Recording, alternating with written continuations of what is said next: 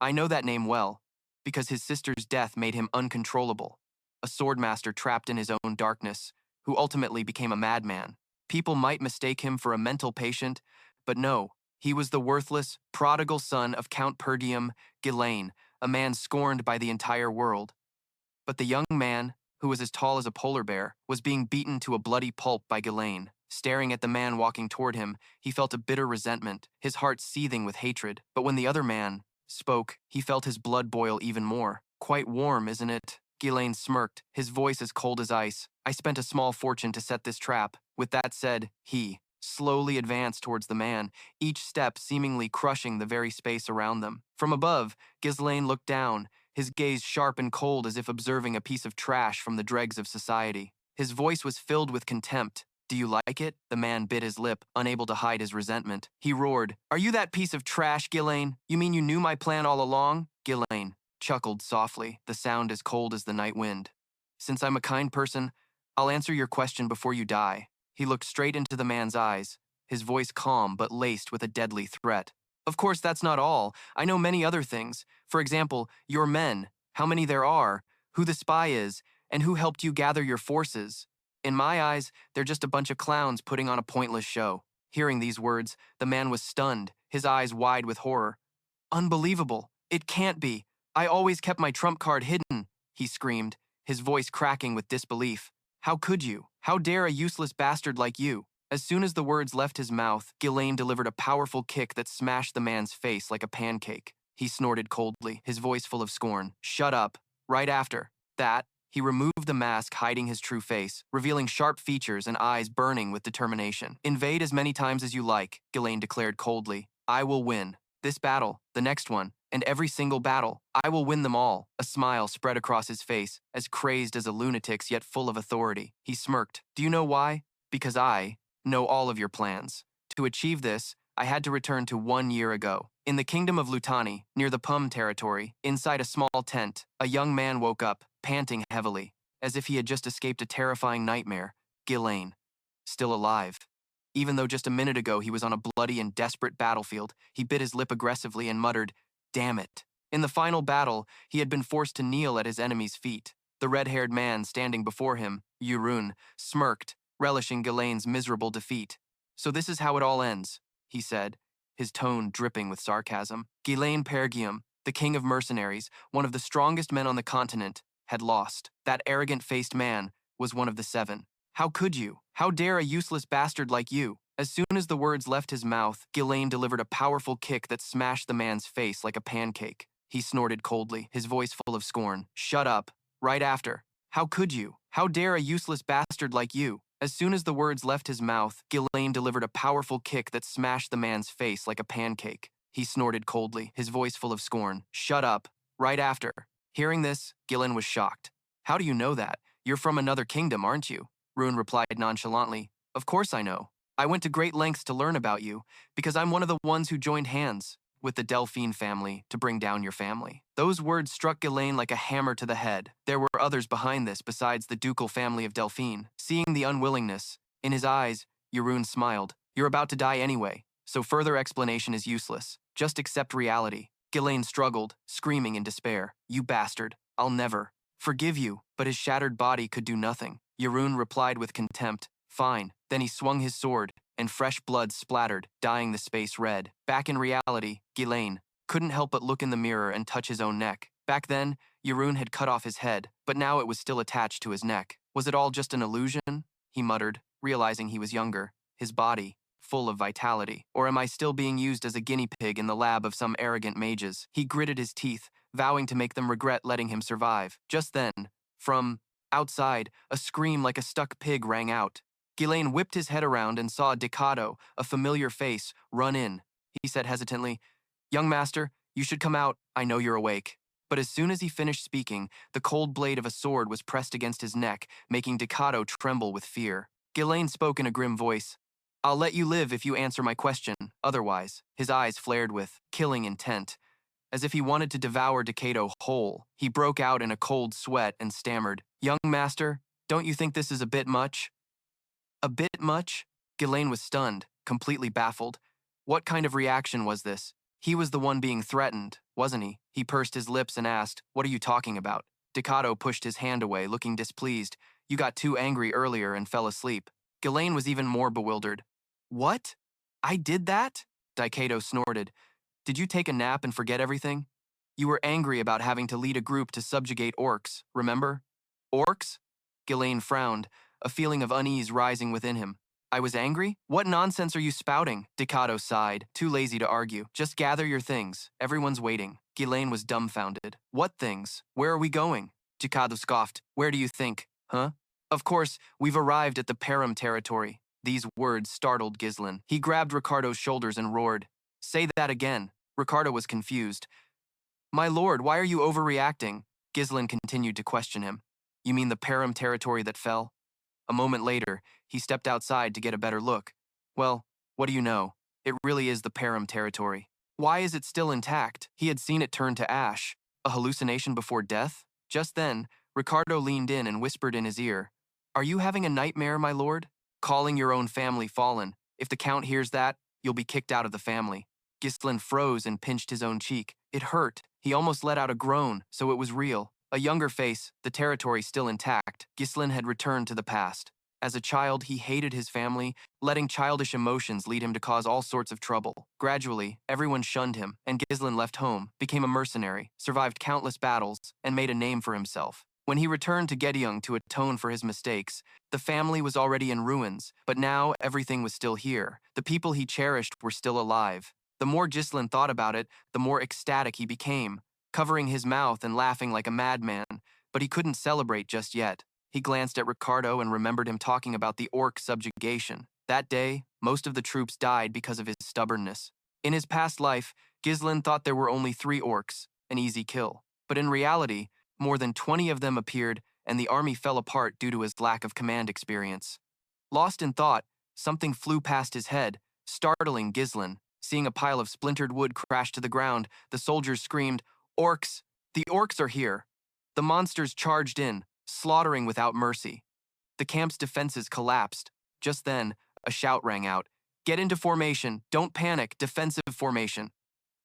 Sir Coven, the commander of the subjugation force, charged into battle. But the enemy's numbers were greater than reported, and they weren't prepared. If this kept up, the entire squad would be wiped out. While Coven was dazed, a voice shouted, "Commander, behind you!" He turned to see an orc swinging at him. In that hair-raising moment, Ghislain rushed forward, grabbed Coven by the shoulder, and threw him back. This action stunned Coven, but what happened next was even more shocking. Ghislain charged forward alone, stabbed his sword into the orc's wrist, and twisted the blade to sever its hand. The huge orc roared in pain and collapsed to the ground. Coven and the soldiers were dumbfounded, stunned by the sight. Ghislain retrieved his sword, sighing with regret. "Looks like I can't use mana yet. I wish I had returned sooner." He turned to Coven and asked coldly, "You're the commander, right?" Coven was still trembling and confused as Ghislain held out his hand, his voice firm, "Hand it over." Coven stammered, "What is it?" Ghislain narrowed his eyes. "The right to command." Seeing that Coven didn't answer, Ghislain repeated himself, "Give me the right to command." Only then did Sir Coven finally react.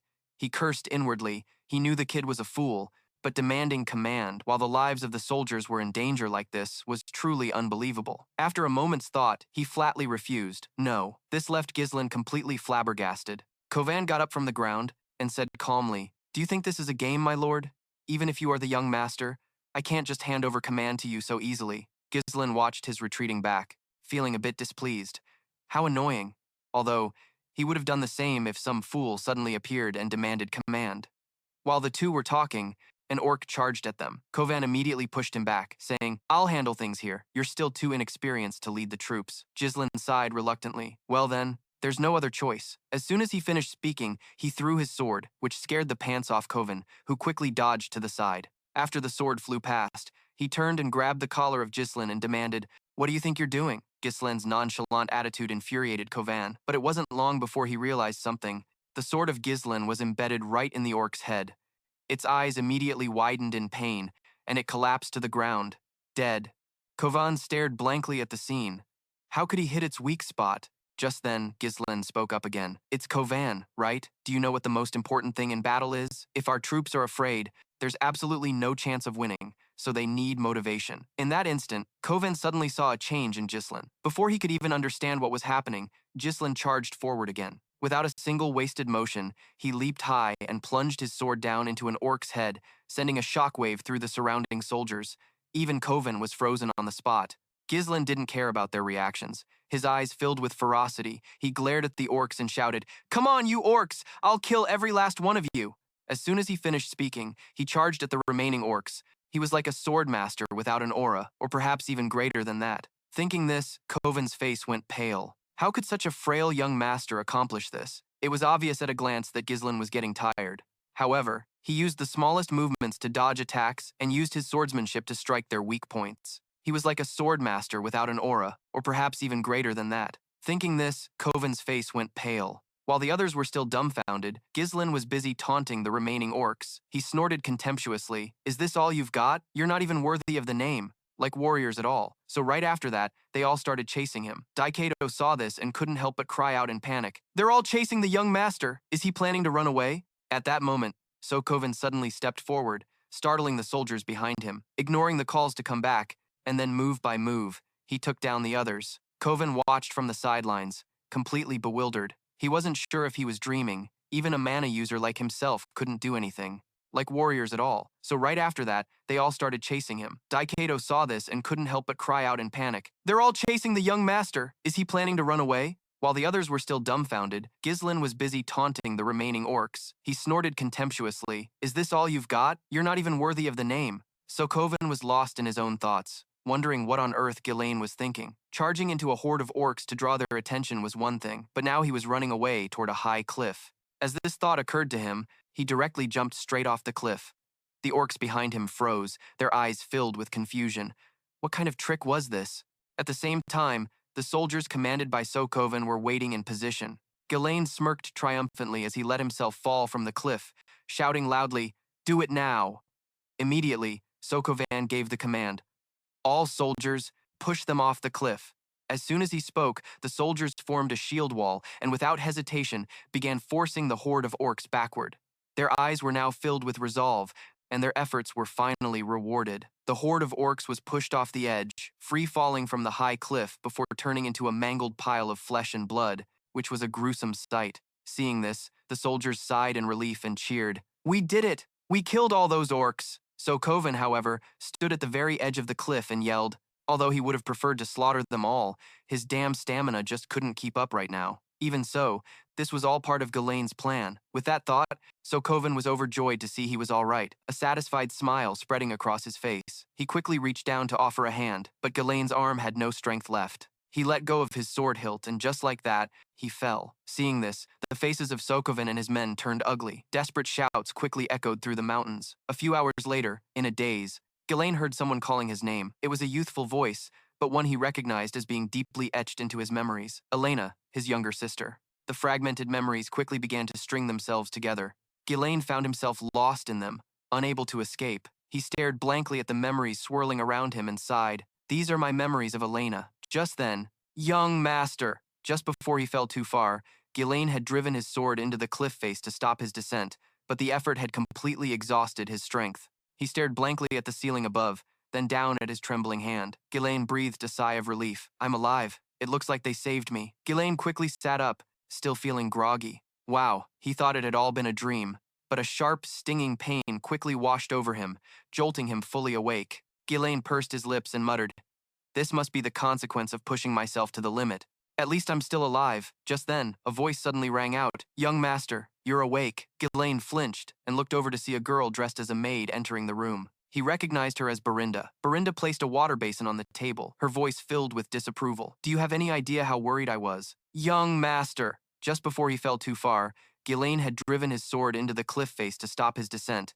but the effort had completely exhausted his strength. Her voice trembled as she asked, "What are you doing? Did I do something wrong?" Ghislain answered with a radiant smile, "No, I'm just so happy to see you again." Berinda was his private tutor, and ever since he was a child, she had always been by his side, no matter what foolish things he did. But after the Pergium family was reduced to ashes and she disappeared, he never saw her again. Ghislain never expected to meet her again in this way. Berinda let him hug her for a moment before speaking. "We see each other every day. Why are you so happy?" Ghislain didn't answer. someone reached out and pulled him along. When Ghislain turned his head, he saw Elena's terrified face. "Brother, let's go together." Breaking free from the dream, Ghislain slowly opened his eyes.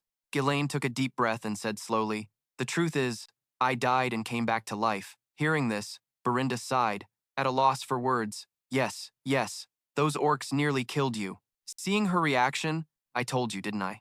You should have let the soldiers handle those orcs." But before she could finish speaking, Ghislain suddenly lunged forward and hugged her tightly. Berinda was startled by his sudden action. Ghislain couldn't get a word in edgewise and could only listen helplessly. She clearly didn't believe him. Then Berinda suddenly went quiet and said, "Honestly, what are we going to do if you're injured for the festival?" Her words took Ghislain by surprise. Seeing his reaction, Berinda raised an eyebrow and asked, "Have you forgotten? Lady Elena has been so excited for the festival." He was thinking about whether he should tell her the truth. After a long hesitation, he spoke with a serious tone. "Listen to me carefully. A great disaster is about to befall Yrun." Berinda stared at him blankly.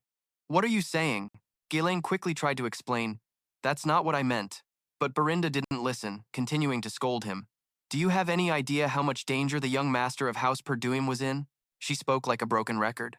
"Well, the festival is next week, so there's about half a week left." Hearing this, Yrun fell silent. 1 week from now was the day his life had changed. While he was lost in thought, an innocent voice suddenly called out, "Brother, are you in there?" Startled, Yrun turned his head toward the door. The memory that had haunted him for so many years resurfaced, the day Elena disappeared from this world. But now, she was still alive, appearing safely before him, and the emotions in Yrun's heart instantly overflowed. He ran and hugged Elena tightly, leaving the little girl stunned and confused. Even Belinda, who was standing beside them, was no exception. Elena cried out in alarm. "What's wrong? What kind of surprise is this?" Yrun whispered in a low voice. "I missed you." Elena was genuinely scared. "To go with you. It's a great opportunity for the two of you to get closer." If she hadn't mentioned it, Yrun would have forgotten that a festival always takes place this time of year. In his past life, has she always been this strong? At that moment, Elena glared at him and said coldly, "Berinda told me to come here. What kind of game are you playing? Do you think doing this will make everything okay?" Yrun was confused and asked, "Make what okay?" Elena, completely baffled, repeated the horrible things he used to say, and then asked, "Have you forgotten all of it?" After hearing her, Yrun's face looked like he had stepped in crap. He asked doubtfully, "Did I really say that?" He hadn't been close with Elena in the past. He was a real piece of work. With that thought, he apologized, only for both of the people present to be terrified after hearing it. He didn't have time to enjoy the festival because of his terrible experiences. With that in mind, Yrun asked in a low voice, "How long until the festival?" Berinda thought for a moment before opening her mouth. "Let's see. Why are you two saying I was attacked?" But as soon as he said that, a wave of pain hit him, like instant karma. Seeing him like that, Elena couldn't help but smile. "Yeah, you're fine, all right." After that, he collapsed again. Saying that, she and Belinda started giggling. Yrun looked up at the two of them, a warm feeling welling up inside him. Everyone was just as he remembered. Why had he wasted so much time on useless things in the past? At the festival the following week, Yrun had refused to go with Elena, angry about having to take the blame for the punitive expedition. And that was also the last time he ever saw her. Elena's body was later found torn to pieces, along with her guards. Yrun was filled with extreme regret. He should have gone with her. Just then, from outside, there was suddenly a knock on the door. "May we come in?" Immediately after, Elena's guards, Jama and Philip, entered. Elena looked at the two of them and asked doubtfully, "What is it?" "I told you all to wait outside." Berinda found his words extremely shameless. She said with dissatisfaction, "Don't you know, young master? It's because you do nothing but fool around all day. I don't know how short-staffed Pergun must be to make a young lady do this kind of work." And that was also the last time he ever saw her. Elena's body was later found torn to pieces, along with her guards. Yrun was filled with extreme regret. He should have gone with her. Just then, from outside, and with that, Elena left with her two guards. Yrun frowned slightly. Are they really that short-handed? He hadn't cared about anything back then, so it was clear that he wouldn't know. With that thought, he offered, "Let me help." Elena's footsteps immediately halted. She glanced at Ghislain. Belinda also looked at him like he was an idiot. She muttered in disbelief. "He wants to help?" Elena's voice also trembled as she asked, "Did he really get hit in the head?" A moment later, at the festival preparation site, as soon as they heard Yrun's voice, the people acted as if they had seen the plague, trembling constantly in fear. The two siblings were arguing loudly outside. Yrun wanted to help, while Elena was trying to shoo him away. The two of them caused a commotion in the entire market area. Yrun argued with her while thinking. Elena's body had been found near the slums, far from the festival grounds. Someone must have lured or forced her to go there. To prevent this, he needed to know who was coming in and out of the city. Just then, a shout came from behind him. "Young master!" Snapping out of his thoughts, he was startled and turned to look, only to see an old man in armor standing there, his head covered in sweat. Ghislain recognized this man as Fergus. Seeing him, Fergus immediately ran over, vigorously shaking his shoulders, and asked worriedly, "Are you all right?" "Your humble servant rushed over as soon as I heard the news about the orcs." Ghislain was truly exasperated. In contrast, Elena was overjoyed at the prospect of getting rid of this nuisance. She quickly said, "He's been acting strange ever since he woke up. Please take him back to his room." Fergus happily accepted the order. "As you wish." Hearing this, Ghislain felt even more helpless. This old man was getting in his way again. There was no other choice. He would find out more about what happens next week. With that thought, Ghislain stopped insisting. He glanced at Fergus and asked, "Old man, there's an abandoned training ground in the city, isn't there? Take me there." Fergus was a bit startled and asked doubtfully, "Why is that?" "To train," Ghislain replied nonchalantly. Fergus grew even more bewildered, unable to believe his ears. What did he just say? A short while later, at a castle outside the market area, Fergus had led Ghislain to this place. Looking at the spacious grounds before him, he couldn't help but be amazed. He remarked with admiration, "This is better than I thought. This place is perfect for me." Touching the training equipment, he had never seen anything like this as a mercenary. Just as he'd said, the weapons here were all fully stocked and brand new. Fergus, walking beside him, explained, "We've always kept it in case you needed to use it. I was sure you would come here someday." Hearing this, Guy remembered something. So, did he do the same thing in his previous life? The more he thought about it, the more he felt like a scumbag. With that thought, Guy walked over and patted Fergus's shoulder, sighing, "I need to live a long life, old man. Dying feels like crap." Fergus was a bit bewildered. "You're acting as if you've died once before." Guy nodded and winked. "You're sharp. I died and regressed." He said it smoothly, but unfortunately, Fergus didn't believe him. He sighed helplessly and said, "Anyway, you can go back now. Old man, I'm starting my training." Fergus immediately bowed and accepted the order. "I will wait outside." Guy watched his retreating back and couldn't help but feel regretful. He had always treated everyone like an enemy, but he was so shallow back then. They were all very good to Guy, so now that he's back, he definitely won't let the past repeat itself. 1 week later, Elena's death led to the neighboring lord being held responsible. Because of that, Pergium went to war and fell into decline. Elena's death was the key event that triggered the family's downfall, which meant Guy needed to solve it from the very beginning. First, he needed to get stronger. Unfortunately, he didn't have much time, but at the very least, Guy had to get his mana under control. Mana is an extraordinary energy that can help people break their limits. Everyone says that sensing mana is the hardest part, but Guy had managed to do it even on the battlefield. He needed to connect with the mana particles in the air and rotate them into a single mass. For someone like him, who had gone through thousands, even tens of thousands of battles to create a mana core, it was a piece of cake. But if that was all, Guy couldn't have become one of the 7 strongest people. Using the method from the magic book Guy obtained and the natural human mana core, he could create 2, or even 3, links between cores to create an explosive source of energy. However, upon creating 3 cores, Guy's body reached its limit, and blood started trickling from his 7 orifices. He sighed in resignation.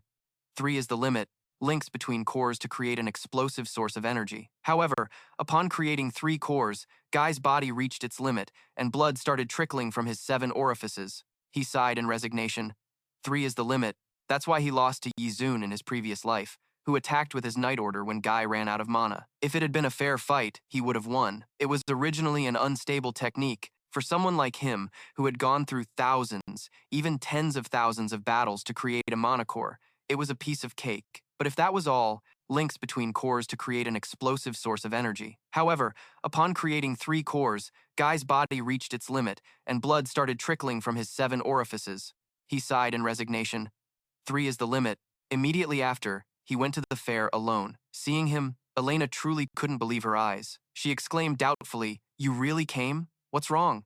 You never do this kind of thing." Guy shrugged indifferently. "As a citizen of Perun, I should at least come to the festival." Elena frowned at him.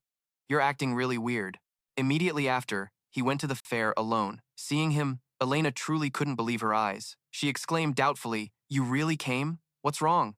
Guy would kill them all. His eyes were bloodshot, and he gritted his teeth in anger. 1 week later, on the day of the festival, after finishing his training, Guy put on his belt, fully equipped with weapons to prepare for tonight's battle. It was as if the old Guy had returned. He glanced at Elena's retreating back. He realized a few things after a week. Because Guy's actions had changed, People's impression of him and the future had begun to change. Major events seemed to remain the same, but it was hard to judge his impact on minor ones. Making good use of information from the future was Guy's mission. He needed to handle every situation that arose as effectively as possible. You never do this kind of thing. Guy shrugged indifferently. As a citizen of Perun, I should at least come to the festival. Elena frowned at him. You're acting really weird. Guy's mind was still too heavy to enjoy it. Elena wandered around for a while longer, then found a quiet corner of the castle and sat down. She stretched and muttered in disappointment. It's fun, but it's a bit boring when it's the same as every year. Isn't there anything new this year? Guy was in no mood for such sentiments. He was still cautiously scanning his surroundings. The festival was almost over, but nothing had happened.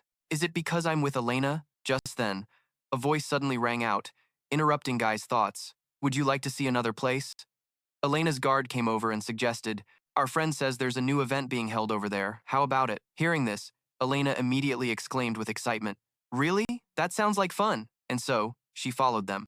Guy watched the three of them from behind, muttering under his breath. So it was you, the family traitors, Elena's escort knights, Jama and Philip. They were the most trusted knights because they had protected Elena since she was a child. In the previous life, they were killed while protecting Elena. But this was the truth. Those who seemed loyal were actually traitors. These silent spies really deserved to die. A moment later, they led the two siblings to an empty lot. Elena exclaimed excitedly. We're here, but there's not a damn thing around. Not even a ghost. There's nothing here. Elena was immediately disappointed. Are you sure there's a performance in a filthy place like this?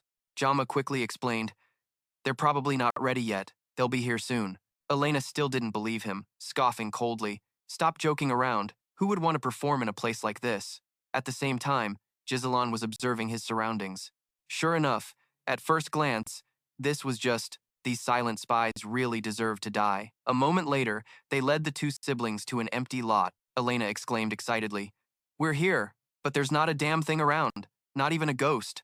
Guy watched the three of them from behind, muttering under his breath. So it was you, the family traitors, Elena's escort knights, Jama and Philip. They were the most trusted knights because they had protected Elena since she was a child. There's nothing here. Elena was immediately disappointed. Are you sure there's a performance in a filthy place like this? Jama quickly explained. They're probably not ready yet. They'll be here soon. In the previous life, they were killed while protecting Elena. But this was the truth. Those who seemed loyal were actually traitors. Watch a show in a place like this. Ghislain's arm started to hurt from being pulled, and he asked with some annoyance, Have you been training or something? How are you so strong? Elena couldn't be bothered with him and kept pulling him away. But just then, more malicious. It's just that someone made a reasonable request. Elena trembled slightly, murmuring in confusion. What request? Just then, someone else approached from behind. A man in a green cloak with two other men. The leader was Franker. He chuckled with satisfaction. As expected, your work is very clean, Jama said smugly. Of course, we've brought the young lady as promised, so let's conclude our business here. But at that moment, Franker noticed something. He frowned and asked, Isn't that the eldest son of House Perun? I don't remember asking for him to be brought along. 2. Ghislain narrowed his eyes at him, thinking, I'll stay put for now. Jama didn't seem to care, replying casually, I'll hand him over for free. He was foolish enough to follow us without knowing this would be his grave. At this point, Ghislain interjected, Jama, so you sold us out? Yeah. Did you really think you could get away with this? He let out a small laugh. Jama sneered in response. Why don't you worry about yourself first? We just need to run far away and we'll be fine. He said he was tired of this poor land anyway, since they're just tormented by barbarians here. He was sure many others besides them wanted to leave Pun, but just as he finished speaking, Ghislain rushed forward and slashed him. And just like that, Jama went to meet his maker. This sudden scene stunned the onlookers. No one could have expected him to act like that. Ghislain sheathed his sword, snorting coldly. But at least they don't. Sell us out. Am I wrong? With that, he glanced at the other man behind him. Philip sensed the danger and immediately grabbed Elena. He pursed his lips and said, That idiot Jama, a knight losing to an amateur like that. But just as Philip finished, a sword pierced through his forehead. Before he died, he could only mutter 3 words, It can't be. In an instant, Ghislain had eliminated both. Traitors. Seeing this, Franker's 2 subordinates were shocked. Is that really the eldest son of House Perun? I thought he had no combat experience or training whatsoever. Judging by his appearance wasn't a mistake. Franker also spoke in a low voice. Even though they let their guard down, he instantly killed 2 knights with 1 attack. Using mana, his skills are truly not bad. On the other side, Elena was hugging Ghislain tightly, asking with a trembling voice, "Brother, what on earth is happening?" But Ghislain didn't answer. He hesitated for a long moment before knocking her unconscious. There was no other way. Having a conscious Elena would only be a hindrance while he dealt with the remaining men, so it was better to let her rest. Franker thought he was afraid of the girl seeing the unpleasant scene, so he laughed enthusiastically. "Thanks for doing my dirty work for me, eldest son of House Perun." Right after that, he brought his subordinates forward, saying in a low voice, "You're much different from what I've heard. We were planning on taking care of those two ourselves." He asked, "Have you always been hiding your true skills?" Ghislain casually drew his sword and said coldly, "What does that have to do with you?" In truth, he was calculating how to kill the remaining 3 men. The 2 on the sides were not a concern, but the one in the middle radiated a completely different level of mana, so Ghislain had to end this quickly. With that thought, he said indifferently, "Let me ask you one question. Who was it that ordered this?" Franker chuckled, replying casually, "Do you need to know that when you're about to die?" Ghislain glared at him and said coldly, "I know you won't talk so easily. That's fine, but you'll be begging to spill it all soon enough." As soon as he finished speaking, his sword overflowed with mana. Franker's subordinate spoke up again. "Should we take his head?" Franker shook his head slightly. "Capture him alive and break all 4 of his limbs, so he can do nothing but go mad. He must writhe in agony to achieve that beautiful form." "Yes, boss." The 2 men immediately took their orders and rushed forward like the wind. Just then, Ghislain pulled something from his pocket and threw it without hesitation. Seeing this item, the 2 men's faces showed a hint of panic. Why is he throwing a flashbang? While the man was hesitating, the flashbang hit him straight in the head. Before he could even react, Ghislain struck, knocking him to the ground. The other one saw this, was not panicked by this scene. He scoffed contemptuously, then swung his sword. Unfortunately, Ghislain's speed was even faster. He managed to block it with his sword. He glanced at the guy, his eyes filled with killing intent. Immediately after, Ghislain skillfully maneuvered around his blade. With extreme proficiency, he successfully disarmed the man and, without a moment's hesitation, used his own sword to decapitate him. Just then, he suddenly detected a murderous aura striking at him. It was Verdansk, who had taken the opportunity while he was dealing with the other 2 to launch a sneak attack. Fortunately, Ghislain reacted in time, quickly raising his sword to block. This took Verdansk by surprise. He couldn't believe he had blocked it. It had been a perfect sneak attack. While he was still processing this, Ghislain had already struck back. The sword in his hand slashed down, leaving a long gash on Verdansk's neck. The pipe in his mouth fell to the ground, yet he still swung his sword to counterattack, startling Ghislain. Not daring to let his guard down, he raised his sword to block. Verdansk let out a cold laugh and said, "Surprising. If it weren't for my mana, I would have been decapitated just now." Ghislain truly couldn't believe his eyes. How was he still alive after a direct hit to the neck? Did he actually concentrate mana around his neck to reduce the damage? Just then, Verdansk spoke again coldly. "I don't know where someone your age learned that strange swordsmanship, but you will die here." As soon as he finished speaking, a malicious smile spread across his face. Immediately after, Verdansk charged at Ghislain, fighting while looking down on him and taunting him. "You can't defeat me with such pathetic mana." He was confident that he could beat Ghislain, his face filled with arrogance. But contrary to his expectations, Ghislain was smiling too. This unnerved Verdansk, who couldn't help but put more force into his attacks. Taking advantage of his momentary lapse, Ghislain slashed down and then landed a kick squarely on his face. Verdansk was sent flying backwards. He looked up at Ghislain and scoffed. "Didn't I tell you? That amount of mana is useless." However, as soon as the words left his mouth, Verdansk coughed up a mouthful of fresh blood. His body just collapsed to its knees. He couldn't help but panic, wondering what in the world had just happened. The power behind that last attack felt completely different. There's no way he could have pierced his mana reinforcement with just that skill level. At that moment, Ghislain slowly walked up to Verdansk and spoke coldly. "I never thought I'd find the real culprit behind Elena's death. So it was you?" As he spoke, he began to focus the energy of his mana core. In less than 3 seconds, he unleashed his 3rd mana core. Seeing the immense energy radiating from him, Verdansk immediately started to panic and yelled, "How can you amplify your mana that much?" Of course, Ghislain paid him no mind and charged forward with wind-splitting speed. He was so fast that Verdansk was thrown into a state of panic and his face went pale. Not daring to let his guard down, he hurriedly raised his sword to block. The 2 blades scraped against each other, but at that very moment, Ghislain lunged forward aggressively, bringing his sword straight down in a single strike. Even though Verdansk just raised his sword to block, his arm began to go numb and his blade started to crack. He couldn't help but panic. Impossible. No matter how much mana you draw, there should be a limit. He had never heard of a method to amplify mana to such an extreme extent. Ghislain seemed like a completely different person now. Letting your guard down in the middle of a fight is a fatal weakness. And just like that, Verdant's sword was shattered by Ghislain's blow. The force of his swing was powerful enough to slash right through the man's torso. Fresh blood began to gush from his body like rain, but Ghislain didn't stop there. He charged forward bravely and plunged his sword straight into Verdant's abdomen. The pain was immediate, making him scream as if he were being slaughtered. Seizing the opportunity, Ghislain grabbed Verdant by the neck. He slammed him against the wall, his eyes brimming with killing intent. He spoke in a cold tone. "Shouldn't we finish our earlier conversation? Who ordered you to do this?" Verdant bit his lip defiantly. He wasn't going to die that easily. At the very least, he would drag the young lady of Perun down with him. As soon as the thought crossed his mind, a dagger appeared in Verdant's hand. He planned to throw it at the unconscious Elena. However, at that very moment, his hand was suddenly bound by threads. This caught Verdant completely by surprise. Before he could even process what was happening, he heard Ghislain's cold voice ring out. "Let's make a deal," he warned him. "Stop trying to do anything pointless. Answer my question, and I'll pull the sword out." Verdant glanced at the threads wrapped around his hand and couldn't help but wonder if they were made of mana. When did he even create these? This was actually a skill from Ghislain's past life, and although it wasn't as powerful, it was more than enough for now. At that moment, Ghislain tightened his grip on the sword, stuck in Verdant's abdomen, and said in a cold voice, "A man of your caliber surely knows how to heal a wound like this. But what if I were to destroy your mana core?" The moment he said that, the color drained from Verdant's face. Only then did he realize that Ghislain's sword was, whether by accident or on purpose, lodged right in his mana core. Verdant screamed in panicked agony. He could feel his mana scattering and yelled in terror. "Are you insane? Just one wrong move and the mana backlash could blow this entire area away. Are you trying to get yourself killed too?" With a cold chuckle, Ghislain replied icily, "That only happens to the unskilled. I can handle it." Fear instantly washed over Verdant's face. He realized Ghislain wasn't bluffing. He would actually kill him if he didn't talk. The thought of death sent Verdant spiraling into despair.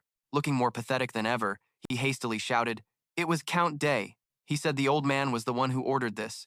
He said he needed an excuse to start a war with House Perun and House Delio." Hearing this, Ghislain instinctively frowned. So, it was Deadmon. In his past life, this kind of dirty work was assigned to the houses allied with the Duke. Would Duke Delphine dare to arrange such an absurd thing without someone backing him? Thinking this, Ghislain continued to ask, "So that's why you wanted to kill Elena?" Verdant didn't dare to lie, nodding his head hastily. But as soon as he finished, Ghislain's sword plunged a few inches deeper. Verdant cried out in alarm, "What are you doing? This is different from what you said earlier." With a soft chuckle, Ghislain said coldly, "So what? You've killed countless people, yet now you're afraid of being killed?" But at that moment, Verdant suddenly burst out laughing, which startled Ghislain a little. He brought his head close to the boys and said with a triumphant smile, "Killing me won't change anything.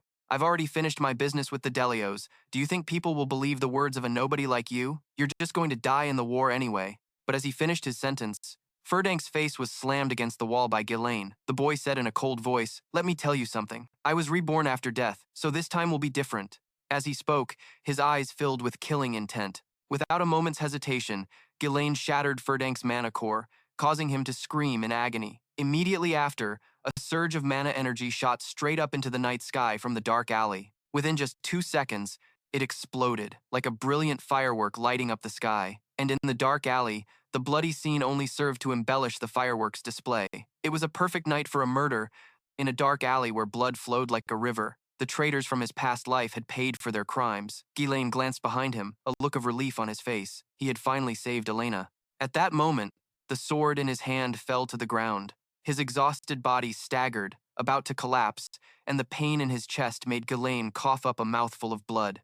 He knelt on the ground, panting for a few breaths, and wiped the blood from his mouth. He pursed his lips and muttered, "Damn it. When I was the mercenary king, exploding 3 cores was no problem. I'm not going to fall because of this." But now was not the time to think about that. Ghislain still had work to do in the room in front of him. He rushed inside and, sure enough, saw a complete mess, along with bloodstains. Looking at the person lying in the wreckage, Ghislain let out a long sigh. In his past life, they had found another body next to Elena in this place. According to what Verdant said earlier, Delio's son had been killed along with his escort knight, so this was how they silenced them and framed them for Elena's murder. Once this was exposed, the war would break out. Therefore, Ghislain decided he had to destroy the evidence. Putting his thoughts into action, he quickly used an explosive to blow up the small house. Flames immediately erupted in the dark alley. Ghislain carried Elena back with him. The first step in preventing the tragedy of his past life was a success, and he was determined not to let things happen their way. At the same time, on a nearby ancient tree, someone had been silently observing everything. After Ghislain and his sister left the alley, he too quickly disappeared. Elsewhere, in a dark cellar, a group was gathered to discuss matters. A man in a black cloak reported in a low voice, "It was a failure. We sent the best men we had." Hearing his words, someone questioned in a deep voice, "You couldn't even handle one little girl?" He trembled and hesitated for a long moment. Then the man gritted his teeth and said, "It's all because of Ghislain from House Perun." Upon hearing this name, the surrounding people immediately began to murmur. Everyone knew about the useless eldest son of House Perun. Someone spoke up, questioning, "You know perfectly well that Ghislain is a piece of useless trash. Are you using him as an excuse?" The man quickly shook his head, trying to explain, "He's completely different from the information and rumors we have." He then recounted everything he had witnessed to the others, the way the boy controlled mana, and how he acted decisively, swiftly eliminating his enemies, and the way Ghislain had killed Ferdank and destroyed the evidence. It was as if he had become a completely different person. But their work with House Delio was already done, so there was no worry about initiating the territorial war. The man begged the group for another chance. However, they all cursed him out like a dog, and some were vicious enough to want to kill him on the spot. Just then, as they were shouting insults, an authoritative voice cut in. "How noisy." The surrounding noise immediately fell silent. The person spoke again in a deep voice. "What kind of chance do you want?" The man shouted defiantly. "I will eliminate Ghislain of House Perun." The person asked coldly. "How?" He slowly explained. "I will arrange a duel naturally. I have someone in mind." Before the person on high could answer, the people below chimed in. "Who is it?" He quickly said a name. Ken Legesser. He is famous for his swordsmanship, using only pure strength. Though still young, he is already a symbol of power. The man said he could confidently state that no one in the north could match Ken, and furthermore, Ken is a relative of Ghislain. There's no need to force a meeting between them, which could be considered an advantage. The people present fell into deep thought after hearing this. The person above also thought for a moment before he spoke. "Warning, if you fail again, there won't be a next time." The man replied in fear, "I will not disappoint you, my lord." A few days later, at the training grounds in Perun City, Fergus arrived, just as usual, came looking for Giselle to call him for lunch, but just as he entered, something sharp shot towards him. When he got a closer look, he saw only a thin thread wrapped around the sword outside the door. In the blink of an eye, the sword flew back inside. Giselle successfully caught the sword, performed a few sword moves, and then stopped. But it was only then that Giselle noticed someone was there, standing at the door. Fergus hurried over, bowed respectfully, and said, "My apologies, you were so focused on your training that..." He trailed off, then hesitated and asked, "How did you do that just now?" Giselle furrowed his brow in confusion, but he quickly realized what the man was talking about and gave him a demonstration. He slowly explained, "It's a mana thread. You use mana like a string. In my past life, I always..." Giselle used it, but at my current skill level, I'd need to detonate my core to use it like I used to because of my lack of mana. However, if I just create a single thread to conserve mana, I can still manage it even without much mana. After listening, Fergus was still very skeptical. He muttered in amazement, "I've been training with mana for a long time, but I've never seen anything like this. Just a few days ago, he couldn't even use mana and was just training by himself. How could he possibly come up with an idea to use mana like this?" Giselle saw him standing there dumbfounded, frowned, and asked, "Do you need something?" Fergus then remembered why he came and said hurriedly, "Ah, actually, I just came to tell you something." Giselle asked, confused, "What is it?" At that moment, Fergus bowed his head to him and said sincerely, "Thank you, my lord, for protecting the young lady." Giselle was taken aback and pouted, "You're thanking me? It was my duty. Let's just go eat." Afterward, the two of them quickly left the training grounds and headed back to the castle. A few days passed. The festival had been suspended because an escort knight had plotted to sell off Count Perun's daughter. Meanwhile, in her room, a disgruntled Elena rested her chin on her hand and said, "Everyone thinks I'm lying when I tell them you were the one who saved me. You should say something to them." Giselle remained non-committal, shaking his head and saying, "It doesn't matter. They wouldn't believe it anyway." After Berinda found out everything, she became extremely furious, her face contorting as she cursed. "It was Jama and Philip who betrayed you, right? Those bastards. I knew they were creeps." Giselle, who was on the other side, watched the two of them with a satisfied smile. Elena was alive, so he had managed to prevent a war from breaking out, but he knew they wouldn't give up. He couldn't keep stopping them by himself. He needed to build an army. Just then, a servant wheeled in a food cart. Giselle sighed softly. He would have to learn more about politics to make that happen. With that thought, he picked up his fork, ready to eat lunch. But when the servant lifted the cover, all that was inside was a tiny piece of bread, not even a mouthful. Giselle reflexively frowned. Is this really supposed to be a meal? He looked up towards Berinda and asked, why are we having dessert first? Berinda sighed softly. What dessert? You know our current situation. What did Giselle know? He knew nothing. He still hadn't even figured out how things had gotten this bad when an ear-splitting noise erupted from below. The people below were shouting relentlessly, compensate us for the damages from the cancelled festival. A large crowd had gathered in front of the castle, some even holding weapons, demanding compensation. The soldiers tried to calm them down, but it was practically useless. Giselle looked down from the window and asked in confusion, what the hell is going on? Belinda seemed to have expected this. She sighed and said, I knew they would be like this. Hearing this, Giselle glanced over at her. She slowly explained, you see, our county has many merchants who make their living off the profits from the festival. They did well enough last year, but because the festival was cancelled after just one day, it's only natural they'd be disappointed. Giselle frowned after hearing this and asked hesitantly, is our county's situation that bad? This isn't good. They'll only get more furious if I don't do something for them. With that thought, he glanced at Fergus and asked, what are the guards doing? Send them down to calm the crowd. Fergus then gave Giselle even more surprising news. We don't have any guards. Most of them have been dispatched to the monster forest to rebuild after the orc raid. Only then did Giselle remember that they were basically in a constant state of war because of the Dian Chu barbarians in the north. On top of that, there was a monster forest where monsters could appear at any moment. So, Giselle's current situation was no money, no soldiers, a complete mess. And thinking about this, he pulled Belinda aside. He asked in a low voice, you're the one who manages my money, right? Use that money to appease the merchants. But Belinda flatly shook her head and replied nonchalantly, there's no money left. Giselle stared at her, bewildered. What do you mean there's none left? She reluctantly explained. Don't you remember? The Count cut your allowance because you were spending money. Like water? Giselle finally realized just how serious his problem was. He was now completely and utterly broke. Unable to stand this situation, he immediately held out his hand for money. Give me some money, Berinda pouted. I don't have any. And so, Giselle found himself sitting by the window, gazing at the scenery and contemplating life. No money. And no soldiers, what did he even have? He couldn't do anything without money. Even his knowledge from the future was useless. He needed to get money first. Was there a way? Wasn't there something at the estate? Just then, the sound of hurried footsteps echoed from outside. Ricardo burst through the door, calling out in a panic, Young master! Startled, Giselle turned and asked in confusion, What's the matter? What's the hurry? Daikato reported urgently. There's a problem, sir. Young Master Kane is here to see you. Hearing that name, Ghislain was stunned for a moment. At the same time, in a tavern, Skovan was being beaten black and blue. But his opponent didn't stop, continuously raining down punches. The man's strength was overwhelming, and he hit him so hard that his own hand was covered in Skovan's blood, while Skovan showed no resistance at all.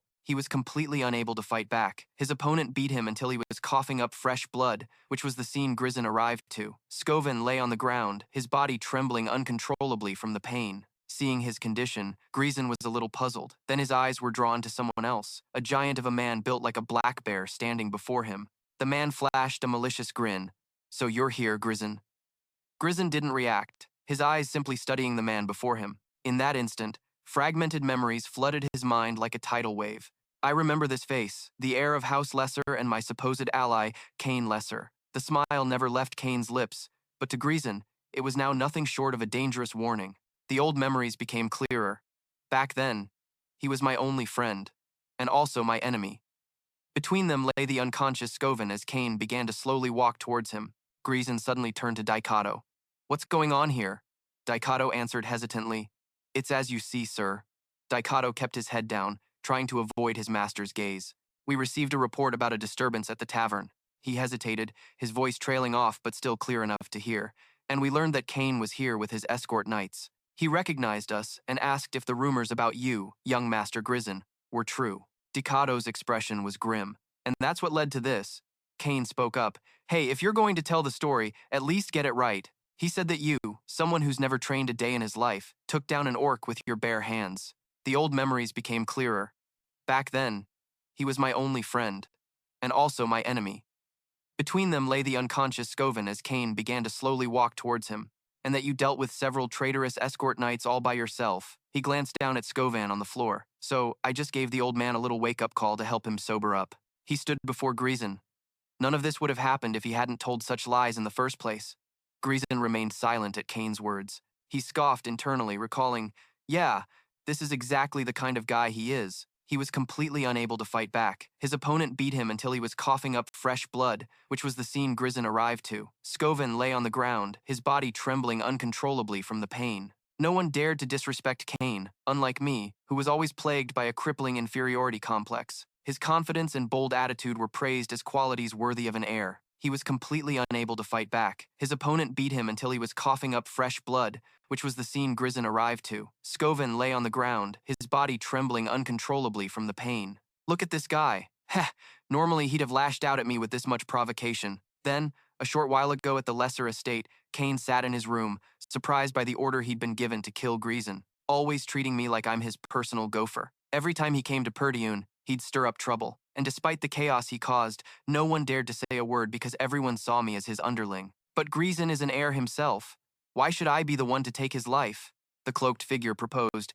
We can provoke him into a duel and make his death look like an unfortunate accident. Look at this guy. Heh, normally he'd have lashed out at me with this much provocation. Then, a short while ago at the Lesser Estate, Kane sat in his room, surprised by the order he'd been given to kill Ghislain. The figure emphasized, this is a rare opportunity for you. After hearing this, Kane repeated the order to himself. So I have to take the life of my own cousin, Ghislain. A look of amusement spread across his face. Let's be on our way. Dicato's expression was grim. And that's what led to this. Kane spoke up. Hey, if you're going to tell the story, at least get it right. He said that you, someone who's never trained a day in his life, took down an orc with your bare hands. Dicato continued his report, so Commander Scoven explained the rumors to him in detail. After listening, he grabbed Scoven by the throat and said, How dare you lie to the heir of House Lesser? He asked. Prepared what? Kane replied in a mocking tone. I heard the festival was postponed. Let's liven things up and have a good time. We've always seen eye to eye on these kinds of things, haven't we? The figure emphasized. This is a rare opportunity for you. After hearing this, Kane repeated the order to himself. So I have to take the life of my own cousin, Ghislain. A look of amusement spread across his face. Let's be on our way. He looked at him in silence. That's right, this guy always made me prepare drinks and women for him whenever he came here. Ghislain tilted his head slightly, a flicker of contempt in his eyes.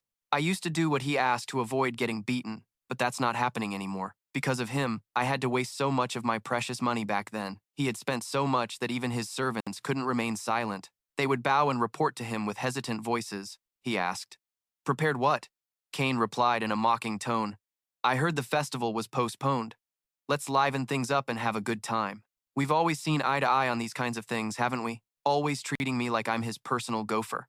Every time he came to Perdiun, he'd stir up trouble. And despite the chaos he caused, no one dared to say a word because everyone saw me as his underling, always treating me like I'm his personal gopher. Every time he came to Perdiun, he'd stir up trouble. And despite the chaos he caused, no one dared to say a word because everyone saw me as his underling. A debt to be paid to me? The cloaked man asked eagerly. Kane frowned and asked back, Pay for what? Ghislain smiled cheerfully, holding his hand out in front of him. You know I had to handle everything you told me to with my own money, right? Pay up? 1,000 gold? Principal and interest? Kane retorted. What? 1,000 gold? All that stuff wasn't even worth 100 gold, he shamelessly said. And you did all that to thank me for being your friend. It's a friendship fee, Ghislain replied. Friendship, my ass. I was more like your doormat, he coldly demanded. So, pay up before I kick you out of this place. I'm in desperate need of money, you know. The atmosphere fell silent. Ricardo was surprised, worrying to himself. Young master, what are you saying? Kane stomped his foot and stood up. He spoke. Are you acting so bold because I've been too easy on you? Kane leaned down. It seems you really believe you're stronger just because you spread some baseless rumor about defeating a knight, huh? Yes, the cloaked figure replied in a flat tone. If you complete this mission, our superiors will support House Lesser. Kane considered it seriously. Getting rid of a brat like him isn't difficult. Kane threw a punch straight at Ghislain, growling. Wake up! Ghislain stood there calmly. Just as Kane's fist was about to land, he dodged it gracefully. Both the cloaked man and Ricardo were shocked at how quickly things unfolded. Seeing his punch dodged, Kane swung again in anger. You bastard! Ghislain swiftly dodged and threw a punch that landed squarely on him. Before he could say another word, Ghislain landed another punch right in Kane's face. But he was no pushover and quickly blocked the blow. Ghislain remained calmly watching him, when suddenly Kane collapsed, screaming in pain. The cloaked figure rushed to support him. Young master, are you all right? Ghislain said softly. Get up, stop whining. Both the cloaked man and Ricardo were shocked at how quickly things unfolded. Seeing his punch dodged, Kane swung again in anger. You bastard! Ghislain swiftly dodged and threw a punch that landed squarely on him. Did anyone see that clearly? Ghislain glanced at the crowd, realizing Kane's intention. So you want to play it this way, huh? Kane turned and smugly said to the cloaked figure, How was my acting? The man laughed cheerfully and replied, Brilliant. You've perfectly set the stage to make everyone think Ghislain is at fault. This should be more than enough to trigger a duel. Kane also had his own calculations. Of course, this was a rare opportunity to gain powerful support. Then this time, I must make sure to leave a lasting impression. He recalled the man's earlier proposal.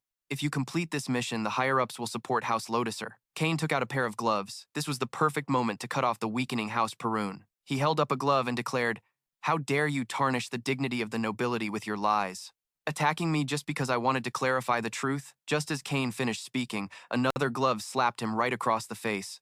Ghislain said, I challenge you to a duel, Kane Lodesser. The glove fell to the ground, leaving a dark expression on his face. Ghislain's voice was sharp. You slandered me, the heir, right in front of the people of Perun, attacked my knight, and blasphemed the dignity of the nobility. Ricardo watched in stunned silence. Ghislain continued, You're not planning on refusing, are you? Both Kane and the cloaked figure never expected him to issue such a challenge. Quickly, he wiped the corner of his mouth and smirked. I knew you were a fool, but I didn't think you were stupid enough to dig your own grave. He lifted his sword. Fine, I accept your challenge, Kane growled, pointing the tip of his sword directly at Ghislain. Don't regret this, even in death, Ghislain called out softly to Ricardo. He quickly responded, Yes. Ghislain continued. Bring all the merchants protesting in front of the castle here. A glint of amusement flashed in his eyes. Tell them I'm going to help them make a huge profit. Outside, the festival was suddenly postponed. The atmosphere, which had reached a fever pitch, suddenly cooled down, leaving travelers unable to return home, regretting that they couldn't spend money or kill time in such a situation. If an event were held to appease them, Ghislain, with a sharp expression, stood on the dueling platform, surrounded by a large crowd of spectators. Below, people were scrambling to discuss. This is the duel between young Master Kane and Ghislain. Bet your money on young Master Kane. That bastard is finally going to get what he deserves. The nearby market is super cheap. Buy one, get one free. There was a person taking the opportunity to speak up. Look here, the man shouted. Come on, line up to place your bets. Coins rained down. I bet on young Master Kane. Me too. This is the safest bet ever. On the dueling platform, Kane planted his sword into the ground and scolded, How dare you turn a sacred duel into a marketplace? Let me make this clear before we start. Even if you surrender, my sword will not stop. Ghislain just stood there, calmly observing Kane. Yes, he silently recalled the expressions of Kane and the cloaked figure, and that was definitely what they were thinking. What should we do? My lady, we have to stop them right now. The cloaked man also thought smugly. It's too late. No matter who the opponent is, the moment they point their sword at Kane, like this, we can't take any more bets. His words made everyone curious. The fat man from earlier checked the list again. No one is betting on Duke Ghislain, so he didn't really care. Glancing over, during his pause, the surrounding audience began to chatter again. To be honest, the outcome is already obvious. That guy has no chance of winning against young Master Kane. Someone bring a fool so stupid that, place your bets over here, Kane spoke sarcastically. Well, it seems even the betting market is ignoring you. The cloaked man suggested, how about we change the bet? Let's change it to how long he can withstand young Master Kane. A man staggered forward and dropped a massive bag of money. It was Sir Coven. He was still in pain, but his voice didn't waver. I bet on Duke Ghislain. He chuckled as an even larger bag of money was placed on top. Elena and Belinda appeared. She crossed her arms and said, I'm also betting on my brother. Ricardo and Sir Coven looked over in surprise. But the most surprised person was probably Ghislain in the arena. Everyone around them was watching. They hadn't expected Lady Elena either. Seeing the portly man say nothing, Elena asked irritably, This is enough, isn't it? Belinda said softly, Remember that I advised you against this. The portly man quickly gathered the money. Ah, yes, this is more than enough. The cloaked man said nothing more and turned away in anger. Kane pouted, making me wait. Shortly after, the announcement to prepare rang out.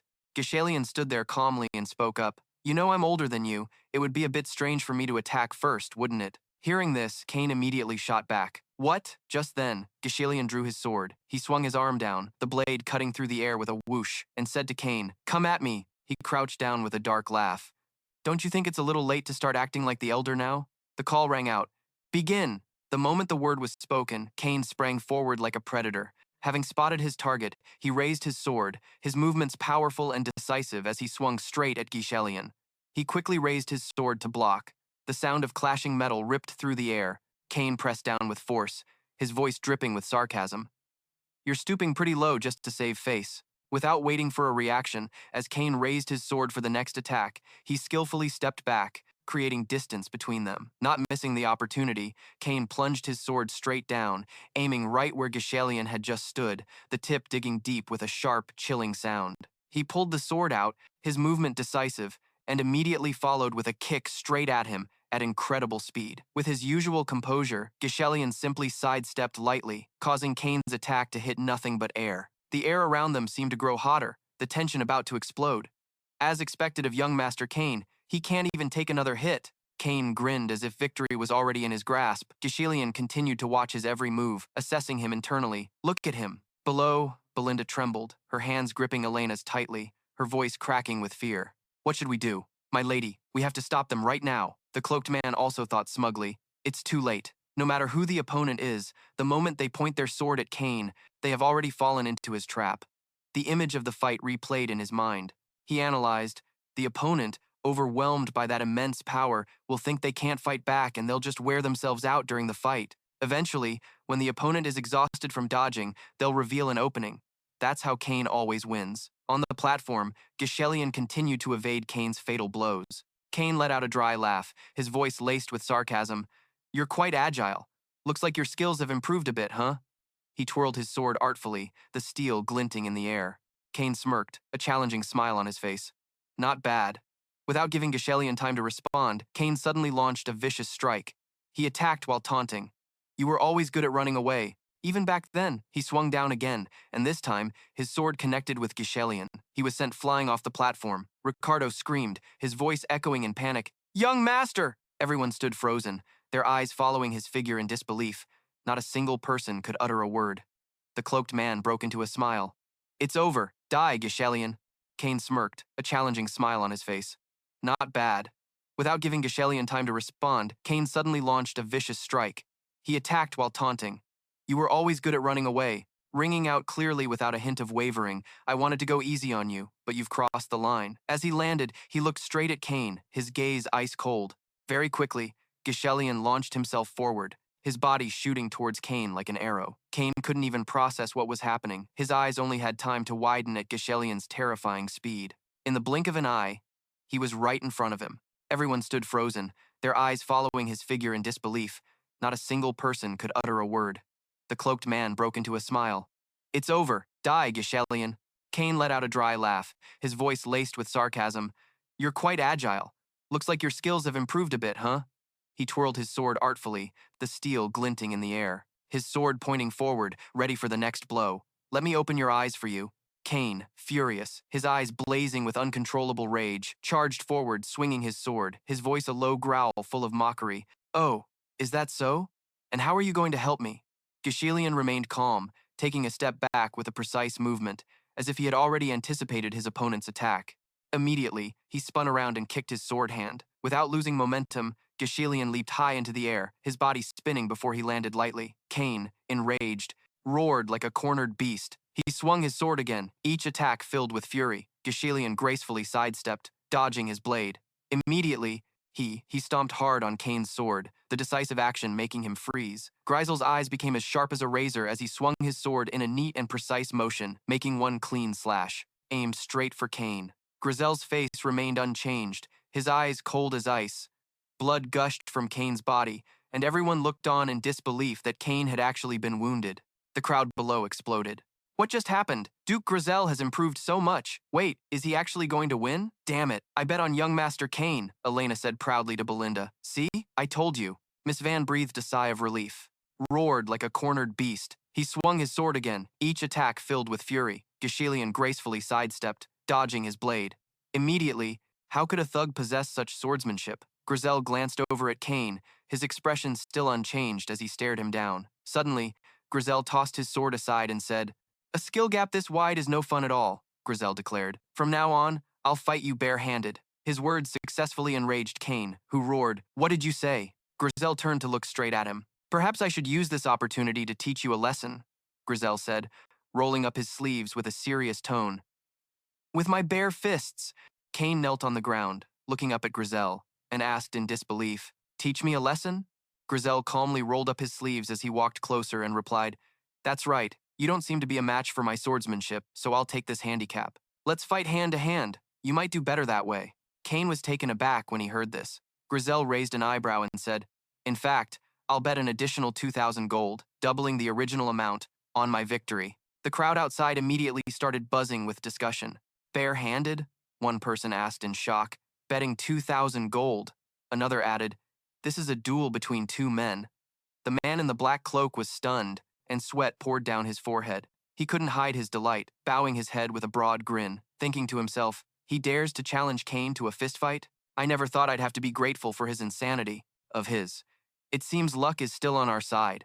The portly referee immediately yelled in excitement, "All right, your bet is accepted.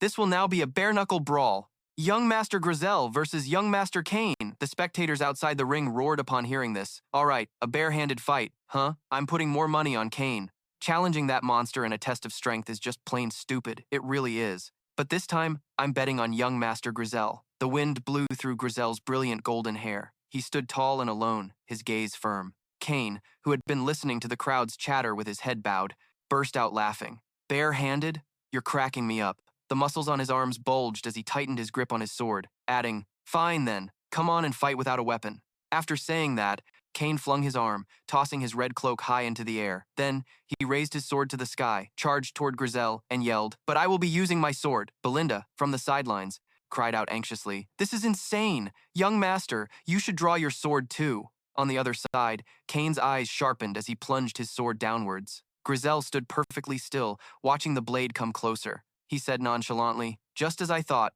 I'm going to have to knock some sense into you." Cain thrust his sword down, but in the same instant, Griselle had already dodged gracefully to the side. Cain was in disbelief. He leaped up and stabbed down forcefully once more. Griselle's feet swiftly slid aside, evading the attack. No matter which way Cain thrust, Griselle moved just as quickly, dodging to the side with effortless grace. Then, while Cain's sword was still stuck in the ground, Griselle seized the opening and landed a hard punch on Cain's leg. But this time, I'm betting on Young Master Griselle. The wind blew through Griselle's brilliant golden hair. He stood tall and alone, his gaze firm. Cain, who had been listening to the crowd's chatter with his head bowed, he said nonchalantly, "Just as I thought, I'm going to have to knock some sense into you." Cain thrust his sword down, but in the same instant, Griselle had already dodged gracefully to the side. Cain was in disbelief. Young Master Griselle might actually win this match. Griselle stood tall, looking down at Cain and said, "Get up, I haven't even gotten started yet." Cain angrily clenched his jaw, letting out a guttural roar from deep in his throat. Cain grabbed his sword and charged at Griselle, who stood casually before him. Griselle swiftly dodged each of Cain's attacks, then countered with a powerful punch to his face, and said, "Even now, you can't even look me in the eye. You've always avoided me whenever I showed up." He grabbed Cain's sword arm, twisting it forcefully behind his back. Next, Griselle lifted his leg and delivered a powerful kick to his torso. Cain's face contorted in pain. Griselle yelled, "I have to kill you to protect the future of the Logesser family." After that, he repeatedly punched both sides of his face over and over again until Cain's head was swollen like a pig's. Cain stammered in a panic, "But why?" Griselle's hand gently grabbed a fistful of Cain's hair, yanking his head back. He looked at Cain's battered face and said, "I feel sorry for your father." Hearing this, Cain looked at Griselle with a confused expression, without saying a word. Griselle looked at Cain and began to explain slowly. "Count Logesser helped Terdion until it was on the verge of ruin, simply because he was my friend."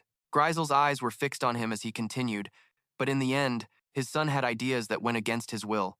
Cain's eyes flew open in shock as he stared at him. A few years ago, at the Logesser estate, a loud and confused shout echoed, "Continue to provide aid to." Watching Count Lesser's retreating back, Ken's voice rang out, asking, "Even if you're friends with Count Perun, we're struggling too. Why do you insist on helping that godforsaken land?" "It's like pouring water into a cracked bucket," he shouted at his father's back. "You haven't even been back for a week, and now you're going to help Perun again." Ken furrowed his brows, staring at him without saying another word. His entire body froze when he heard his son's plea. "Don't go, father." Ken gritted his teeth and yelled, "Everyone has tried to stop you. Why are you so obsessed with helping Perun?" Count Lesser stopped and turned to look back at him in silence. Only now did Ken recall what he said at that time. "Because we're friends, that's all." Suddenly, Geyseron's eyes flashed as he threw a punch with the force of the wind, lunging at him. The eyes on his bruised face squeezed shut, but just then, Ghislaine's voice rang out. This should be enough to teach you a lesson, right? Startled, Ken's eyes flew open to look at him. Watching Count Lesser's retreating back, Ken's voice rang out, asking, even if you're friends with Count Perun, we're struggling too. Why do you insist on helping that god-forsaken land? Hearing this, the audience below was stunned. Everyone's eyes went wide in amazement, and no one said a word. The man in the black cloak was also stunned on the spot. Immediately, the crowd below erupted into excited screams. Young Master Yrun won! I won my bet! Unbelievable, my money! Elena instantly jumped for joy, shouting happily, my brother won! The eyes on his bruised face squeezed shut, but just then, Ghislaine's voice rang out. This should be enough to teach you a lesson, right? Startled, Ken's eyes flew open to look at him. Just because you were losing a little, what do you think you're doing? I trusted you. Ken turned his head aside, shoved the man away, and yelled, let go, it's over. The man in the black cloak asked in astonishment, what? He gritted his teeth, cursing internally. Damn it, this big oaf. Ghislain, standing behind him, called out, now then, he said with a bright smile, I suppose it's time I did what I needed to do, isn't it? The man in the black cloak asked doubtfully, what are you talking about? Yrun immediately stood on the stage and shouted, everyone listen up. This man is volunteering to pay for all the food and drinks for everyone gathered here. The man yelped, startled. What did you say? A huge roar came from the crowd below. Food and drinks. It's been so long since we've had a party like this. You're the best, my young master. The man in the black cloak strode up to him, shouting, I didn't agree to that. Take back your announcement right now. Ghislain slammed his hand down on the man's shoulder. He pressed down heavily and said, this is the price for losing the match. It's the least you can do, right? And to be clear, that money won't be deducted from the wager. Ghislain pressed down hard on the man's shoulder. Humph. And remember to add 2,000 gold to our bet. The original was 1,000 gold. His expression turned dark, becoming extremely intimidating. If you dare to run, you already know the consequences. The man's eyes were filled with the terrifying image of Ghislain. He turned and left, leaving the man kneeling on the ground, stammering, I understand. Light shone upon the majestic and magnificent castle of the Perun family. The next day, inside Ghislain's room, a wooden chest was placed on the floor, letting out a small thud. He opened the lid to reveal the glittering gold coins inside. Seeing them, Ghislain let out a gasp. Wow! He looked at the gold coins in his hands and thought to himself, I could hire a small mercenary squad with this money. This is by no means a small sum. He closed the lid and shut his eyes and thought, but it would take a long time to earn more. They won't wait for me. To execute my business plans, I need to prepare faster. Suddenly, Elena and Berinda appeared next to Ghislain, smiling slyly at him. He frowned and turned to ask, what is it? She smiled sweetly and gently inquired, brother, what are you planning to do with that money? Ghislain's eyes narrowed, staring at Elena as he asked, you want some? She touched her face, laughing as she replied, I was just curious. Belinda closed her eyes and added with a smile, it's pretty obvious what he's going to use it for. Hearing this, he looked at her with extreme suspicion. Belinda continued with a bright smile. Lady Amelia's birthday is coming up soon. You did all this because you want to buy her an expensive gift, right? Seeing his silence, she smiled and praised him. How very thoughtful of you. Elena gritted her teeth in annoyance, exclaiming, oh, brother, doing all that just to look good for your fiancé. In the silence that followed, Ghislain's face was a mask of confusion. A fiancé? Ghislain couldn't believe his ears. I have a fiancé? Belinda glanced at him. You must be shy, so you're pretending not to remember, right? Haha. Elena sighed in exasperation. It's Amelia from Count Delphine's family. His eyes became lifeless, as if he hated the entire world, and for some reason, Ghislain imagined a monstrous spider. Ah, that woman. Amelia John. He remembered his past life, comparing her to a beautiful apple that was rotten on the inside. A noblewoman admired for her kindness and for treating people of all stations equally, but later she would lead the rebellion and become known as the Witch of the North. His eyes now filled with pure rage as he remembered that she, along with Duke Delphine, would sing the hymn of the downfall of Perun Cheddar. For some reason, Grizel's lips parted. He already had a plan for the traitor. Belinda, when will father be back? She hesitated, her answer uncertain. Probably in about 1 week. He put his hands in his pockets and left. 1 week? That should be enough. Belinda wondered what Grizel was planning as he headed for the Jafon territory. She was completely baffled. Wait, it's not her birthday yet. Then, he stopped and turned back to ask for some money. The scene shifts to Amelia. At that moment, she was in a splendid outfit, taking off her shoes. A spider was near her mouth. To get money in front of the citizens. The crowd fell silent as she pushed her shoes in front of a begging child. The child could barely believe their eyes. Ah, Lady Amelia. Could she be different from the rumors? If anyone has to go barefoot in my city, it will only be me, she repeated once more. It will only be me, the soldiers cheered in unison. In full view of the public, the soldiers helped clear a path. Wow, Amelia departed, basking in the adoration of the citizens. Thank you, my lady. Thank you. Thank you. Later, sitting on a chair in her garden as her bodyguard washed her feet, Bernat gazed at Amelia affectionately.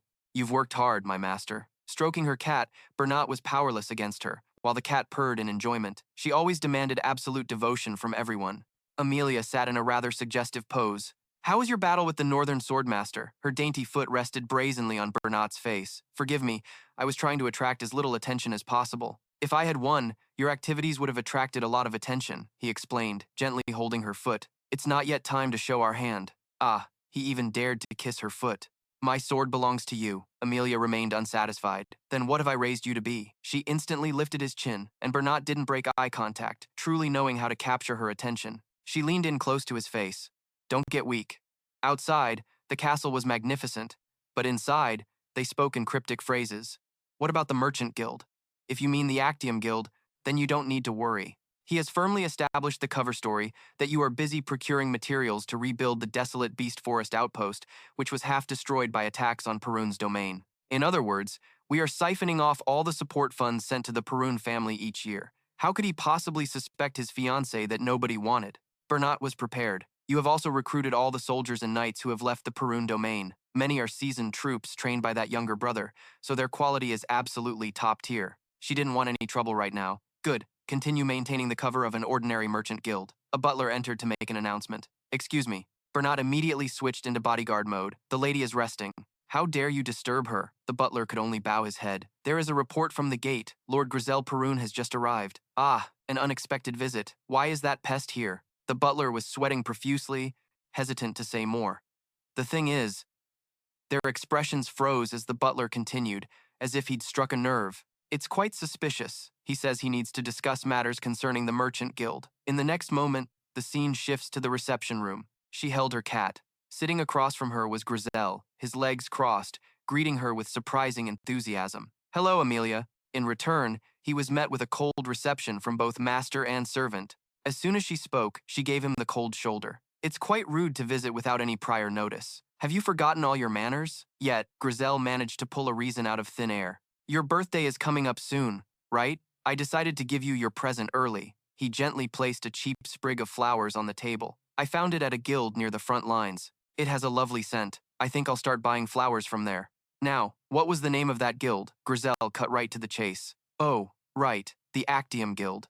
Amelia was stunned for a moment, rendered speechless by his insinuation. Having no other choice, she stood up to leave. I don't understand what you're talking about. Amelia clutched her cat, attempting to dodge the subject. I will accept your gift, so you may go now. But he was no longer the man she once knew. He called her by her full name and commanded, Amelia J. Fawn, sit down. She froze in an instant, unable to take another step forward, her thoughts racing with anxiety. What is this pressure? She didn't dare turn fully to face him. Is this really the same man who used to stumble over his words in my presence? Ghislain then made a blunt demand. I'll make this short. I need money. Give me 10,000 gold. Amelia was utterly shocked. How could she ever have imagined this scenario? He had just given her such a generous gift upon meeting, showing up out of the blue to borrow money from his own fiancée. Is this on Count Perrin's orders? He immediately denied it. This has nothing to do with him. Just give it to me.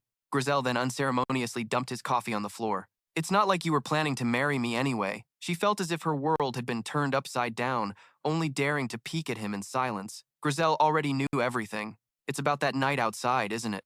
Once you're in power, you can do as you please. But before that, if word got out that you're secretly building an army for the J-Fawn succession war, the cat suddenly flew into a rage and leaped at him. The consequences will be quite unpleasant. A voice stopped the cat in its tracks on the table. Lord Ghislain. Amelia put on a nonchalant and defiant expression. Even if this is some kind of joke, you shouldn't speak like that. But Ghislain wasn't one to be messed with. Don't worry, I'll keep your little secret, as long as I don't leave here empty-handed. That's all. This fiancé is quite, just as defiant, she answered decisively. Never. At her call, the door opened on its own. Bernat still looked as dangerous as ever, the type to only be gentle with one person, huh? Bernat approached and asked, It's been a while, hasn't it? Grand Duke Ghislain knew this man well. Bernat, the one who always stood by Amelia's side in the past. Ghislain had to admit, even back then, His skills were on par with a northern swordmaster, but now, someone of his caliber could hardly make him flinch. If I die here, a territorial war will break out. Can you handle that? She remained calm. Of course, Amelia revealed her true colors. She had already thought of an excuse to escape blame. A troublemaker suddenly trespassed and was killed by a guard. That's what the world would be told. Does she think she holds all the power or something? Daring to disregard another person's life. Kill him. Blinded by love, he drew his sword at her command. Ghislain pondered for a long moment before speaking. If you're planning to go this far, then of course I'll have to ask my sword if it agrees, won't I? I guess I should get a little serious now, shouldn't I? At this, Ghislain Pergium sat in his chair, sword ready for battle, while Bernat stood in front of Amelia.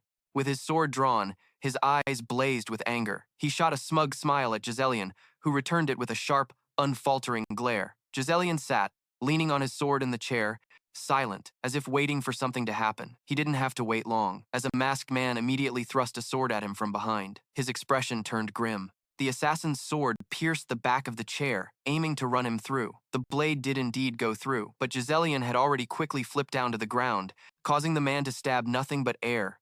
Seizing the moment, he kicked the masked man in the chest so hard his eyes rolled back in pain. Then, Ghislain's powerful kick sent the man flying into the front wall. The wall started to crack. Seeing his incredible strength, Bernat and Amelia stared wide-eyed in shock. After taking care of one of them, Ghislain turned back to mock them. An assassin? You pretend to observe etiquette and then pull a sneak attack? With that, he drew his sword and charged at Bernat, sneering. What a terrible way to treat a guest. Bernat swiftly raised his sword to defend, and a surge of aura erupted from the clash of their blades. Ghislain coldly asked him, Have you no knightly honor? The man calmly replied, I'm sorry, but the one who was impolite first was you, Grand Duke Ghislain. You barged in without a word, upsetting the young lady. With someone like you, there was never a need for courtesy in the first place. After speaking, he began to put his strength into attacking Ghislain. The tip of Bernat's sword shot straight forward, but he quickly flipped to the side. Seeing Ghislain jump into the air, he swiftly swung his blade once more. He quickly tumbled back to the ground. Now low to the floor, he took the opportunity to throw a backward kick, startling his opponent. Bernat quickly jumped back to avoid it. He thought to himself, Grand Duke Ghislain, I heard he was just a useless pretty boy, but it seems he's no amateur, is he? He assessed Ghislain's power as he observed the fight. Amelia, standing aside with her arms crossed, haughtily asked, What are you doing, Bernat? Are you going to let that ruffian get away with this? Bernat was startled and called back, My lady. She frowned, her face contorting with ugliness, and commanded, Bring me his head immediately, if you are truly my sword. Hearing the shrew's command, he fell into a helpless silence. Then he finally spoke, I will not disappoint you. Saying this, he tightened his grip on his sword and aimed it forward. Bernat's eyes glowed ominously. Bring it on, but Ghislain just scoffed. A mere bodyguard dares to order me around? He continued arrogantly. I'm holding back, but if you insist on being foolish, I'll gladly oblige. With that, Bernat lunged forward to attack, and Ghislain raised his sword to meet him. Bernat, his face now twisted with malice, thrust his blade forward as if to end it all in one blow. Ghislain's eyes widened with focus, and he leaned to one side to dodge the fatal strike. His expression became somewhat serious as he thought, This bastard is fast. Seeing him waver for a moment, Bernat's expression grew even more smug and menacing. He then launched a flurry of powerful strikes, while Ghislain managed to dodge and counter each one. The hideous Amelia watched from the side, thinking in disbelief, Ghislain, how can a thug like you possibly be on equal footing with a master like Bernat? But then she narrowed her eyes, as if she had hatched a dangerous scheme. Ghislain's eyes widened with focus, and he leaned to one side to dodge the fatal strike. His expression became somewhat serious as he thought, the sharp point of his own sword was now aimed at Bernat's shoulder. In the end, his blade successfully pinned the man's arm to his side. Like a madman, Bernat thrust his sword forward again. Ghislain frowned in disdain. That move again? He then hooked his leg around the man's head, his own sword still piercing his arm. Suddenly, a look of alarm flashed across his face. Using his brute strength, Bernat swung Ghislain around and slammed him onto the ground. Having regained his confidence, he snarled, That won't work on me a second time. He then threw him, smashing him violently against the ground. The impact sent a tremor through the room, and his hand slipped from the hilt of his sword. Ghislain gritted his teeth in pain. Teeth. Bernard took this chance to lunge again, aiming to take his life, but Ghislain quickly raised his leg, blocking the sword and sliding to the side. Then, using all his strength, he launched himself into the air, landing safely on the ground. His sword was still embedded in the man's hand. He thought to himself, So you really did use mana to... Reinforce your body and block my attack? Bernard then pulled out Ghislain's sword and advanced. He spoke up. Grand Duke Ghislain, you're a far cry from the rumors. It seems you never truly know someone's strength until you fight them. Then, he frowned, tossed Ghislain's sword behind him, and arrogantly continued.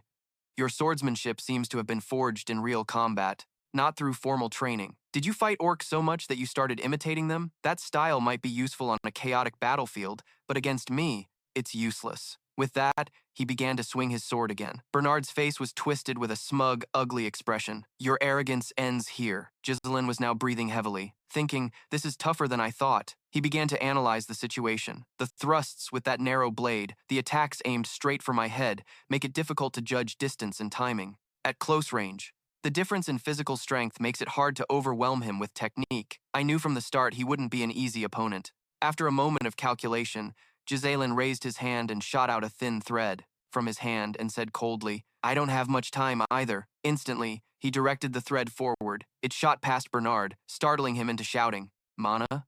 He stood there, too shocked to react. But by the time he did, Ghislain had already manipulated the thread to wrap around his sword's hilt, pulling it up and then smashing it into the back of his head, causing him to stumble forward in a panic. But Ghislain was already there to meet him, leaping into the air. His knee slammed hard into Bernard's face. Now, blood spurted out. Bernard was stunned, his face turning red from the bloody nose. What do you think you're doing? Amelia shrieked in alarm when she saw what happened to her knight. She screamed, Bernard! While Bernard was clutching his bleeding nose in pain, Ghislain firmly gripped his sword and swung down. He pressed down with all his might as Bernard blocked with his own sword. But it seemed his confidence was gone, and he let out a panicked yell as if to muster the strength to resist. Pushed back, he used all his strength to dodge and pull his sword away from Ghislain's attack, while Ghislain himself slid backward, struggling to keep his footing. At this point, Bernard urgently warned Amelia, My lady, get out of here. I can no longer guarantee your safety. From now on, I'm going all out. After speaking, he narrowed his eyes and pointed his sword forward, still looking confident.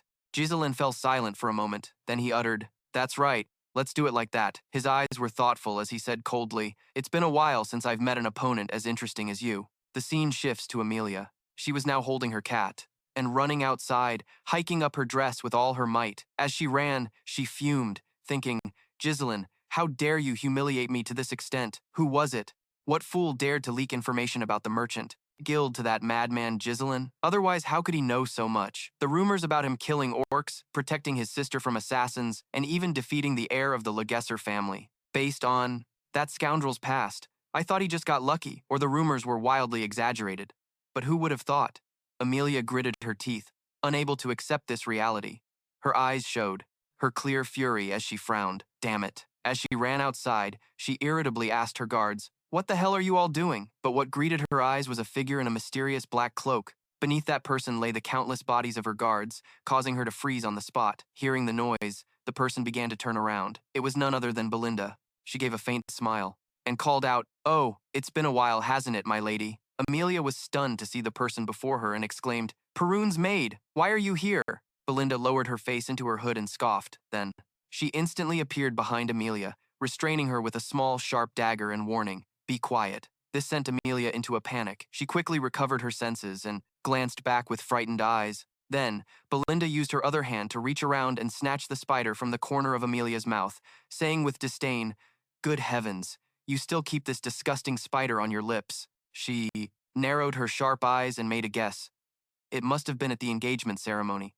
I remember overhearing a conversation between the Count and his lordship.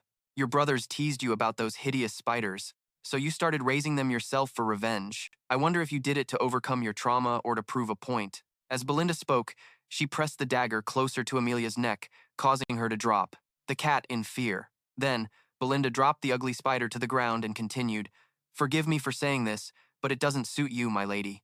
Then she stomped down hard with all her strength. So you started raising them yourself for revenge. I wonder if you did it to overcome your trauma or to prove a point. As Belinda spoke, she pressed the dagger closer to Amelia's neck, causing her to drop on the ground, and the spider was instantly crushed into pieces. Belinda then asked, Can you cooperate quietly now? The scene cuts back to the room inside. At this moment, Ghislain was still. His eyes lit up as he suddenly spoke. An opponent worth entertaining? Then his expression soured. Only some lowly mercenary would say that. Yet you dare call yourself a noble like my lady? Geyser calmly replied, Of course, I am a noble. How could a mere bodyguard like you possibly understand? Then, the two fell silent, facing off against each other quietly. Suddenly, he exclaimed, "Young Master Geyser!" He then thrust his sword, attacking Geyser, who quickly parried the blow. Bernat's expression grew even more vicious. He hissed, "Do not dishonor the dignity of the nobility." Then, a flurry of identical sword thrusts came at Geyser, whose eyes became intensely focused. As Bernat continuously attacked,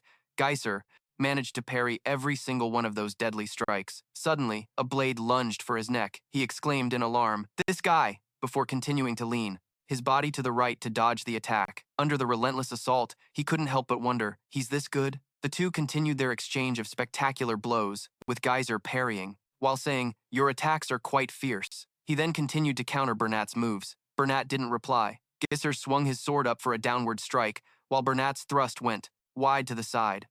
Before Bernat could retract his weapon, another blade circled underneath his, but he quickly twisted his wrist to evade, once again clashing with Geyser's sword. His wrist was incredibly nimble, continuously circling his sword in midair. The two then exchanged slashes that collided with a clang. At that moment, Bernat again spoke, "Young Master Geyser." Meanwhile, Geyser was still struggling to retaliate. Bernat thrust his sword once more and said confidently, "This is the end." Bernat's blade plunged into Geyser's body. A stream of fresh blood sprayed into the air.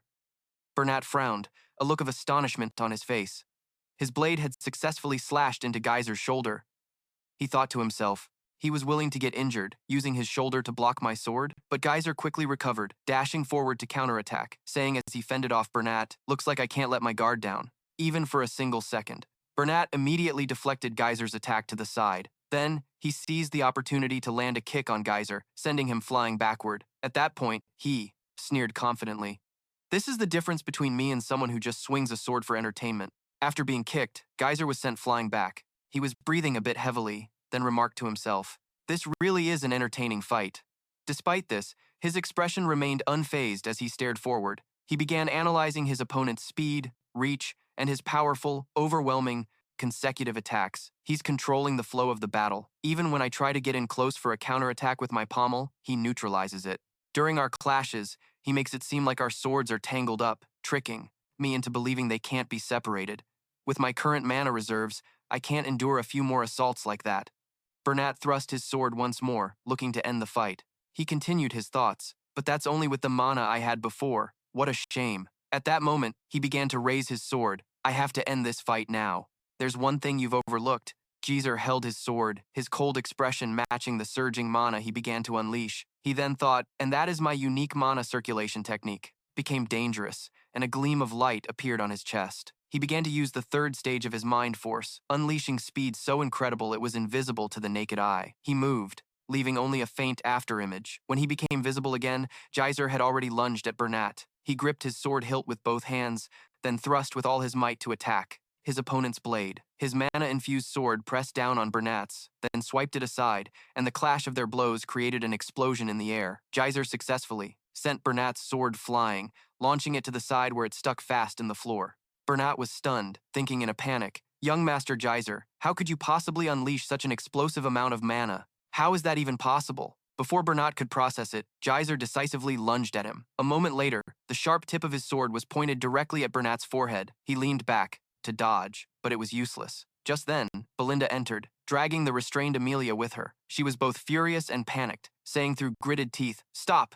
Take 10,000 gold and get lost." Geyser replied, "You buzzkill. Why didn't you just do this when I asked nicely?" He then withdrew his sword from Bernat's forehead. Belinda was still teasing, My, what a messy lover's quarrel." "Is this, young master?" Geyser replied. "Just a slight difference of opinion." After slinging the sword over his shoulder, he said nonchalantly, "I have some bad news for you, Amelia."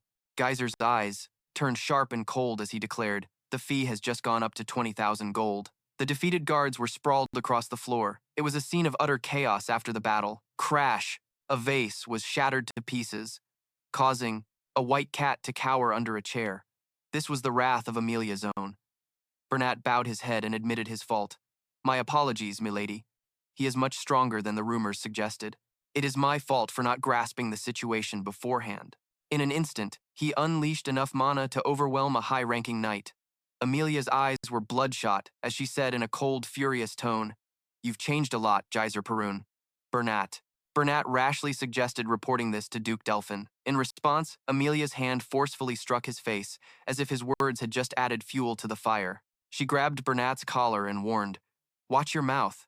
Do you have any idea how terrifying Duke Delphine is to say something like that? If what happened today gets out, we'll be executed on the spot."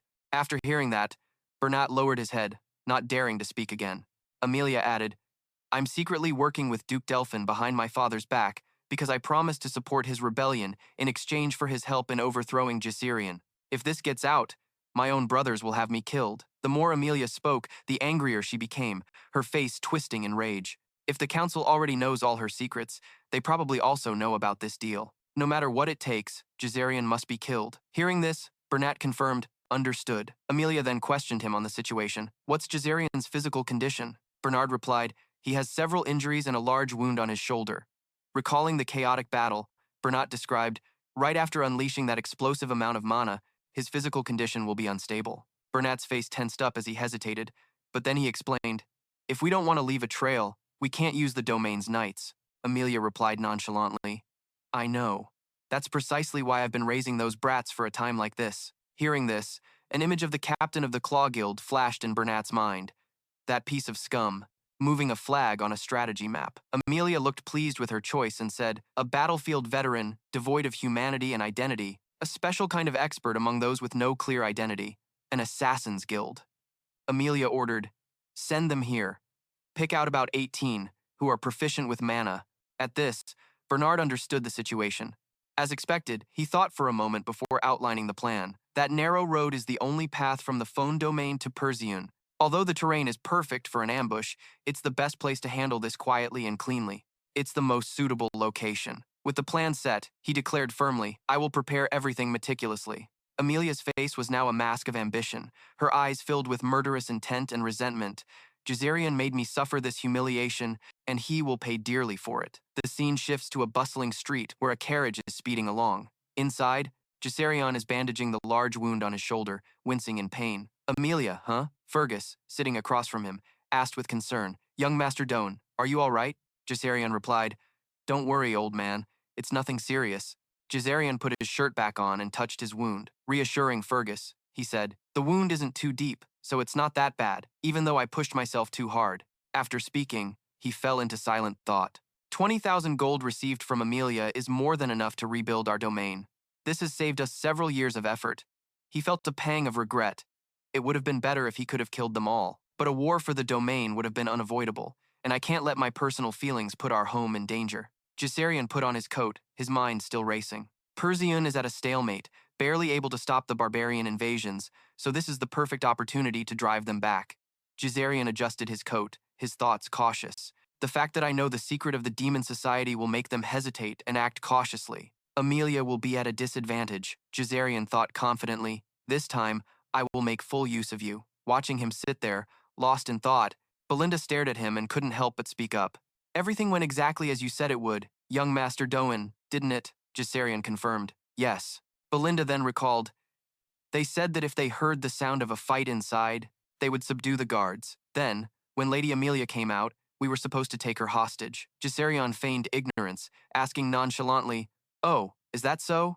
But I left that task to Fergus. As soon as he finished speaking, the color drained from his face as his body reacted violently. He quickly covered his mouth, and seeing this, Fergus cried out in alarm, "Young Master Doon!" Ghislain looked at the blood from his mouth, covering his hand, and said calmly, "This is the third time, and my energy core is still shattered?" Observing the amount of blood, he analyzed. "It's a bit better than last time, but at this rate, it's going to be a problem every time I use my power. I need to find a way to increase my mana capacity, and fast." Suddenly, Belinda grabbed Ghislain's bloody hand, startling him. Ghislain was puzzled by her action and unconsciously called her name Belinda. Belinda began to cast a spell, saying, "Your mana flow is in complete chaos." As she spoke, she channeled magic around Ghislain's bloody hand, and he watched with wide, surprised eyes. Ghislain felt something rise up from his throat again and thought he was about to cough up more blood, but he didn't. Instead, he exhaled a puff of white mist and turned to see that the blood on his hand had also gradually vanished, leaving Ghislain stunned. This kind of healing was impossible without a profound understanding of mana. His gaze shifted to Belinda as he thought to himself, "Belinda, I heard Mother was the one who brought her here, so I thought she couldn't be an ordinary person. He now saw Belinda in a completely different light. What is this special constitution she has? He couldn't understand why someone with her abilities would be in a remote place like this. Ghislain was secretly pleased. The more powerful allies in his domain, the better. The enemies he had faced so far were just the beginning. The carriage continued to race along the road. Inside, Belinda spoke up, calling, "Young Master Doan." Belinda said with sincerity, "Because I trust you, young Master Doan, I will support you unconditionally in whatever you do. So please, tell me, why did you accept such a large sum of money?"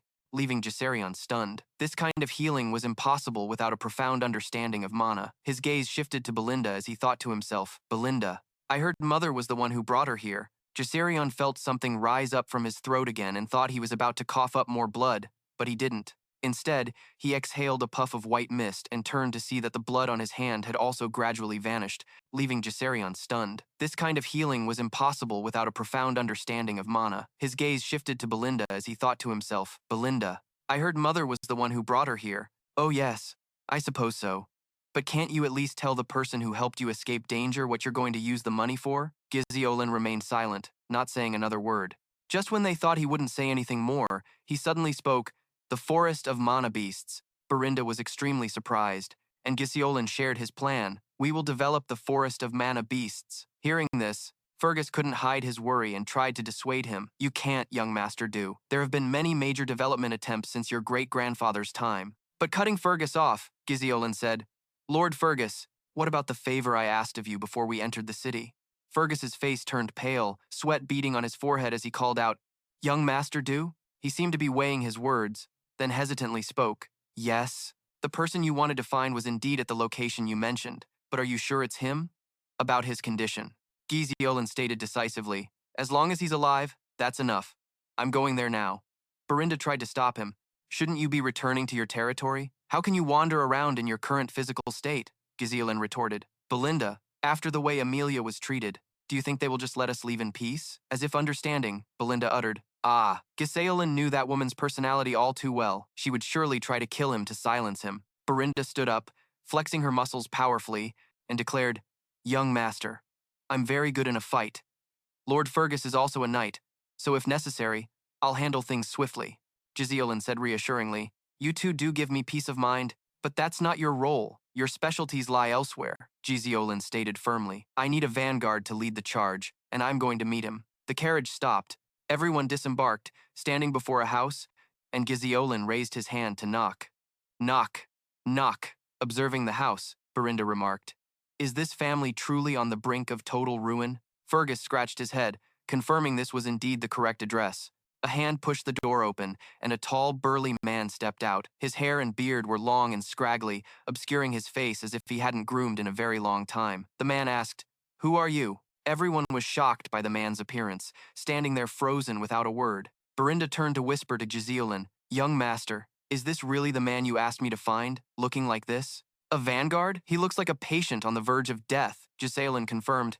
"You've found the right man."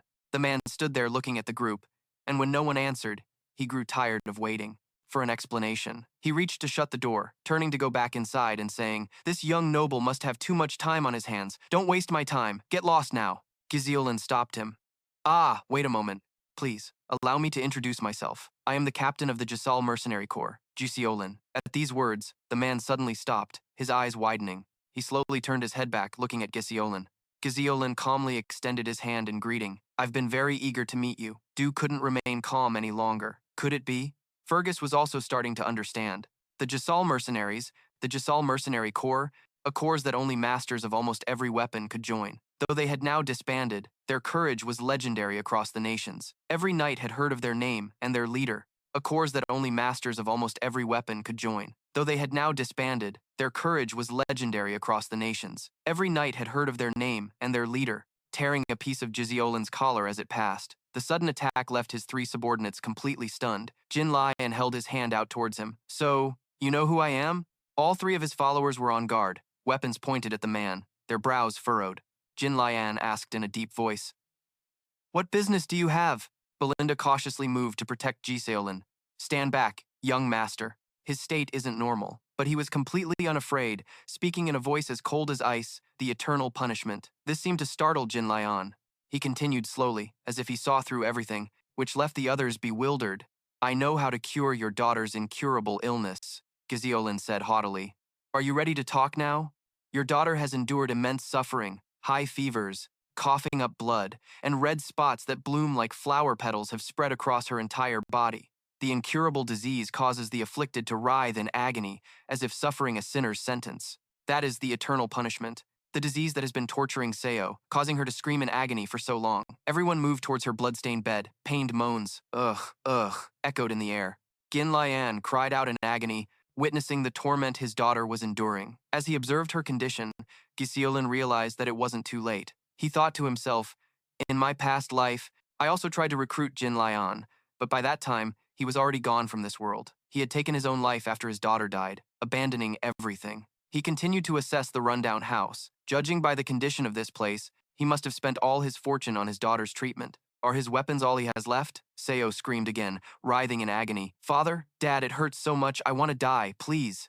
Leaving Ghislain in misery. Speechless, Ghislain decisively took off his outer coat. There was no more time to waste. He had to start the treatment immediately. But just then, Belinda placed a hand on his shoulder. She stopped him, saying, Let's go home. Young master, Belinda gently explained. I don't know what you're planning to do, but this isn't a problem that can be solved with force. Even the priests can't cure it. They call it the divine punishment. What do you plan to do? Without any hesitation, Ghislain pulled his hand away from hers. It can be cured, Belinda shouted, losing her composure. Young master. He turned to question her, slightly smiling, his demeanor full of confidence. You said you trusted me. Belinda was frozen by the young master's charm. He handed her a piece of paper and told her to take it. Ghislain instructed her meticulously and in detail, buy all the medicinal herbs written on this list. Don't miss a single one. Reading what was written, Belinda was completely astonished. Unsurprised by her reaction, he smiled faintly. For wandering mercenaries like us, knowledge is the key to survival. The eternal punishment, it's currently an incurable disease, but in the future, there will be a cure. After giving the task, Ghislain immediately returned to the table and opened the package he had prepared beforehand. He laid out bottles, medicinal leaves, and everything needed to concoct a cure for Seo. Ghislain thought to himself, it once caused a stir because the method of preparation was quite simple. It's been so long, yet I still remember it clearly. The problem is, it requires extremely expensive ingredients. Reaching into his pocket, he took out the final materials. In his hand was an incredibly precious herb, a fairy's blessing. With swift hands, he crushed the fairy's blessing and other herbs. Next, he put them into a flask and poured in a strong liquor, shaking it until it was mixed. After waiting a moment, he added the remaining ingredients and stirred. Everyone watched his every move with intense focus. Finally finished, he held the vial of medicine in his hand and presented it to Ghislain. He told him to have her drink it. Ghislain took the medicine and gave it to his daughter. He held her in his arms, full of tenderness and care, which left the others bewildered. I know how to cure your daughter's incurable illness, Ghislain said haughtily. Are you ready to talk now? Your daughter has endured immense suffering, high fevers. It all happened so quickly, to everyone's astonishment. His eyes wide, Fergus exclaimed. The red spots are fading. Ghislain's companion couldn't remain calm either. This medicine is actually... He held the vial of medicine in his hand and presented it to Ghislain. He told him to have her drink it. Ghislain took the medicine and gave it to his daughter. He held her in his arms, full of tenderness and care. He calmly explained again. The divine power of priests isn't omnipotent. It only enhances vitality and regenerative abilities so the body can fight off illness on its own. It's different from a method that treats the root cause. Ghislain's hands began to tremble. So that means... He knelt beside him, as if before a savior. Can my daughter really be cured? Without flinching, he answered. 1 or 2 months. In that time, she will definitely recover. Nothing could describe Ghislain's emotions at that moment. Prostrating himself on the floor, he was truly grateful. Ghislain spoke again. What do you want from me? You must have come here for a reason. Pausing for a moment, he continued, but his voice was louder, his teeth clenched and eyes wide as if pouring out his very soul. But all I have left is this wretched body. If you want me to be your dog, I'll be your dog. If you want me to be your slave, I will do that too. But in response, Ghislain gently reached out his hand, offering to help him up. I don't need a slave. I need Ghislain, the leader of the Gisat mercenary corps. His eyes widened as if he couldn't believe what he was hearing, and he looked up into the young man's eyes. Ah, those eyes. The eyes of someone who harbors a great dream. Then, Ghislain grabbed his thick mane of hair. He took the axe from earlier and chopped it off. The bundle of hair fell to the floor with a heavy thud. Everyone was bewildered, not understanding the meaning of his action. They were all surprised to see the Jin Lion of now. It was impossible. He looked completely different from before. From a disheveled old man, Jin Lion was now neat and powerfully built, truly looking like the leader of the once infamous mercenary corps. Jin Lion had returned. Turning around, he stood up and walked towards his weapons. Jin Lion turned back and asked seriously, "Besides, these people here, is anyone else with you or coming here?" Ghislain replied, "No, it's just us." Holding a sharp iron spear, he asked again, "Does the young master have any enemies?" As if taking great pride in it, he smirked, "Yes, and there will be many more." His muscular arm gripped the weapon's shaft. In that case, without another word, he took a stance and hurled the weapon with incredible speed and force towards the wall. The spearhead pierced through the wall, creating a loud crash upon impact and leaving a huge hole. It flew through the trees and impaled something. Jin Lion pulled the weapon back to him, dragging a body that had been pierced through. He grabbed the man by the throat, and the assassin groaned in pain. "Gak!" he asked in a cold voice. "Who sent you?" The assassin, in agony, choked out, "How? How did you know?" Jin Lion turned to ask Ghislain, "What do you plan to do?" He answered calmly, "After witnessing everything, I think I know who's behind this." With that, he nonchalantly drew his weapon. "I didn't want to get my hands dirty on a day like today." But Jin Lion held out a hand to stop him. He said, "I will handle this myself." Saying that, he squeezed the hand on the man's throat with immense force, causing him to let out a final groan. "Irk!" The sound echoed loudly. Jin Lion bowed respectfully to Ghislain. After it was all over, Belinda stood by and watched.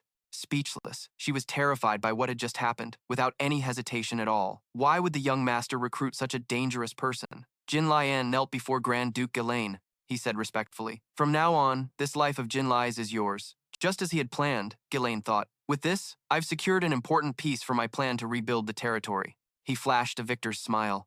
"I look forward to working with you, Ghislain." It was late at night, and a gloomy atmosphere enveloped the dilapidated wooden house. A voice rang out, "A scout team has been killed." Inside that wretched house, a group of people were checking the surroundings. It began to rain, and the four of them spoke to each other. "What? These idiots?" Suddenly, a man with a scar on his mouth spoke up. "Quiet, it's the Vigo Claw Guild." He sat in the middle of the room and said softly, "Keep your voices down." His subordinates bowed their heads and obeyed. "Our apologies, Captain Vigo." Vigo remained seated in the middle of the small room, questioning his subordinate. According to Bernat's intel, with Grand Duke Ghislain's current forces, forget killing them, he shouldn't even be able to find our scout team. Hearing the entire question, a subordinate stammered, "TH, that is." Then he revealed a truth that stunned Vigo. It seems Jin Lian has joined his group. Vigo furiously threw a powerful punch at the subordinate's face. Inside that wretched house, a group of people were checking the surroundings. It began to rain, and the four of them spoke to each other. "What? These idiots?" Suddenly, a man with a scar on his mouth spoke up, momentarily couldn't break free, and replied trembling, "Yes, I saw it with my own eyes." Hearing the answer, Vigo, filled with hatred, muttered, "Gin Lian, so you've finally made your move." Then he continued to mutter, "My former captain." Outside, the sky was still dark. Gin Lian drove the horse-drawn carriage, which sped forward like it was flying. Inside the carriage, Belinda was uncomfortable. She complained, "It's too cramped." She didn't stop at that. She continued to grumble. "This old man isn't a merchant. All he needs is 1 or 2 swords or an axe. Why does he have to bring so much stuff?" Because of that, we had to buy another carriage, too. Gin Lian remained silent up front, driving without a word. Hearing this, Ghislain leaned back against the carriage wall and said, "Anyway, we need the carriage to transport the Jatro back comfortably." At the palace, a team of other carriages was also preparing to depart. It was Fergus Jardo's reinforcement team, Ghislain said, gazing into the distance. "Everything has its use, so just be a little patient." The carriage with the three of them sped along through the night, the moonlight illuminating the desolate forest. His voice rang out, "The most important thing right now is to get out of this ravine." Belinda stared at the young man sitting across from her and asked. Gin Lian remained silent up front, driving without a word. Hearing this, Ghislain leaned back against the carriage wall and said, "Anyway, we need the carriage to transport the Jatro back comfortably." At the palace, she narrowed her eyes, thinking, this could get a little complicated. Recalling the image of the subordinate trembling as he was choked, Belinda analyzed, "The mask he was wearing is the symbol of the Claw Guild, a guild with considerable power in J-Phone." Ghislain listened intently, then suddenly asked, "The Claw Guild?" Belinda said. "They're a filthy bunch, specializing in smuggling, assassination, and trafficking drugs and people. They do all sorts of dirty work. Among them are many skilled former mercenaries." Her face was filled with contempt and disgust. A dark guild with real muscle. The carriage continued to speed through the forest. The two inside kept talking, and Ghislain wondered, Belinda, how do you know so much just from being in the castle? Hearing the question, she tried to evade it by saying, well, before I came to the castle, I was a little... Then she quickly turned away, getting back to the main topic.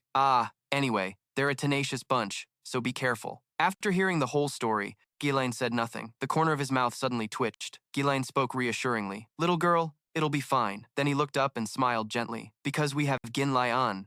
The carriage was still speeding through the silent night in the desolate forest. Suddenly, a sound came from both sides, and a strange surge of power surrounded the carriage. Ghislain had noticed the strangeness. He glanced around, when suddenly an assassin leaped up from the ground, a sword in his hand, charging at Ghislain to assassinate him. Ghislain dropped the reins and reached behind his back, drawing his weapons, muttering, an attack from underground, a knife in one hand, an axe in the other. He used them to successfully block the surprise attacks from both sides. As quick as a flash, Ghislain parried the opponent's sword with his knife. On the other side, he did the same, breaking the attack with his axe. Then Ghislain swung both his arms. His dangerous strikes, in a flash, had already severed the hands of the two ambushers. He continued to swing the axe in his hand, bringing it down hard on the assassin. The two of them fell onto the rocky dirt road. The carriage continued to charge forward, but it wasn't over. A group of cloaked figures chased them from behind. Ghislain had spotted all of them. He still held his weapons, ready to fight. He looked up at the sky and asked, a trap? Belinda peeked outside to look. We're going to be buried. Ghislain pulled hard on the reins, and the two horses immediately came to a halt. A massive tree crashed down onto the road, blocking their carriage. Ghislain sat still, observing. He had anticipated this, just as I thought, an ambush. A group of masked figures blocked their carriage, holding knives, ready to assassinate.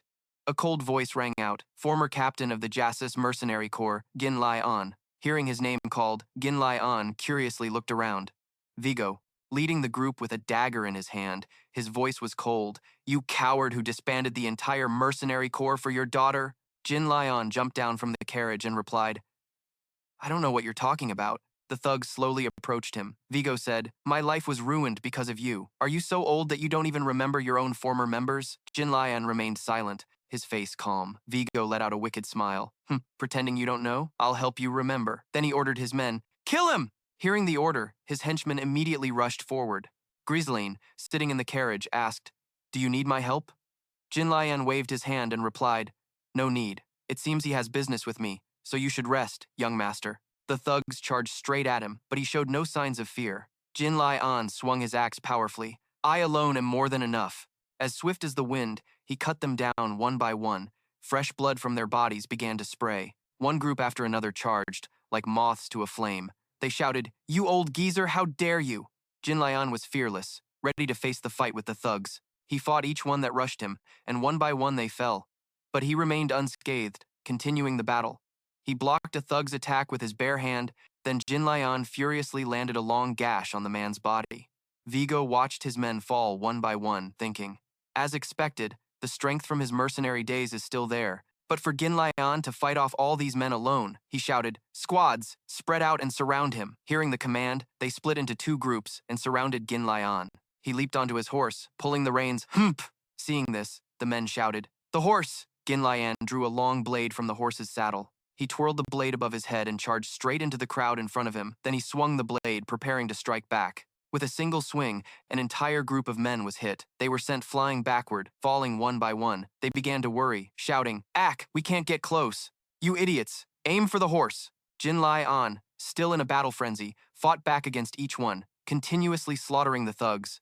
The long blade swung in a wide arc, giving them no time to react. They collapsed to the ground, blood pooling around them. Belinda and Ghislain, watching from the carriage, exclaimed, oh my! Suddenly, a figure leaped down from above, dagger in hand, intending to ambush Ghislain. He detected it, quickly raising his shield to block the surprise attack from the assassin. Vigo, whose strike was blocked, spoke. After ruining my life, the least you could do is not get in my way. His eyes blazed with fury as venomous words escaped his lips. I'm going to kill you. He slashed the horse's neck, and blood slowly trickled from the wound. Ghislain, still on its back, began to lose his balance. He quickly jumped off the horse. As the horse slowly collapsed, a dagger lunged at him, but Ghislain dodged the strike. He parried with his axe, shouting as he fought, I am no longer the captain of the SS Mercenary Corps. Ghislain struck Vigo with his wooden shield. He was knocked away, grinding his teeth in fury. He quickly braced his body to minimize the damage from the blow. Vigo slowly stood up, muttering, "Former captain?" His eyes filled with rage as he shouted, "Stop your nonsense. If it wasn't you, then who was it?" Jin Lian tightened his grip on his axe. "I have abandoned that past." He looked grimly at his opponent and said, "Now, I am merely a subordinate of Grand Duke Ghislain." Hearing this, Vigo grew even more furious, his eyes turning bloodshot. "You!" he roared, rushing towards Ghislain. "I will kill you!" The battle had been raging for some time and remained incredibly tense. With no clear winner in sight, Vigo attacked Ghislain relentlessly, each of his blows sharp and lethal. Ghislain used his shield to block every vicious strike. Although Vigo hadn't managed to harm Ghislain, he attacked with great persistence, refusing to give up. As he struck, he spat bitter words at Ghislain. "When you left, the mercenary corps fell apart." Vigo grew even more furious, his eyes turning bloodshot. "You!" he roared, rushing towards Ghislain. "I will kill you!" The battle had been raging for some time and remained incredibly tense. He blamed Ghislain for everything, believing him to be the source of all his suffering. Ghislain continued to fight back in silence, not responding to Vigo's accusations. Seeing this, Vigo pressed his advantage, attacking without pause. Ghislain dodged and swiftly swung his sharp axe at Vigo. He quickly ducked, avoiding the deadly blade by a hair's breadth. He moved elusively, parrying Ghislain's attack. Not giving up, Ghislain swung his axe with all his strength again. Vigo used his shield to block the powerful strike. When Ghislain saw the shield, he vaguely recognized it. Before Ghislain could think further, Vigo issued a direct challenge. "Ghislain, I was willing to dedicate my entire life to the Jesat mercenary corps with everything I had." He questioned Ghislain. "And yet you threw it all away to become the servant of some corrupt nobleman?" This was something that had been festering in Vigo's heart for a long time. He gritted his teeth, his eyes wide with rage, ready to attack with sharp arrows, his voice thick with anger. He unleashed them without hesitation, and the sharp arrows flew through the air. But it was useless, as Ghislain completely deflected all the arrows, knocking them aside to embed themselves in the ground. Vigo seized the opportunity while Ghislain was distracted to advance and attack. Fortunately, Ghislain's body, with agile defense, he narrowly dodged Vigo's deadly spear. Ghislain was no ordinary opponent, and he quickly countered Vigo with sharp attacks. After all, he was once the leader of the Gath Mercenary Corps, which he had single-handedly founded. He knew Vigo's tactics like the back of his hand. The man faltered, nearly falling face first onto the ground. Vigo refused to accept it, determined to fight back no matter what. "However strong you were, that was many years ago, when you were still the mercenary captain." He was extremely confident in his own abilities, believing that while Ghislain was busy worrying about his daughter's illness, he had grown stronger through countless battles. Vigo, now in midair, drove his spear into the ground. He confidently declared that Ghislain was no match for him. Vigo flicked his wrist, revealing coins in his palm. He then threw the coins with great force toward Ghislain. Ghislain caught them with ease. Vigo planned to charge in with a series of attacks, but his intention was red. He leaped into the air, gripping his weapon tightly, ready for a life-or-death struggle with Ghislain. He declared with confidence, "It's over." A loud clang of metal echoed. Vigo's attack had been easily blocked by Ghislain. He questioned Vigo. "So, this is why you wanted revenge on me?" Vigo, seeing Ghislain block the attack so easily, was stunned. He channeled mana into his arm. He's not even using his full power. Vigo was thrown back by Ghislain, whose immense strength made it impossible for him to resist. The man collapsed to his knees, looking utterly pathetic. Ghislain approached Vigo with a question.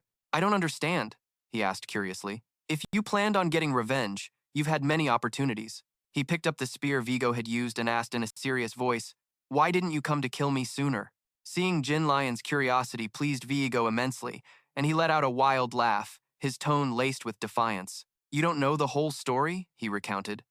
"I went to your home, but the captain of the Gath Mercenary Corps wasn't there." He recalled that only an old man was present, someone not even worth killing. He retorted to Ghislain, "Where did the man I once idolized go?" Ghislain let him speak his mind. He remained silent. He then tossed the spear aside, responding to Vigo's question. "Listen," he said, drawing the sword from his back. "I am also just a man being controlled by others." But in that moment, Ghislain's draw was majestic. "I will grant my former comrade the greatest honor." His eyes gleamed, in his capacity as the commander of the Gath Mercenary Corps. He silently affirmed, "That's right." Ghislain charged forward. Now the real battle began. Ghislain charged, unleashing deadly attacks and no longer holding back his power. Vigo couldn't contain his excitement. "This is the moment I've been waiting for." The two engaged in a fierce duel. with neither giving an inch. Ghislain would land a blow on Vigo, and Vigo would return it in kind. They went back and forth like this, until the moment came for close-quarters combat. Vigo gritted his teeth, charging at Ghislain like a moth to a flame. Ghislain drew himself up, raising the axe in his hand and leaving a final message. I will remember you. As the captain of the Gath Mercenary Corps, Ghislain spoke his name. Vigo bared his teeth and trembled as the fatal axe blow descended. Vigo fell, his blood splattering across the cold earth. Ghislain charged, unleashing deadly attacks and no longer holding back his power. Vigo couldn't contain his excitement. This is the moment I've been waiting for. The two engaged in a fierce duel. Listen, he said, drawing the sword from his back. I am also just a man being controlled by others. But in that moment, Ghislain's draw was majestic. I will grant my former comrade the greatest honor. Vigo gritted his teeth, charging at Ghislain like a moth to a flame. Ghislain drew himself up, raising the axe in his hand and leaving a final message. I will remember you. Ghislain charged, unleashing deadly attacks and no longer holding back his power. Vigo couldn't contain his excitement. This is the moment I've been waiting for. The two engaged in a fierce duel. Ghislain put his hands in his pockets and asked Ghislain, do you remember who that guy was? Ghislain cleaned his sword and affirmed, yes. He then looked up at the sky and admitted, he was an old comrade of mine. Ghislain waved it off. Don't worry about it, Ghislain observed Ghislain, silently appraising him. Ghislain, he's even more incredible than I expected. Ghislain thought back to when he became a mercenary after leaving home. Before they met him, they were all living their own separate lives. He was lost in thought for a moment, but Ghislain always held on to hope. But one day, we'll all go back, right? But he quickly pushed the thought aside and said to Belinda, all right, let's gather the valuables like you suggested. Belinda nodded in agreement. Sounds good. Now, Mr. Ghislain, lead the way so we can loot everything quickly. Heh. Hearing this, Ghislain said helplessly, I am not your subordinate. 2 days later, within the territory, the group was riding in a carriage toward their destination.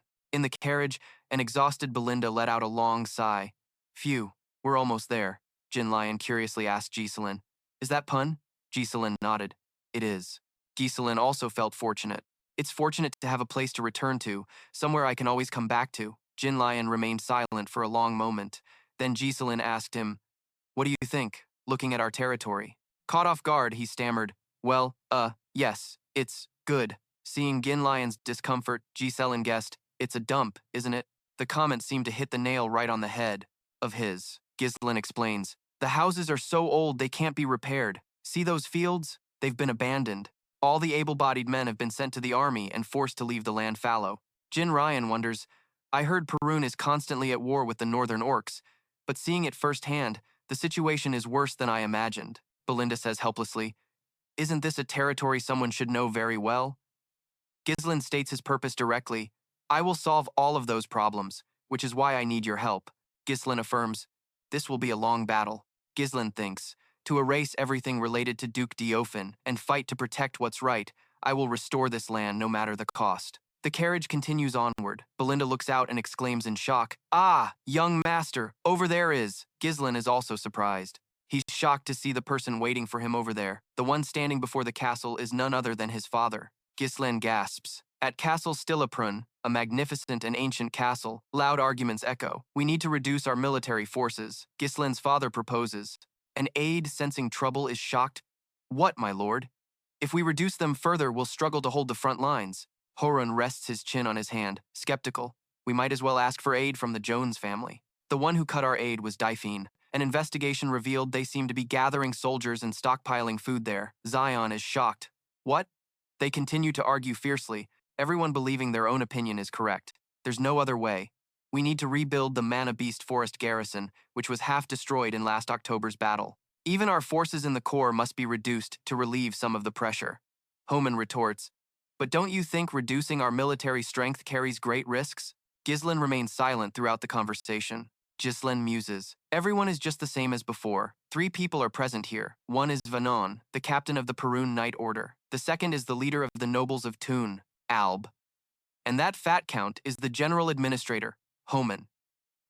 Ghislain recalls, how long has it been? For the Grand Duke of Perun, it has only been a few months, but for the mercenary king, it has been tens of years. Only now does Ghislain speak up. You've worked hard on this latest campaign. Hearing Ghislain's voice, his father, Walter, asks curiously, what is it? Ghislain reminisces. As a child, He really hated his father for being so rigid and strict. Only now does he understand his father's heart. He now realizes Ghislain understands the immense responsibility his father carries on his shoulders, the untold fatigue and exhaustion he must bear on those shoulders. With the responsibility of a lord, Walter asks his precious son, "I heard you left the city for about 1 week. Where did you go?" Quietly lifting his cup of hot tea to his lips, Ghislain answers honestly, "I just returned from the Delphine territory." As a father, Walter asks further, "You didn't cause any trouble again, did you?" Ghislain can only hold his forehead in exasperation, then sips his tea. "I didn't cause any trouble." The steward, holding a ledger, speaks up, "Your Grace, it's hard to believe, but I heard that you won a match against that Bernard fellow and earned a sum of money." Alb asks suspiciously, "You didn't go there to gamble, did you?" Hearing this, Ghislain retorts in his mind, "Gamble? If anything, I'd call it an investment." He still holds his teacup and replies, "No, I just had a brief matter to discuss with Amelia Jones." Homan also chimes in upon hearing this, "Your Grace, I have always reminded you that before you act, you must remember you are the heir of Perun." Ghislain waves his hand to reassure Homan, "I understand, don't worry." Homan gets angry hearing this, and curses internally, "This damn brat. My words are nothing but trash to him. How can I not worry?" Ghislain's father steps in. "Everyone, that's enough." He asks, "I hear that while I was away, you seem to have gotten into one thing or another." Ghislain sits silently without a word. His father continues, "I heard you personally dealt with and Philip, the ones who tried to betray us. Is that correct?" Ghislain recalls, "Ah, those guys." Zion also interjects, "There's no way he handled them himself. They must have fought amongst themselves. The Grand Duke merely finished them off, but the story got exaggerated. He doesn't believe Ghislain has such outstanding abilities." Ghislain thinks to himself, "Knight Commander Zion. Even if they were traitors, having knights under his command killed by me must not be a pleasant matter for him. Perhaps I should skillfully appease him a bit." With that thought, Ghislain replies, "Yes, that's more or less what happened." Zion is very pleased with the answer. "Humph, I knew it." Walter remains silent. After a moment he speaks, "Good job." This praise from his father makes Ghislain jump in surprise. He continues, "Regardless of the process, the important thing is that Elena is still alive, right?" Ghislain is silent. Hearing praise from his father for the first time, he ventures, "Father, may I ask you for a favor?" Walter agrees, "Speak." Homan immediately shuts him down. "Your Grace, if you're planning to request maintenance fees for this matter again, I'm telling you now, it's not possible." Zion chimes in, "Of course. The Grand Duke has done so many things. He threw a fit, used military provisions for gambling, and then, because he was in a bad mood, burned down the city gate. Even killed a war horse to roast and eat, and claimed that to forge a legendary sword, he melted down the knight's iron armor." Ghislain says, exasperated, "That's quite a list." Ghislain nonchalantly replied, "I wasn't asking for permission. It was just a courtesy. After all, this is something that must be done." Belinda awkwardly followed, "Ah, why are you so obsessed with it?"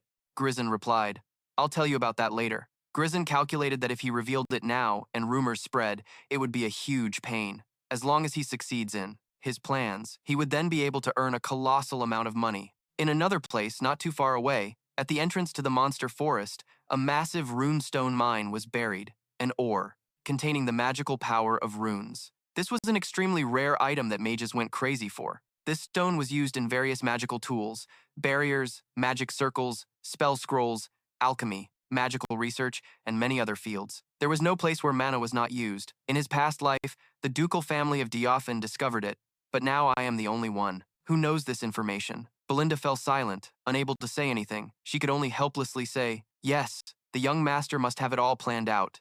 Jin Lion also agreed. "I will follow your orders." Ghislain praised. The two of them. "Good," he ordered. "Belinda, go to the merchant guild in the nearby territory and hire me a group of mercenaries, about 200 of them." Belinda exclaimed, "That's the money we risked our lives to earn. And you have no intention of saving any of it?" Jin Lion spoke up. "Are you sure about this, Grand Duke? Mercenaries are crude and undisciplined. If you gather that many, magical research, and many other fields. There was no place where mana was not used. In his past life, the ducal family of Delphine discovered it, but now I am the only one. And you have no intention of saving any of it?" Jin Lion spoke up. "Are you sure about this, Grand Duke? Mercenaries are crude and undisciplined. If you gather that many, magical research, and many other fields. There was no place where mana was not used. In his past life, the ducal family of Delphine discovered it, but now I am the only one." Began to set off. "Come on, let's go chain up those mad dogs." The Cerberus mercenaries, outside GMBA territory, were observing with binoculars when they saw people approaching. It was Ghislain and Ghislain, magical research, and many other fields. There was no place where mana was not used. In his past life, the ducal family of Delphine discovered it, but now I am the only one. Began to set off. Come on, let's go chain up those mad dogs. The Cerberus mercenaries, outside GMBA territory, were observing with binoculars when they saw people approaching. It was Ghislain and Ghislain. Who knows this information? Belinda fell silent, unable to say anything. She could only helplessly say, yes, the young master must have it all planned out. Ghislain also agreed. I will follow your orders. Ghislain praised. Play our cards right, we could catch some nice prey. A hand reached out, startling the Cerberus mercenaries. It turned out to be Ghislain. He grabbed them by the neck, lifting them up like a... The men mocked.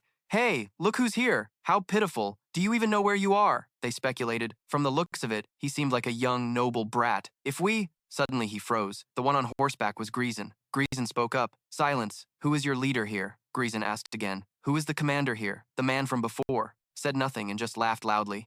He asked back. Looks like we've got a crazy noble here, huh? He swung his chain, preparing to fight. If you want to start something, you'd better be ready for the consequences. Right? With that, he threw the flail towards Ghislain. The flail got close to Ghislain, just a hair's breadth away. But suddenly, something stopped it, deflecting its path. It was none other than Ghislain who blocked it. All the Cerberus mercenaries were stunned by the sight before them. The attacker was dumbfounded. Could he really thrust a sword through the middle of the chain? The flail fell with a thud, to the ground, sinking into the soft earth. Just as Ghislain had predicted, he had seen this coming. As expected, they won't listen to reason. He ordered Ghislain, go ahead and have some fun, just don't kill them. Ghislain seemed to have an itch for a fight. He had been ready for a long time. Understood, he replied. Ghislain easily dodged the man's attack. He even managed to grab the chain himself. The man was furious, but could do nothing. So he cursed. Damn it. Ghislain used his strength to throw him into the air, wrapped one end of the flail around his neck, then pulled it tight, causing the other end to slam into the man's stomach, making him writhe in pain, endlessly. Even with their leader down, the lesser ones refused to submit, advancing aggressively. Bastard, you think we'll just stand here and take it because you're a noble? They launched their chains, but Ghislain knocked them away with his sword. He elbowed one man, and a whole group fell like dominoes. All of them were sent flying far away. Ghislain's gaze was ice cold, piercing through the Cerberus mercenaries. The men were terrified, avoiding that horrifying gaze. Ghislain dismounted his horse, showing his dissatisfaction. This is taking too long. How long are you going to make me wait? He ordered. These grunts. Get them out of the way and call your leader out here. The leader stepped out, his voice weary. I was having a nice nap and got disturbed. The troops suddenly stood at attention, forming two straight lines. He introduced himself. I am Sao, commander of the Cerberus mercenaries. He questioned. What business do you have with me? Ghislain replied very calmly. What other reason would someone have for seeking out a mercenary group? I'm here to make a request, of course. Hearing this, he was displeased. A request? What kind of person makes a request by beating my men into this state? He sneered. Just because you're a noble, should know better. Ghislain replied naturally. Just consider this my way of greeting you. I believe the best way is to make you submit. Cao was surprised to hear that. He looks like a high-ranking noble, but even a noble can't act so recklessly like this. He stepped forward. Don't even think about getting out of here alive. Here. And Ghislain spoke first, the monster forest. Cao was surprised, so Ghislain repeated, I want to hire you to conquer the monster forest. The Cerberus mercenaries stirred, noisily. The monster forest? The one crawling with monsters? They asked doubtfully. You don't mean the one bordering the Yrun family's territory, do you? Cao was also extremely surprised by the request. He exclaimed with amusement, Who in the world are you to mess with that dangerous forest? Ghislain calmly replied, I am Ghislain Pergium, the Duke of the Pun territory. The Cerberus mercenaries were very surprised, and Cao was no exception. They spoke up to stop him. Hey, young fella, don't be so reckless. That monster forest is no joke. Anyone who goes in there will lose their life. Cao also warned him, Kid, you seem to be just a pampered young master who knows nothing about the world. He then decided unilaterally, That's enough. No need to say anything more. He gestured towards the door, showing him out. This negotiation is over. Ghislain remained seated in silence. Cao asked curiously, Scared already? Ghislain looked up and asked back, I heard that your mercenary group was skilled. Was that just an exaggeration? Cao slammed his feet onto the table, and with his hands in his pockets, he said, Don't get cocky, kid. As you said, we are a mercenary group. We simply don't take jobs if the price isn't right. That's all. Ghislain provoked. The weak always make excuses. Hearing the taunt, Cao's lips tightened. Cao leaned back and said, "You just ruined my mood. I was going to have some fun with you, but now you're pulling this amateurish taunt. A little brat like you, who doesn't even know how the world works, isn't even worth me getting my hands dirty." He feigned mercy. "I'll let you go. Just pay for the damages and get out of my sight." Ghislain closed his eyes and refuted, "That's not who you are." Ghislain challenged again. "Cao, commander of the Cerberus Mercenaries, I challenge you to a duel for the acknowledgement of Morianer." Everyone was startled, both on the Cerberus side and Jin Ryan's side. Cao asked, "We simply don't take jobs if the price isn't right, that's all." Ghislain provoked, "The weak always make excuses." Hearing the taunt, Cao's lips tightened. Cao leaned back and said, "The two participants will fight with daggers, without using any mana, while one of their hands is bound together. Leaving the small circle drawn for the match is also considered a loss. It's a brutal battle for survival within a limited space with restricted movement. There have even been cases where both the winner and the loser died. The loser must accept defeat and absolutely obey the winner's orders, meaning the loser becomes the winner's dog." For the winner, Ghislain finished explaining and asked curiously, "So, Cao, what do you say?" Jin Ryan was astonished. A high-ranking duke resorting to the dirty rules of mercenaries? In the mercenary world, refusing a challenge is the same as admitting defeat, so he had no way of refusing this proposal. Cao smirked and then burst into laughter, saying, "Brothers, it seems our esteemed noble wants to be acknowledged in the mercenary style. In that case, we should be happy to oblige, shouldn't we?" The two men quickly stepped forward for the duel, their hands bound tightly together inside the small circle. The Cerberus mercenaries roared, "That arrogant noble is about to learn his lesson. Commander, kill him!" Jin Ryan said nothing, merely observing in silence. Before the duel began, Cao said, "Looks like you've got some hidden tricks up your sleeve and think you can face me without fear, but it's too late to back out now." He pulled Ghislain close and whispered in his ear, "I've fought in a match like this 5 times and have never been defeated." After speaking, he let go. Ghislain then pulled Cao toward him and said softly, "5 times."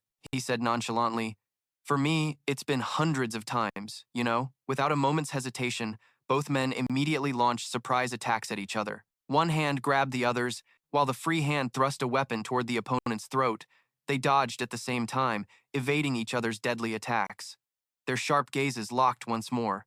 Ghislain, Perun, and Cao continuously swung their daggers at each other. They closed in and broke apart, one attacking and the other defending, locked in a stalemate. Cao dodged a dagger, grabbed Ghislain's arm, and yanked him forward. He twisted Ghislain's arm behind his back, but Ghislain was not to be outdone, swinging his own dagger back towards Cao's flank. Cao thrust his dagger at him while twisting away to dodge the incoming blade. The two separated again, preparing for their next move. Cao lifted his leg, preparing to launch a kick at Ghislain, but Ghislain had already noticed. As soon as the kick came flying, Ghislain instantly retreated backward. He successfully dodged that dangerous kick, but it made him fall to the ground. Cao sneered, "Oh, pretty resilient, aren't you? You said you've done this 100 times when most people only do it once in their lives?" He grew angry, swinging his dagger rapidly. "If you're going to bluff, at least make it sound plausible." Ghislain immediately dodged the attack. Cao's men, who were standing around the two fighters in a circle, shouted continuously, "Look at that noble. The captain's got him on the ropes now. Finish him off. That's the price he pays for daring to insult us." Hearing that, Gil Ryan immediately shot a sharp glare at them, making them shrink back in fear. He silently observed and assessed the fight between the other two. This was a disadvantageous battle. The fighting ring was so small it was hard for even one person to lie down, and just standing face to face meant they were already about to step out of the circle. Under the rule of using only pure physical strength, with no magic, plus the clear difference in physique, and with their hands tied restricting movement, the Duke could only reluctantly dodge or block. The two continued to trade blows, and the old man continued his assessment. With his larger build, the leader could easily control and manipulate the situation. Gil Ryan watched with intense focus. If the Duke fell into a dangerous situation, his hand was already gripping the sharp weapon on his back. Just then, Cao grabbed Ghislain's arm, preparing to throw him over his shoulder. However, Ghislain used the momentum to vault up, dodging Cao's horizontal slash. He landed lightly behind him, but it seemed his arm was starting to throb with pain, and Ghislain touched the spot on his arm where he had just blocked the blow. "That hurts." It was true. Without mana for protection, even blocking his thrusts meant the shock would just keep accumulating. Seeing this, Cao laughed with amusement.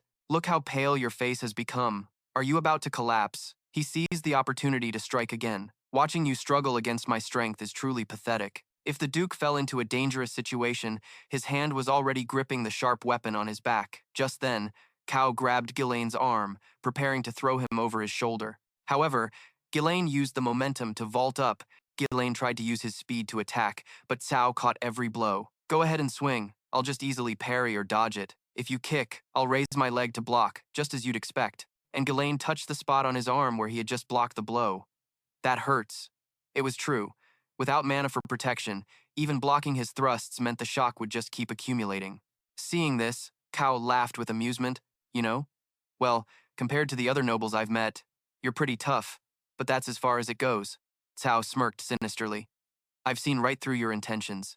Right? Ghislain hated this feeling of being seen through. Your expression gives it all away, so struggle some more. Cao flashed a wide grin at his opponent's pain. His eyes were filled with malice.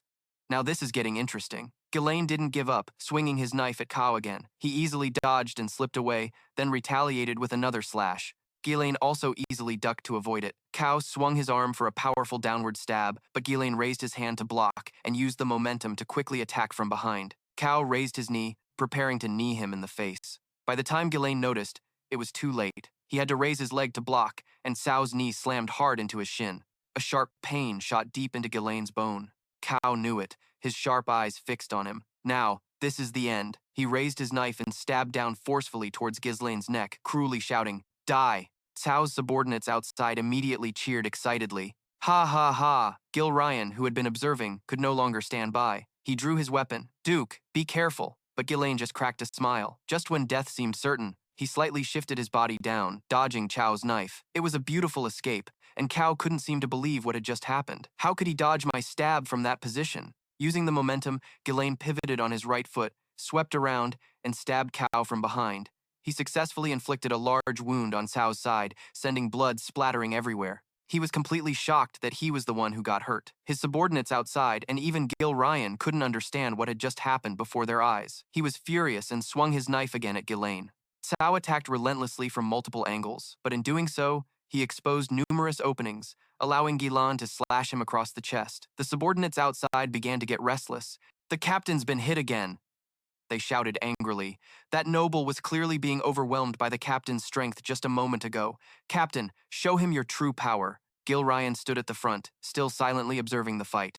Cao swung his knife, and Ghislain ducked to dodge it. He then countered with his shoulder. He successfully struck Cao in the face. Then he raised his knife, his eyes sharp, but instead of stabbing, he unleashed a barrage of punches to Cao's face and chest. Ghislain then performed a quick twirl of his knife's hilt. He stabbed it straight into Cao's arm, the one tied to his, making him cry out in pain. Overwhelmed by the agony, Cao charged at him like a madman, screaming, "You bastard!" His face was contorted, having lost all his composure. "You were struggling to block my strength before, so what trick are you trying to pull now?" Ghislain just gave him a sharp glare in return. Outside the ring, Ghislain finally understood everything. So that's it. The movements replayed in his mind in slow motion. Exerting his strength so fiercely had caused the leader's muscles to tense up, making his body less flexible. By trying to overwhelm and seize the initiative with brute force, he had ultimately sacrificed necessary flexibility. The Duke didn't confront his opponent's powerful momentum head-on, but instead chose to relax and skillfully turn the flow of the fight to his advantage for himself.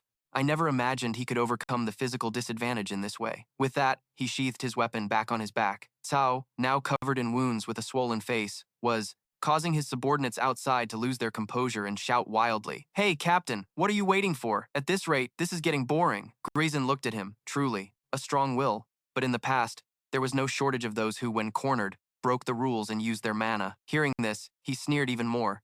"You talk as if you've really experienced it 100 times. Before that, Captain, you only got where you are thanks to Mori's recognition. If you dare break the rules, there'll be no place for you here anymore." He glanced down. Truly impressive. Cao shot back. "I admit, in a direct confrontation, I'm at a slight disadvantage." But then he roared, a strained smile on his face. "The conditions for victory aren't just one." Cao spun around and used all his strength to throw Ghislain, catching him slightly off guard. Another rule in the recognition of Mori Diner was this: if you step outside the ring, even a single step, you are considered defeated. He threw Ghislain into the air, his face twisting as he watched him. He thought, no matter how skilled you are, once I've thrown you, like this, you'll have to land outside the ring sooner or later. Watching him fly, a triumphant smile spread across his swollen face. Victory is mine.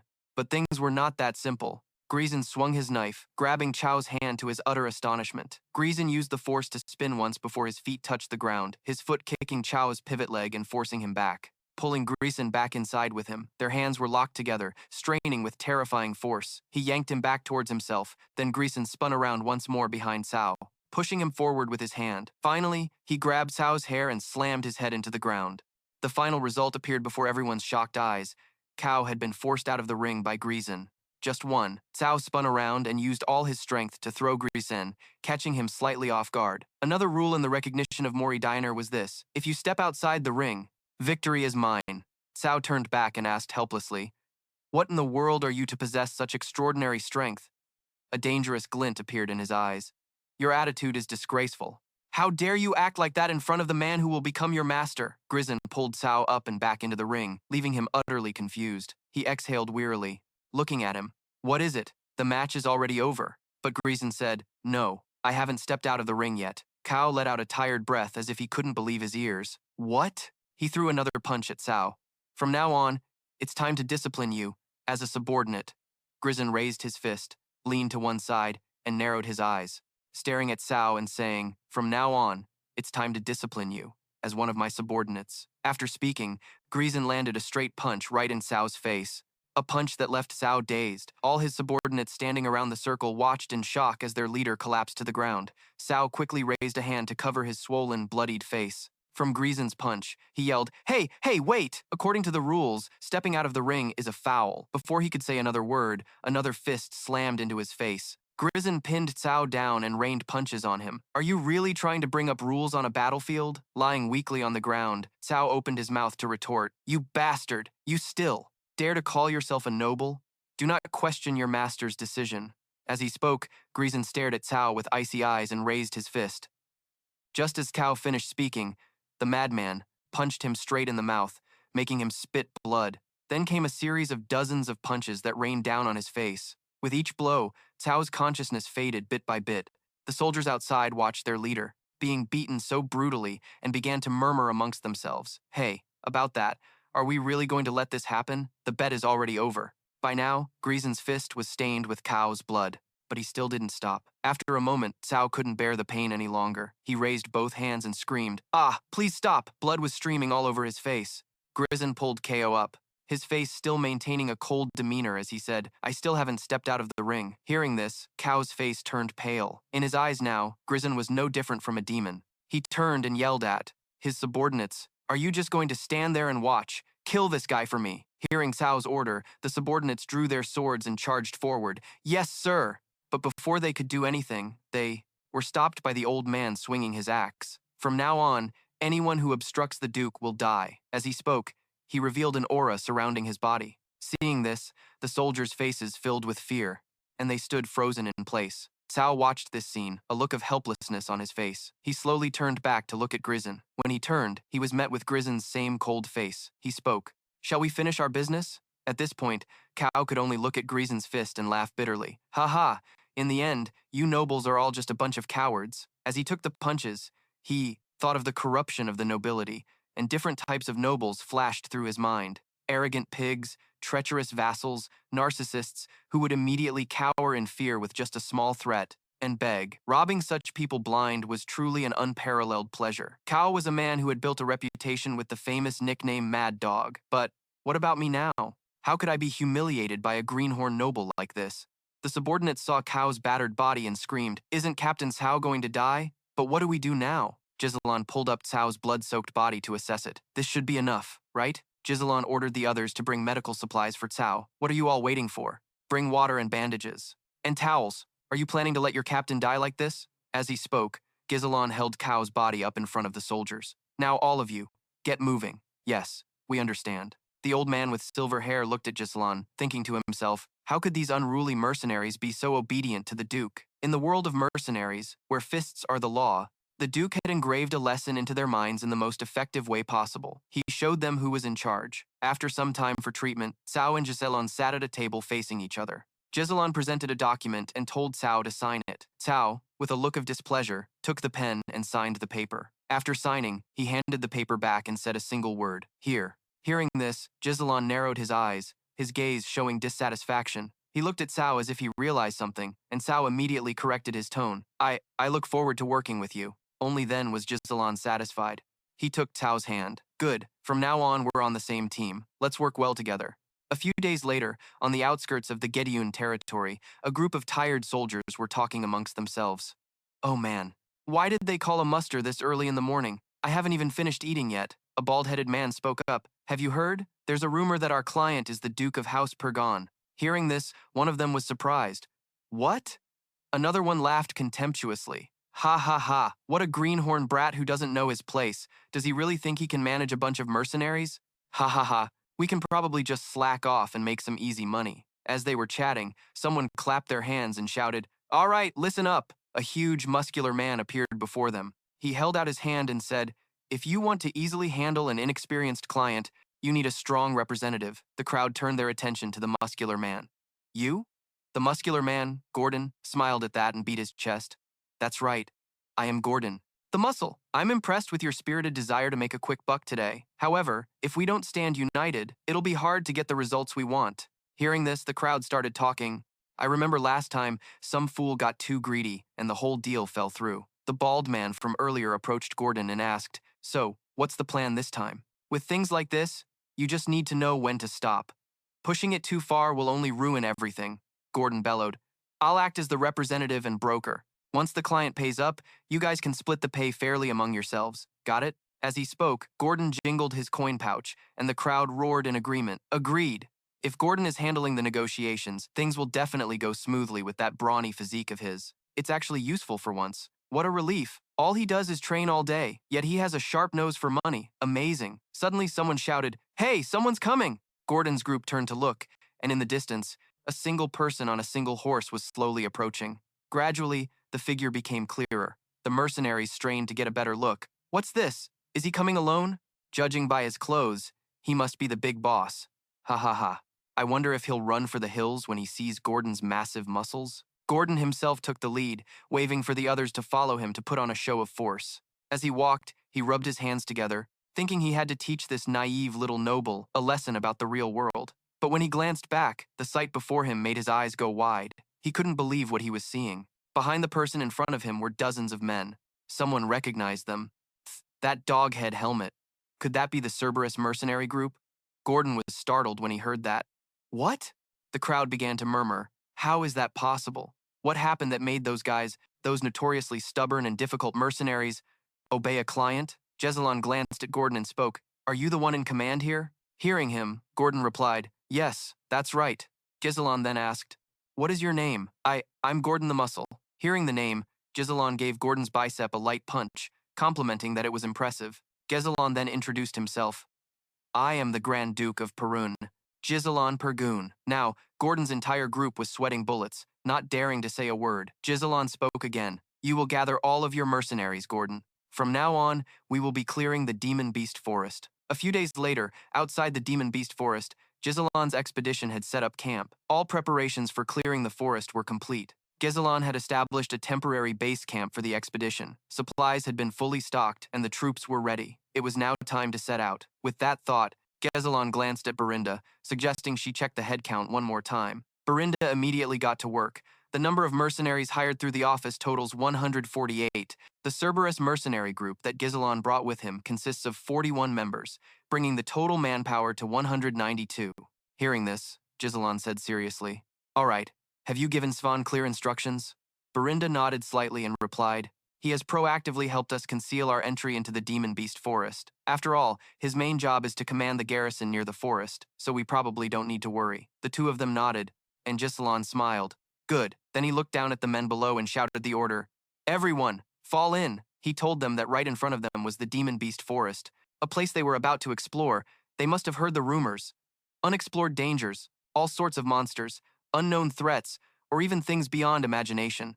Despite facing those dangers, he declared they must explore this place at all costs. Hearing his words, the mercenaries below, who had never heard of this, turned as pale as a sheet. They began whispering amongst themselves.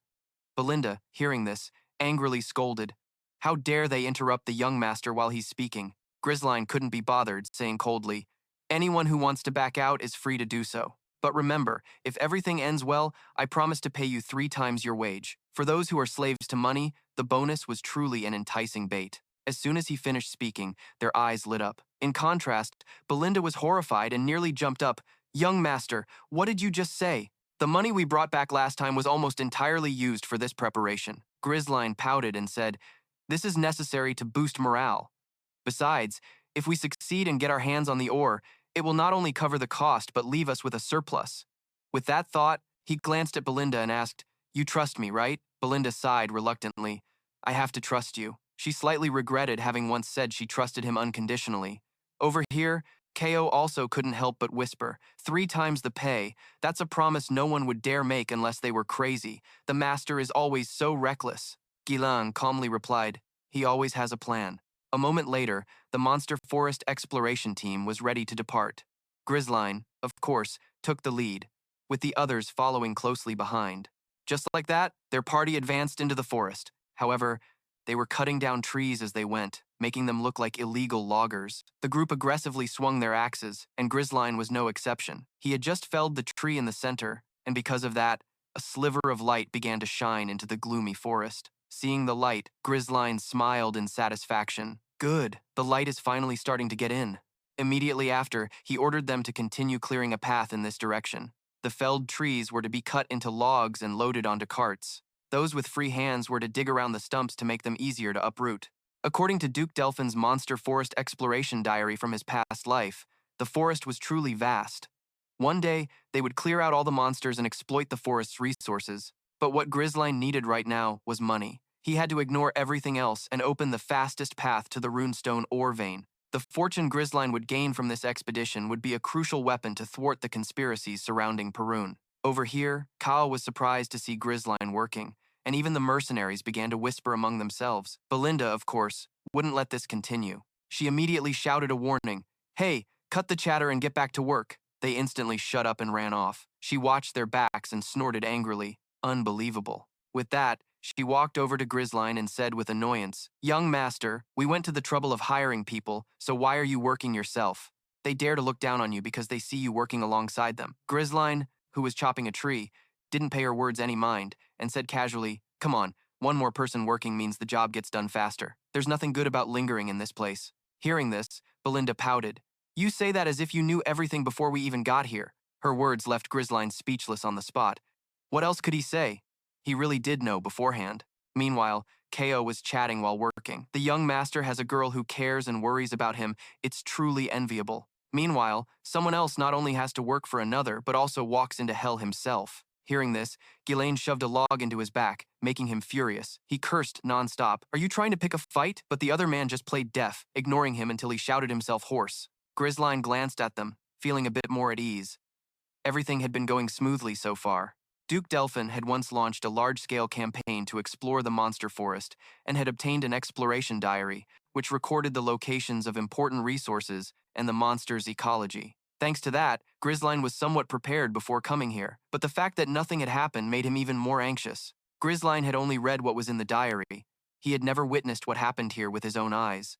Therefore, he couldn't help but remind them, none of you are to let your guard down for a second, as they were heading deeper into the forest. Despite this, they continued to chop down trees to clear a path. By now, it was getting dark, and they had traveled a long way, but they still hadn't encountered a single monster. While they were talking, one guy came over to collect on a bet. However, Gordon seemed to have noticed something. His face turning pale as a sheet, he cried out in panic, "Hey, you guys?" The others immediately turned their heads to look at him. Gordon said with a tremble, "We clearly cut down quite a few trees on our way here, right?" The confused men nodded. "Yeah, that's right." Gordon hesitated for a long moment before glancing at them and speaking up. "But why can't we see any path?" His words made the others realize he had a point. Just then, Ghislain suddenly shouted, "Everyone, on your guard!" Following his shout, the 3 key members blocked his front, and the Cerberus mercenaries also took a battle stance, leaving only the amateurs on the outside confused about what was happening. While they were bewildered, Ghislain spoke up with a warning. "Gordon, stay perfectly still, or you'll die." He ordered him to slowly walk this way, one step at a time. Although a bit confused, Gordon still nodded and accepted the order. "Yes, I understand." But as soon as he turned around, The wooden beam on his shoulder smashed right into the ancient tree in front of him. Not only that, but he also fell flat on his face. Seeing this, the faces of the people behind them immediately grew serious. Someone couldn't help but curse in anger. That idiot. At the same time, Gordon was just as terrified, because the large tree in front of him suddenly started to move. In the blink of an eye, the giant trunk had formed a huge mouth, filled with horrifying, jagged teeth. Seeing it, the group immediately turned and fled. Everyone's expression was grim. They had good reason to be afraid. That treant monster had appeared out of nowhere, with vines tens of meters long. They wrapped around them, hoisted them into the air, and then tossed them into its mouth. After catching its prey, it would close its mouth, as if to give itself time to chew up the victims it had just caught. At that moment, Gordon was also caught, but thanks to his brute strength, he clung to a nearby tree. He cried out for help. "Save me." The nearby mercenaries rushed over and tried to chop the monster's vine with an axe. But no matter how hard they chopped, it wouldn't break, to the point that the mercenary's axe began to chip, making him exclaim in shock, "How can this vine be so tough?" Gordon was equally panicked. "It won't break? Does that mean I'm going to get eaten? This is the worst luck." Just as he thought that, the vine began to pull him again towards the monster's mouth. At that moment, a figure suddenly charged forward. It was Ghislain. He rushed in with his sword and, in a single slash, severed the vine binding Gordon. He had saved the man, but he didn't stop there. He channeled mana into his sword and, without hesitation, stabbed it into the eye on the monster's trunk. Bright red slime began to pour out like rain, a disgusting sight. Seeing this, the mercenaries on the sidelines cheered. "The boss cut it! The weakness of those treants is their eyes!" While they were still dazed, Ghislain, having just landed the blow, landed on the ground and let out a breath. He then turned back to the group and shouted a warning. "Snap out of it. If you spread out, you'll become easy targets. To avoid being caught by the treants, everyone raise your shields and get into formation. Until I give the next order, focus on defense." At Ghislain's command, the mercenaries quickly formed up, using their shields to block the vines that were lashing out. After giving the orders, Ghislain ran to find Cao. "Where are the oil lamps?" Cao pointed to the cart beside him and replied, "They're all here." Ghislain quickly commanded, "Good, light them all up and throw them. Let's burn them down." Hearing this, Cao exclaimed in surprise, "So this is why you brought us here, isn't it?" Just then, Gu shouted, "They're looking this way?" Ghislain quickly ordered, "Now, burn them." At his command, Cao led everyone in, throwing the oil lamps at the monsters. In an instant, a barrage of oil lamps flew through the air. The moment they hit the monsters, they exploded, and flames erupted into the air. Seeing this, Cao muttered worriedly, "Will they really burn to a crisp?" Gu nodded slightly. "At this rate, it's possible." However, while their guard was down, a monster's vine shot towards them. Fortunately, an axe suddenly appeared. Without any hesitation, Jin Lion sliced through all the vines. Even Belinda on the side took action. She threw 3 daggers at the monster's eye. Ghislain glanced at the two and gave an order. "You two, cover the mercenary squad and prepare to throw more oil lamps." The two of them quickly followed his orders. As for Ghislain, after giving the command, he charged forward with his sword. His goal was to draw the monster's attention. Hearing this, Belinda cried out in alarm, "Sir, be careful!" Ghislain paid her no mind. He rushed in front of the monster with his sword, channeled mana into his blade, and then began slashing wildly. The monster, enraged by Ghislain, started shooting vines at him. As if he were a reincarnated snake, Ghislain weaved and dodged. With incredible skill, successfully evading them, he managed to get right in front of it. On the other side, the mercenaries defending behind their shields couldn't help but panic when they saw this. Those treants, they have legs too? The boss is going to be crushed. But contrary to their thoughts, Ghislain was completely fine. His technique was superb. Every swing of his sword severed a vine. Seizing the opening, Ghislain plunged his sword straight into the eye on its trunk. The fact that he alone could skillfully handle those monsters left the mercenaries watching from the outside completely astonished. "They're all focused on the boss." At that moment, Belinda shouted another reminder. "Throw all the oil lamps at them now. This time, it'll definitely work." Following her shout, another wave of oil lamps flew towards them. Flames instantly erupted, engulfing the monsters in a sea of fire. Seeing this, Cao immediately cheered. It worked, but Ghislain reminded them, "Don't stop. Keep throwing until they're all burned to ashes." At his words, the mercenaries continued to throw the oil lamps. A section of the forest was enveloped by the blazing red flames, the heat growing more intense by the second. In a flash, all the monsters were incinerated. The mercenaries on the sidelines couldn't help but exclaim in awe, "Amazing!" So this is how you deal with monsters like this. They also realized that, at this rate, the fire would spread, but that was even better, as the monsters would be wiped out faster. Even Gordon cheered happily. Up, that's not so tough after all. Against fire, these tree monsters are nothing. While they were celebrating, Ghislain spoke up with a warning. Don't let your guard down. It's not over yet. Now is when they reveal their true forms. The moment he finished speaking, their vision was engulfed in a sea of white. The mercenaries became even more bewildered, having no idea what was going on. Both Ghislain and Belinda frantically ran toward him. Belinda cried out in fear. What's happening over there? Ghislain calmly explained. The fire weakens them, but it doesn't completely destroy them. The fire hitting the moisture inside their bark is creating steam. Before long, the steam began to clear, revealing a colossal monster with a form even more terrifying than before. The massive maw was still there, but now it had sprouted 4 large petals. Seeing it, the crowd immediately recoiled in fear, shouting in panic, "What is that? I thought it was dead!" Just then, a sword pointed straight to the sky amidst the crowd's confusion. Ghislain bellowed, "All troops, attention, raise your weapons. It's time to engage in close quarters combat."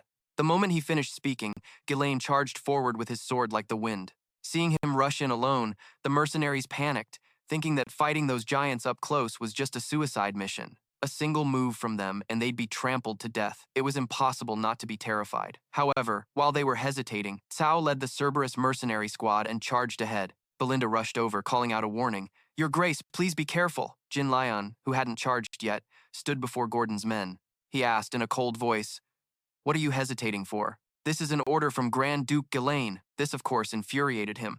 While his master was desperately fighting the monsters, they were just standing there like statues. Ghislain commanded in frustration, "Just trust him and follow his lead." Hearing this, Gordon's men were startled, but they quickly gripped their weapons and charged forward. Screw it, they thought. The client will handle the fallout. Let's just do as we're told. In an instant, the mercenaries' morale soared, and Ghislain shouted along with them, "Their bark is burnt to a crisp. You can cut them even without mana. Don't be afraid. Shatter them with a single strike." Hearing this, Cao charged forward ferociously. Even Ghislain and Belinda joined the fray.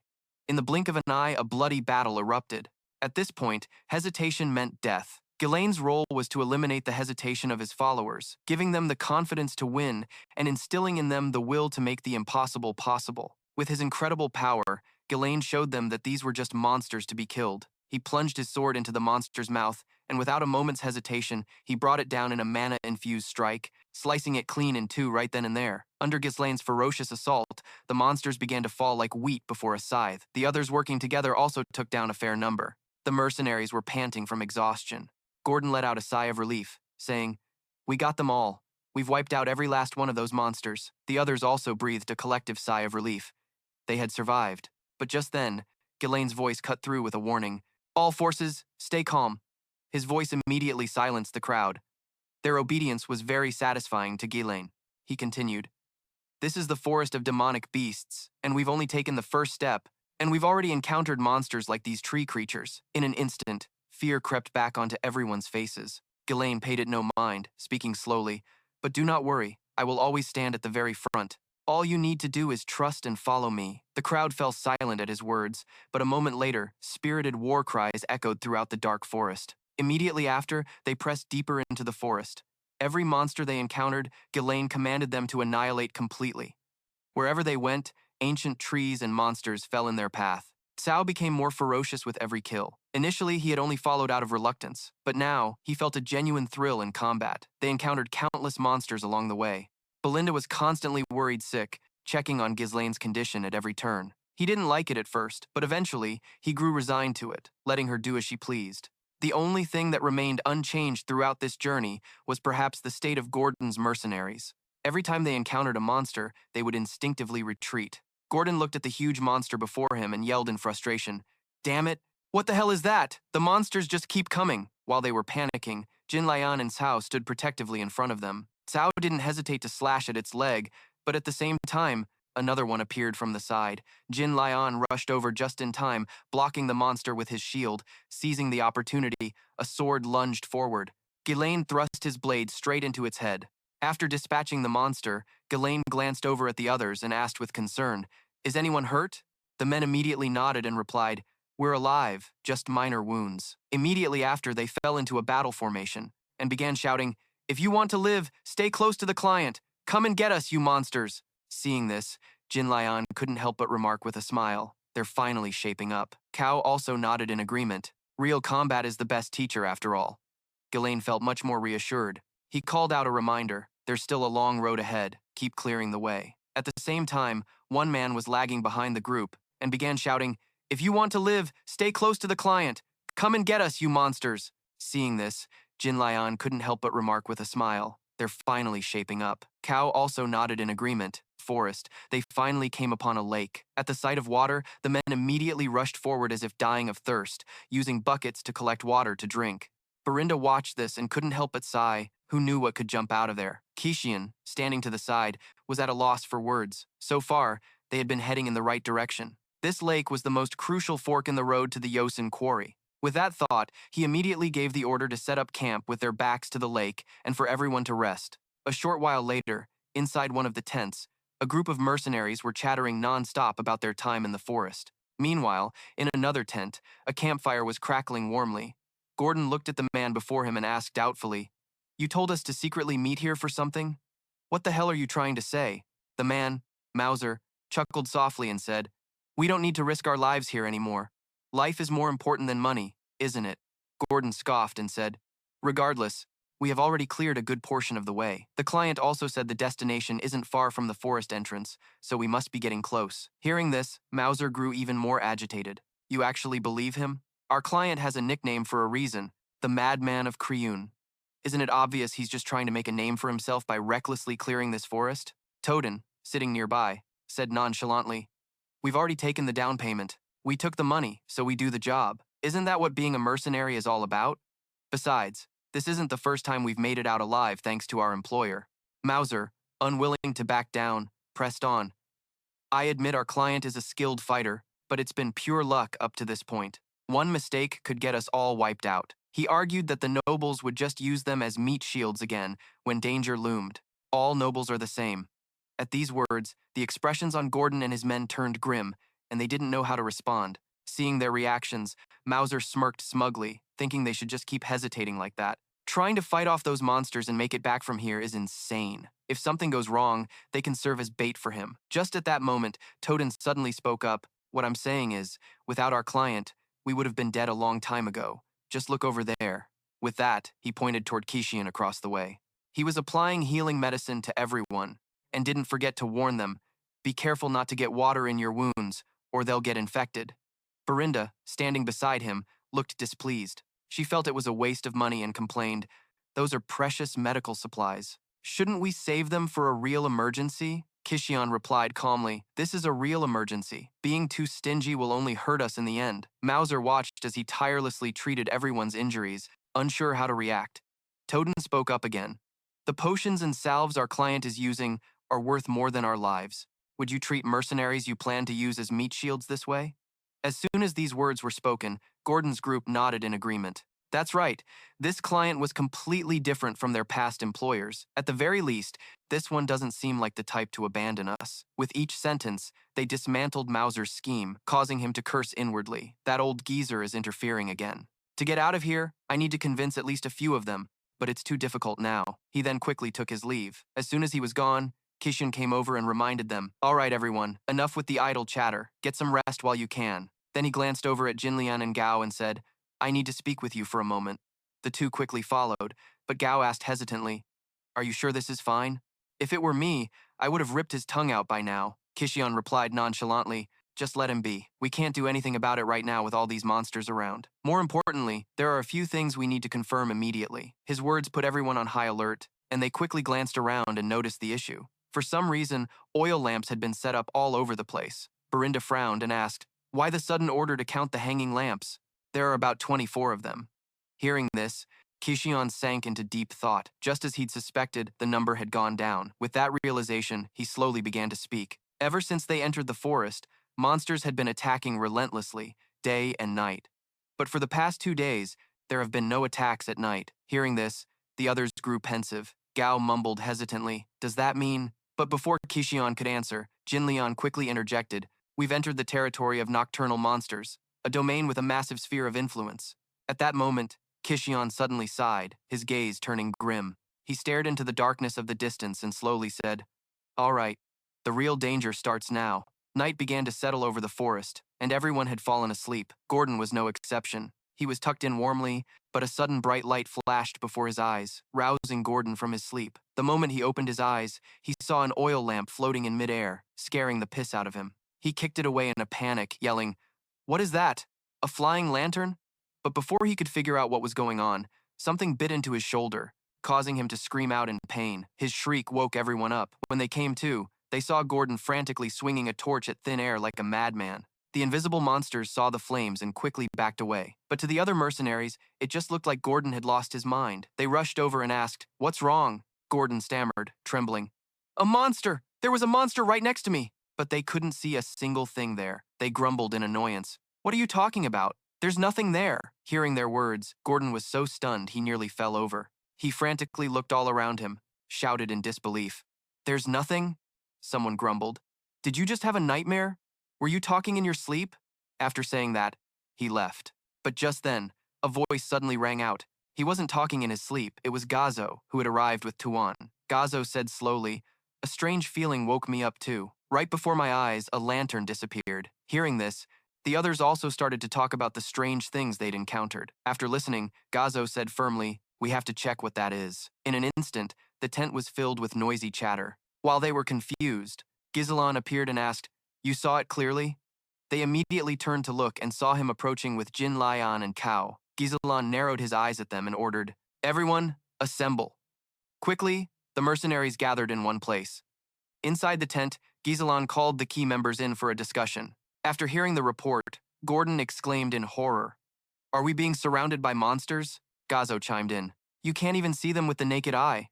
Ghislain nodded slightly. "That's to be expected. It's their ability." He was certain they were near the lake, one of the most powerful monsters that rule the night in this forest. Hunters, they have the ability to merge with the darkness. Humans can't see them, and physical attacks have no effect. They stalk hundreds of prey, and their hunting method is to drag their victims into the darkness. Hearing this, Gazo and Gordon immediately cried out, "Hundreds of them?"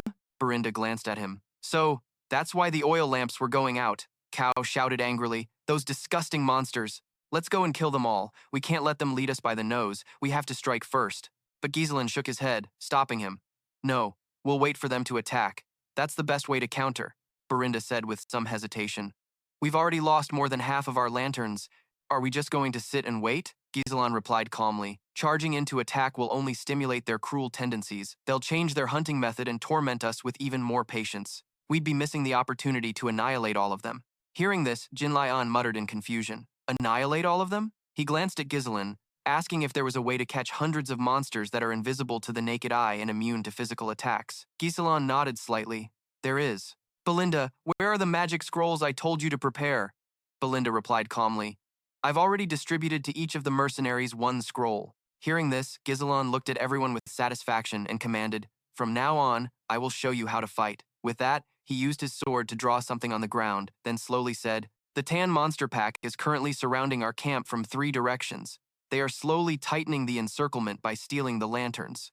With our small numbers, we can't possibly cover this entire area, especially when the enemy isn't human. If we face them head-on, we'll definitely be crushed from both sides." Hearing this, Tuan frowned and muttered, "It's a good thing we set up camp by the lake. We've avoided being surrounded from all 4 sides." Ghislain nodded slightly and replied calmly, "You could call it luck. Although the situation isn't favorable, it's not entirely hopeless either, because we hold the initiative in this battle." Everyone looked at him, stunned, not understanding what he was saying. Ghislain slowly explained, "First, we divide our forces into 3 teams, a shield team to absorb attacks, a crossbow team to suppress them, and an elite strike team that includes me. The shield and crossbow teams will form a tight formation in the center to block the enemy's assault. Meanwhile, the strike team will focus all its firepower to quickly cut down the enemy forces from the left flank." Ghislain finally finished explaining his plan. After listening, Ghislain asked hesitantly, "Is this really feasible?" Cao stared at the diagram on the ground for a long time before speaking. "If the central team can hold out, it's definitely possible." At that moment, Belinda suddenly raised her hand to interrupt. She said seriously, "These tan things can merge with the darkness, so attacks are useless, right? How are we supposed to deal with them?" Her words left the group bewildered. Cao glanced at Ghislain, then turned to Belinda and asked naively, "Can't we just use mana?" But Ghislain just smiled and said, "Don't worry, Belinda." A short while later, night had completely fallen. perfect for a monster hunt. Ghislain assembled the mercenaries as planned to fight against the horde. After listening, Ghislain asked hesitantly, "Is this really feasible?" Cao stared at the diagram on the ground for a long time before speaking. "If the central team can hold out, it's definitely possible." A fact that was discovered much later. When a strong light shines on them, they reveal their true form. That's why Ghislain ordered everyone to tear their magic scrolls. Immediately, everyone obeyed, ripping the items in their hands. Her words left the group bewildered. Cao glanced at Ghislain, then turned to Belinda and asked naively, "Can't we just use mana?" Their forms began to materialize before everyone's eyes. Seeing this, Gordon shouted, "The darkness is gone. Their true forms are revealed." They had lost their last lantern. A single mistake would mean the entire force would be wiped out. In the exploration journal of the ducal house Delphine, it was written, "The Tan are terrified of light, but the number of them was too great, and the crossbow team was struggling to hold on." At that moment in the center, everyone was ready. Ghislain immediately raised his sword high and roared, "Their true forms are exposed. Those monsters that look like eels are surrounding us." Sure enough, it wasn't long before they charged towards them. The crossbow team didn't hesitate, immediately raising their weapons to attack the monsters. Appeared. The vanguard charged, and right after, he led Ghislain's group rushing forward. With ferocious momentum, the vanguard relentlessly slaughtered the monsters, but Ghislain was even more savage. "Is very weak. With this formation, they could surely break through them in an instant." Thinking this, Ghislain looked at his team and ordered them to thin the herd as much as possible. The three of them, Ghislain. With every swing of his sword, monster corpses piled up everywhere. He narrowed his eyes at the monsters, calculating inwardly. The pan monsters can blend into the shadows, but their durability, his attack speed was incredibly fast. Every move was a lethal strike, but their sheer numbers meant openings would inevitably appear.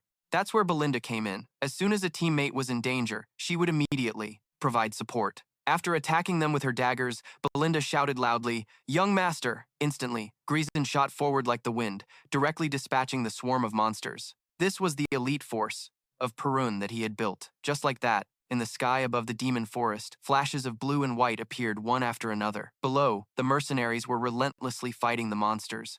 Under the fierce, quickly took their orders and split off in three directions. Ghislain would tank the hits and draw their attention. Meanwhile, Ko would sow chaos in the monster ranks. With his practical combat skills, assault, a significant number of monsters had been killed, but there were just too many. The mercenaries were sweating buckets, crying out in panic, "How are there so many? When will the strike team?" They had finished on their end and rushed over to provide support. After annihilating the attacking monsters, Ghislain glanced at everyone and said, "Thanks for holding the line." Seeing him, God and his men were instantly overjoyed. "The boss is here!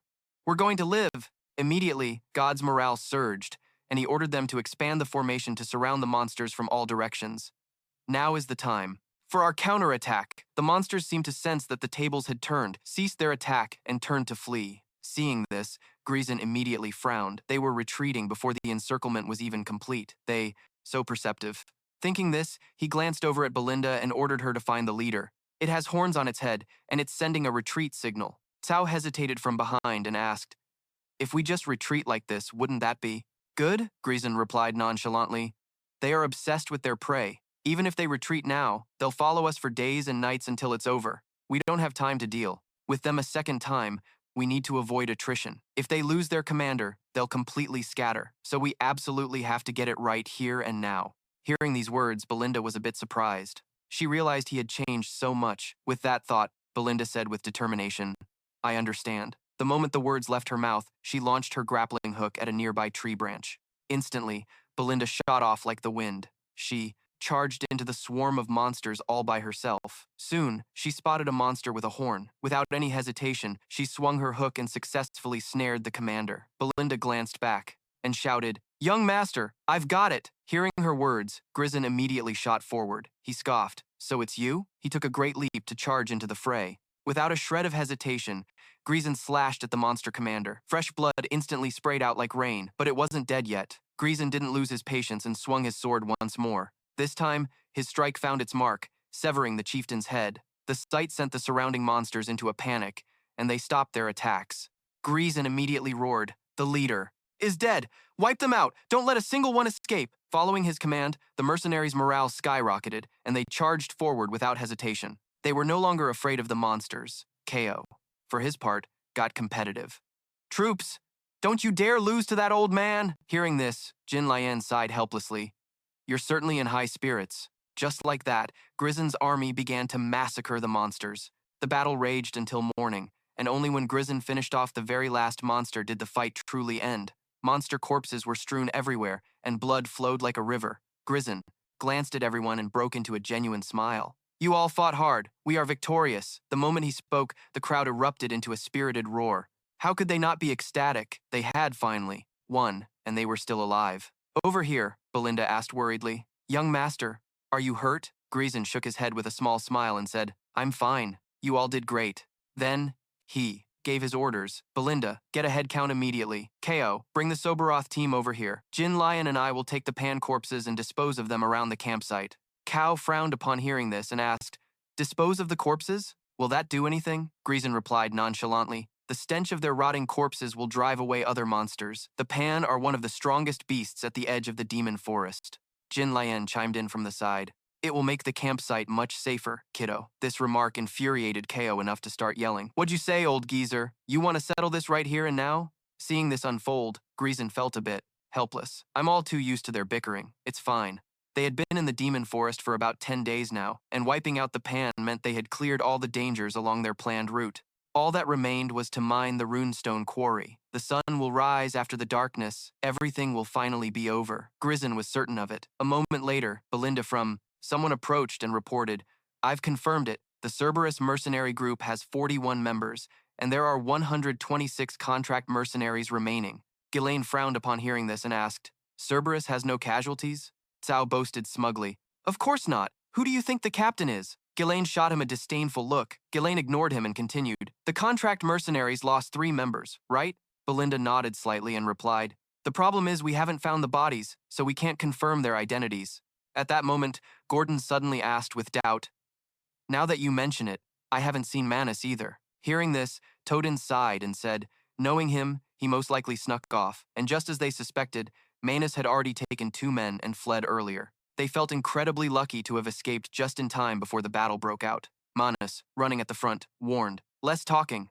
While the monsters are distracted over there, we have to get out of here fast. But at that moment, the 2 men behind him suddenly stopped running, causing Manus to yell in annoyance. Didn't you hear me? Let's go, run! One of them tremblingly pointed behind him, his face consumed by terror. Manus turned around as well, only to see a pair of blood-red eyes heading their way. What the hell is that? Manus mumbled in fear. Before them now was a giant serpent. In the blink of an eye, it killed all 3 of them. Its bloodshot eyes were absolutely terrifying. Elsewhere, Ghislain's group, oblivious to this, continued to chop down trees to clear a path. They worked with great effort, cutting trees and loading them onto wagons, looking like they were about to clear the whole forest. Cao watched them as he worked and couldn't help but marvel. Now they work on their own without needing to be told a thing. I've never seen that lazy bunch of mercenaries work so neatly before. And just as he said, it wasn't only the Cerberus mercenaries who were putting in the effort. Even the contract mercenaries were very self-motivated. Ghislain glanced at Cao and snorted, unlike a certain someone. Cao flinched, realizing the man had a point, and didn't argue back like he normally would. Changing the subject, he said, Are all those guys going to disband after this expedition ends? It feels like a waste to use them only once. Ghislain, having heard him, chimed in, Don't worry, I intend to hire all of them as my private troops. They say mercenaries are too disorganized to defeat a regular army in a large-scale battle, but the experience they've gained here has allowed them to overcome the typical limitations of mercenaries. They'll be a solid foundation for expanding my power. At that moment, Gazago approached from afar and reported, Captain, I've scattered the carcasses around the excavation area as ordered. Cao nodded slightly. Good work. Then he glanced at Ghislain and said with a grin, Just like you said, the effect is amazing. We didn't see a single monster on the way from the camp. Normally, there'd be at least one stray. Spoke too soon. Unbeknownst to them, there was indeed a monster deep in the forest. Ghislain felt an ominous premonition, hoping he was just being paranoid. At that moment, Belinda returned. Ghislain glanced at her and asked, What's the situation? Is there anything ahead? She nodded slightly, her expression complicated. Seeing her reaction, Ghislain immediately grew alarmed. He turned to the men behind him and shouted, From now on, clear the path with everything you've got. The destination is right in front of us. Right after that, they ventured deep into the forest, stopping only when they saw a light. As the sight before them was revealed, everyone's expression turned to shock. Only Ghislain broke into a satisfied smile. The men exclaimed in disbelief. It can't be. Is this a highest grade runestone deposit? At this point, Ghislain raised an eyebrow and said with a smirk, "This is the very reason we began this expedition." Cao, still stunned, mumbled in a trembling voice, "Was there really something this valuable in the forest?" Ghislain casually commented from the side, "I told you so. The young master has amazing foresight." Belinda was overjoyed for her family's finances. She hugged Ghislain tightly, saying gleefully, "Young master, how in the world did you know about this?" They drew closer to the runestone mine, a treasure they might never have laid hands on in their lifetimes. But now, it was all laid out right here. If they mined it all and took it back, they'd all be rich beyond their wildest dreams. Just then, however, a voice suddenly echoed, "No, none of you are going anywhere."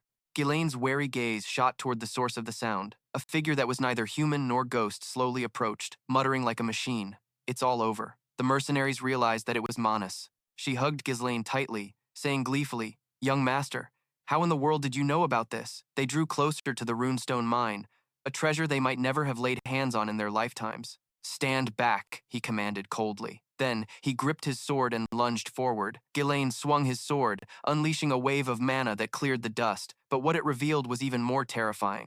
But as soon as he spoke, he collapsed to the ground, kicking up a cloud of dust. Seeing this, Gordon and Tadan rushed forward, only to be blocked by Ghislain's sword. Piled up there were white skeletons stained with fresh blood. Seeing this, the mercenaries instantly panicked. "What is this pile of bodies? What on earth happened here? We can't just peacefully mine the runestones anymore. This is very likely the nest of a high-level monster. Moreover, many of the bodies are not badly decomposed, meaning they weren't left here long ago." It wasn't just monster carcasses, there seemed to be human corpses mixed in too. The three following Ghislain were slightly calmer, having already drawn their weapons. Ghislain slowly explained, "The toxic gas from the corpses mixed with the fog, so they didn't realize it at first. The records never mentioned any particular dangers in the area with the vein." Sure enough, just as he finished speaking, a giant serpent appeared. It opened its massive, slimy maw and attacked them. Ghislain charged forward with his sword without a moment's hesitation, and everyone else scattered. Everyone quickly followed his command, splitting off in 3 directions. As for Ghislain, he engaged the monster in close quarters combat alone. He channeled mana into his sword and brought it down in a massive strike, but it didn't sustain any major wounds.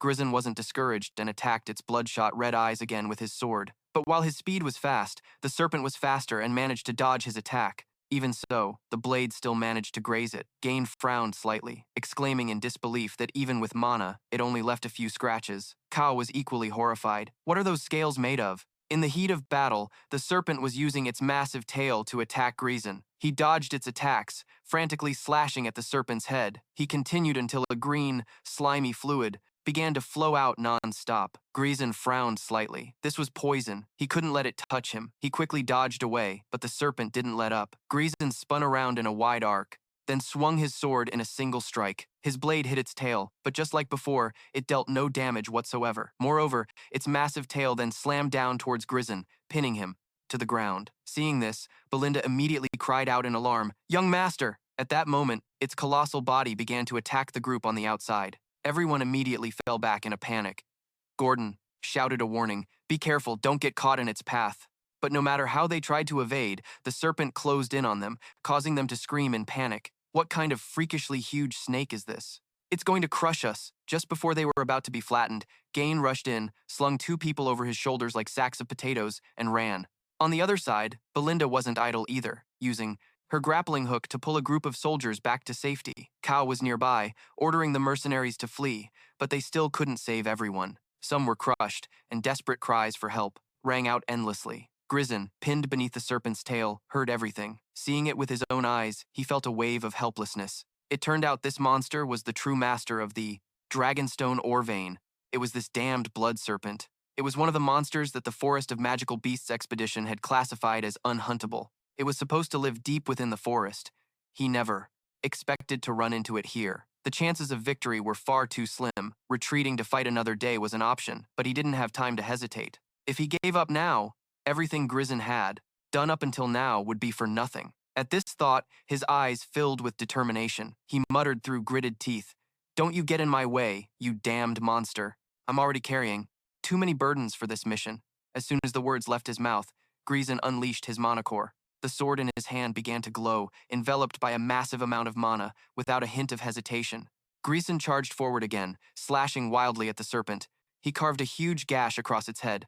This time, empowered by his mana core, the wound was much deeper, and fresh blood began to pour out. But it wasn't a critical blow. The serpent whipped its tail, attacking Ghislain. He was startled and quickly raised his sword to block, but its body was too heavy, causing him to sink deeper and deeper into the ground. His feet sank continuously, but the serpent showed no mercy, opening its massive jaws towards Ghislain again. He didn't dare let his guard down and hastily fought back. No matter how low the chances of victory, there are some battles you simply can't run from, and now was the time for Ghislain to fulfill his duty. The group on the sidelines watched him charge forward like a madman, with alarm, but Ghislain paid them no mind. He landed another strike on the serpent's head, and fresh blood gushed out again. Ghislain leaped down from above, letting out a breath of relief. He narrowed his eyes at it, his gaze filled with malice, but this blood serpent showed no signs of falling. Keeping the third core open for too long was too dangerous. Ghislain would exhaust himself before he could kill it. While he was at a loss, Belinda's group ran over anxiously. Belinda quickly asked, "Young master, are you all right?" Ghislain shook his head slightly, confirming he was fine, and Belinda then suggested, "Please get back, young master, we'll hold it off." But Ghislain instead ordered, "Everyone, retreat." His words left the group confused. Gain glanced at him and asked suspiciously, "What are you trying to say?" The young master explained in a low voice, "Even I can't guarantee everyone's safety against this enormous monster. I can't afford to lose any of you here." Hearing this, Belinda asked worriedly, "Then what about you, young master?" Ghislain replied nonchalantly, "I have to take it down here." Belinda's eyes widened instinctively. What they had accomplished so far was already a miracle. She didn't understand why he had to go this far. At that moment, the blood serpent spat venom towards them. Ghislain immediately yelled, "Move now!" But instead of retreating, they formed a shield wall to block its venom. Ghislain narrowed his eyes at them, not understanding why they would do that. As if reading his mind, Gordon shouted, "Let us fight." "With you," Toe chimed in. "I've never had a boss like you. You've saved our lives so many times already." Even Cao charged forward with his sword, shouting with excitement, "If we just kill this damn snake, the treasure will be ours." Belinda naturally didn't leave either. She spoke with determination. "I can't leave you alone, and neither can Ghislain." He stood in front of Ghislain and said seriously, "I'll distract it to create an opening." At this point, they were all of one mind. They hoped Ghislain could trust them the way they trusted him. These words made Ghislain hesitate for a moment. Just when Ghislain's group thought he wouldn't answer, they heard him speak in a low voice about the blood serpent's size. Its enormous size, deadly venom, and blood-colored scales as hard as steel, even a mana-infused blade was deflected. If they get hit even once, they'll surely die. Hearing this, Belinda's face immediately filled with fear. Ghislain paid it no mind and continued, "But its right eye is injured, and that open wound is its weak point." As he said this, the sword in his hand pointed straight up into the air. Ghislain let out a powerful roar. "Demon Beast Forest Expedition Team, we're all going back together." As soon as he said this, the group of mercenaries behind him roared in unison, and at the same time, the blood serpent bared its fangs and lunged towards them. Ghislain's vanguard, including the key members, charged forward together. With his earlier words, their coordination was flawless. KO stabbed the blood serpent's eye, causing it to scream in pain as fresh blood began to flow. At the same time, Ghislain also rushed forward. He drew its attention. His main purpose was to create a favorable opening for Ghislain to attack. He thrust his sword into the blood serpent's other eye, even though he knew the future. Not everything went according to Ghislain's plan, but if he didn't act, many people would die here. The mercenaries were willing to trust Ghislain in this critical moment, and he would not let them put their faith in the wrong person. Ghislain charged towards the blood serpent's head with his sword. He didn't hesitate for a second before striking down. He had to bring everyone back because only he knew the future of this territory. Instantly, the blood serpent's massive head was slammed to the ground. Seeing this, the group on the sidelines immediately calmed down. Regardless of their reaction, the sword in Ghislain's hand continued to plunge downwards. He used all his strength to slice a long gash from its head forward. The blood serpent's head was split in two by Ghislain. This sight made Belinda's group of three on the outside smile happily. This was their master, and this was also the future of Yrun. With the blood serpent defeated, the Junior Quarry now belonged to them. Meanwhile, at Yrun Castle, the members of the Count's court had learned of what Ghislain had done. They were furious. Albert was tearing his hair out, complaining angrily. "This is a grave offense, daring to disobey the Lord and charge into the demon beast forest." Yrun, who was beside him, tried to calm him down. "Calm down, Albert." But how could Albert possibly remain calm? He kept shouting. "You know how stubborn the young master is. Just because he was away on a long expedition, he started thinking he was the Lord." Horun sighed helplessly. It's too late to say anything now, the young master has been in the demon beast forest for half a month already. If Scoven hadn't filed a false report, they could have stopped him long ago. He couldn't understand why Scoven would support Ghislain. This could get him stripped of his knighthood. The two of them argued like this in front of Gunter, making him feel quite helpless. He also didn't know what to do about Ghislain. While they were talking, Gian burst through the door. He hurriedly reported, "My lord, something big has happened. You must come see," Gunter asked doubtfully. "What is it?" Gian urgently said, "The young master Ghislain has returned." These words startled the three men in the room. Outside Perun Castle, Ghislain had indeed returned. He was slowly walking inside, step by step. A moment later, inside the castle, Ghislain was sitting across from Count Walter's men. 6 resentful eyes were glaring at him. Walter was a bit helpless, not knowing what to do. Ghislain ignored their stares and calmly said, "I have returned, father." Walter hesitated for a moment, then after a long pause, he spoke in a stern voice. "I made it clear that developing the demon beast forest was forbidden, did I not?" Ghislain lowered his eyes and replied, "I apologize, but it had to be done." Hearing this, Horun frowned in confusion. "It had to be done?" Gian also scolded resentfully. "Are you saying this was worth defying a direct order? Trespassing in the demon beast forest is a serious crime. Not to mention your own life, the monsters from the forest could have poured into our territory." Ghislain sighed helplessly. "But as you can see, I'm still alive, and no monsters have invaded the territory." These words shocked the men. Gian became even more furious. "What right do you have to talk back?" These words startled the 3 men in the room. Outside Perun Castle, Ghislain had indeed returned. He was slowly walking inside, step by step. A moment later, inside the castle, Ghislain. As he said this, Albert suddenly paused, then spoke in a low voice. "But regarding this matter, I'm sure you have no way to justify yourself, do you?" As soon as he finished speaking, he placed a piece of paper on the table, and Ghislain picked it up to look. He frowned and muttered, "Count Delphine." "What?" Albert nodded slightly and replied, "From the moment you said you went to Delphine without notice, I had a bad feeling. You threatened Lady Amelia to steal the 20,000 gold from the Territorial Support Fund that was supposed to be sent to Perun periodically. Thanks to Ghislain's actions, Count Delphine is furious and has decided to cut off all aid to the Perun territory, even acting as if no agreement ever existed. This is an issue that could shake the entire territory." Ghislain didn't answer. He was examining the handwriting on it, the paper. This was a document personally written by Count J. Phone, who had a bad relationship with Amelia. It didn't seem to be a forgery, and by exploiting the Count's amorous tendencies, he could be silenced. He figured this wouldn't simply stop at sending assassins. Now that things had come to this, the weaknesses he held had become useless. Whether it was ruin or survival, everything would just be seen as an excuse to cover up the truth. If he had been just a little bit slower, Ghislain would have been trapped in the domain. As expected, time was not on his side. Seeing him silent, Anbas spoke up again. "Young master, do you have anything to say?" Handun also chimed in. "First, hurry up and return the 20,000 gold." Gian sighed, holding his head. "That amount of money is enough to sustain the knight's order for a long time."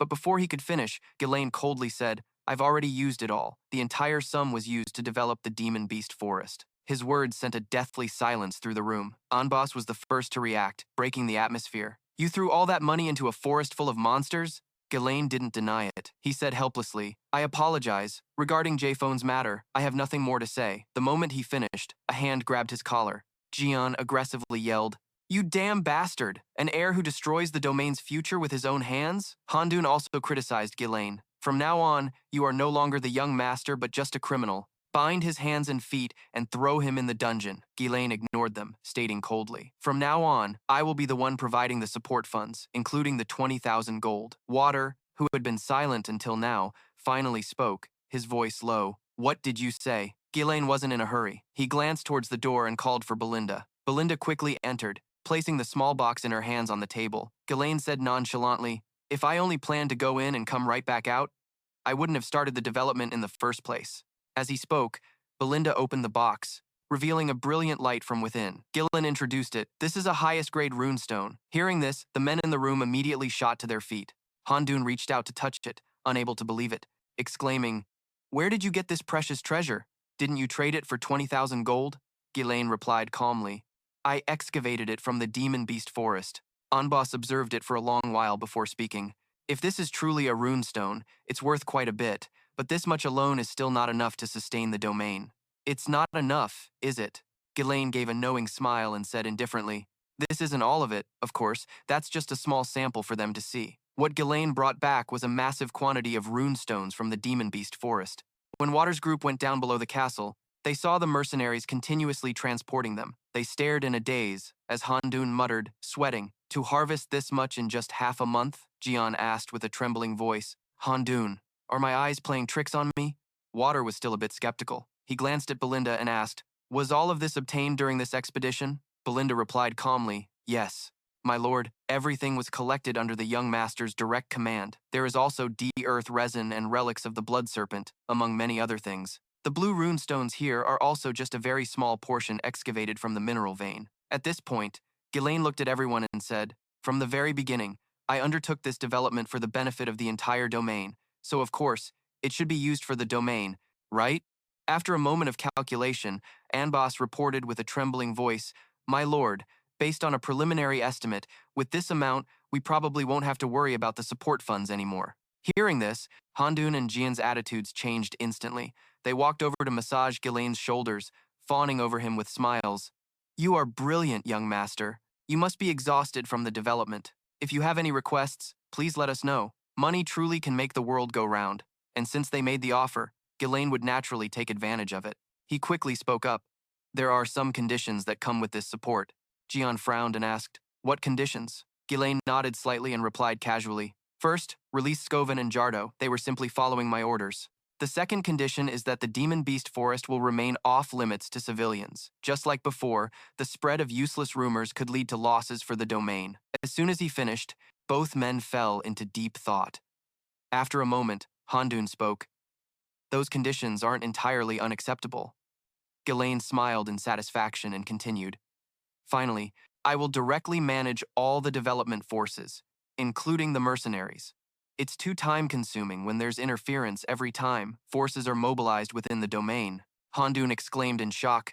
Are you saying you're going to maintain a private army? That's unacceptable. Who knows what you're planning to do? Anbas also cleared his throat and said, please explain yourself clearly. You are currently in a position where you should be begging for forgiveness. What you're saying only makes me think you want to act on your own without any restraints. Ghislain stared at him intently and said flatly, you've misunderstood. Financial manager and boss. I am merely stating the necessary conditions to replace J-Phone as the provider of the support funds. If work is delayed because of such trivial matters, then the finances of Jian will also be severely affected. Anbas was a bit at a loss for words. He glanced at Water for help. Aren't you going to say something? Isn't he taking the future? The territory's vain in exchange. But Water remained silent. Just then, a voice from behind suddenly startled them. It was Jin Lian, leading a group of mercenaries. Ghislain acknowledged them with a nod. Everyone has worked hard. Jin Lian also stepped up to report. The runestones are almost fully loaded onto the carts. On your command, we can move out. At any time. Cao also nodded in agreement, but added, you instructed that the resin be preserved without any anti-decomposition treatment. What do you plan to do with the blood fiend's corpse? Ghislain slowly said, it will be autopsied immediately. Separate the venom, blood, flesh, and skin. Make sure none of it gets damaged. Following his orders, everyone immediately dispersed. Water watched this scene and couldn't help but glance at Gordon. He said with a tremble, my lord, the aura of each of those mercenaries is extraordinary.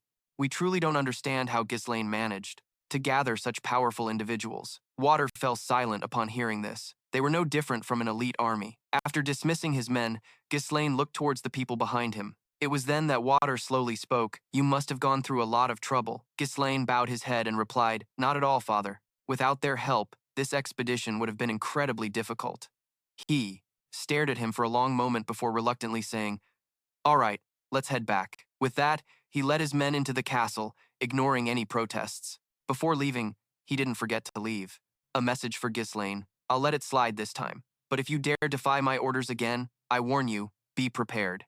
Ghislain narrowed his eyes at his father's back and said gratefully, thank you. Heh. A faint smile appeared on Water's face. Without turning back, he said casually, as the heir who will one day take over this territory, you certainly have the air of a northern wolf. Ghislain watched his retreating figure, murmuring the words he had just spoken. Northern wolf. That is the title bestowed upon Count Pergium, the protector of the border of the Lutener kingdom. He was a lonely man with a weak army, depleted finances, and plagued by poverty. Yet, on the frozen northern border, Water never stopped fighting. He dedicated his entire life to protecting the land where he lost his wife, his daughter, and even his son.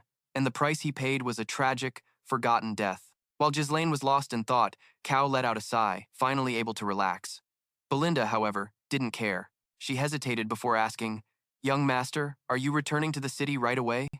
Ghislain gently shook his head and replied, "No, not yet. Be prepared to leave at a moment's notice." Belinda was stunned, asking in disbelief, "You're not going to rest?" Jin Lian also spoke up to advise him. While Ghislain was lost in thought, Cao let out a sigh, finally able to relax. Belinda, however, didn't care. She hesitated before asking, "Young master, are you returning to the city right away?" Ghislain gently shook his head. "To detoxify you when your entire body was covered in its venom." But before she could finish, Ghislain placed a hand on her shoulder. He murmured sincerely, "I'm counting on you." The three of them were stunned by his words and replied, "No, not yet. Be prepared to leave at a moment's notice." Belinda was stunned, asking in disbelief, "You're not going to rest?" Jin Lian also spoke up to advise him. "You've overexerted yourself. Your body surely hasn't fully recovered yet," Belinda added in a low voice. "It's already a miracle that you survived after going inside the blood fiend's body. I had to work so hard, to panic." Meanwhile, in a castle far from the Perun territory, a man sat on a high throne, hidden in the shadows. Just then, a pigeon carrying a letter on its neck landed on the man's hand. He immediately opened the letter to read it. A few lines were written very clearly, confirmed partial clearing of the demon beast forest, beginning territorial war, and the elimination of Gideon. Had to expand his forces quickly so that no one would dare dream of taking this place. As he thought this, Ghislain's body finally gave out. He staggered and fell to the ground, causing the group behind him. The man spoke in a low voice. "How many people are left in Tun?" A subordinate immediately replied, "2 watchmen and 1 knight." The man nodded slightly and said, "Send the 2 watchmen to the territory of..." After reading these sentences, the man couldn't help but sneer, "The destruction of Gideon." Immediately after, he announced the plan to his subordinates. They instantly began to whisper amongst themselves. A moment later, cried out in disbelief, "I can't believe we're playing Deadmon's strongest card so soon. If Verdank had done his job properly, Perun would have already collapsed on its own." While they were, the man replied nonchalantly, "Because of the demon beast forest, all decisions must be based on the will of Duke Delphine." He then ordered without allowing for questions, "Prepare for war." Deegan. The death of Deegan's missing heir in Persian is a legitimate excuse to start a war. Also, put a man named Victor in command of this matter. Hearing this name, someone. The one giving them orders was Count Hero Deadman. He frowned at the people below him and asked in a low voice, "Does anyone else know about this situation?" Meanwhile, at the castle of Gyphon, Amelia was crying angrily in Bernard's arms. Bernard stood perfectly still, letting her lean on him, doing nothing. Amelia clenched Bernard's collar and said through gritted teeth, "Ghislain, that bastard developed the runestone mine with the 20,000 gold he took from me. Even if I sent the entire Claw Guild, they couldn't kill Geyser. That wench even bowed her head to her father.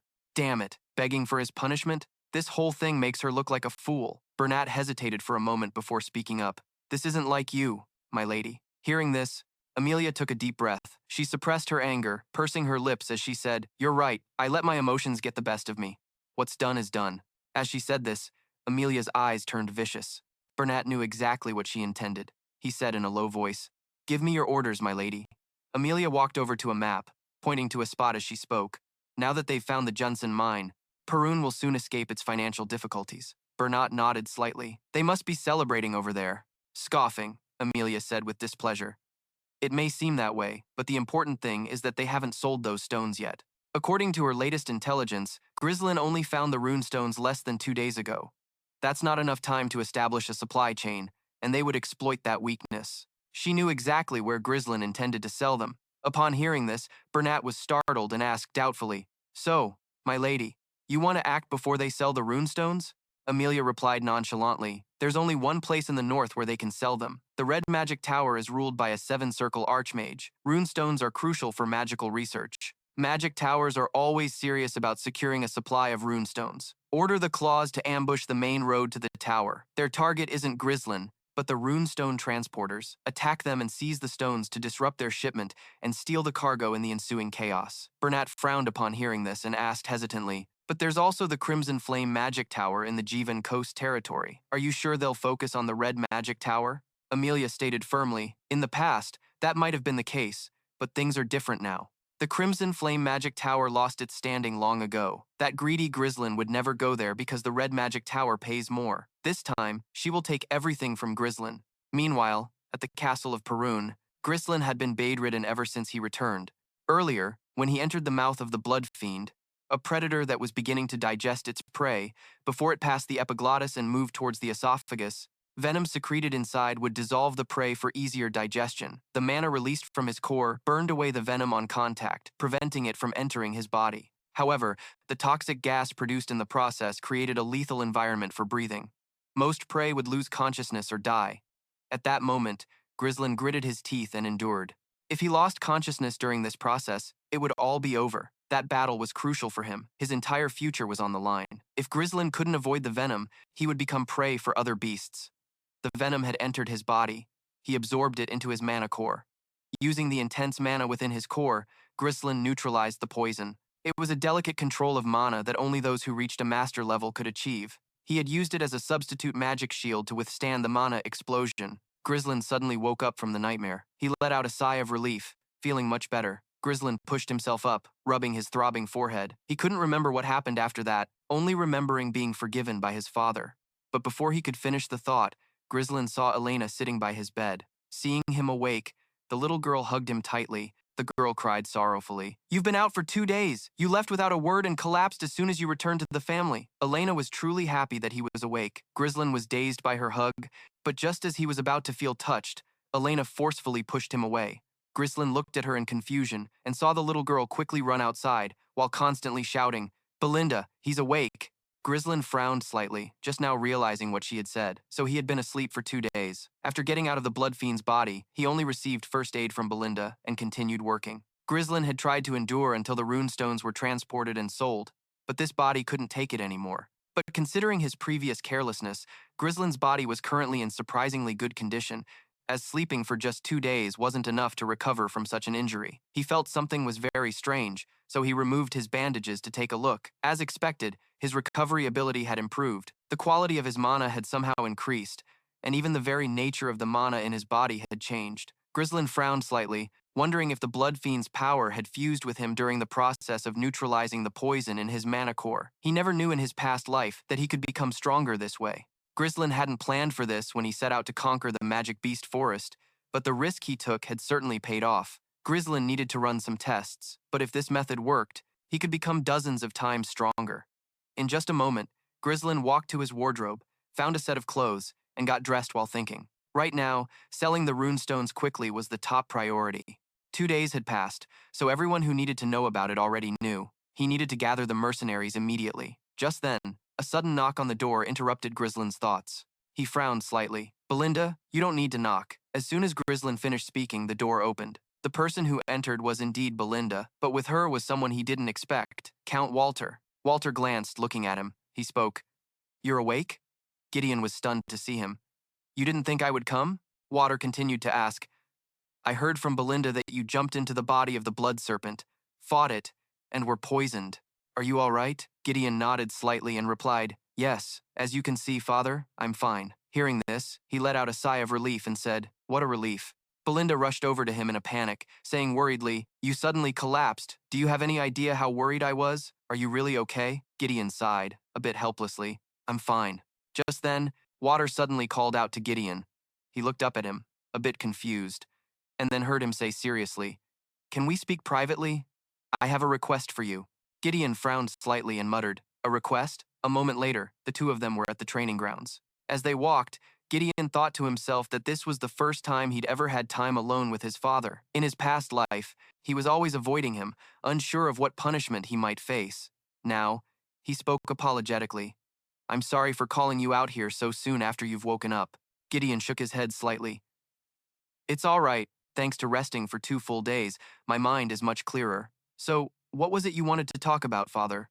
Walter didn't answer. He just narrowed his eyes and looked at him, a hint of hesitation in his gaze. Seeing his father's reaction, Gideon was a bit puzzled. "When I was little, Mother once told me something. Is this what she meant?" She had said that his father was someone who didn't know how to express his feelings. Gideon didn't quite understand what she meant. Back then, she had patiently explained to him that he had to become a steadfast pillar, unwavering for the people of the domain, and that he always put others before himself. So he never once revealed his true feelings, except for the time he confessed to her. So, even if he was a bit rigid, she hoped Gideon could be understanding. Thanks to resting for 2 full days, my mind is much clearer. So, what was it you wanted to talk about, Father? Water didn't answer. He just narrowed his eyes and looked at him, a hint of hesitation in his gaze. Seeing his father's reaction, Gideon was a bit puzzled. When I was little, Mother once told me something. Is this what she meant? She had said that his father was someone who didn't know how to express his feelings, unable to attack. After a moment, they separated. Gideon frowned slightly. Water's sword was incredibly heavy. This blade carried enough power to suppress the demonic beasts of the north and faced him. Without another word, Water charged forward. The clash of swords echoed continuously across the training grounds. The two quickly exchanged a few blows, with Gideon only focusing on defense. However, this time, he didn't just defend. He found an opening in his father's swordsmanship and began to counterattack. This move from Gideon took his father by surprise, but only for a moment. He still managed to parry Gideon's blade. The father and son were like enemies on a battlefield, their swordplay fierce and powerful. After a few more exchanges, they finally stopped.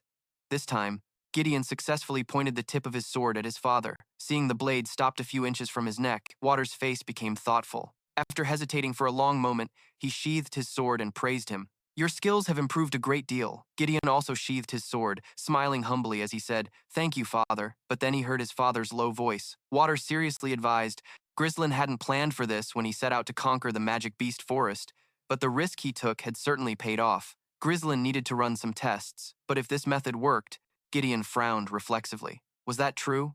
In a fight, he could usually sense what kind of move his opponent would make. But thinking back, this was probably the first time he had ever been taught by someone. Gideon's swordsmanship was honed through real combat and experience. In other words, it was an instinctive style of sword fighting. Perhaps because he had never gone through formal training, he still managed to parry Gideon's blade.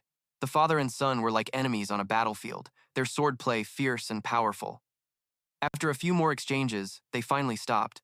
This time, during a duel, try to ease up on the pressure of your blade a little. You have the strength and reaction speed to take down giant monsters. But if you're not careful, your opponent will see right through your intentions. Hearing this, after a moment, he said in a low voice, Actually, I was planning to punish you. Even though you achieved a great feat, the fact remains that you broke the rules. If everyone thinks that as long as they achieve something great, they can disregard discipline, then all that awaits us is greater chaos. Gideon just listened silently without saying a word. Seeing no response, Water sighed again and said, However, you have changed. You're different from the person you were before, who only cared about achievements and caused trouble. He could sense that Gideon was now striving for a higher ideal. He told him to continue as he was, but it turned out that accepting guidance wasn't so bad. With that thought, Gideon said gratefully, Thank you for your teachings, Father. Water narrowed his eyes at him, his face showing a hint of hesitation. He suddenly remembered something. He quickly called out to his father, That reminds me, you said you had something to ask of me, right? You still haven't told me what it is. Hearing this, Water's steps suddenly halted. He glanced at his son, and after a long hesitation, he asked awkwardly, The thing is, do you have some money? A few days later, at the camp in the demonic beast forest, where the group of mercenaries under Gideon's command was stationed, Gideon himself arrived. As soon as they saw him, everyone quickly straightened their backs and greeted him with the utmost respect. Gideon smirked. With a satisfied smile, he cheerfully asked, Is everyone all right? They all replied in unison, We are fine, my lord. Just then, Gao walked up to him and teased, You're looking even better than before, sir. Ghislain also asked with concern, Are you in good health, sir? Geyser shook his head slightly and said casually, Sorry to have kept you all waiting. And how is Daji? At the mention of his daughter, a gentle expression appeared on Ghislain's face. He then bowed respectfully to him and said gratefully, I never thought I would see that child walk again. It is all thanks to you, young master. Geyser simply shook his head, declining to comment. He glanced at the three of them and said, I have something to tell you. Geyser then informed them that the Perun territory was currently in danger. As soon as he said this, the faces of Belinda and the other two turned pale with alarm. Geyser led the three of them into a tent and began to recount the entire situation from when Elena was attacked. He explained how he had thwarted the plot to assassinate Elena, which was a pretext to start a territorial war, the discovery of Lord Daigon's body, and the existence of a force targeting Perun. After finishing his story, Geyser's tone became serious. Someone is watching us, They've likely been operating within the territory for a very long time. We currently lack the time and resources to prepare for an attack. Belinda sighed in resignation. Now I understand why you were in such a hurry, my lord. We just secured the runestone mine. I thought we would have some time to rest. Ghislain also spoke in a low voice. According to the young master, Perun is indeed an easy target right now. A territory known for its weak military and poverty has now discovered a valuable runestone mine. Geyser nodded slightly. That's right. They won't leave our lands alone. Hearing this, Belinda cried out in alarm. If something this serious has happened, my lord should have. He explained how he had thwarted the plot to assassinate Elena, which was a pretext to start a territorial war, the discovery of Lord Daigon's body, and the existence of a force targeting Perun. After finishing his story, Geyser's tone. Way to distinguish friend from foe, so it's best that only we know about this. Belinda was still a bit hesitant, but Geyser continued. The fact that Elena is still alive has disrupted their plans, buying us a little more time. But the runestone mine has been discovered, so the enemy certainly has no reason to hesitate any longer. He told them that this battle would be incredibly difficult. Geyser nodded slightly. That's right, they won't leave our lands alone. Hearing this, Belinda cried out in alarm. If something this serious has happened, my lord should have. Excited, encouraged by this, Ghislain also chimed in. My life is already yours, sir. I am willing to follow you to the very end. Belinda also said with determination. That's right. If not me, then who else can protect you, my lord? Hearing this, Geyser gave a satisfied smile. Perun's greatest enemies are Duke Delphine, and those who act on his orders, Count D and Amelia. Geyser would not let them do as they pleased. With that thought, he spoke in a low voice. We will now head to the Red Flame Magic Tower. Hearing this, Gao immediately grinned with excitement. Finally, in an instant, the atmosphere fell silent. Finally, Gao was the first to speak, breaking the tension. All right, just give me the order. To be honest, being with Geyser, he felt truly. We can sell this pile of stones. Belinda, on the other hand, asked cautiously. Why not choose the Crimson Magic Tower? It's closer, and the prices are better. Geyser explained calmly. Because run into uninvited guests, especially when it comes to rune stones. Staying one step ahead of the enemy is a logical decision. Besides, there was another reason. Ever since the master of the Crimson Magic Tower became the world-renowned 7th Circle Archmage, the Red Flame Magic Tower has been in decline. Reclaiming its former glory is no easy task. Even so, Geyser still chose the Red Flame Magic Tower because there was someone there he needed to meet. Meanwhile, at the Red Flame Magic Tower, a girl was sitting in a large library surrounded by piles of books, but her face was not very happy. She kept muttering, Master Ginaldo, when will the light you told me about finally appear? After several days on the road, Geyser's group finally. Choosing the Red Flame Magic Tower will help us avoid unnecessary trouble. Hearing this, Ghislain immediately understood what he meant and nodded in understanding. I see. When transporting high-value goods, you're bound to. But I never thought I'd set foot here one day. As he spoke, Tone began to observe the bustling life around them. He chuckled absent-mindedly. Just look at how they live. It's completely different from Perun. Shifting his gaze to the magic scrolls, Tone continued.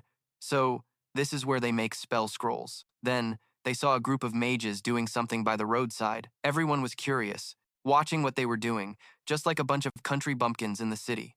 Noticing their stares, the mages immediately stopped what they were doing. Then, they all cast an invisibility spell in unison. They vanished right on the spot. The mercenaries, seeing this for the first time, were stunned. Unable to stand their dumbfounded expressions, Geyser explained, it's an invisibility spell. It seems they don't want us to see. Gao also grumbled in annoyance. These idiots, acting like we're just a bunch of hicks from the sticks. Looking at the Red Flame Magic Tower, Belinda said with some apprehension, even though it's not. Even if it's the top tower, the Crimson Flame Demon Tower is still a demon tower. Hearing this, Jin Ryan also replied, after all, the Jivan Coast is one of the wealthiest territories in the kingdom. Ghislain raised his eyes. Staring at the tower, he thought grimly, on the surface it looks fine, but who would think a tower at its peak is about to collapse? Halting his horse, Ghislain announced, all right, we've arrived. Cow, the replied, I'm going to break my neck looking at it from this close. Belinda quickly added, it's so massive it would take 1 billion years just to get to the main gate. But where are the gatekeepers? And what's with that pile of armor strewn about like this? While they were confused, someone from a high floor of the Red Flame Magic Tower shouted an order. Halt. In response to the shout, the suits of armor below the gate also began to move, and in the blink of an eye, they assembled into complete knights. Right after, 2 of these armored figures blocked the path with their weapons. The person on the ramparts shouted another warning. Not just anyone is allowed into the Red Flame Magic Tower. One of the two mages commanded condescendingly, "State your identities and your purpose now." Amazed by the puppet magic, Belinda asked curiously, "What's going on? Are those suits of armor some kind of puppets?" Southa was not so easily impressed. He scoffed, "They can't even be bothered to come down here." Just as you'd expect from the guards of a magic tower, Ghislain was the professional one. He slowly introduced, "This is Ghislain Pergium, the young lord of the Pergium family." Getting straight to their main purpose, Ghislain once again spoke up, "Bring out the person in charge of trade. We have something of value." However, before Ghislain could finish his sentence, that mage puffed up his chest and declared loudly, "We are not buying." That was a completely unexpected answer. Belinda quickly shouted, "Wait a minute, you won't even look at the goods before turning us away?" "Paying her no mind," the mage said scornfully. "Isn't Paragon just some northern territory full of beggars? You probably only have junk items and cheap magic potions. Trading with people like you is a waste of time. Get lost." The moment he finished, the two armored figures below pointed their weapons at them. Belinda furiously screamed, "Hey, who the hell do you think you are? Calling us beggars? Get down here right now!" Ghislain asked in a low voice. "What should we do?" Young Lord Ghislain didn't rush to answer, merely looking at Ghislain in silence. After a long moment, he spoke in a deep voice. "Are you absolutely sure you don't need it?" This question caused the two mages on the ramparts to flinch, but ignoring their reaction, Ghislain took out a runestone and held it high, saying coldly, "If you're really mages, you should know what this is." Having no patience whatsoever, the mage just glanced indifferently at Ghislain's group and asked dismissively, "What is it?"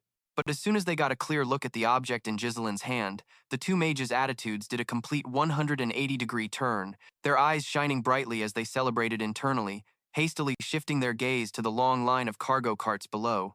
The two mages silently wondered, could it be that all the cargo they brought were runestones? Seeing their reaction, Ghislain asked with a triumphant grin, "So, do you want to buy them or not?" A moment later, inside the Red Flame Magic Tower, after showing off what he had, Ghislain was escorted inside and personally received. The man bowed respectfully and said, "We were blind not to have recognized such a distinguished guest. I am Siva, the trade manager of the Red Flame Magic Tower. Please let me know if you require anything." Unimpressed by his phony attitude, Ghislain said nonchalantly, "You've seen it. It's a large shipment, so I need someone who can be responsible for the entire transaction, so I want to meet the Tower Master directly." The moment he heard Ghislain wanted to see the Tower Master, Siva's face turned deathly pale, and not wanting to make any more blunders, he replied, "Yes, I will inform the Tower Master right away. Please wait a moment." He turned to the mage and said, "Take them to the guest reception room." Following the order immediately, the mage gave a clear affirmative. Belinda, who was very spiteful, Ghislain was escorted inside and personally received. The man bowed respectfully and said, "We were blind not to have recognized such a distinguished guest." "I am Siva," Ghislain asked suspiciously. "What was that noise?" The mage shook his head and replied, "Please don't worry, sir. It's just a sound from some magic research." Upon hearing this, his immediate reaction was to frown. Perhaps what he was searching for was over there. Meanwhile, in a research lab, the room was thick with smoke and dust. A group of people entered from outside, and their leader looked disdainfully at the girl lying on the floor and scoffed, "You! I've told you before, don't even think about setting foot in the research lab." Seeing the girl trembling on the floor as if she wanted to retort, he laughed arrogantly and said, seeing the mage's change in demeanor, said sarcastically, "This is how they should have acted from the start. How dare they insult our territory?" Right at that moment, a sound suddenly erupted from within the Red Flame Magic Tower. "You don't even know how to use magic, yet you're hogging a research lab. Are you defying me, Anon, the Third Circle Master and heir to the Red Flame Magic Tower?" The two lackeys beside him chimed in, "Because I am a mage." Anon's eyes darkened, and with a scornful tone he sneered, "Is that so? Fine, I'll treat you like a mage then." Hearing this, the girl was a bit surprised, but with a personality worse than an animal's, how could an On possibly let her go? He said coldly, "Then you should be able to use a defensive spell to block this basic attack. Go ahead and block it. You don't even know how to use magic, yet you're hogging a research lab. Are you defying me, Anon, the Third Circle Master and heir to the Red Flame Magic Tower?" The two lackeys beside him chimed in. She hastily raised her hands, trying to cast a defensive spell, but tragically, she couldn't manage it and could only cover her head and wait for the fireball to strike. In an instant, her life was hanging by a thread. A figure suddenly appeared to intercept it. It was Ghislain, who skillfully slashed the flames away with his sword. This situation startled Anon's group, and the girl was just as panicked. She didn't know this person. She didn't know this man. Ghislain ignored their reactions and said coldly, "Magic research, huh? So this is what you all learn at the Crimson Flame Magic Tower?" Meanwhile, as soon as the words left his mouth, small fireballs appeared in his hand. The girl's pupils contracted in shock. She recognized it as the first circle spell, Fireball. Watching it rush toward her, the girl was terrified. The gap between us and the red magic tower will just keep getting wider.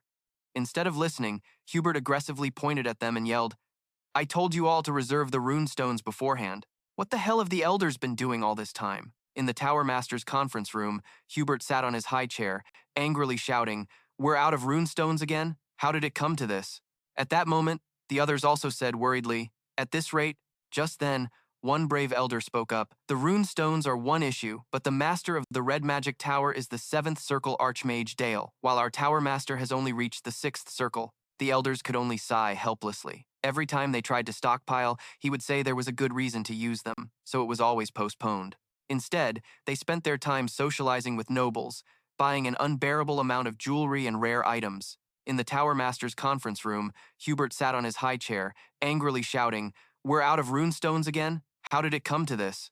At that moment, the others also said worriedly, At this rate, just then, one brave elder spoke up, The rune stones are one issue, but the master of the red magic tower is the 7th circle archmage Dale, while our tower master has only reached the 6th circle. Hearing this, Hubert flew into a rage, shouting, Don't you dare mention that bastard's name again! If I had runestones, I'd reach the 7th circle in no time. Unsatisfied, My apologies, sir, but you need to come down right away. A massive shipment of runestones has arrived.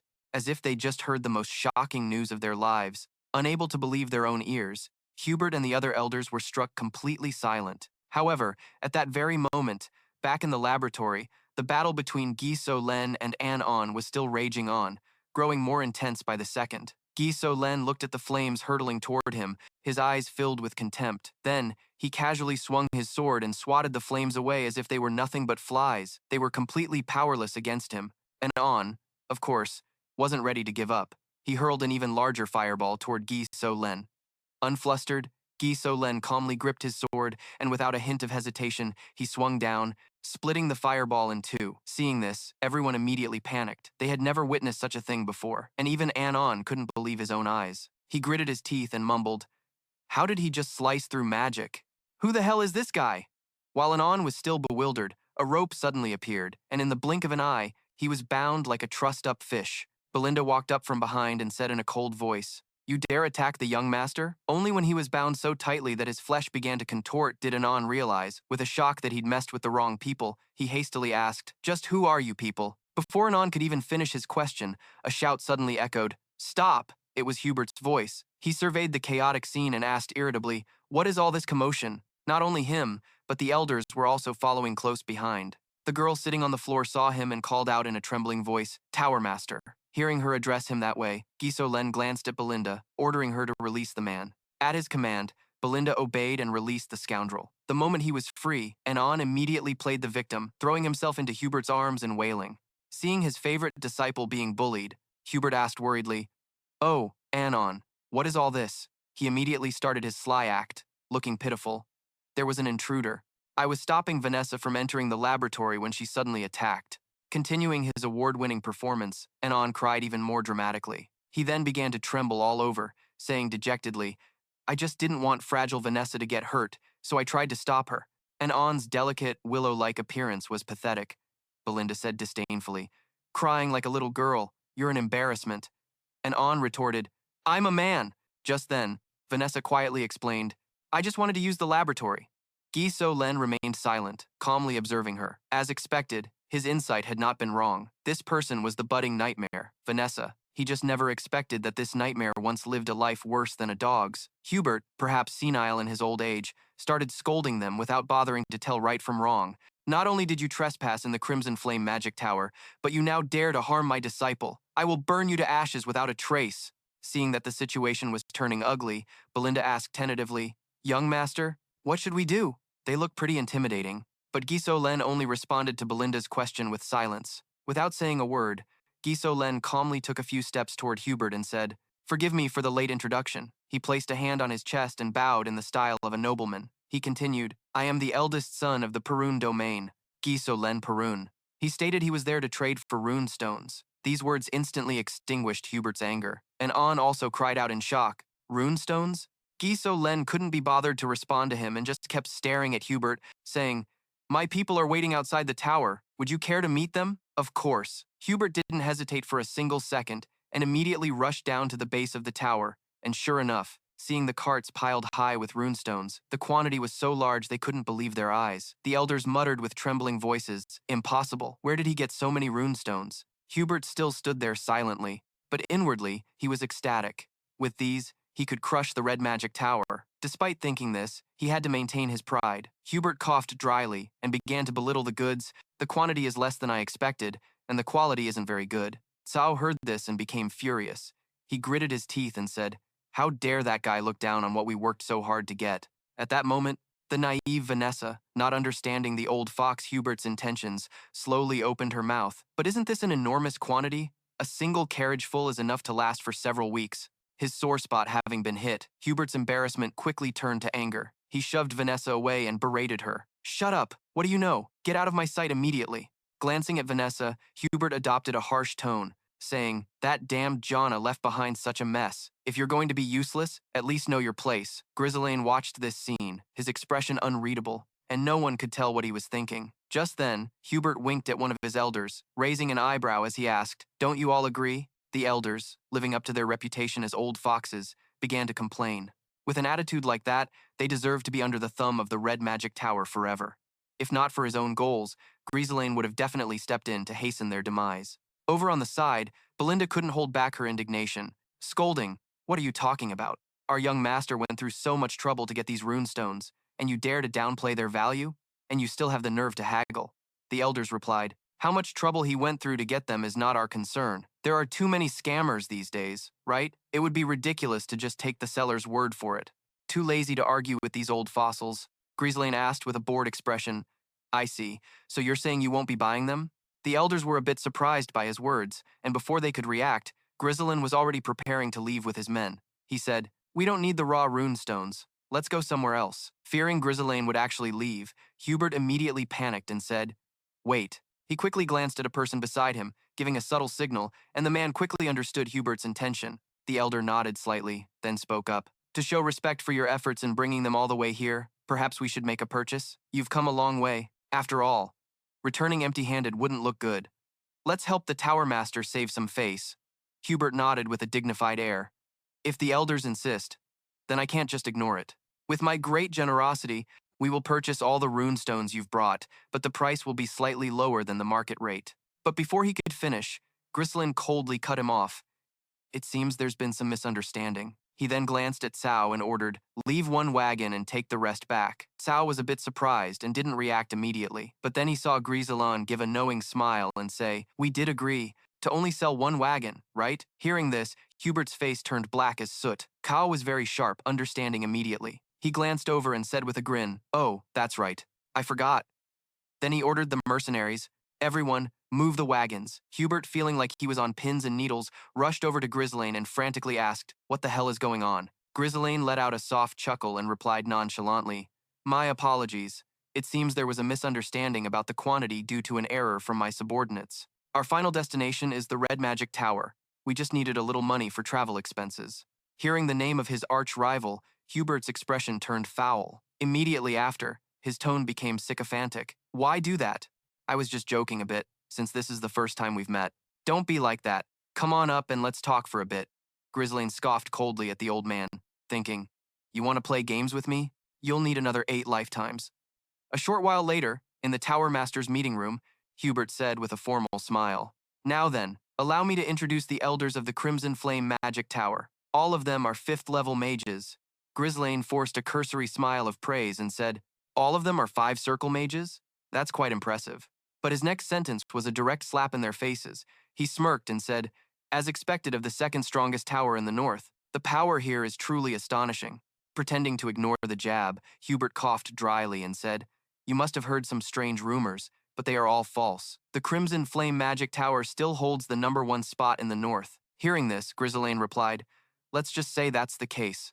It's not important anyway." Watching from afar, Belinda muttered anxiously, "The young master is provoking them for no reason. Will he be all right?" She had absolute faith in Ghislain. Jinlai calmly replied, "He knows what he's doing. Let him handle it." Not wanting to be further ridiculed by Ghislain, Hubert waved his hand dismissively and said, "Enough with the chit-chat. What's your selling price?" I guarantee that you won't get a fair price anywhere else. Without rushing to answer the old man, Ghislain casually held up 2 fingers and calmly said, double. In a firm tone, Ghislain continued with conviction. We want double the market price. Hearing this, the elders immediately burst out. Double? Do you have any idea how the world works? It's not important anyway. Watching from afar, Belinda muttered anxiously. The young master is provoking them for no reason. Will he be all right? She had absolute faith in Ghislain. Ghislain remained perfectly composed from start to finish. He replied with a soft smile, I believe the Crimson Flame Magic Tower is worthy of paying double. Enraged by this arrogance, the elders glared at him and shouted, Do you have any idea where you are, trying to pull these tricks? Is the Crimson Flame Magic Tower a joke to you? Hubert also said coldly, Hey, young man, be careful. A naive brat. Hubert also nodded in agreement. That's not how you do business. I don't know who taught you how to trade, but they were dead wrong. You're supposed to negotiate, not just dictate conditions like this. Hubert assumed he was scared and continued condescendingly. You're still young, so making mistakes is normal. I'll overlook it this time. If we pay a little more than the market price, and you sell us everything. Shrugging nonchalantly, Ghislain casually replied, If news gets out that we're selling to the Crimson Flame Magic Tower for twice the price, the Red Magic Tower might offer 3 times as much. Why should we sell everything for just twice the price? Spouting nonsense makes me want to beat you to a pulp. As soon as he finished, a dense killing intent radiated from his body. Ghislain wasn't fazed in the slightest, remaining calmly seated, and quickly humbled himself. Why be like that, young man? I never said we wouldn't do business, right? I was just a little hot-headed, so please, sit back down. Ghislain raised an eyebrow and smirked. Huh. I offered you a deal at double the price, but since you're not interested, we'll head to the Red Magic Tower. With that, he turned to leave. Seeing this, Hubert couldn't act more pathetic. We'll buy at twice the price, just as you offered. How about it? That's sufficient, isn't it?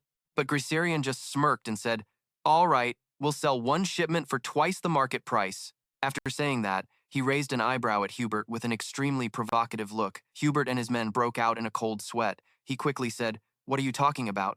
You should be selling all the goods you brought today. Shrugging nonchalantly, Ghislain casually replied, If news gets out that we're selling to the Crimson Flame Magic Tower for twice the price, the Red Magic Tower might offer 3 times as much. Why should we sell everything for just twice the price? Then, feeling like he was being toyed with, Hubert angrily cursed. 3 times? This kid keeps playing games with us. I'm running out of patience with you. However, Hubert hadn't even finished his threat, when his pride was shattered by Ghislain's decisive turn and farewell. Left with no other choice, since he was the one in need, he hurriedly stopped him from leaving. I'll buy the entire stock for 3 times the price. Hearing the very words he had been waiting for, Ghislain secretly let out a deeply satisfied smile and happily returned to his seat. When his pride was shattered by Ghislain's decisive turn and farewell, left with no other choice, since he was the one in need, he hurriedly stopped, anxious, and said, Don't move. I'll get the money ready right now. He was getting a massive headache. He was a 6th circle master mage, yet he was being toyed with by a mere brat. It was truly unbelievable. This time, Hubert decided to swallow his pride, but if the kid tried anything else, he would incinerate him. Yet, at that very moment, Ghislain spoke up again. Please wait a moment. I'm not done with all the terms. Hearing this, Hubert immediately exploded in anger, yelling, What is it now? Ignoring Hubert, who was freaking out like a mad dog, Ghislain slowly and clearly stated, Vanessa, give her to me. An incomprehensible silence fell over everyone in the room. Upon hearing this, Hubert's face went pale, his eyes widening in disbelief. Ghislain paid no mind to their reactions and said seriously, That's right. I want her to become my personal mage. He suddenly remembered a time from his past life. After a battle, everyone was resting by a campfire. Ghislain was taking a sip of water while, reminding the man beside him, Hey, the meat is burning. The man heard him and complained, Then why don't you do it yourself? What's the point of making a one-armed guy do this? For real? Anxious, and said, Don't move. I'll get the money ready right now. He was getting a massive headache. He was a 6th circle master mage, yet he was being toyed with by a mere brat. It was truly unbelievable. By the way, Captain Ghislain, have you heard about Vanessa, the blood serpent? Ghislain clearly hadn't. He asked curiously, What's the blood serpent? The other man answered his question. I just gathered some information recently, and it's quite interesting. You know the mage who burned down the northern part of Luton? That woman reached the level of a 7-circle archmage. That's 7 circles, you know. Hearing him muttering, Ghislain curtly asked, What? The other guy quickly shook his head. Oh, it's nothing. Then, he suddenly remembered something and changed the subject with a smile. The other man laughed and replied, The rumor is she's completely insane. She's a mage, but she practices demonic arts. Hearing that, Grissarian's interest was piqued. Why would a mage cultivate demonic energy? Sipping his water, Grissarian commented nonchalantly, 7 circles and blood serpent. Sounds impressive, but what's so special about her? Knowing Grissarian would react like that, hearing this, Grissarian suddenly became uncharacteristically quiet, lost in thought. After a while, he finally spoke up, a mage who reached the 7th circle by cultivating demonic energy instead of traditional magic? Growing more and more fascinated by Vanessa's unusual story, Grissarian was secretly thrilled. He smirked and said, Claude, let's bring her back with us. He laughed casually and replied, probably because she's nuts. In any case, she just burns and kills everything in her path, bankrupting the local lords. That recent extermination order was to eliminate her. Vanessa was unable to control the magic she possessed, and by the time they found her, she was nearly dead. But despite her lack of control, she still had the talent to reach the 7th circle. Guessing Geyser's intentions, Jin Lion and his group speculated on why he wanted Vanessa, even trying to advise him. At the same time, Hubert's group was also endlessly discussing whether they should give. As if he couldn't believe his own ears, Claude stupidly blurted out, huh?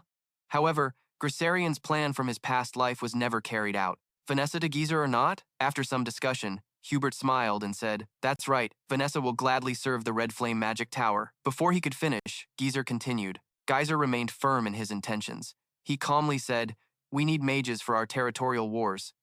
Just hearing the word war made the elders start. In addition, we need combat mages of the 3rd circle or higher to be sent to Perun.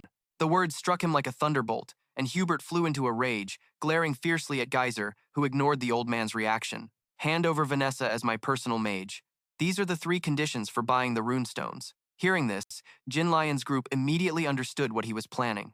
In contrast, Hubert's group was utterly bewildered. Hubert remained silent, not saying a word, but it wasn't long before his aura shifted, instantly affecting the atmosphere, and the castle's windows shattered. Sparks of magic shot through the air. Geyser glanced at Hubert without a word, but the old man was different. He said coldly, do you really think I'm a fool, mages? From the Red Flame Magic Tower are not allowed to interfere in territorial wars. Not only do you not understand the basic laws of the kingdom, but you also want to send our core mages of the 3rd circle and above out to the battlefield. This is a clear insult to the Red Flame Magic Tower. Hubert will turn everything to ash. Sensing the dangerous situation, Jin Lion's group immediately drew their weapons, preparing for a fight. But Geyser remained calmly seated. He narrowed his eyes at the old man and, after a long moment, spoke. You will regret this. These words startled Hubert. Geyser slowly explained. We have discovered a massive runestone mine within our territory, with a quantity several dozen times greater than what we brought today. This shocking revelation made all the elders' eyes widen in unison. Geyser smiled defiantly and said, and this information has already spread throughout the north. What does that mean? Hubert frowned at him, continuing. It means many people will be hunting for these runestones. Geyser smirked. You catch on quick. He said he didn't want to start a war with the Red Flame Magic Tower until he became stronger. If Hubert helped him get through this crisis, Geyser promised to provide the Red Flame Magic Tower with exclusive rights to the runestones. Hearing this, Hubert was swayed by Geyser. Exclusive rights to the runestones was too tempting. And Geyser continued. If that happens, it's only a matter of time before the Red Flame Magic Tower surpasses the Red Magic Tower and once again stands at the top, looking at the hand that held the promise of a bright future. Hubert's eyes narrowed even further, unsure of what to choose. He gritted his teeth, and finally, Hubert firmly grasped Geyser's hand, and a partnership was formed just like that. After finishing his negotiations with Geyser, Hubert went to find Anon to talk about going to Perun to help. After hearing the story, Anon protested, Master, why me when there are so many other mages? Hubert smiled and replied, I'm sending you because you are the greatest talent in the history of the Red Flame Magic Tower for the sake of our future. Lured by Hubert's flattery, Anon's cheeks flushed from the praise. Hubert continued to brainwash him. This experience will help you greatly when you become the master of the Red Flame Magic Tower. Keep a close watch and make sure that group doesn't smuggle any runestones. If a territorial war breaks out, retreat immediately. Fearing Anon couldn't handle it, he patted his shoulder reassuringly. Just endure it for 1 year, just 1 more year, and our Red Flame Magic Tower will surpass the Red Magic Tower and reclaim the #1 spot. Anon listened silently to Hubert's words, then replied, Yes, master. And so, he finally went with reluctance to meet up with Geyser's group. A few days later, Geyser was waiting for Anon in front of the castle. Seeing him, he raised an eyebrow and said with a smile, Welcome to Perun. As soon as they arrived, the group, from the red flame magic tower, observed their surroundings, chattering incessantly. And On scoffed inwardly, "It's just a remote rat hole. I only came here because Master told me to." He was the heir to the red flame magic tower, yet he was sent to this filthy estate. Unable to hide his reluctance, and On said with dissatisfaction, "I am the heir of the red flame magic tower, and I've been tasked with leading the mages." Geyser casually reminded him, "There's a lot of work to be done in the territory, so don't slack off, work hard." Infuriated by Geyser's casual attitude, and On seethed with silent rage. "This ignorant country bumpkin thinks I'm his servant? Just you wait. As soon as I become the tower master, I'll deal with you first." While Anon was busy cursing inwardly, Geyser suddenly called Anne, On's name, startling him. He frowned and asked, "Where is Vanessa?" And On casually glanced back into the distance and said, "She's probably back there carrying our luggage." Just then, Vanessa staggered forward from a distance, her body trembling as she struggled with 4 suitcases all by herself. When she finally arrived, she couldn't help but pant for breath, not daring to be disrespectful. Vanessa bowed her head to greet him, saying, "I am Vanessa. Greetings, my lord." Before she could even catch her breath, Anon spoke up. "Hurry up. I thought you weren't going to make it." Seeing Anon's rude behavior, Geyser, he frowned slightly, then walked over to Vanessa and ordered, "Put everything down and come here." Confused, she asked, "But I haven't finished moving everyone's luggage." She didn't even know what she had done wrong. And On spoke condescendingly, "Just leave it. She used to do this kind of work at the Red Flame Magic Tower, and besides, she can't even use magic, so just let her do the chores." The moment he finished speaking, a heavy suitcase slammed into his face, and On was knocked to the ground, much to the astonishment of the other mages from the Red Flame Magic Tower. Pushing the suitcase off, he furiously shouted, "What the hell is this?" But Ghislain simply stated calmly, "Vanessa no longer belongs to the Red Flame Magic Tower. From now on, she is mine, so do not treat her poorly. I'll let it slide this time, but if it happens again, you will pay with your life." Hearing this, Vanessa was deeply moved, while Anon became furious, his face turning various shades of pale and red. He gritted his teeth and cursed, "How dare this lunatic treat me this way?" The moment he spoke, the mages behind him raised their weapons to attack, but Ghislain was unconcerned. He simply snapped his fingers, and immediately, soldiers rushed out to surround the group from the Red Flame Magic Tower. Realizing they were surrounded, Anon couldn't believe it, saying, "What is this? How dare these barbarians in this territory point their weapons at mages? We are mages! Treat us with the respect we deserve." Seeing Anne on making a scene, Ghislain began to lose his patience and ordered, "Shut your mouth. Regardless of how you're treated, a contract is a contract, and I have full command over you for 1 year.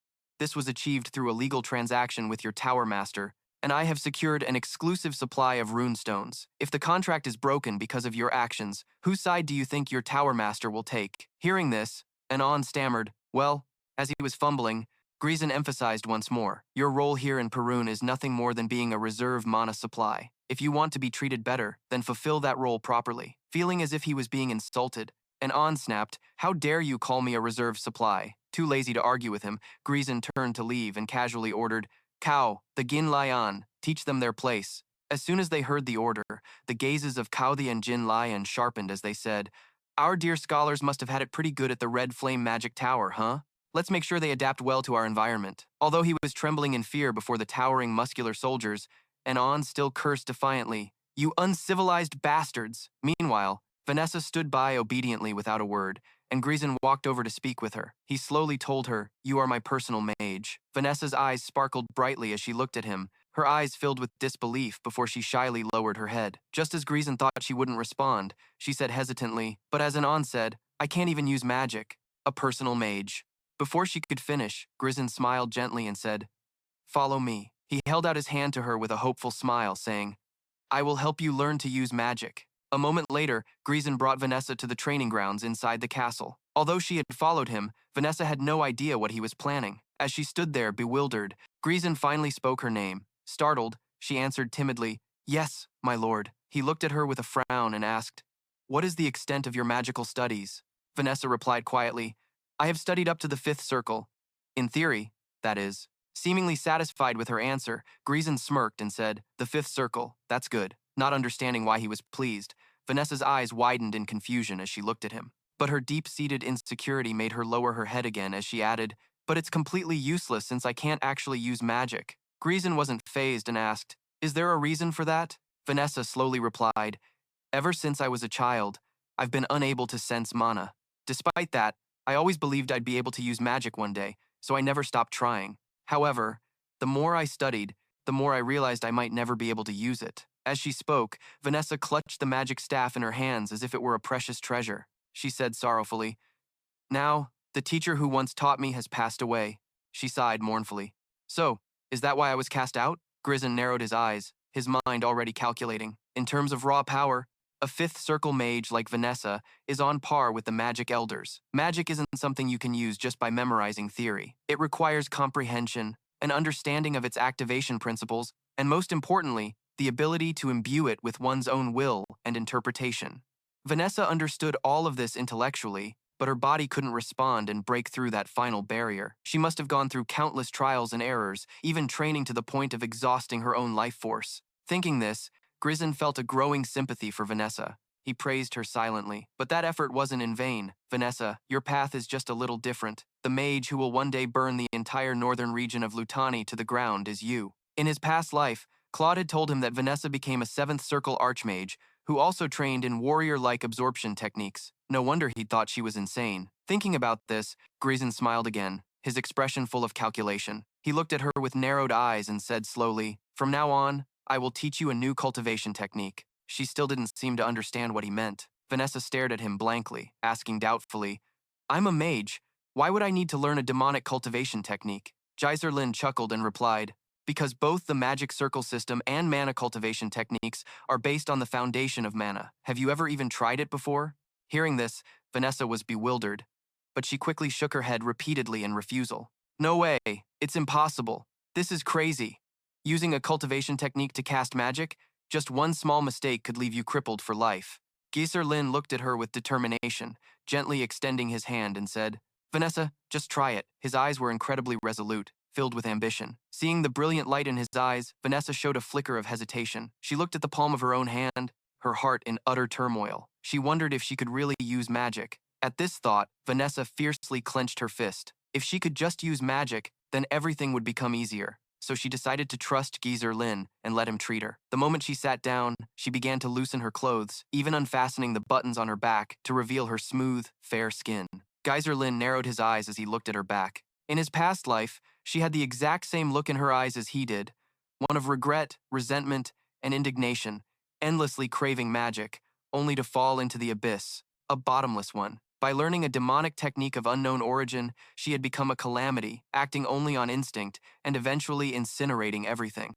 Looking at Vanessa's lonely back, Ghislain thought, but now that he was here, he wouldn't let her fall into that abyss again. He would reach out and take her hand. With that thought, Ghislain decisively pushed a huge source of mana into Vanessa's body. The moment the mana entered, it immediately coursed through her cells, nerves, and blood vessels, causing Vanessa to grit her teeth in pain and shut her eyes tightly to feel the flow of mana, the burning sensation forcing a soft moan from her lips. But a sudden warning from Ghislain startled Vanessa, making her open her eyes and clamp her mouth shut. "The mana flow will become chaotic." Ghislain also hurriedly reminded her, "What's flowing into your body right now is my mana. Don't lose that feeling. You must feel the flow of the mana."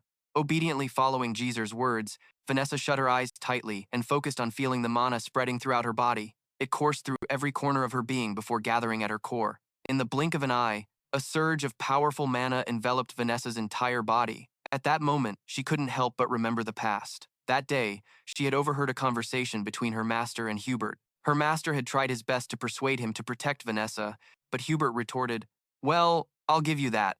But you know, the girl is kinda. You can tell just by looking at her, Ronaldo." The contemptuous words of Hubert, Vanessa heard it all. The image of her lonely figure from that day was still deeply etched in her mind. That was why she became so insecure. And now, Vanessa saw herself once again. She also saw the times Ronaldo had sincerely taught her. Back then, Vanessa had always felt guilty, telling him, "If I were a little more talented, maybe you wouldn't have had to leave the Crimson Flame Magic Tower." Ronaldo gently stroked her head and said kindly, "I didn't leave because of that. I'm just setting out to find a way for you to use magic." With an indulgent smile, Ronaldo told her to lift her head and look at the sky. He said that in this world, no place remains forever shrouded in darkness. He also promised her that a day would surely come when the light would find her. Just as he said, the light finally came, and it was Geyser Lin. He was extending his hand to pull her out of the darkness. In her daze, Vanessa saw this hand that offered her hope. She didn't hesitate to reach out and take it. From now on, Vanessa would live in the light, not in a gloomy hell. After absorbing the mana, she fell unconscious. Meanwhile, in a house near the sea, a burly man was relentlessly fighting a group of soldiers. He laughed contemptuously. "Come on, you weaklings! You think those pieces of scrap metal can stop me?" As if unable to accept his disdainful attitude, a furious soldier charged straight at him with his sword, shouting, "How ridiculous!" But due to a clear difference in speed, the man was easily able to block the blade with ease. Soon after, he gained the upper hand and decisively knocked the soldier down. Still stubborn, another soldier emanating killing intent lunged forward, but as if he had eyes in the back of his head, the man sensed it and gave an amused smile. Before the soldier could even bring his sword down, he was struck by something. Both of them were sent flying out of the wooden house. The man dusted off his hands and scoffed, "I haven't even finished warming up and you're all down for the count?" The surrounding soldiers couldn't help but murmur, as expected of him. "He is the great general of this era. These insects dared to disrupt our feast." At that moment, someone who overheard the entire conversation slammed their glass down on the table. A while later, night had gradually fallen. Outside the wooden house, a man was lying there leisurely. Just then, someone came to disturb him. "Is your training going well, sir?" the man asked in a low voice. "What is it?" the newcomer said seriously. "It's a deployment order from Count d'Azur C, Victor." It turned out the man was Victor, the Count's strongest trump card. Hearing this, Victor fell into a long, hesitant silence. He then sat up, picked up the helmet beside him, and put it on, obscuring his face. Victor then spoke slowly. "He is the great general of this era. These insects dared to disrupt our feast." At that moment, someone who overheard the entire conversation slammed their glass down on the table. Were written the words, "My son was murdered by Ghislain Pergium. I will have my revenge." He took a deep breath, then gave an order to gather the soldiers. War had been declared. The war banner of the Pergium family must finally, and said, "Let's go. I'm bored to death with nothing to do anyway." A few days later, at the Count's castle, Walter was reading a document, his hand trembling uncontrollably. Inside, began to discuss the matter endlessly. Walter just sat there silently, unsure of what to say. At that moment, a startling statement was made. "It's because of Darun." The one who spoke was Ghislain. He be raised once again. Afterwards, he summoned everyone. Dion heard the news and cursed in anger. "Those bastards have lost their minds. Ghislain killed Gon, the others present also." The loyal vassals present were immediately shocked, crying out in disbelief. "Our own vassals betrayed us? What proof do you have to make such a dangerous accusation?" Walter stared at him intently.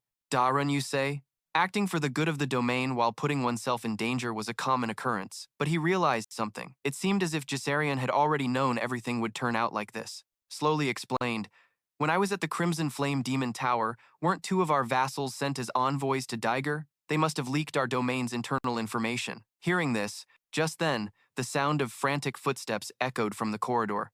Forrest rushed in, panicked, and reported, "We have a huge problem, my lord. They've arrived."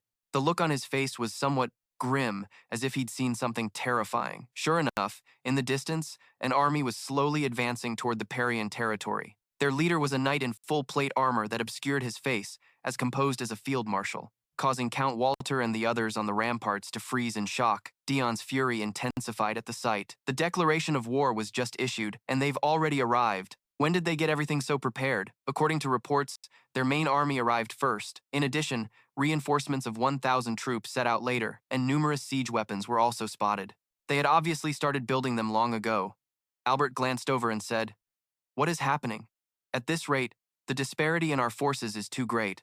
How did Daiger, which is supposed to be as poor as Pergium, manage to amass such a large army?" They continued to argue, making Walter lose his patience and yell, "Calm down." They immediately went silent. He then barked aggressively. "Arguing amongst ourselves will only delay our response. Assemble all soldiers on the ramparts." He ordered the citizens of the domain to enter the city and to shut all the gates. "Soldiers, hold your positions." The war had truly begun. Meanwhile, below the gates of the Pergium territory, the enemy army had closed in. Their leader smirked and said, "Gold, my son. Even though you were useless, thanks to you, I now have the perfect excuse to attack Pergium. What a magnificent castle." The speaker was Thomas Daiger, Count of Daiger. He then glanced at the person next to him and said, "Follow me, Victor. I have something to discuss with my brother of Pergium." At that moment, a shout came from the ramparts.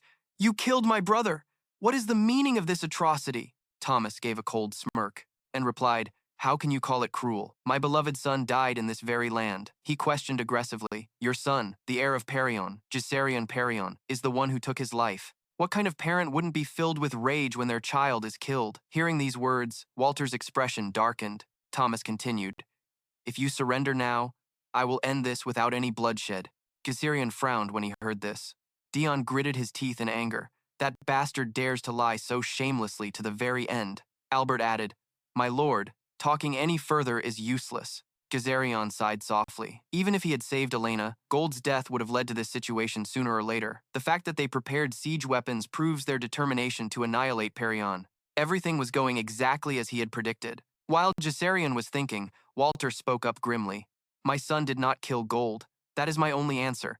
He was incredibly firm as he said in a low voice, if you still value your life, then go back. These words made Thomas freeze, his face turning as red as a beet. Victor glanced at him, thinking to himself with admiration, Walter Perion truly has the aura of a famous general, who has guarded the North for so many years. Thomas took a deep breath, forcing himself to calm down, and spoke carefully, truly, the Wolf of the North. Because of your foolish choice, I wonder how much blood will have to be spilled. Don't regret this. With that, he turned and returned to his ranks. From atop the gate, Walter watched him go, unsure of how to react. Seeing his lord's hesitation, Dion immediately pressed, my lord, give me command of all our forces. They're nothing but a large, unruly mob. I will wipe them out and return victorious. Hunjun quickly tried to reason with him. Sir, are you insane? No matter how powerful you are, the disparity in our military strength is too great. If we lose just one battle, Perion will collapse. They began to argue again. Walter remained silent. Everything had become chaotic. He couldn't sort out his thoughts. They had declared war so suddenly, yet they were perfectly prepared. Furthermore, an army of that size was beyond Daiger's capabilities. Who in the world was backing them? How can this place be saved? Water couldn't think of a thing, but just then, Ghislain suddenly spoke up. Please prepare the city's defenses. Startled, Water glanced over. I don't understand what you want to do, Geyser explained in a low voice. Compared to the Daiger army with nearly 7,000 soldiers, the Pun army, even when gathered, has just over 2,000, a 3-to-1 difference in strength. They are fully prepared and their morale is very high. In about 2 weeks, as soon as their siege weapons are ready, they will launch an all-out attack. Right now, the best option is to request reinforcements and hold out inside the castle. These words seemed to be a wake-up call for Water. He said slowly, yes, that's what we would normally do, but I don't see any way out. Geyser suddenly smirked. Then he leaned in and whispered something in his ear. After hearing what he said, Water froze on the spot. Before the battle, in the 2 weeks they were given, causing Count Walter and the others on the ramparts to freeze in shock. Dion's fury intensified at the sight. The declaration of war was just issued, and they've already arrived. Ghislain couldn't help but sigh. Cao didn't know what to do either. He was used to being a mercenary. How would he know about battle formations like this? Belinda then said in a low voice, war has really broken out. Geyser frowned in thought for a long while before finally speaking slowly. That's right. From now on, I will tell you what you need to do. Suddenly smirked. Then he leaned in and whispered something in his ear. After hearing what he said, Water froze on the spot. Before the battle, in the 2 weeks they were given, Geyser would give his all to turn the tables. In the soldiers' barracks, Geyser summoned his key people. They all knew what was happening, and they're definitely watching us closely. The moment we make any move, they'll spot us immediately. Geyser, of course, knew this and called out to Cao and Ghislain. They will have a huge problem sustaining a long war. After hearing this, Belinda frowned doubtfully and asked, but is that possible? The Daiger army has already surrounded the front of the castle. We can hide within the woods so we won't have to worry about being spotted. Ghislain and added, the cloaks crafted from the inner hide of the black rat, as ordered by the Grand Duke, have also been issued to the soldiers. Since the material is dark, they're perfect for night raids. Hearing this, Geyser nodded with satisfaction. He continued, if a large army moves, they will of course be detected immediately. However, if it's a small, elite, well-camouflaged group, the raid will be very hard to detect. The only problem is that he doesn't know the exact location of the supply unit, so Geyser needs Belinda to determine their location. Belinda was a bit taken aback by this, but for the sake of their cause, she nodded and replied, understood. I'll do it immediately. Geyser watched her closely, thinking to himself. The two men looked at him. Cao spoke first. As per your orders, we have positioned our forces at the edge of the beast forest. If need be, it's a dangerous mission, risking her life to infiltrate the enemy's rear lines, but if it's Belinda, she'll accomplish it with ease. Finally, what was needed was the strongest card to deliver the finishing blow. Was drinking in celebration. The war has finally begun. Just a little longer. and a retainer like me will be granted his own territory. He felt that his decision to follow Count Deej was indeed a wise one. Thanks to providing so much military strength, he was able to easily secure this position in the rear. Taking a sip of wine, Beberdu sneered, "Goodbye, pun. A piece of that land is mine now."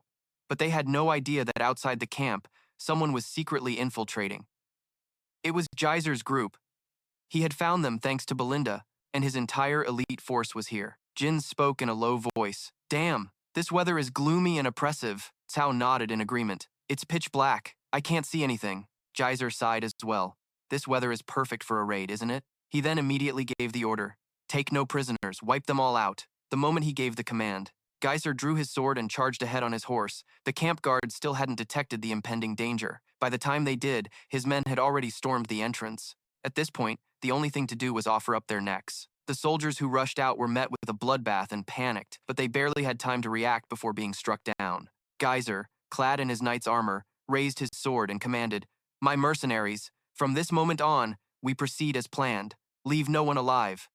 In the blink of an eye, the place turned into a battlefield for Geyser's army to slaughter them. Around midnight, Beberdu realized he was being ambushed and rushed outside. However, he still yelled confidently, "We have 1,000 men. Don't panic. Stop them immediately." Hearing this, his subordinate hesitated, his forehead breaking out in a cold sweat. After a moment, he reported, "Sir, more than 70% of our forces have already been defeated."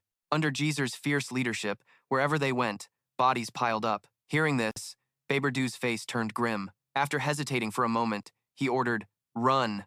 If we stay, I'll die. Forget the territory." But before the two of them could flee, 3 throwing knives suddenly shot out from the distance, lodging straight into his subordinate's neck. Beberdu was so scared he nearly pissed his pants, collapsing to the ground. Belinda rode up majestically on her horse and scoffed, "How lucky to run into you here, Perion's loyal retainer, Beberdu." The moment he saw her, the look on his face looked even more unsightly. Meanwhile, the camp was engulfed in flames, with corpses lying everywhere. Before long, Ghislain's nighttime operation had succeeded perfectly. At that moment, Ghislain rode up to Barbu. Belinda had already tied the old man up, and upon seeing Ghislain, she reported, "This is Barbu, one of the vassals sent as an envoy to Daiger, who not only sold information but also commanded their logistics." Knowing he was defeated, Barbu hastily kowtowed and begged, "Please spare me, Sir Ghislain. I surrender." Ghislain paid him no mind and asked in a cold voice, "Who bribed you?" Barbu didn't dare to lie and confessed everything. "It was Count Day. They threatened my life. I had no other choice." Hearing this name,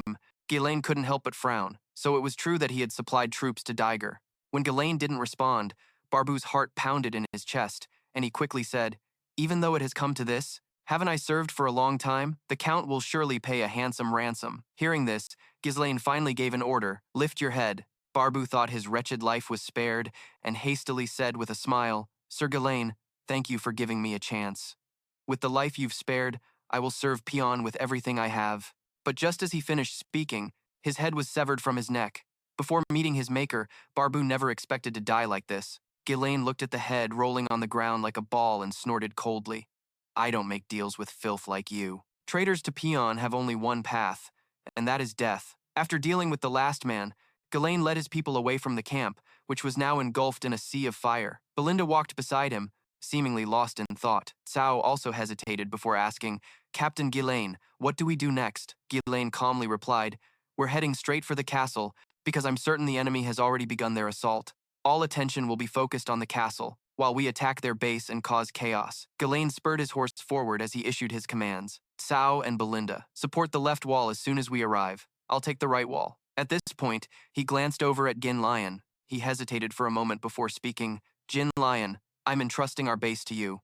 This is a surprise attack, but you'll have to fight thousands of enemies with a small force. Can you do it?" Jin Lion frowned slightly, lost in thought. After a long moment, he said firmly, "No problem, if that is your command, young master." Hearing this, Ghislain broke into a satisfied smile. "It's great to have gathered such good comrades." Up ahead, Cao pouted unhappily upon hearing Jin Lion's assignment. "That old man always gets the interesting missions." Belinda didn't pay any mind to this. She asked hesitantly, "Young master, who will be in charge of the main gate?" "Leave the main gate as it is," Ghislain replied nonchalantly. The 3 of them were immediately stunned. "Who fights a battle by leaving the gate open for the enemy to enter? Are we inviting them in for tea?" But Ghislain didn't explain. He just gave a confident smile. This battle would mark the beginning of a new chapter in Perun's history. Meanwhile, at Perun's castle, Walter was commanding the assault. The castle walls were under constant bombardment, with thunderous explosions echoing continuously. On his side, Janzon commanded his knights, "Fire, don't let them get close." However, Daiger's forces were too numerous, and Perun's crossbows and arrows were not enough. Before long, they were able to scale the castle walls. Walter didn't panic, charging into close combat, determined not to let them take the walls. At the same time, Thomas Seeger watched the smoke and fire on the walls from below and burst into maniacal laughter, saying smugly, "How exciting! Even without seeing it, it's clear that it's over." Immediately after, he ordered the catapults, "Prepare the second volley, crush them as quickly as possible." Victor, standing beside him, looked up at the walls, thinking to himself that this was the end of the Northern Wolf. He felt a slight hope, but that was all. Walter was currently fighting Daiger's soldiers. Although his swordsmanship was excellent and he had killed many soldiers, the disparity in forces was too great and he couldn't hold out for long. Both he and Janzon were surrounded by enemy soldiers. Janzon glanced at Walter and said worriedly, "Sir, the walls are one thing, but at this rate, the main gate will soon fall. You must give the order." Walter took a deep breath and was silent for a long moment before speaking. "Abandon the gate, just hold the walls." Hearing this, Janzon's expression showed his reluctance, but there was no other way. Walter then looked toward Scoven and asked, "What about the reinforcements?" Scoven quickly replied, "The territories we sent envoys to have all refused to help. Even the envoy sent to Count Logis has lost contact." Hearing this, Janzon couldn't help but rage. Damn it, how could none of them send support? Those ungrateful bastards. Meanwhile, at the Daiger army's camp, Thomas Daiger was smugly preparing to celebrate his victory when a subordinate ran up in a panic to report. "Bad news, my Lord Count. The supply unit has been attacked." These words shocked both Thomas Daiger and Victor. The soldier continued, "The men we sent to request supplies haven't returned. Something must have gone wrong with the supply unit." Thomas Daiger shook his head slightly, saying in disbelief, "Don't jump to conclusions. It's impossible. How could those Pion rats trapped in the castle possibly know the location of our supply unit and attack it?" Victor, however, thought differently. Because he had seen the smoke rising from that direction, it was definitely smoke from the supply unit, which meant there was still someone in Pion who was bold enough, coming up with a strategy. At this thought, Victor smirked and said, "How interesting." Thomas Daiger cried out in a panic, "Sir Victor, what should we do? The battle has only just begun, and we're already out of food supplies." Hearing this, Victor waved his hand dismissively and said nonchalantly, "We don't need food supplies, because we will take the castle by the end of today." Thomas Daiger's eyes widened in disbelief, his jaw dropping. A short while later, at Perun Castle, Victor led his army to attack across an open field. The assault on the left and right walls had begun long ago, but they still hadn't broken through. Tun's elite forces were undoubtedly holding that fortified defensive line, but since they had dedicated so much effort to defending the walls, the main gate was now their weakest point. With this thought, Victor nodded. He pointed his sword straight at the castle walls and roared fiercely, "All forces, advance! Today, we will crush and break through their gate." As soon as the words left his mouth, Victor led the charge himself. But at that moment, he suddenly remembered something, glancing behind him and calling out, "Aeon!" Immediately, a warhorse appeared at his side. On its back sat a knight in full iron armor, holding a long spear.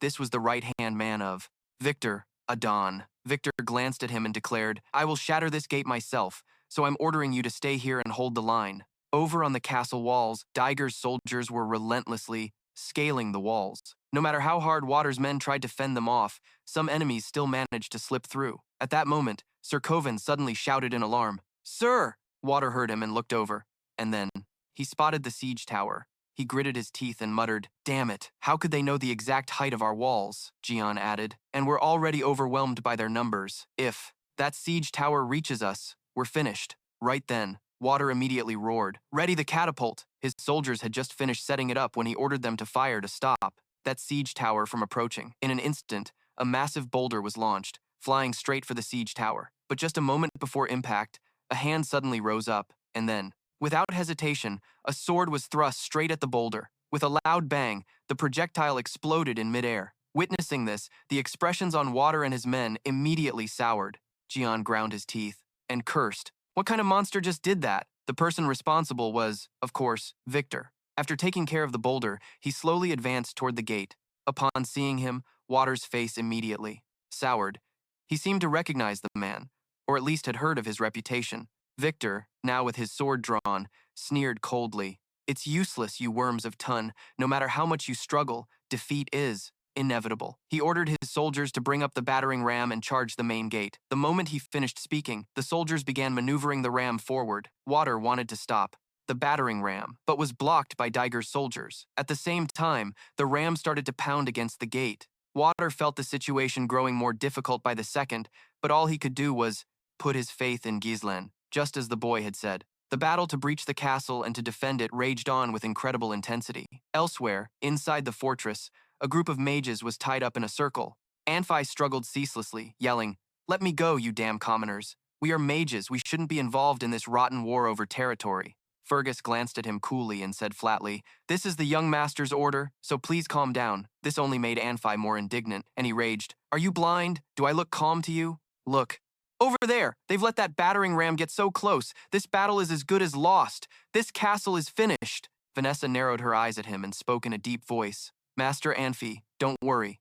Hearing her voice, Anfi immediately looked up, only to see Vanessa right in front of him, saying with conviction, "The young master will surely resolve everything." As if he had just heard a joke, Anfi scoffed in disdain. "Don't you dare mention that so-called young master to me. It's because of that bastard I've been dragged into this hellhole. We're about to die, and he's going to fix everything? My ass." Vanessa had absolute faith in Ghislain and said with conviction, "No matter what, the young master will definitely." But before she could finish her sentence, Anfi cut her off coldly. "Shut up. Are you really planning to follow the orders of that lunatic?" Vanessa glared at him and shook her head, denying it. "He is not a lunatic." As she spoke, she suddenly paused. A few days ago, after a long period of time, Vanessa had finally succeeded in circulating mana in her body, but she couldn't sustain it for very long. She looked at Ghislain guiltily, sighed, and said, "I'm sorry. I've finally learned how to use magic, but this is the best I can do at the moment." Ghislain shook his head, unconcerned, and said, "The fact that you can use magic at all is enough. Your mana reserves will build up over time. Come with me. I have something I want to show you." The two of them then went to an empty patch of ground, where they saw a group of mages toiling away at something, causing Vanessa to frown reflexively. They're burying rune stones, deep. But for what purpose? As she was wondering this, Anfi suddenly ran up to them. With an aggrieved and accusatory expression, he demanded, "Why are you forcing our mages to do this manual labor? Don't you have soldiers to do this? If you're planning to hide these rune stones, why not just move them outside the castle walls?" But he had barely finished speaking when a mountain of muscle caught him in a headlock. "Go dung." He issued a warning, "No talking while working." Seeing this, the timid Vanessa was a bit frightened. She looked at Ghislain in confusion and asked, "Sir, what is this?" Ghislain slowly explained that this was a preparation for war. The simplest yet most effective tactic is to overwhelm the few with the many, using sheer numbers to crush the enemy, no matter how hard they try. They won't be able to withstand the endless assault. The main gate will inevitably fall, but that doesn't mean there's no way to win. Hearing this, Vanessa was startled. She hesitated and asked, "Don't tell me you mean returning to reality?" Vanessa was currently casting a spell to control the magic circle. She didn't know if she could actually pull it off, but because it was Ghislain's command, she was determined to see it through to the end. Anfi, bound below, stared at the mana enveloping his body and exclaimed in disbelief, "How can this powerful magic circle not be channeling mana?" At that very moment, Vanessa was still gripping her staff tightly, her eyes now filled with confidence. That's right, she could do this. She had to do this. Meanwhile, outside the main gate, Daiger's army was still attacking relentlessly. The soldiers tasked with breaching the gate were pushing hard, and the gate was on the verge of collapsing. But just then, Jian seemed to see something, pointing into the distance and yelling, "Sir, look over there!" Water followed his pointed finger and saw an army riding in like the wind. The figures grew closer and closer, and as he got a better look, he was instantly horrified. It was Ghislain's army. That's right, Ghislain had finally made it. At the same time, Victor also seemed to sense a disturbance. And sure enough, it wasn't long before a subordinate came to report, "Lord Victor, unidentified cavalry units are launching a surprise attack from the rear on both our flanks." The army he was referring to was none other than Ghislain's. They were relentlessly slaughtering the soldiers. Ghislain, incredibly fierce on horseback, swept his sword in a wide arc, sending a whole group to meet their maker. Seeing his ferocious momentum, the soldiers behind him cried out in panic, "An ambush? I heard Perun didn't have any reinforcements." By the time they collected themselves, they saw Ghislain charging right at them. They hastily raised their crossbows and fired back. But he was too fast. Their bolts only hit empty air. Meanwhile, Ghislain galloped forward in a straight line, looking as if he were flying. The look in his eyes was utterly ferocious. Ghislain began to slaughter the soldiers before him. In the blink of an eye, the ground became a river of blood, with bodies strewn everywhere. Seeing this, the soldiers recoiled in fear. "What are you, a monster? How could you take down so many men in an instant?" Just then, Ghislain raised his sword high into the air. He roared fiercely. "From now on, it's our turn to counterattack." Following his roar, the army behind him charged forward. But Daiger's soldiers, terrified by the sheer ferocity of this force, began to fall back. The battle formation now consisted of two wings, one led by Ghislain and the other by Cao, striking the outer flanks of the siege lines. Daiger's army was now caught in a pincer movement between Perun's forces from within and without. Meanwhile, at Daiger's main camp, Guion was leading another elite squad. To break their lines, he glanced at Gordon and Tone, giving his orders. "I'll draw their attention. You two spread out and neutralize their key defensive installations. Got it?" The two of them immediately nodded in acknowledgement and split off in two directions to attack, throwing Daiger's ranks into chaos. Seeing this, Thomas Daiger exclaimed in a panic, "What is going on? Why? Are we the ones being ambushed?" Before he could even process the situation, Gaius charged forward with his great axe. He announced in a cold voice, "Enemy commander, Count Thomas Daiger, I will be taking you prisoner." Hearing this, Thomas Daiger was so scared he nearly wet himself. The man had no real power to speak of. He was just a paper tiger. Gaius thought he had him, but he was intercepted. Sensing a weapon hurtling toward him, Gaius swiftly swung his axe to parry it. When he got a clear look, he saw a man on horseback, holding a long spear and a shield before him. Gaius narrowed his eyes, studying the newcomer. He realized one thing. This man was strong. The man was Aeon. He spoke in a cold tone. "A surprise attack on the main camp with such a small force. How bold of you." He arrogantly introduced himself and told Gaius to state his name before he died. Gaius narrowed his eyes at him and replied coldly, "I have no name." He stated that he was merely a weapon under the command of the Archduke. Meanwhile, on the left flank of the wall, thanks to the support from Ghislain's forces, the soldiers of Perun had regained the upper hand on the ramparts. Below, Belinda was using a grappling hook to snag enemies, and Cao would then rush in from a distance to finish them off. The two of them worked in perfect sync. Dozens, even hundreds of soldiers had died in the exact same way, with fresh blood splattering everywhere. Looking at her own blood-soaked body, Belinda complained, "Do you have to splash blood all over me?" Cao just shrugged nonchalantly and retorted, "Dodge it yourself, milady. I don't have time to worry about that." Hearing that title, Belinda immediately flew into a rage. She snarled through gritted teeth, "What did you say, milady?" On the other side of the wall, on the right flank, Ghislain was still charging in from the outside, breaking through the Daiger army's encirclement. His presence was so terrifying, it was as if the words, "I'll take you all on," were written across his face. The enemy soldiers felt, "Have no name." He stated that he was merely a weapon under the command of the Archduke. Meanwhile, on the left flank of the wall, thanks to the support from Ghislain's forces, the soldiers of Perun had regained the upper hand on the ramparts. Below, Belinda was using a grappling hook to snag enemies, and Cao would then rush in from a distance to finish them off. The two of them worked in perfect sync. Dozens, even hundreds of soldiers had. They were completely outmatched, so they turned tail and fled. Seizing the opportunity, Ghislain commanded his troops, "All units, charge. The enemy is in disarray. This is our chance to wipe them out." He declared that he would take down the siege tower, their fortress. The moment he finished speaking, the mercenary army behind him got a shot of adrenaline, raising their weapons and roaring loudly, "Follow Captain Ghislain! Let's crush these bastards!" But when they looked closer, all they had impaled was his horse. The rider had vanished into thin air. The soldiers looked around in confusion, searching for him. If only they had looked up, their fortress. The moment he finished speaking, the mercenary army behind him got a shot of adrenaline, raising their weapons and roaring loudly, "Follow Captain Ghislain! Let's crush these bastards! Spearmen, block the front! Don't let him charge through!" Ghislain ignored the spears aimed at him and charged forward aggressively, and in the blink of an eye, all the spears thrusted at him. The leader of Daiger's army watched his troops continuously flee and cursed in anger. These undisciplined idiots. What kind of fool turns their back in a battle like this? Immediately after, he ordered, they would have seen Ghislain right above them. He landed on one soldier's head and then began to slaughter them with his sword. Ghislain cut down the soldiers before him as if they were nothing. At this rate, the wall would collapse before his troops could arrive. The enemy numbers were overwhelming, and if he hesitated, he would be surrounded. Ghislain's cavalry was advancing, but it was extremely difficult to reach the enemy's main force. This was going to be a difficult battle, and he needed to decide quickly. So, he decided to charge in alone. The leader on the other side immediately yelled, "Stop that guy!" Ghislain met gods and Buddhas alike. Whoever stood in his way was sent to their grave. Countless soldiers fell to his blade. The moment one was cut down, another would rush forward to take his place. The siege tower is in position, and the wall will fall soon. Just keep him occupied. Ghislain narrowed his eyes at them. He was out of time. Before they could accomplish their goal, he would strike their weak point. With that thought, Ghislain immediately gripped his sword and charged forward, starting his rampage. The soldiers followed orders to stop him, but they couldn't do jack squat. Right after, he charged straight for their leader, and without a moment's hesitation, Ghislain cut him down with one slash. But just when it seemed to be over, he instead thrust his sword straight through the man's body. Ghislain stepped over the corpses of the enemy as he neared the siege tower. Anyone who blocked him met only one fate, death. His sword was now completely stained red with fresh blood.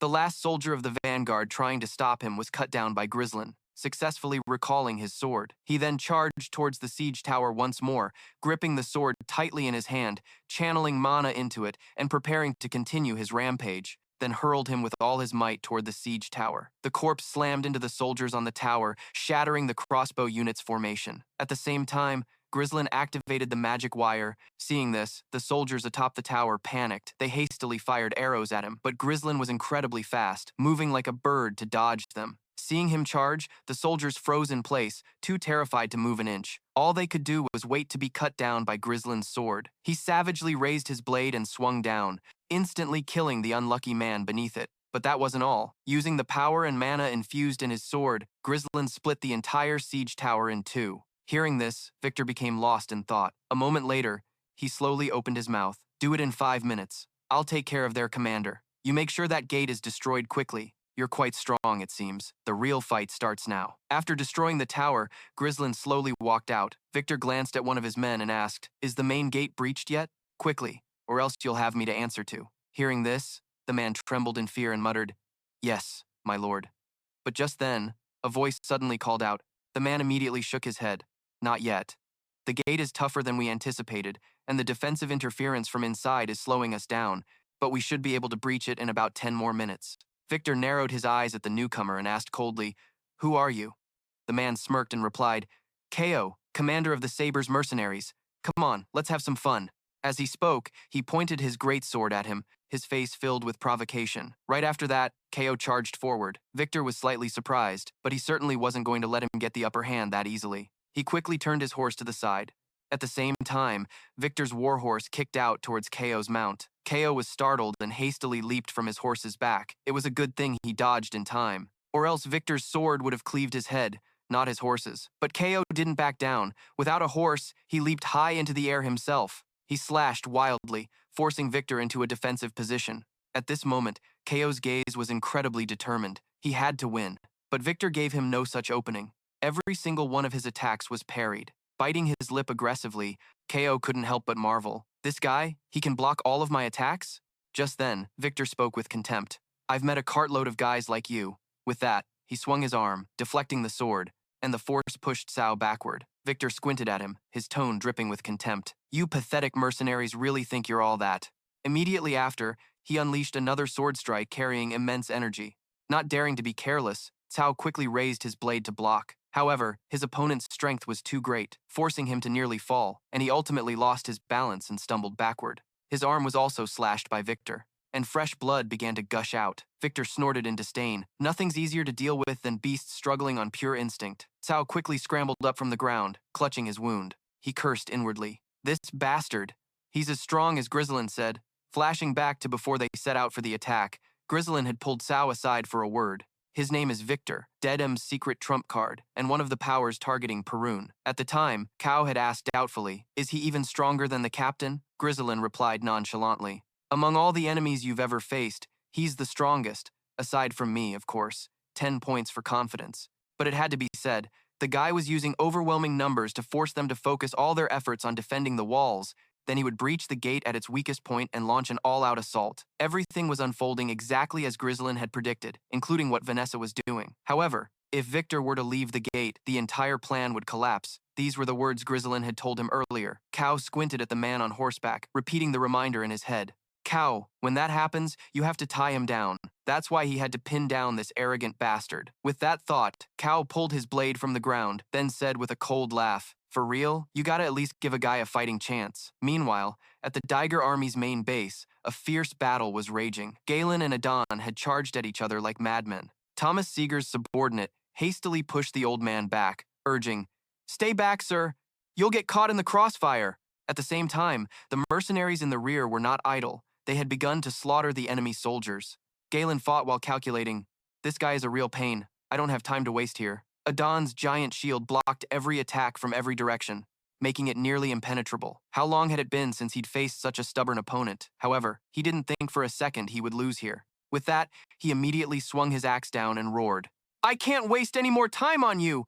Adon blocked with his shield and snorted, "It's useless. That last hit was strong, but you'll never get through this war shield of mine." Galen was slightly startled, only then realizing Adon had slipped out from behind the shield and was thrusting his spear at him. Not daring to be careless, he hurriedly parried.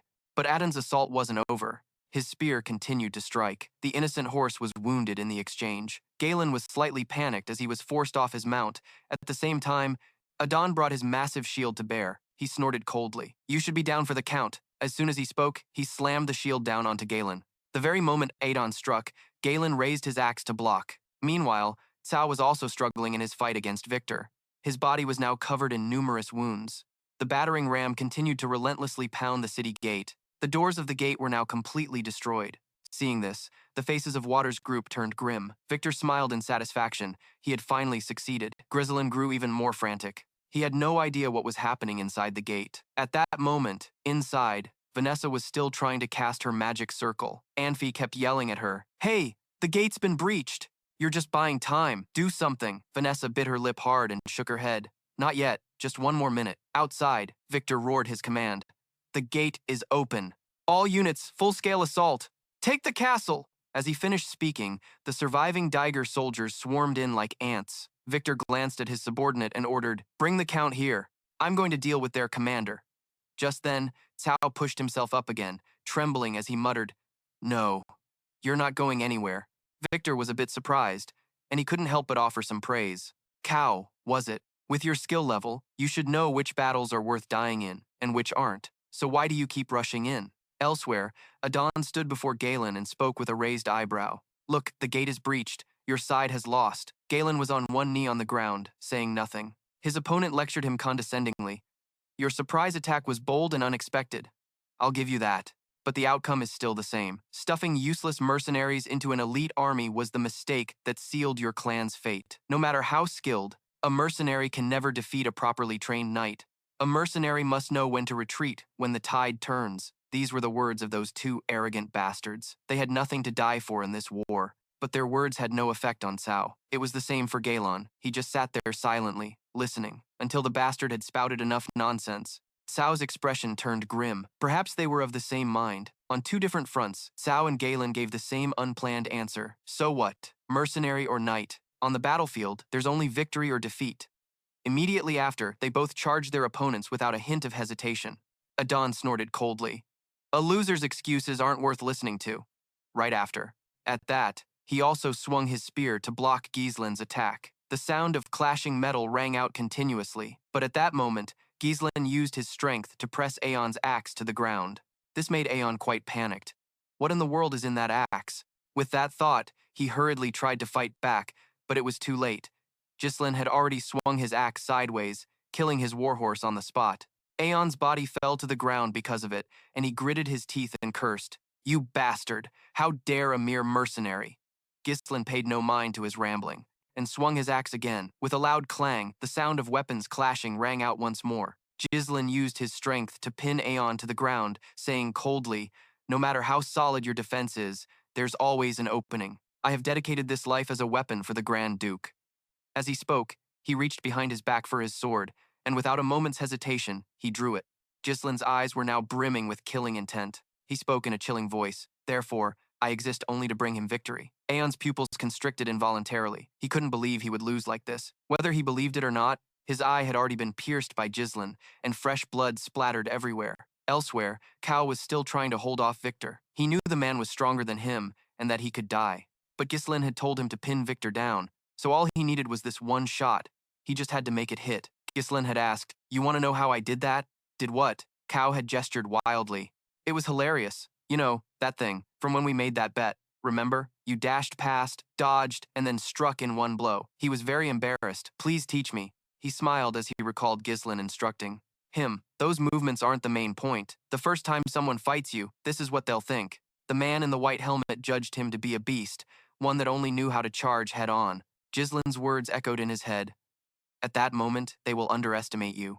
Cao attacked relentlessly and erratically, his face a mask of frenzy, so crazed that he even threw his weapon at his opponent.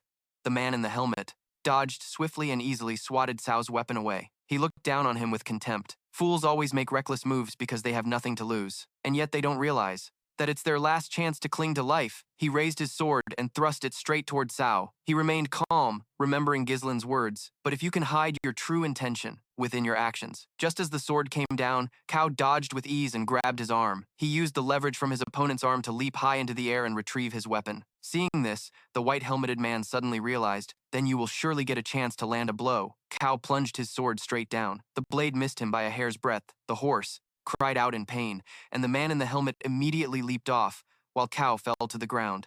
He had figured out Cao's intention: strange movements, catching a sword after throwing it, even at a disadvantage. You wanted to use it to turn the tables? Only someone prepared to die could pull that off. He genuinely praised him.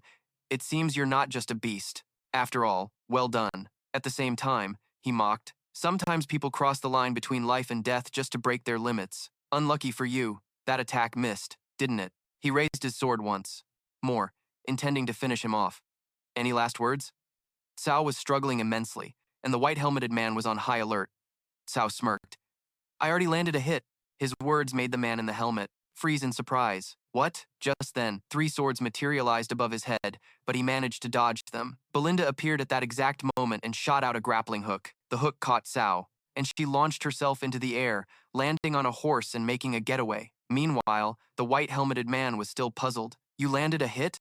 he thought to himself. "Was that last attack aimed at him? If it weren't for her, he would have died by my hand." On their end, Cao was complaining. "Hey, I almost died back there," Belinda retorted threateningly. "Do you want me to drop you?" The white-helmeted man was still thinking. That guy isn't stupid enough to bet his life just to land a single hit, is he? That means everything he did had a purpose, something worth staking his life on. Suddenly, he turned his head and realized that behind him were the castle gate and his army. Don't tell me. The gate suddenly glowed with a purple light, which started from Vanessa's position. She was casting magic, and he realized the truth too late. Was it all just to keep me pinned down here? Vanessa was focusing with all her might. Once the gate was broken, the enemy would pour through. Vanessa recalled Ghislain's instructions. "With your magic, you can quickly cast a spell with a wide area of effect." At the time, she hadn't believed in herself much. "Can I really do it?" Ghislain had encouraged her. "You can do it." From Vanessa, a wave of power began to spread out with her at its center. Vanessa unleashed a fire spell. The area where the soldiers stood was engulfed in the red of flames, creating a massive explosion. It was so large that it spread even beyond the castle gate. Everything nearby was turned into an inferno. Walter of Perdune had to look up from his fight. Belinda and Cao also stopped to watch. Ghislain was no exception, and he smiled with satisfaction. The soldiers screamed non-stop. "It's so hot! Spare me! Retreat! Get out of the castle now!" Ghislain continued to cut down enemies from horseback. He had ordered his men to surround the gate, allowing no one to escape. One of Victor's subordinates approached him. "Sir Victor, this is terrible. Most of our soldiers have been burned alive. Please order a retreat." He was stunned. How incredibly annoying. This battle. It had been meticulously prepared in secret for years, cutting off all of Perdune's escape routes. Yet they had their war horses, that mad dog, and even a high-level mage who could incinerate thousands of soldiers with a single blow. He finally understood the reason for this failure. All these elements, which he thought were random, had combined perfectly, blocking his path to victory. Victor felt a pang of regret. Did I just walk right into a trap? He quickly accepted the reality. "Call the soldiers back. We're retreating. There's no forest here. As long as they escape the flames, have them regroup at the base. The conquest will take longer than planned, but there's no other way. Bring Adon here." But he only saw Adon's lifeless head. It was Ghislain who had taken it. He looked at him curiously. "Are you their commander?" Victor was stunned, unable to believe his eyes. Adon. But Ghislain delivered another devastating blow. "Your army and your base are gone. Surrender. Ghislain's forces have the advantage." and the flames have consumed everything. Victor burst into a maniacal laughter, feeling as if he had just heard a joke. Don't make me laugh. You think my war ends like this? I'll personally take every single one of your heads. And so, Victor took his battle stance. His power erupted. My war has just begun. The battle for Verdun was still raging, with the defenders pressing their advantage relentlessly. Victor's men were now like fish in a barrel, as arrows rained down. He continued to command the battle. Don't let them escape the flames. Ghislain charged forward. This is our chance to turn the tables. Don't let a single one survive. The battlefield was a scene of devastation. Belinda ran to him. Young master, are you injured anywhere? He also checked on her. No. Are you guys okay? She hesitated slightly, looking behind her. And Phi was heavily injured, but Cao was still trying to act tough. Seeing this, he smiled. Belinda admitted reluctantly. If we had been even a little late, things would have been terrible. The first time we heard your plan, we thought it was completely insane. Ghislain retorted. But it worked, didn't it? Belinda said haughtily. I'm never going through with a plan like that again. All the buried Junstones were used up in that single blast. When this is over, make sure to praise Vanessa, he suddenly asked. By the way, where's Ghislain? Belinda just then remembered. Ghislain immediately spurred his horse to find him. She didn't understand. Young master, he raced as fast as he could. Ghislain! Meanwhile, Victor was attacking fiercely. Ghislain managed to defend, but Victor was relentless, continuously forcing him backward. Ghislain had to admit his strength was immense, and more than that, his overwhelming presence was suffocating. He tried to counterattack, but Victor dodged every attempt. He then struck back, and his blow injured Ghislain. He was shocked to find himself wounded and equally stunned by Victor's power. His strength and speed were both incredible, leaving no openings. At this rate, Ghislain sensed the danger. Between the axe head, Victor used his sword as a lever to fling the axe away, sending Ghislain's weapon flying. Victor was determined to reclaim his dignity. Ghislain sensed the danger. Between the axe head, Victor used his sword as a lever to fling the axe away, sending Ghislain's weapon flying. Victor was determined to reclaim his dignity. You bastard, you've pushed your luck too far. Ghislain's face was expressionless. Victor then stabbed him, causing Ghislain to flinch. His eyes were sharp. Victor had seen right through his thoughts. Ghislain twisted his body to avoid a fatal blow. Ah, so that's how you defeated Adon. Only he could take one of my attacks head on. You already spent all your strength fighting Adon, and now you dare to fight me? How foolish. But I'll admit, it's not so bad that Adon died by your hands. Victor struck with vicious intent. Die! Unexpectedly. At that moment, a sword came flying from behind. He instantly became alert and spun around to dodge it. The sword embedded itself in the ground between Ghislain and Victor, forcing them apart. He immediately roared, Who's there? A foot landed on the ground. The Black Knight, Ghislain, had arrived just in time. Victor didn't recognize him. Who are you? Ghislain was so badly injured he could barely breathe. Ghislain picked up his axe and lifted it high. He slung it over his shoulder and walked forward. Victor immediately recognized him. The Black Knight. Ghislain's core release power exploded forth. He stomped his foot on the ground, building momentum to charge forward, and swung the axe down at Victor. He immediately raised his sword to block. The attack was so powerful that he had to use all his strength to parry it, then counterattacked, sending Ghislain flying.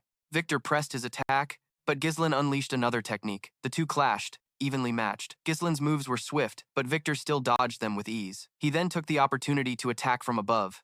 He immediately drew his sword and used it to block the attack. A purple light flared in Ghislain's eyes. Using the axe as a pivot, he launched himself into the air and kicked Victor away.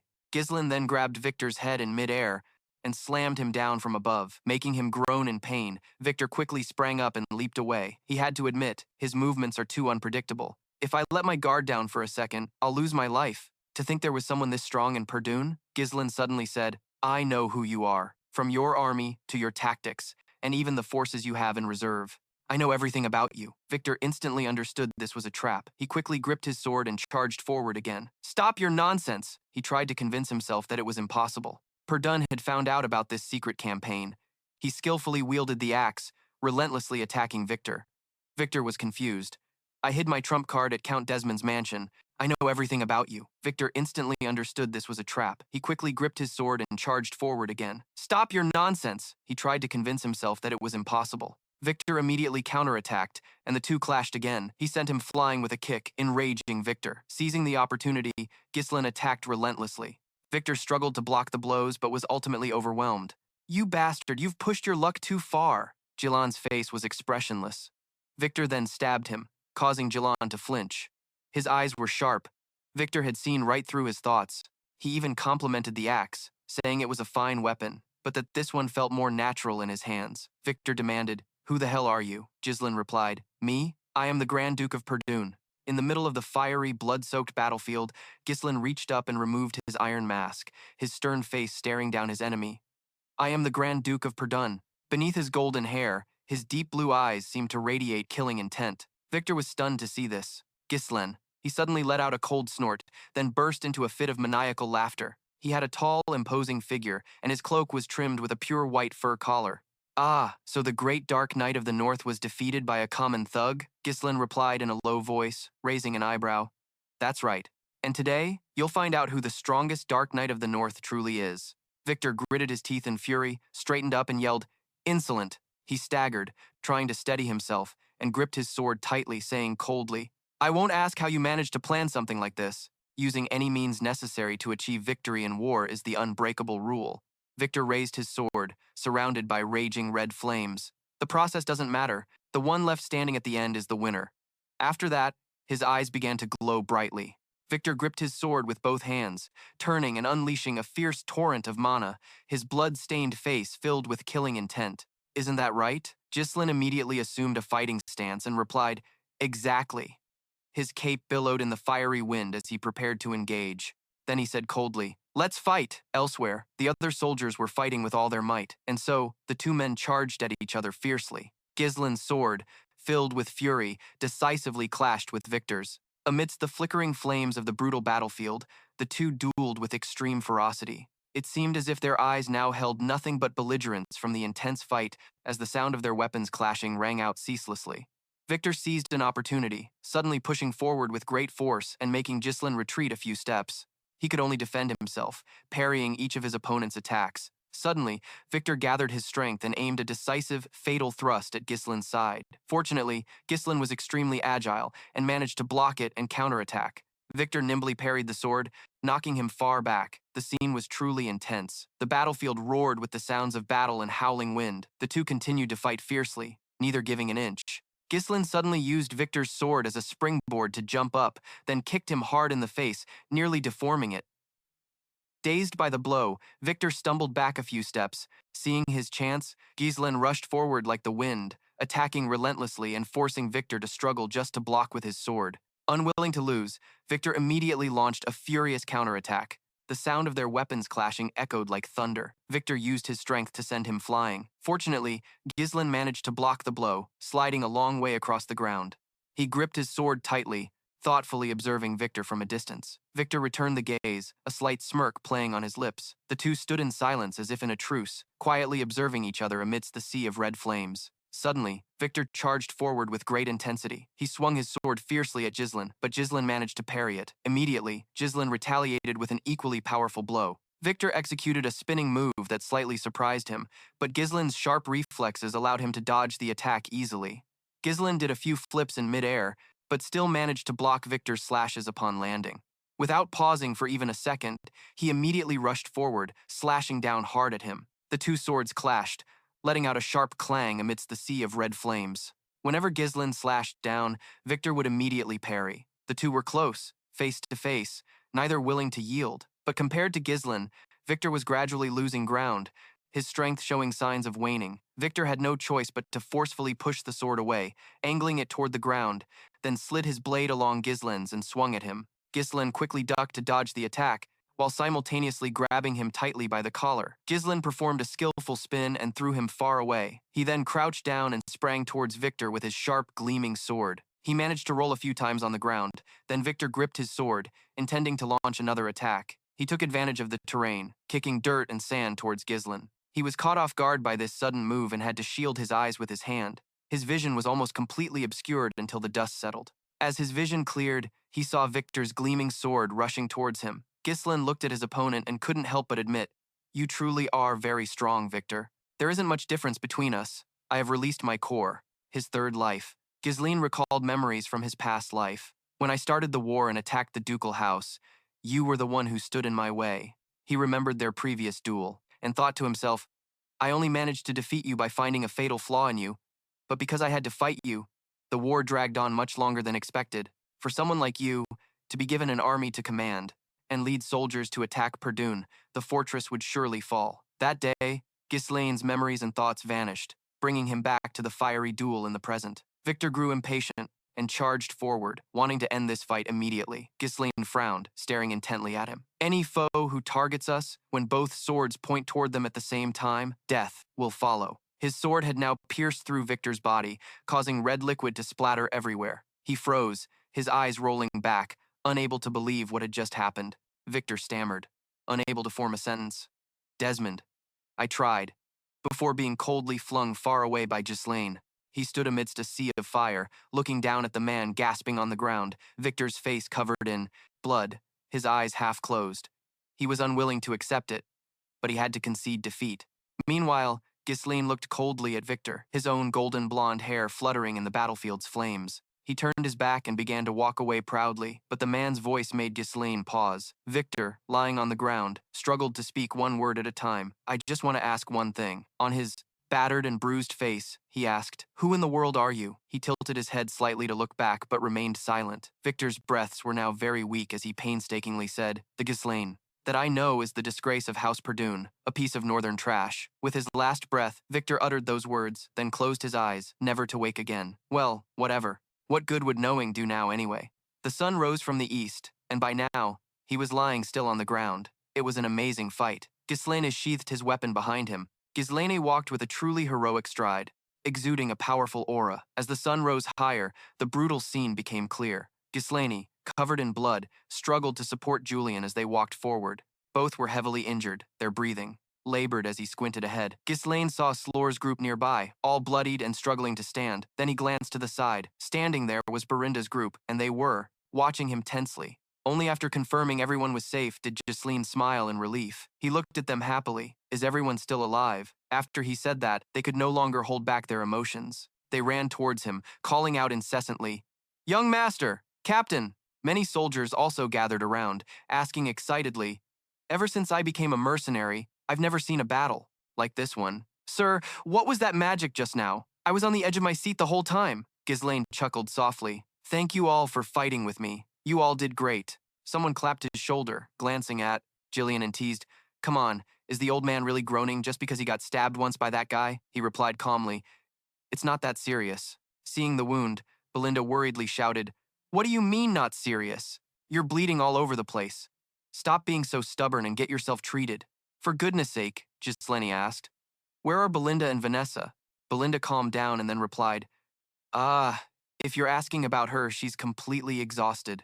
Old man Fergus took her into the castle with the other mages, so she should be safe." A loud shout from behind caught Ghislain's attention. "My lord!" Randon laughed heartily as he rushed over to hug him, praising him non-stop.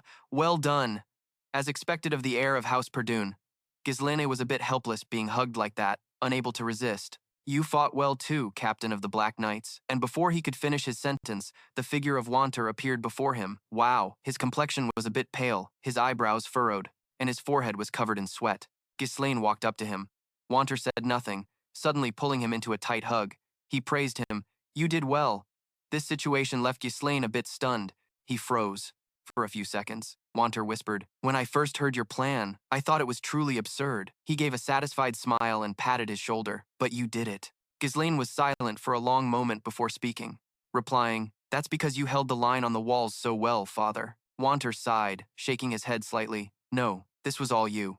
Then he suddenly grabbed Ghislain's hand, raised it high, and shouted, "This victory is ours!" The soldiers roared in unison, "A victory for Perdun!" Everyone was immersed in the joy of victory. They all had radiant smiles on their faces, and seeing these images, Ghislain was momentarily taken aback. The corner of his mouth involuntarily turned up. "Yes, this is it." He looked at them with a gentle gaze. "This is the reason I came back." Suddenly, Ghislain clenched his fist so tightly it trembled. "But the war isn't over yet." His sharp eyes glinted with killing intent. He walked over to Randon and asked, "Brother, what do we do now? Should I go check on the condition of the soldiers?" Wanter cut in. "You should also call your men back to rest, son. We still have a lot to do. So let's take this chance to get some rest." Ghislain refused outright, looking at him with a serious gaze. "We don't have time to rest. We need to make the Count surrender as soon as possible." Wanter hesitated slightly. "That can wait until tomorrow." Ghislain became even more resolute. By then, blood, his eyes half closed. He was unwilling to accept it. but he had to concede defeat. Meanwhile, Ghislain looked coldly at Victor, his own golden blonde hair fluttering in the battlefield's flames. It just ended. You and your soldiers must be tired. There's no need to rush like this. Ghislain stepped closer to him and said with a firm voice, Father, the war isn't over. It will be too late. I will go to the Count's territory with my men, so please grant me the authority of a Lord's representative. Randon stammered. A Lord's representative? Wanter quickly tried to persuade him. The war. Find another opportunity to invade again. Ghislain clenched his fist, showing his determination. That's why we have to strike first and force him to pay reparations so he won't dare to oppose us again. Want looked at him in surprise. It just ended. You and your soldiers must be tired. There's no need to rush like this. Ghislain stepped closer to him and said with a firm voice, Father, the war isn't over. Be firm so you can get what you want. Ghislain bowed his head. Yes, father, Want added with concern. Even so, the Count was once our ally and is a nobleman who swore loyalty to the royal family. So please, treat him with as much courtesy as possible. Ghislain gave him a reassuring smile. Don't worry, father. He turned to the people behind him and asked, Cao, Belinda, can you two still move? Cao nodded in reply. Yes, they're just a few scratches. With that, he decisively leaped onto his horse. All right, then let's get going. The others also quickly mounted their horses, setting off after Ghislain and heading straight for John's territory. Meanwhile, at John Castle, a white flag fluttered in the wind atop the roof when a sudden curse rang out. Damn it! Thomas Dio flipped a table, clutching his head in anger. How could this have happened? He screamed frantically. I secretly went along with their plan only because that Desmond guy was supposed to be strong, yet he lost to those loudmouths from House Perdun. Is he kidding me? An old man fearfully tried to calm him down. Please calm down, my lord. But he was only met with the Lord's fury. Shut up, old man, Thomas Deo shouted, pointing a finger in his face. What are you standing there for? Start preparing for the surrender negotiations. Tell the administrators to prepare the terms for reparations. Now, the old man stammered and asked, terms for reparations? His hands were clenched so tight they were trembling. Count Pergium is a fool who respects tradition and honor, so he'll definitely agree to negotiate. Their territory is struggling financially, so just offering reparations will be enough to get us out of this mess. After that, we just need to pin all the blame on Count Desmond. The old man's face turned pale. But we've poured all of our finances into this war. Where are we going to get the money for reparations? Thomas Dio suddenly rushed forward and grabbed the old man by the throat. He was like a madman as he screamed. You idiot! How have you been doing your job all this time? Just squeeze the money out of the commoners. He brought his face close to the old man's and warned. What, does that break your heart? Is it because you also came from the common rabble? Are those pigs more important than me? Or am I? The man struggled to answer. You are, my lord. Thomas Deo threw him to the ground and ordered. Humph, you'd better know who. Your master is. Now, get to it. The old man clutched his throat, coughing violently, while inwardly plotting. I've had to run John's government by force, but I can't stand this tyranny any longer. This might be the time to rise up. A guard burst in from outside. Bad news, my lord, he cried out in alarm. The Perdun army is here. The soldiers that were summoned gathered in the study, lining up on both sides of Thomas Deo's desk. He clasped his hands and bowed his head low. These annoying bastards got here too fast. What is this pressure? His eyebrows were knitted tightly, sweat pouring down his forehead, but things weren't going to go his way. Come on, Juan of Perdun. The sound of footsteps made him look up in attention. Ghislain, along with Cao and Belinda, strode proudly inside. Ghislain spoke first, questioning, Are you preparing for surrender negotiations, Count Chegon? The Count looked at him, surprised. Who are you? Want didn't come? He sent his son instead? Ghislain calmly replied, My father is busy focusing on restoring our territory. As his representative, I am here to negotiate. With you. His eyes burned with killing intent. Hand that man over. A few hours earlier, Ghislain and his troops rode like the wind, taking a long time to cross the forest, with Cao riding behind him. His brow was furrowed, and sweat poured down his face like rain. He didn't even bother to wipe it away as he spoke angrily.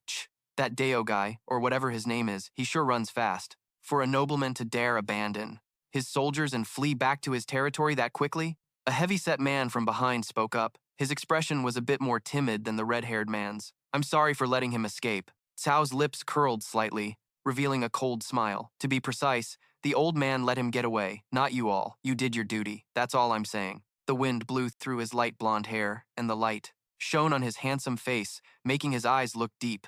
Ghislain's gaze sharpened, his lips pressed into a thin line, revealing no emotion as he thought to himself, Should I also get involved in the next gamble? The sound of hooves thundered, kicking up a cloud of dust. Two figures rode side by side, galloping ahead, when Cao suddenly pulled on his reins, his voice filled with dissatisfaction. But Captain, surrender negotiations mean we're going to let that count live, right? Why? Ghislain tilted his head slightly, his gaze as sharp as a blade, his voice even, and seemingly devoid of emotion. Everyone knows that Dio is a scumbag who tried to take Perdoon, but from an outsider's perspective, this is just a case of an heir's revenge. If we demand too much in reparations, that would put us in an awkward position. They'll definitely just try to bargain. After settling the compensation, it's over, Cao said with endless dissatisfaction. This kind of haggling will drag things on forever. Why don't we just storm their territory and wipe them out? From behind, Belinda approached Cao, her gaze sharp and her face filled with unconcealed contempt. Is it that simple? This is an affair between nobles, not street mercenaries. Use your head a little. At that, he reluctantly continued. Well, mercenaries or nobles, they're all just people. Do these nobles think they're gods or something? They were the ones who attacked first, so why should we have to consider their honor? Ghislain walked on from the front, his words echoing back. Don't worry too much, Cao. This is exactly how my father would handle it. Hearing that, Belinda grew a bit apprehensive, and sweat beaded on her beautiful face. And what about you, my lord? For a brief moment, the corners of his mouth curled into a faint smile. I'm different. The sound of hooves thundered. Not long after, before them was a massive fortress. I will claim John as my own territory. Thomas Deo's face showed his shock, his eyes widening as he watched the three of them stride in with bold confidence. Returning to the present, his voice stammered. You are... Ghislain didn't answer his question, simply walking toward him with a cold expression and a sharp gaze, asking, Are you preparing to negotiate your surrender? The Count of John looked at the young man before him, angrily slamming his hands on the table and shouting, Why isn't Lord Wanter here?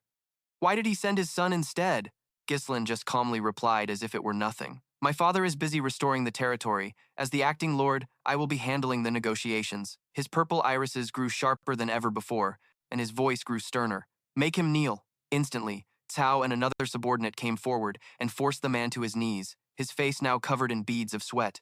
Any resistance was futile. He yelled, What are you people doing? Let me go. How dare you filthy commoners touch me? In the end, he was forced to kneel before him. Looking down from above, the man looked like nothing but a pathetic wretch. Seeing this, Belinda went to him and whispered in his ear, My lord, are you really going to do this? Ghislain answered decisively, Yes, and even if my father scolds me for this later, it wasn't my idea. Thomas Dio's eyes bulged as he screamed, looking as if he would charge at him. I have sworn fealty to the kingdom. Do you think you can treat a subject of the king this way and get away with it? Show some respect. Instantly, a sharp sword was pointed right at him, making Thomas Dio's eyes go wide as he stared at the blade up close. His voice was ice cold, as his every word rang out, sharp and severe. Thomas Dio, you are a traitor who broke our alliance and plotted to seize Perdoon, lured by the sweet words of the enemy. Ghislain looked down on him like an executioner. For those who set their sights on Perdoon, only death awaits. The man's face was a mask of disbelief, his brow furrowed as he ground his teeth in rage as he looked at him and said, No, you can't be serious. Are you really going to kill me? Ghislain's voice rose as he glared at the man, his eyes ice cold and filled with killing intent. If you're willing to sacrifice thousands of lives for a war, then you must also be prepared to put your own life on the line or pay a fitting price. By now, Thomas Dio was uncontrollably terrified, with tears welling up in his eyes. This lunatic. Clad in full plate armor, he raised his sword, his expression completely blank, which terrified the man even more. He's serious. As the sword began its descent, the Count screamed, Wait! The words of Thomas Dio came out in a small, hesitant voice. I just need to pay a suitable price, don't I? His face was ashen as he tremblingly uttered each word. Okay. All right. I'll give up the territory. Hearing this, everyone was utterly shocked, but Ghislain simply curled his lips into a triumphant smile. His eyes lit up, having gotten exactly what he wanted. I knew you would say that, but he wasn't finished yet, Ghislain continued in a threatening tone to Thomas Deo. But to inherit a territory, you have to be a family member or a rightful heir. Furthermore, as a count, you must know this violates the laws of succession, right? Hearing this, the man's face twisted in frustration. I'll handle it. You don't have to worry. Panicked, Thomas Deo quickly added, Yes, that's it. I'll declare that you're a distant relative. I'll have my men draw up fake inheritance papers. All you have to do is accept them. After speaking, he immediately yelled to his subordinate behind him, Lowell, bring paper and a pen here. His eyes were focused and severe, with his pupils glowing a shade of blue. I'm not so sure about that. The man, prostrate on the floor, ground out his words through clenched teeth. Ah, I'll compensate you with money too. I don't have any cash on me now, but I will collect taxes from the populace and deliver them. Just please give me some time. Seeing Thomas Deo forced to kneel, able only to plead weakly. So, I'm begging you, please spare my life. Ghislain raised an eyebrow with a look of complete disgust. Is your life really so valuable? At these words, the man's eyes shot open, immense joy spreading across his face. Fine, I'll give you one chance. But before he could react, a powerful force dragged him away. By the time he knew it, he'd been thrown tumbling outside the fortress walls. Before Thomas Dio now stood a large crowd of the fortress's citizens. The townspeople didn't understand what was happening and began whispering among themselves. Surprise mixed with fear was clear on everyone's face. What is it? Lord, what's going on here? He turned around, his expression a mix of anger and bewilderment. Listen here, young lord. What do you think you're doing in front of this rabble? His every word revealed it clear. With scorn and a threat, watch your mouth. You're standing before those who now hold the power of life and death. Then, Ghislain's powerful voice rang out, full of authority and determination. People of John, I am Ghislain, the heir of Perdoon. His voice echoed with power. Your count declared war on Perdoon for revenge and was defeated. As a result, he intended to make you all pay the costs of the war. Ghislain looked directly at the people and asked, does anyone wish to pay voluntarily? The people standing there couldn't hide the astonishment on their faces. What? They couldn't help but feel indignant, shouting angrily, they already took everything from us last time, and now this again? Where are we supposed to get the money to pay? You nobles should just sort it out yourselves. People of John, I am Ghislain, the heir of Perdoon. His voice echoed with power. Your count declared war on Perdoon for revenge and was defeated. As a result, then he looked down at the utterly pathetic Thomas Deagle kneeling on the ground. You can either pay a hefty sum to spare your count's life or kill him and join Perdoon. His words were firm, carrying a serious implication. Either way, you the people will not have to bear the cost of this war. The man trembled, looking back as he was being humiliated by him. What, you bastard Ghislain? How dare you humiliate me like this? Suddenly, a rock flew straight at Thomas Deagle's head, drawing blood, followed by a continuous barrage of other stones. The peasants, holding stones and weapons, glared at him with murderous eyes. You bastard! You took everything, even my mother's keepsake and the bread for my children! All the anger and hatred of the people were now directed entirely at Thomas Deagle. Do you have any idea how many people have suffered because of you? The man had no way to deny it. He could only stammer incoherently. Ah! And so, all the people rushed forward at once, beating and tearing Thomas Deagle apart. Die! He was beaten relentlessly until his face was a swollen mess, but ignoring the crowd, Ghislain turned and walked away. Belinda and Sao watched this in silence, neither saying a word. His expression remained unchanged as he gave a cold command. Let's head back. Before leaving, he made sure to add, the war is over. Ghislain then looked at Belinda and said, as for my father. She quickly understood his meaning, wanting to say, yes, as always, I trust you have your reasons. Instead, she stammered, I'm not worried. Meanwhile, at Perdoon Castle, everyone in the room, including Homerun, Anbach, and Walter, couldn't hide their astonishment, exclaiming, what? He showed no fear or deference, and with his handsome, indifferent face said, it's just as you heard. Count Gold is dead. Walter, furious at this, yelled, have you forgotten my instructions? I told you to show as much respect as possible. Before he could finish, Ghislain immediately cut him off. I haven't forgotten. It's just that after witnessing the situation firsthand, I determined this was the best course of action. Every word he spoke was firm and unwavering. If I had given him the chance to surrender, he would have just targeted Perdoon again. Hearing this, Randon couldn't help but exclaim, he would attack again? Hun looked at Ghislain in disbelief. That's impossible, he stated calmly. John attacked Perdoon with 7 legions. You must realize that is far more than he could have mobilized on his own. His words were firm and decisive. If I gave him a chance to surrender, he would have just targeted Perdoon again. His brow furrowed, his features tensing as Ghislain spoke with utmost seriousness. Desmond provided the troops and the backing from behind the scenes. Everyone was stunned, and the room erupted into a commotion. Desmond and John? You mean those 2 major territories are targeting us? But House Desmond is considered neutral. Why? And John, is it because of that old matter? He sat silently in his chair, his eyes pensive. The reason reinforcements hadn't come from their allies was undoubtedly because Elia had killed the messengers to cut off all communication. That was always her favorite tactic, to isolate her prey. But if we control Gold, everything changes. Since our territories are now adjacent, they can't attack Perdoon directly. If they make a move, we can react instantly. Walter brought a hand to his forehead, his face a mixture of fatigue and stress. So that's why you killed the Count. However, he was still worried. But even if the Lord is dead, that land doesn't automatically become ours. Everyone knows you need a blood relation or a legal heir, right? Ghislain calmly placed a sealed scroll on the table. Holding the document, Walter was bewildered. It clearly stated that he was a distant relative and the primary heir to John. Ghislain sat calmly, explaining with complete confidence that he received it directly from Count John. With this, most of the problems concerning the territory and succession are solved. The entire room fell into a stunned silence. The person standing beside him called out softly, my lord." Walter's voice grew stern, his sharp gaze fixed on Ghislain. "Ruling a territory is no easy task. Do you have enough personnel to manage that entire region?" Ghislain gave a confident smile and said, "Don't worry, I've already picked the perfect person for the job." Immediately after, the scene shifts to another location, the Sylvan Kingdom.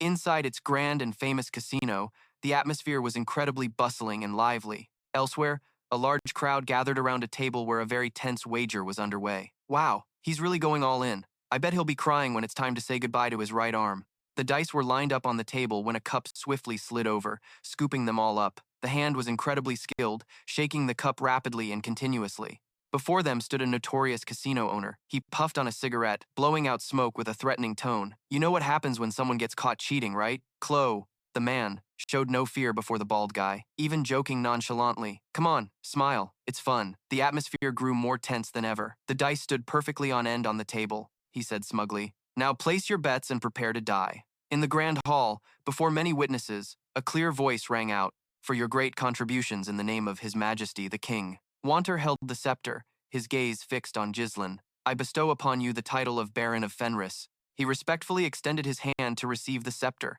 and the people present jumped for joy. They all shouted in unison, "Long live Baron Fenris!" Ghislain's eyes filled with determination. "After the war ended, I became a lord. Not long ago, Ghislain sat at a table, silently gazing at a map laid out before him, and pointed to a spot. As you can all see, the John territory is divided into 5 baronies. Except for the royal lands, I intend to establish my base in the center of the Fenris barony." He looked up at the elders. "That is all. Are there any questions?" Randon and Hun looked at Ghislain, thinking to themselves, "Questions? This is really just an announcement, isn't it?" Julian whispered into Wanter's ear. "My lord." After listening, Wanter looked at him and waved his hand in approval. "All right, do as you wish. Someone has to take on that role anyway." Ghislain gave a slight nod. "Thank you, everyone." Wanter suddenly cleared his throat. "By the way, it seems our territory suffered severe financial damages during the war." He raised an eyebrow, confused. "Damages?" Wanter asked. "Are you planning to sell the magic stones for money?" Ghislain suddenly recalled something. "Ah, right. We don't have any left." His words left Wanter stunned. "Why is that?" He leaned back, as if it were the most obvious thing in the world. "We blew them all up at the castle gate. Don't worry. I'll have people dig for more soon." Returning to the present, Berinda called out with a bright smile, "Young master." Behind her were Jillian and Sao. They looked at him shyly. "Young master, please join us for a meal. Congratulations, my lord." "Oh, no, I mean lord. Our captain has finally made a name for himself." "He's more than famous," Belinda said bashfully. "We used to worry about how you would turn out. I guess it's because I raised you so well, huh?" Sao couldn't resist making a sarcastic comment. "Is that why he's so twisted now?" Berinda kicked him squarely in the stomach, then turned back to smile at Ghislain. "Our little young master has really become a lord now. How wonderful." A soft voice called out, catching his attention. "Appa." When he turned, he saw Elena pulling Rachel toward him. "Elena?" The girl playfully nudged Ghislain with her elbow. "Are you really the Appa I used to know? Or should I call you Lord now?" He put his hands in his pockets, feeling a bit helpless. "Call me what? Be reasonable." Ghislain's eyes shifted to the side, and he saw Rachel standing shyly to the side. He called out, "Rachel." She looked up at him. "Oh, hello," Ghislain warned her. "If Elena bullies you, just tell me. She's the type to punch first and ask questions later." Rachel nodded helplessly. Elena cried out in shock. "What did you say?" Ghislain ignored her as she pummeled his side. He turned back to Jillian. "It seems you've made a full recovery." The man bowed his head and replied, "It is all thanks to you, my lord," clapping his hands loudly. Ghislain looked at everyone in the room and began to speak slowly. "All right, everyone, listen up. You were all incredible, fighting by my side throughout the entire war." His gaze became resolute. "From now on, I am the Lord of Fenris. I will reside in Fenris, not Perdun." Ghislain continued. "Therefore, I want to recruit you as my personal guard, not just as mercenaries." The others were surprised. "Personal guard? You mean we'd officially become soldiers?" "Precisely," he smirked. "I also intend to train each and every one of you to become a Black Knight." To everyone's amazement, Ghislain added, The bravery you all showed in the last war is worthy of the title of Black Knight. You are all qualified. Berinda looked at him, bewildered. But isn't that incredibly expensive? Ghislain nodded. That is precisely why we need to earn a lot of money. He turned to the man beside him. Gillian, how are you feeling? He replied carefully. Yes, there are no issues. Ghislain was silent for a moment before speaking. Gillian, lead everyone to Fenris ahead of me. Gillian was stunned for a few seconds. He looked at him, puzzled. Are you not coming with us? Lord Ghislain replied calmly. I have to stop by somewhere first. His tone grew serious. With the war just having ended, security everywhere is likely in chaos. Just go on ahead and get things settled over there. Gillian remained silent, but Ghislain's next words surprised him even more. You are the one I trust the most. He walked over and placed a hand on his shoulder. That's why I'm entrusting this task to you. It took Gillian a moment to reply. Yes, my lord. As Ghislain turned to leave, Gillian bowed deeply. Please be safe. He then walked over to Berinda and Sao. Berinda, Cow, you two are coming with me. Get ready to leave, she asked, puzzled. Where are we going? To the Engiak territory in the Kingdom of Sen. Berinda was surprised. To a foreign country? When Sao heard the name, he immediately recognized it. Wait, isn't Engiak that city famous for gambling? Both of them immediately grew excited. You want to go? I want to go. I love traveling to foreign countries. The war is over, so we're going to celebrate, right? Ghislain immediately poured cold water on their excitement. We are not going there to play around. In another room, Vanessa clutched her staff, her voice firm. Please, just let me absorb it once. Anpon backed away in a panic. Are you crazy? Absorb what? Vanessa moved closer. If I absorb the Lord's mana, just like last time, I think I can actually cast the spells I've only ever imagined. He yelled, why does it have to be my mana? She looked at Anpon, confused.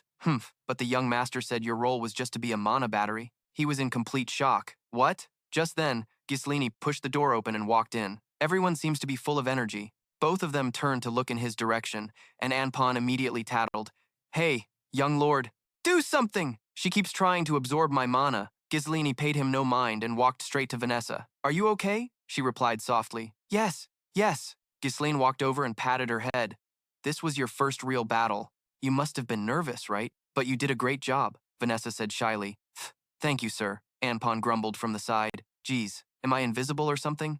You're not even looking at me. Only then did Ghislain remember him. Oh, right, you did well too. I'm glad to see you fulfilling your role. He gritted his teeth. You bastard. Just you wait until I get back to the Red Magic Tower. Ghislain suddenly cut in. Ah, that reminds me. He smiled at him. You're coming with us too. Anpon arrived at a casino in the Engiak Kingdom. Sao said excitedly, ah, this atmosphere, this smell. It's been a while since I've felt this. Anpon asked in surprise. Hey lord, aren't we supposed to be going to the Red Magic Tower? Ghislain tossed Anpon a pouch of money. Anpon, go take a walk. Feel free. I'll call if I need you guys. He caught it. Oh, okay. Anpon looked at the money pouch and raised an eyebrow. Money? How are we supposed to take a walk with just a few spare coins like this? Sao then flashed a grin. A mischievous one. Sao walked over and put his arm around Anpon's shoulder. My dear mage, you know how to cast spells, but you don't know a thing about the ways of the world, do you? He was confused. The ways of the world? Sao smiled. A meaningful smile. Watch closely. This is a game where you bet money to win other people's money. Berinda followed Ghislain and asked, You really just came here to have some fun, didn't you? Be honest. With your status, no one would blame you for gambling a little. He replied calmly. I told you, that's not it. He said seriously. I came here to find someone to appoint as the steward of my domain. He's only living in a casino due to his circumstances. I have to get him before he loses a hand. Berinda was shocked. Here? You want to make a gambling addict your steward? Ghislain was exasperated. I told you, it's due to his circumstances. He then reassured her. Don't worry, he's truly capable. His name is... A piercing scream drew their attention.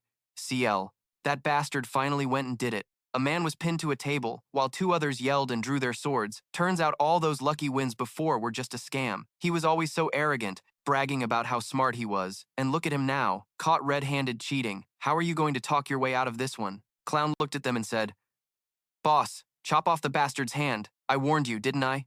Not to use any cheap tricks. He fiddled with a die in his hand, swapping the dice with weighted ones. You think you can fool us with fakes? He then gritted his teeth and crushed the die. You've been planning this for a while, haven't you, clown? The man quickly tried to clear his name. I don't know what you're talking about. I never prepared or swapped any dice.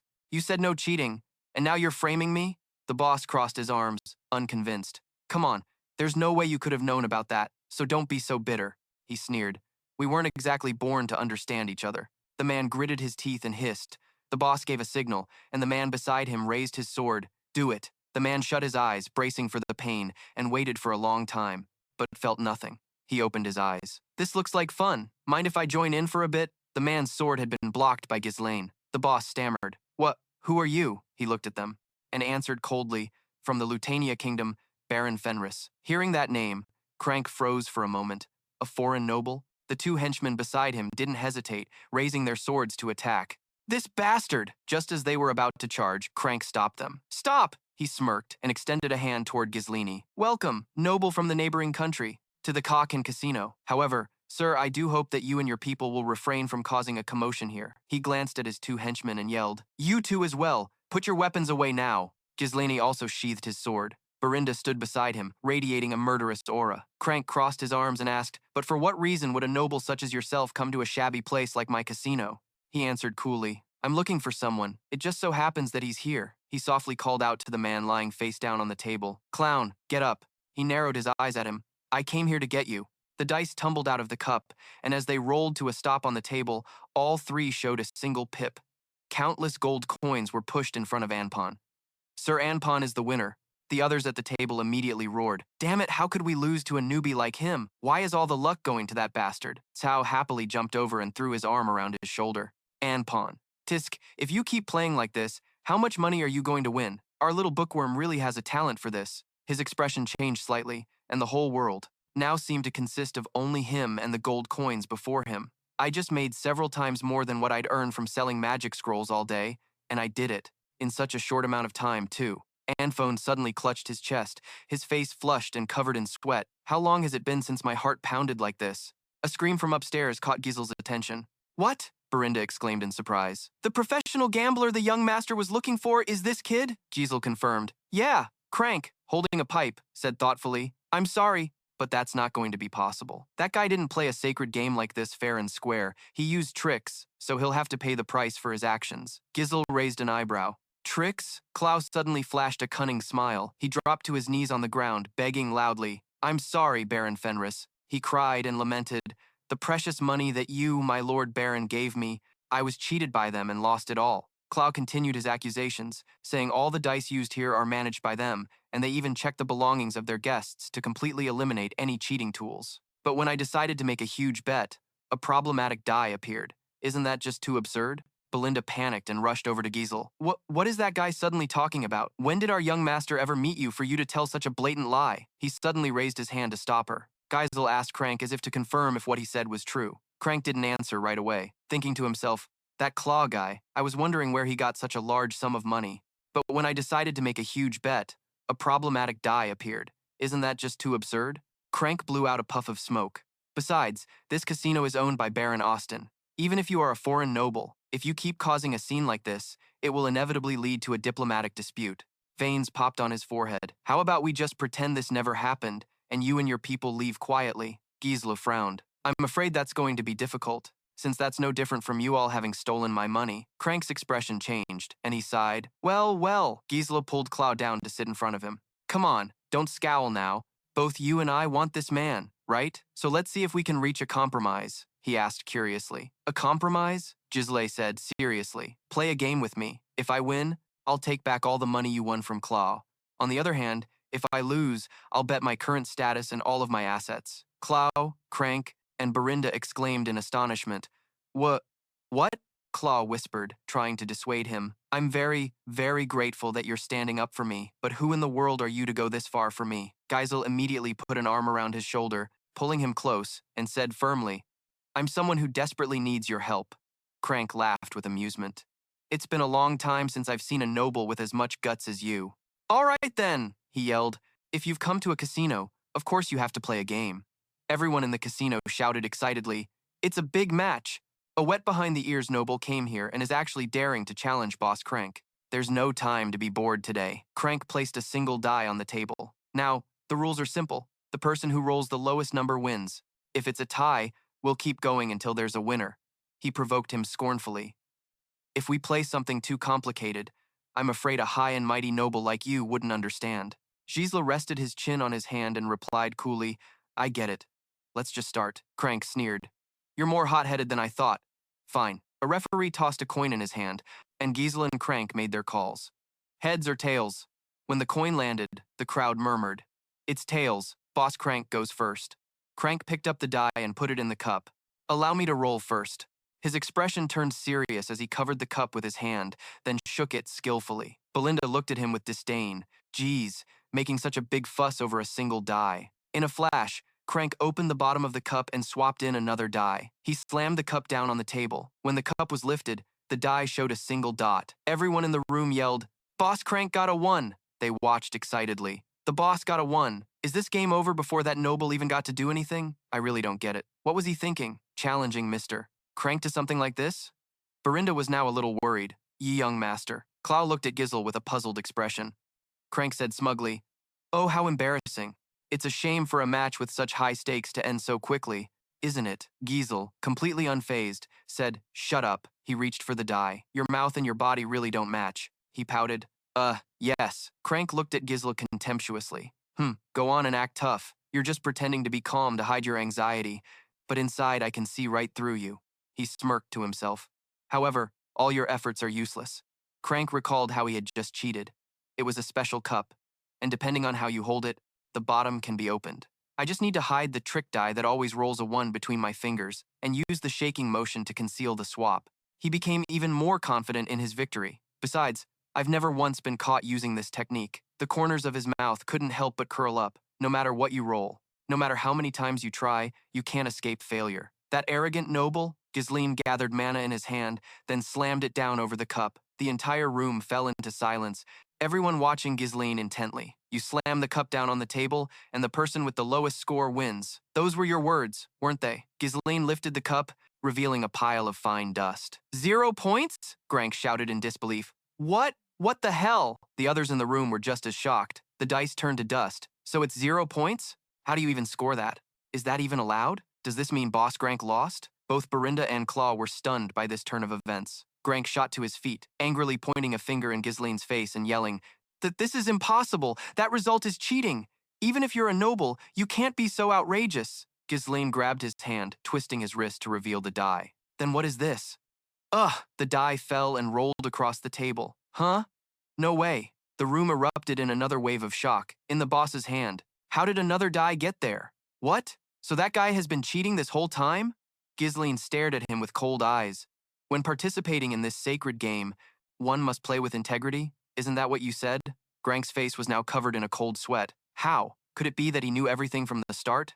He quickly drew a sword from his belt and, without hesitation, lunged straight at Ghislain. Ghislain leaned to his right, successfully dodging the surprise attack. Both Belinda and Claw were frozen by the sudden turn of events. Ghislain smirked. Shouldn't you have just shown your true colors from the beginning? A thug like you pretending to be polite is just awkward. The henchmen immediately drew their swords. Hey, what the hell have you been spouting all this time? Whatever. Now that it's come to this, we can't let you leave here alive. He pointed his sword at Ghislain and ordered the attack. Ghislain narrowed his eyes, glaring at them. Facing their blades, Ghislain effortlessly dodged every strike. He leaped off the ground, using the henchmen as footholds to launch himself toward Crank. The man grew anxious, drawing his sword, his forehead beaded with sweat. Humph! Just as Crank thrust his sword upward, Ghislain flipped over him, landing perfectly behind him. He stood firm, pressing his sword against Crank's neck. Under the sharp blade, the man swallowed hard. Two of the henchmen cried out in alarm. Boss Crank! As they spoke, two other swords were pressed against their necks, making them tremble uncontrollably. Those two swords belonged to Cow and Belinda. Cow glanced at them and sneered. You small fries, you should really learn to pick your fights. Belinda frowned and asked softly, Young master, what should we do with them now? Ghislain spoke. As I said before, I'm taking Clow and all the money you won from him. Crank stammered. You can't. The two continued to negotiate. Crank, as the manager of the Cannes Casino, the main source of income for Baron Austin, was told, you were caught red-handed attempting to defraud a foreign noble. What happens to a casino that has lost the trust of its gamblers? I'm sure you understand. The sharp blade pressed closer to Crank's neck, drawing a trickle of fresh blood. If you ever dare to repeat what happened today, a cut was already visible on his neck, and Ghislain's sharp eyes reflected in the blade. At that moment, Crank was terrified, sweat pouring down like rain. After a moment of hesitation, he made his decision. I understand, sir. Having achieved his goal, the corners of Ghislain's mouth curved into a smirk. He frowned and ordered, Let's go, Claw. But when he turned back to the table, he was gone. Claw, a shrill voice cried out. Did that guy just run off? Belinda grumbled in annoyance. What? Not only did that gambler run away, but he took all the money the young master won back too? Without us, he would have had his hand chopped off. What an ungrateful bastard. Cow clicked his tongue. Tsk. For a gambler like him to run, his only destination would be another casino. Belinda clenched her fist. That makes sense. We'll have our men search the entire area right now. Ghislain stopped her. No, there's no need for that. Because I know where he's going.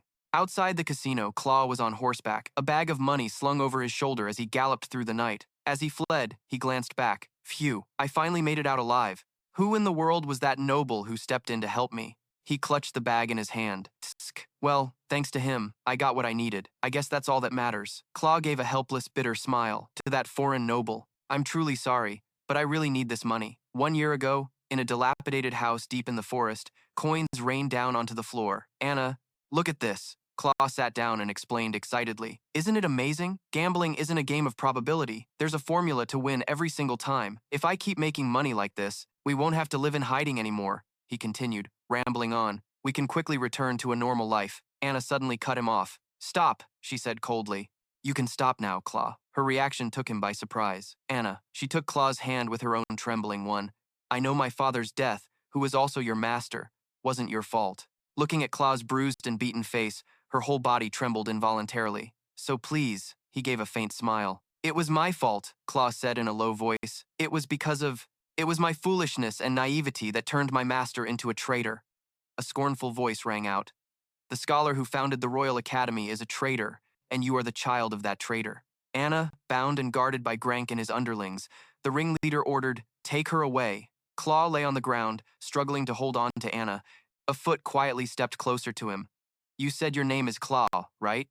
He leaned on his cane and said in a low voice, I'll give you 1 year, bring 2 gold coins here. He rubbed his chin with glee. That girl's fate was to die, but if you bring enough ransom money, I'll let her go. Breaking free from the memory, Claw clutched the money bag, silently calling Anna's name. His eyes were filled with hope. I'm coming to save you right now.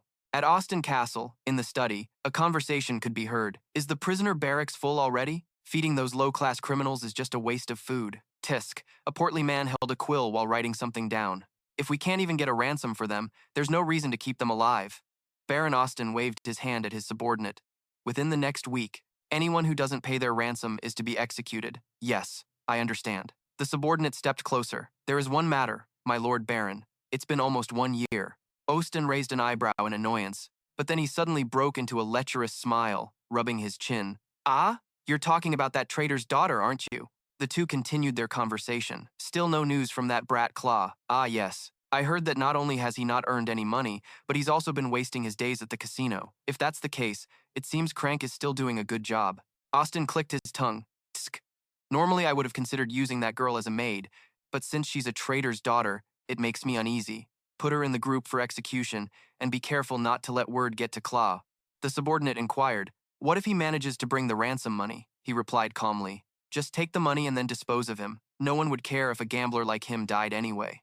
As he spoke, his greedy expression became clear. Of course, that's only if he actually earns the ransom, I demanded. The study door slowly opened, and another subordinate ran in to report. Excuse me for the interruption, my lord Baron. Austin asked irritably, what is it at this hour? The subordinate exclaimed. Someone named Claw is causing a commotion, demanding to pay a ransom. A heavy money bag was slammed down on the table. Claw stood before Austin and said, the 2 gold coins for the ransom. I have it all right here, he pleaded earnestly. Please, release Anna. Austin opened the bag, squinting as he examined each gold coin. He frowned, thinking to himself, it's not counterfeit. Austin looked up and inquired, where did you get this money? Claw replied, I gambled and won it. He tossed the gold coin back into the bag. Is that so? Austin ordered loudly. Seize this man and imprison him. Claw stared at him, bewildered. 2 subordinates rushed forward to restrain Claw. He panicked and screamed, What is this? Ugh, didn't I bring the exact amount you demanded? Austin feigned a thoughtful expression. How should I put this? I find the origin of this money rather suspicious, so I must confirm it with Grank first. He pointed at Claw and yelled, as for you, if you don't want to be executed on the spot, you'll go to prison quietly. Claw lowered his head and smirked. How ridiculous. Austin taunted him. A gambler like you actually managed to prepare the ransom I demanded? He eyed the pile of money greedily. Who do you think would believe that story? Claw roared in anger like a wild beast. The two subordinates struggled to restrain him. Something struck the necks of the two subordinates hard, making their eyes roll back, and then they collapsed to the ground, unconscious. Austin stared at the door in astonishment. Clow, panting, turned his head to look, and a hand was quietly placed on his shoulder. Ghislain patted his shoulder lightly, reassuring him in a low voice. A heavy money bag was slammed down on the table. Clow stood before Austin and said, "The 2 gold coins for the ransom. I have it all right here," he pleaded earnestly. "Please, release Anna." Austin opened the bag, squinting as he examined each gold coin. "A gambler like you actually managed to prepare the ransom?" I demanded. He eyed the pile of money greedily. Who do you think would believe that story? A heavy money bag was slammed down on the table. Clow stood before Austin and said, "The 2 gold coins for the ransom. I have it all right here," he pleaded earnestly. "Please, release Anna." Austin opened the bag, squinting as he examined each gold coin. "You've worked hard." Ghislain walked up to Austin. "A pleasure to meet you, Baron Austin." The Baron stammered in panic. Who are you?" He snapped his fingers and introduced himself. "Back off. This is not a matter you can interfere in," he asked, trembling. "What did you say?" Austin pointed and bellowed. "How dare you act so recklessly in front of me? You lot! What are you standing around for? Drag this man out of here." Ghislain looked at him calmly. "When was I ever reckless?" He rested his chin on his hand, his gaze sharp and cold. "I came here to demand compensation from you." "You've worked hard." Ghislain walked up to Austin. "A pleasure to meet you, Baron Austin." The Baron stammered in panic. Who are you?" He snapped his fingers and introduced himself. "Back off. This is not a matter you can interfere in," he asked, trembling. "What did you say?" Austin pointed and bellowed. "How dare you act so recklessly in front of me? You lot!" Ghislain sat down, propped his feet on the table, and looked at him arrogantly. "Shouldn't you serve your guest a cup of tea first?" Austin's face contorted with rage. What?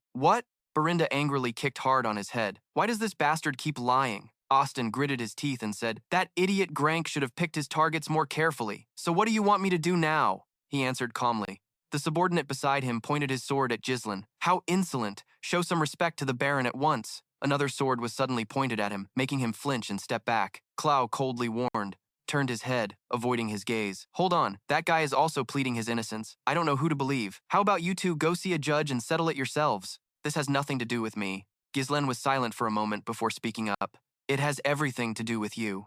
Austin frowned. "What do you mean?" Ghislain leaned back, pushing his chair out slightly.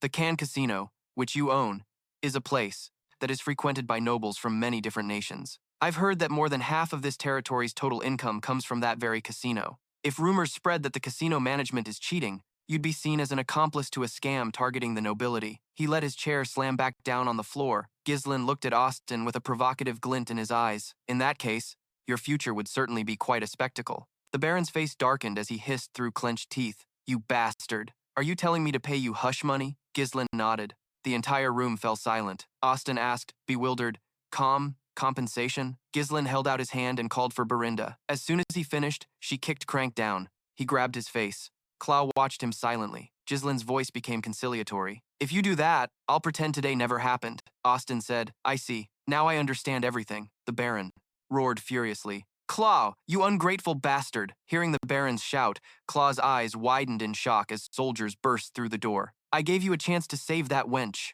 who should have been executed, yet you dare to conspire with a foreign noble to swindle me." Claw shoved the Baron aside. "Hey, old man, you're in the way. Get out." Belinda pouted and said sarcastically, "It's almost like we planned this all along." Ghislain commanded. "Belinda, get me a short sword, will you?" Austin furiously shouted at his soldiers. In any case, Austin heard this and turned to look at the pile of gold in astonishment. Crank quickly denied it. "My Lord Baron, it's not true. I've been framed. They're the ones who were using dirty tricks." The pouch of money on the table. The pouch flew through the air and smacked the guard right in the face. Ghislain grabbed a short sword and lunged forward, much to Austin's surprise. He slammed the short sword down through his hand, pinning it to the table. Austin roared in agony. Behind him, Claw and Belinda were blocking the swords of 2 soldiers. Ghislain ordered coldly, "Belinda, no killing." Claw rushed in and replied with annoyance, "Tch, fine." Claw easily parried every attack from the soldiers. He threw a punch into one soldier's face, knocking him unconscious. As for Belinda, she used her magic to control another soldier's sword and then somersaulted, kicking him hard in the neck. Ghislain fought 2 other soldiers, taking them down easily one by one. Austin's right-hand man swung his sword at him, but he dodged it. Ghislain spun around and slammed the hilt of his sword into the man's nape. The man cried out once before falling unconscious. Claw stood frozen on the sidelines, watching them fight, his forehead breaking out in a cold sweat, with a look of utter disbelief on his face. Just who are you? Claw, Belinda, and Ghislain continued to fight amidst Austin's pained screams. Why in the world are you doing all this for me? Claw recalled what he'd said, back in the casino. I am someone in desperate need of your help. He bit his lip as tears streamed down his face. All this time, I've learned a painful lesson, down to my very bones, that there's no such thing as kindness, that comes without a price. After some time, all of Austin's soldiers lay defeated on the floor. Ghislain pulled the short sword out of the Baron's hand. The man trembled as he threatened, You bastard! How dare you humiliate a nobleman like me like this? He looked down on Austin with contempt. As I said earlier, I'm taking the money and Anna. If you're not happy about it, a hand landed on Ghislain's shoulder. Claw stepped up beside him. After you've done all this for me, how could I possibly refuse? He looked at Austin and declared, If you have a problem with this, come to the Fenris territory in the kingdom of Lutania and look for me, Baron Austin. Claw managed to smile. I'll treat you as an honored guest. Doing this is much better than living my life in regret.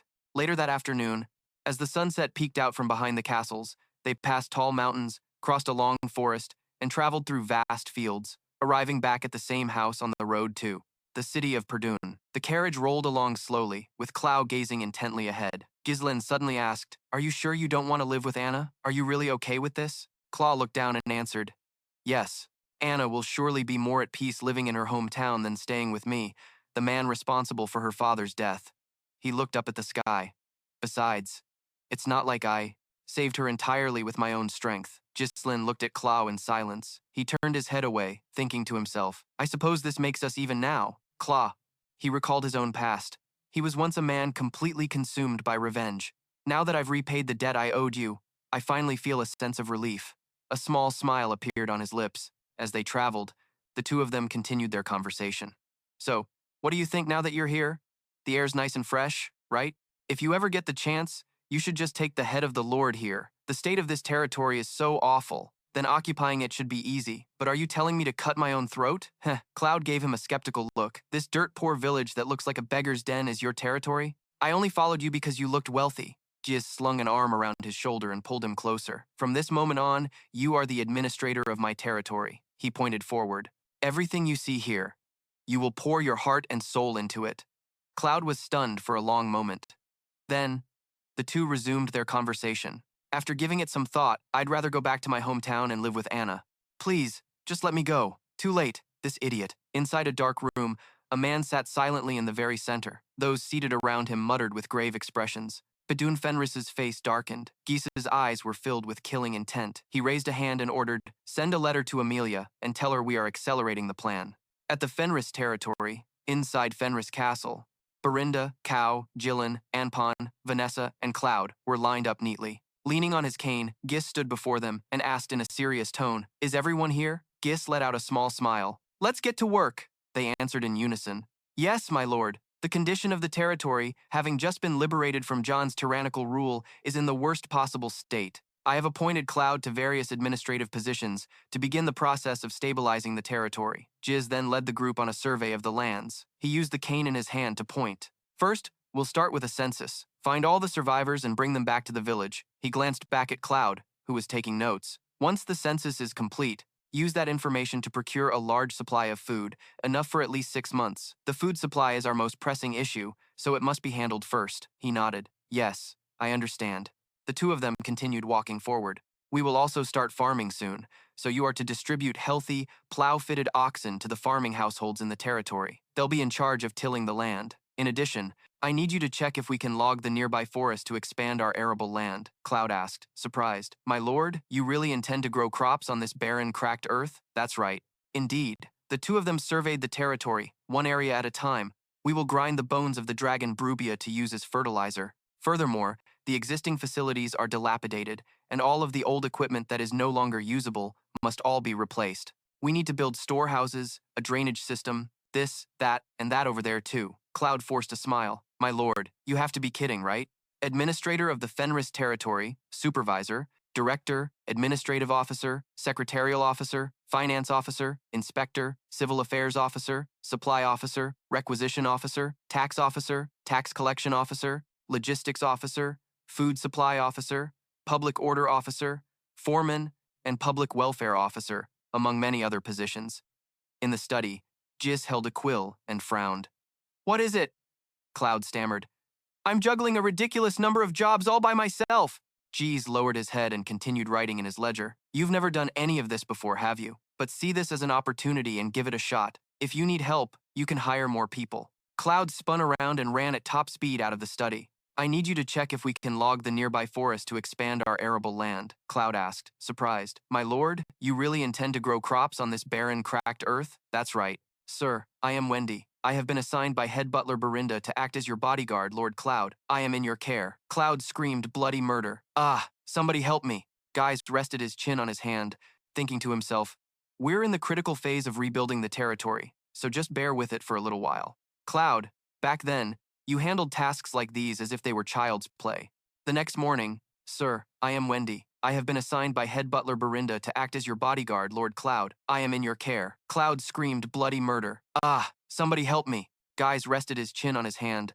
The people have lost their will to work, trapped in a repeating cycle of poverty. The more the nobility ignores these issues of hunger and desperation, the more they isolate themselves. We must resolve these fundamental problems as quickly as possible to stabilize the territory's foundation, he thought to himself, closing his eyes. Just then, a shrill, astonished scream echoed throughout the castle. "Are you saying we don't have enough money?" Gis sat at his desk, looking over the account books. "If we continue spending at this rate, in 3 months I won't even be able to pay your wages." Ghislain stammered. This is a major problem," Cao asked with a blank expression. "What's the issue? Can't we just go mine some more?" Gis replied. "We can't sell all of it. I have other uses for it, and I also need to leave some for the mages to study." He propped his chin on his hand, thinking, the Junstone vein isn't infinite. We can't rely on it forever. We need a sustainable source of income. Suddenly, Cloud rushed over and aggressively threw the door open. Gis, who was writing with a quill, looked up and exclaimed, "Ah, Cloud, perfect timing. I have a task that needs doing." Cloud rushed over and said, "You don't need to worry about any of that. You won't have to assign me those kinds of tasks anymore." His voice was filled with unwavering confidence. "Because I have prepared the perfect solution to save this territory." Cloud flashed a wicked grin, proudly presenting his idea. It was to build a casino. The moment he said it, Cloud was promptly kicked clean out of the castle. Barinda instructed Wendy. "Wendy, from now on, just take him out before he even gets a chance to spout nonsense." She nodded, carefully taking a note. "Understood." Cloud wailed, "You can't be serious. What about all the—" "So tell me what I should do," Claw asked, looking determined. "Farming is impossible, and we can't just use runstones recklessly. Isn't my proposal to turn this wasteland into an entertainment city the most realistic option?"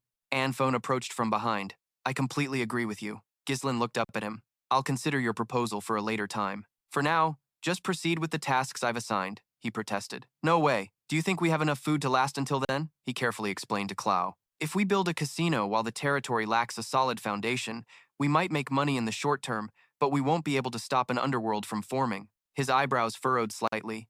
"And in the long run, it's not a good option if we want to confront them." Claw crossed his arms. "Our food supply is so scarce we have to constantly buy more.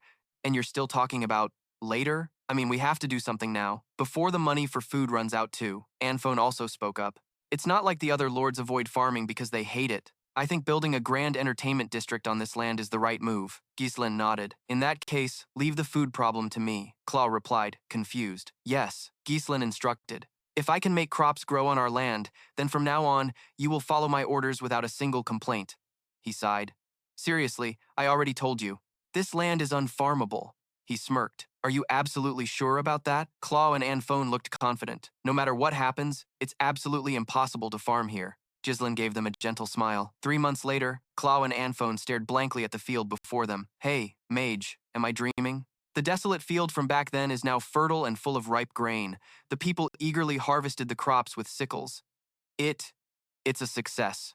How many years has it been since we've had a harvest on this land?" Claw looked at Ghislain in amazement. How? How did you do it?" he calmly explained. "Rye is a grain that can grow well, even in barren environments. Before planting the seeds, I scattered the bone powder of the Bluya dragon, which is rich in nutrients, over the tilled land. Then, I had them plant rye seeds that were enhanced with a growth acceleration magic circle." He bent down and lifted a stalk of grain. "The seeds planted this way have a very fast growth rate, so we'll be able to harvest more frequently." Anphone was astonished, gritting his teeth in frustration. Damn it. So this is why you told our mages to create a growth acceleration magic circle. Vanessa looked at him with admiration. You're truly amazing. How did you ever think of using a growth acceleration magic circle, which is normally only used on people? On seeds? Ghislain hesitated slightly. Well, about that. He closed his eyes, thinking, it wasn't something I came up with. He recalled the time before the growth acceleration magic circle. It was a magic circle capable of drawing out the power within a runestone to help mana grow several times faster. There were opposing opinions, people who didn't understand why something so precious would be used on wheat seeds, but once they saw the results, they had no choice but to accept it. This was a method verified by mages and scholars in the future. Ghislain smiled. As for the principle behind it, that's not something I need to worry about. The people standing before Ghislain cheered enthusiastically. Lord, from now on we will trust and follow you unconditionally. Now we don't have to fear starvation anymore. Long live Baron Fenris. While they were celebrating noisily, Cloud tried to sneak away. A voice from behind made their hearts jump. You too. When did Ghislain get behind them? Where are you going? We have to settle the bet first. Claw forced a foolish smile and asked, a bet? What bet? Ghislain calmly opened his pouch. If you had won, I would have given you 5 gold and your freedom. From his pouch, he took out a small scroll. But since I won, you will be my unpaid slaves for 10 years. Claw and Anphone were immediately surrounded. We made a bet, didn't we? They looked at each other and could only manage a wry laugh. Ha ha, damn it. And so, the first harvest came to an end. Now that a stable food supply was secured, runstones could also be used for purposes other than being sold. Urbach raised an eyebrow in confusion. Here? You want me to build a branch of the Red Magic Tower here? Ghislain nodded to confirm. Yes, Tower Master. Urbach became even more puzzled. Wait, I heard from my younger brother that you'd become a lord, so I just stopped by to say hello. Why are you suddenly bringing this up with me now? Ghislain replied calmly. It all started with the unilateral declaration of war from Lord John. In that battle, we received help from the Red Magic Tower, but it was still a difficult fight, and we only won by detonating a Junstone. Sweat beaded on his forehead. Urbach looked at Ghislain, thinking, did he just say he blew up that precious Junstone? That brat only told me he won the battle. He never mentioned anything about this. Ghislain sighed. If a newly developing territory like Fenris is attacked again, my only option would be to detonate the Junstones that are supposed to be delivered to the Red Magic Tower to stop them. Just like last time. Urbach hastily tried to stop him. Hey, don't. Why must you think in such an extreme way? He smiled in satisfaction at him. All right then, please send more mages. Mages shine brightest when their talents are utilized in constructing various facilities.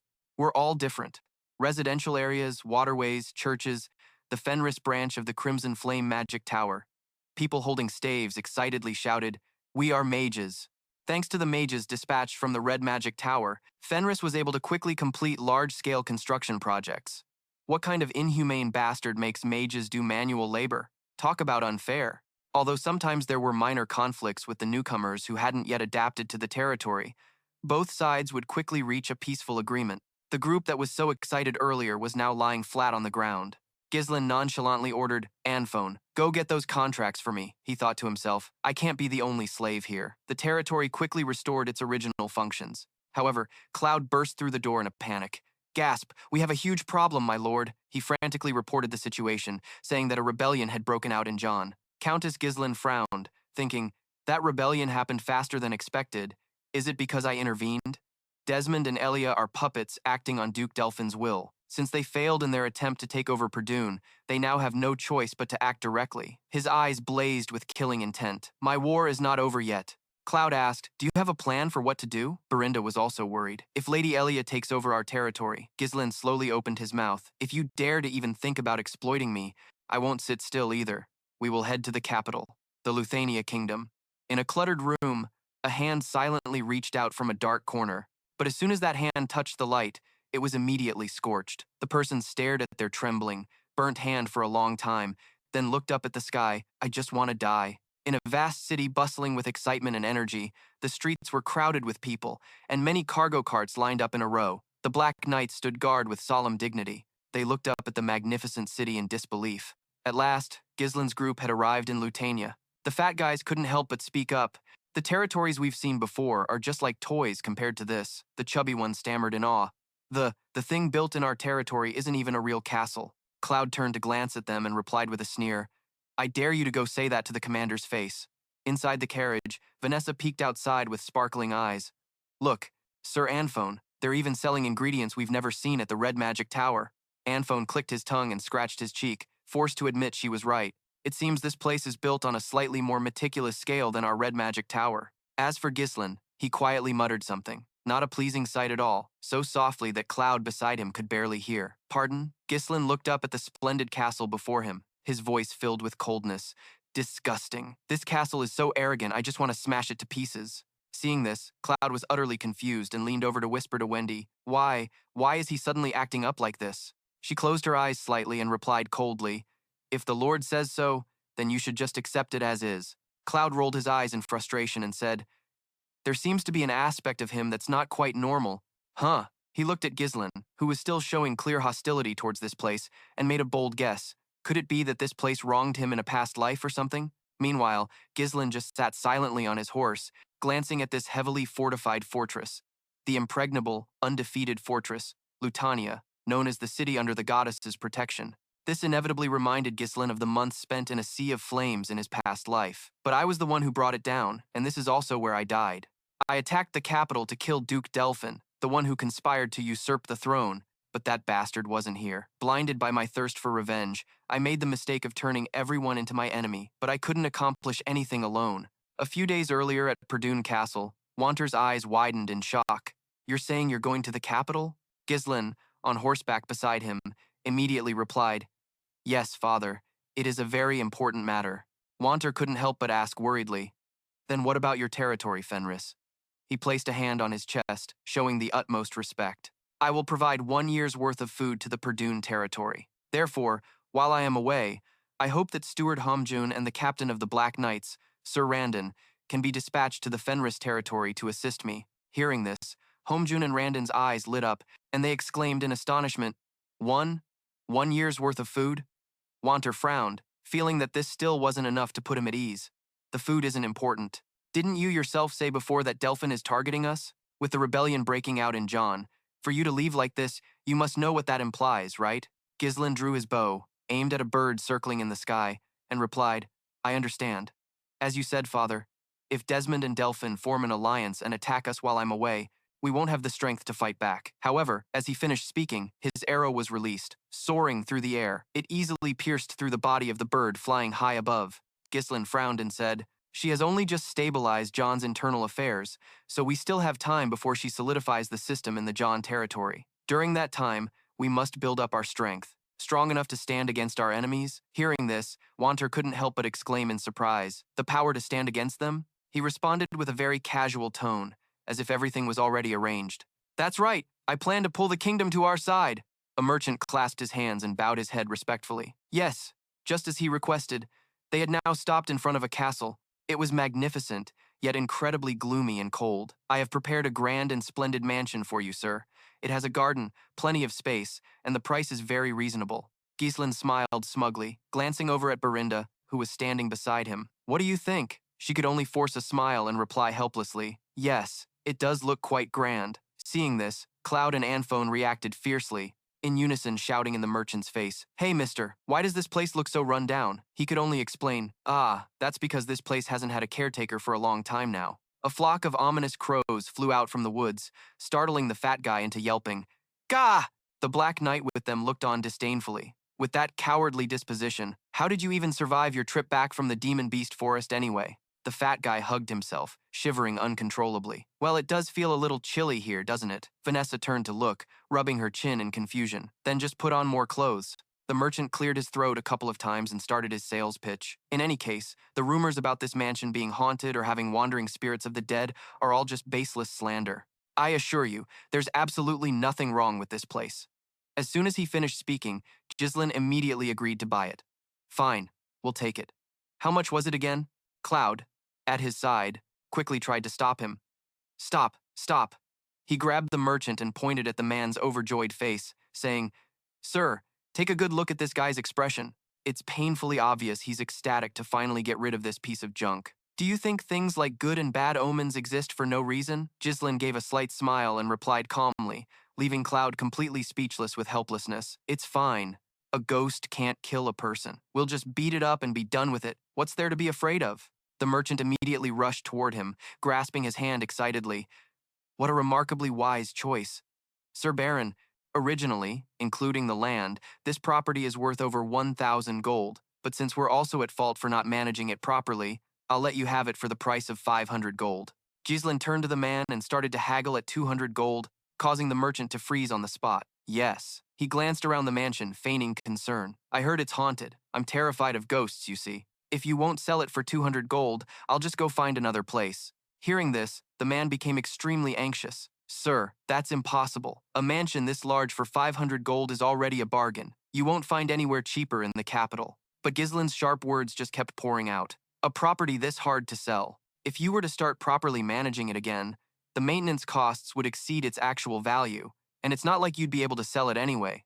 In the meantime, you still have to pay property taxes on the land every year, which left the merchant unable to offer any rebuttal. Well, that's... Ghislain smirked, looking both smug and very pleased. Think about it. Besides me, who else would want to buy it? The commotion outside was being watched by a mysterious figure from inside the mansion. The next second, that person vanished without a trace. Belinda stood with her hands on her hips, her energetic voice ringing out loudly. All right, everyone, let's get to work. Inside the mansion, everyone was busy cleaning, mopping the floors, and sweeping away the dust. Let's completely wipe out all the gloom in this mansion. A voice rang out, causing Ghislain to tilt his head and look over. Cloud, who was holding a broom, had also stopped his work to ask, You said you were going to build relationships in the kingdom to connect with the powers in the Fenris domain? How do you plan on doing that? Would anyone here even bother to meet a backwater noble from the borderlands? Ghislain turned away and replied nonchalantly, It's just as you said. From the perspective of the kingdom's nobles, they have no reason whatsoever to meet with me. Hearing that, Cloud stammered in confusion. Then what? Then, the corners of Ghislain's mouth curved into a meaningful smile. In that case, I'll make them want to meet me. A short while later, a variety of ingredients in several pots appeared in the room. Seeing so many things piled up in the room, Cloud couldn't help but be astonished. What is all this stuff? Anphone also asked in surprise. What is all this? Don't tell me you're planning on using alchemy in here. Ghislain calmly walked around, observing the prepared ingredients. From a certain point of view, you could call it alchemy. Then he continued. From now on, we are going to create cosmetics. Anphone's eyes widened at this. Co-cosmetics? Ghislain then began to explain. I'm going to create samples and send them as gifts to all the noble mansions in the capital. Cloud was surprised. You're planning to use that to build relationships in the kingdom? The others felt a little worried. Will that really work? Just with a gift like that? He turned towards them, looked at them, and said with a slight smile, Just try using what I make and you'll find out. Then, those people won't be able to bear it if they don't come looking for me. The nobility views an exceptional appearance as a display of power and prestige. Nobles are precisely the type of people who would go through hell and high water just to become more stylish and beautiful. In the not-so-distant future, the truth was revealed that the types of cosmetics using popular pigments of this era, such as lead, mercury, and ceruse, were all harmful to the skin. In severe cases, they could even lead to death. And the ducal house of Delphine made a huge profit by creating a cosmetic that overcame that flaw. I obtained that cosmetic formula after seizing the power of the ducal house in my past life. It's a formula for a translucent cosmetic that solves all the flaws of existing products. Then, everyone got to work. First, they used magic to oxidize zinc and turn it into a powder. Meanwhile, they placed beeswax into a heated double boiler and melted it. They thoroughly mixed in evening primrose oil and shea butter extract. After removing it from the heat, they added the zinc oxide powder that was prepared earlier. Ghislain held a small glass vial, his lips curling into a smile as he mixed in a special essential oil extracted from a spirit's blessing. Then he poured it directly into the freshly prepared pot, and a rich fragrance immediately filled the room. Vanessa leaned over to look into the pot, her eyes sparkling like stars. This scent is amazing, Anf asked in astonishment. This is a cosmetic? Clow, witnessing this, was stunned, thinking to himself, how could a minor noble like him possibly know how to make something like this? Ghislain held up his creation, gave it a gentle shake, and said, It's not finished yet, we have to let the solution solidify for a day. Once you use Genep just one time, all other cosmetics will seem like nothing but trash. It will become an essential item for the nobility. He looked at the liquid in the glass beaker, smiling triumphantly. Duke Dauphine, I will make very good use of this Genep. Ghislain turned and gave an order, but a dark figure was already observing from outside the window. Claw, as soon as it solidifies, package it and send it as a gift to the nobles. What? He saw this and exclaimed in astonishment. Aren't you going to test it first, sir? The figure remained there, watching their conversation. He calmly replied, "There won't be any problems." Probably. A pair of bloodshot red eyes had witnessed everything up to this point. That night, a storm rolled in, and the sound of thunder echoed throughout the castle. Inside, everyone had fallen into a deep sleep. The central room of the castle was gloomy and cold. In a flash of lightning, a strange dark figure appeared. The person glanced around to make sure no one else was present. Then, they approached the table covered with the cosmetic products they had just made. The figure reached out for a jar, gently unscrewed the lid, and a rich fragrance wafted out. They reached in and took out a soft, solid substance, rubbing it gently. Unbeknownst to them, Ghislain had appeared from behind and spoke, "So you're the ghost from the rumors?" The figure flinched and immediately spun around as he calmly continued, "I can guarantee that stuff will be effective on you." The thunder and rain outside the castle grew louder as the two stood in the room, silently facing each other. The mysterious person suddenly swung their sword, attacking Ghislain. Without hesitation, he swiftly drew his own sword to retaliate. Ghislain leaned to the side, easily parrying the surprise attack from his opponent, then turned the tables and went on the offensive. The two clashed in a rapid and fierce battle. Ghislain tried to restrain his enemy, but unexpectedly, the person was able to catch his move. The mysterious person then spun around, their swords slashing at him from behind, but Ghislain had no trouble blocking the blow, after which they both separated, putting a few steps between them. He silently stared at his opponent with an incredibly sharp gaze. The opponent was a complete mystery, covered from head to toe, raising their sword in preparation for this duel. Then, the figure charged in again, resuming the fight. As they fought, Ghislain observed and felt each of his opponent's sword strokes. The grace, every swing of the sword carried a special feeling that he could perceive. The control, the mysterious person executed a skillful rose spin to escape Ghislain's powerful sword stroke, then raised their sword, preparing for a decisive blow. Every movement drew an elegant arc, but he could still parry it with ease. Seizing the opportunity, Ghislain grabbed the opponent's sword hand. If I remember correctly, he then turned the tables, instantly placing his sword at the mysterious person's neck. Seeing this, the person was clearly surprised. It was then that Ghislain spoke. "A lady like you is playing the part of a ghost in a place like this?" His blue eyes shone, both sharp and cold. "What is your relationship with the Renford family?" A while later, the rain outside the castle subsided, and the surroundings returned to their initial tranquility. Just then, Belinda and Gillian rushed in. She shouted worriedly, "Young master!" Gillian looked just as frantic. What was all that noise about? But before them was the sight of Ghislain, standing pensively and looking out the window. "Young master," he simply replied softly, "Everyone, go back and get some rest." The bright moonlight shone through the window frame in the silent night. Meanwhile, in a beautiful and magnificent flower garden at a certain mansion, things were unfolding. A pale and elegant woman's hand gently and carefully lifted the cosmetic jar, her lips lightly painted with a bright red lipstick.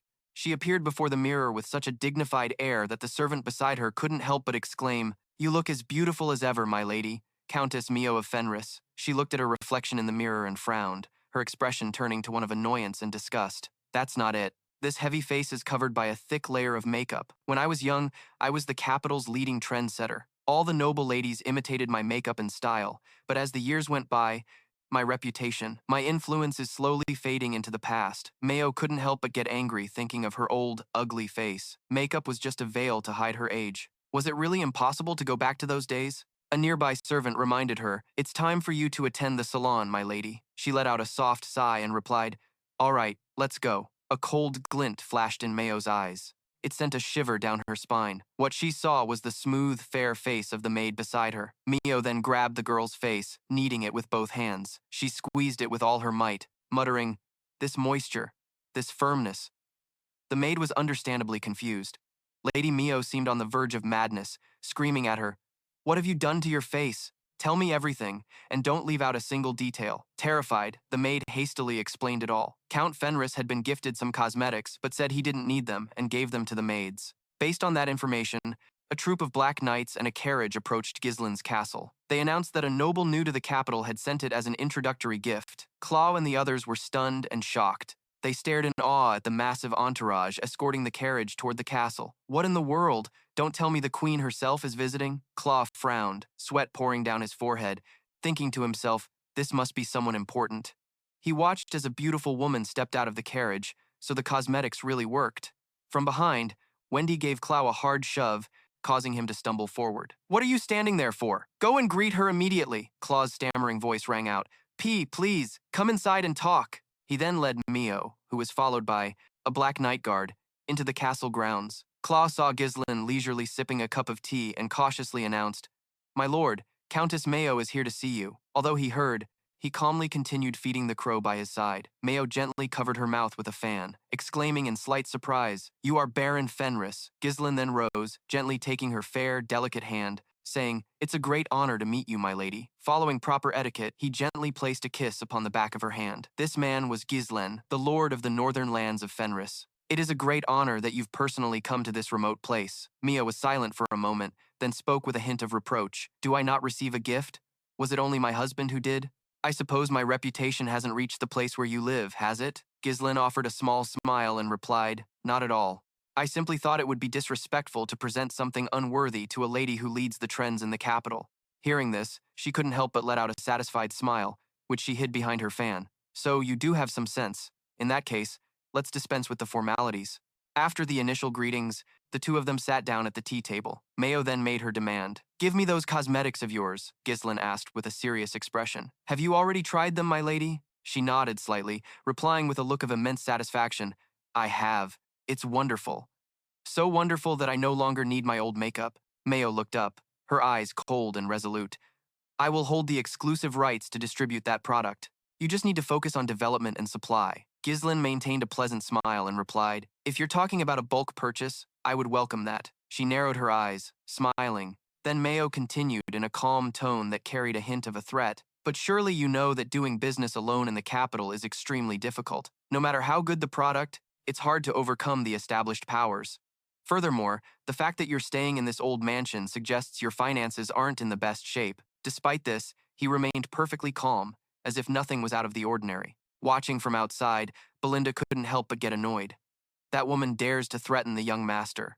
But Cloud just whispered, "This mansion's location is only because of the Lord's stubbornness, of the Lord." Ghislain was silent for a moment before asking, "The supply price will be rather high. Can you afford it, my lady?" Mayo waved her hand dismissively, her voice dripping with arrogance. "Are you joking? The Renford family is one of the wealthiest families in the capital." He narrowed his eyes slightly and gently stated, "The price is 100 gold per bottle." This was enough to make her freeze on the spot, her eyes wide with astonishment. Mayo couldn't believe it and exclaimed, "You must be joking." Ghislain replied calmly, "I am not." He smiled and tilted his head, his words dripping with flattery. "But my lady, you are the queen of high society. If a product catches the eye of Countess Mio, then that price is entirely reasonable." Upon hearing this, her eyes lit up brilliantly. His words had successfully persuaded Mio, but her expression immediately darkened, clouded over with anger. "You sly fox. 100 gold for jewelry or furniture would be understandable, but for a single cosmetic, that's unheard of. To make a profit, I'd have to sell it for more than the supply price. What kind of exclusive deal would that be?" Ghislain smiled, looking quite pleased with her reaction. Then he spoke again with another offer, pulling her from her train of thought. "Then how about this?" Ghislain gestured forward, and at the same time, Belinda stepped up carrying a wooden chest. "I cannot give you exclusive distribution rights for the product, but I can give you honor." Hearing this, Mayo exclaimed in surprise, "Honor?" The wooden chest opened, revealing many carefully packaged cosmetic bottles inside. Her eyes lit up at the sight. "What is this?" Ghislain didn't hesitate to introduce it to Mayo. "This is a cosmetic of my own creation, called Geninep. It is a gift to commemorate the connection between us." Then he held up one of the vials and said, "There are still many nobles who don't know how effective Genep is. It's a product that could change the entire market." Ghislain gave a practiced smile, extending his hand forward. "And you, my lady, will be the one to change that market." Hearing this, she narrowed her eyes in silent contemplation.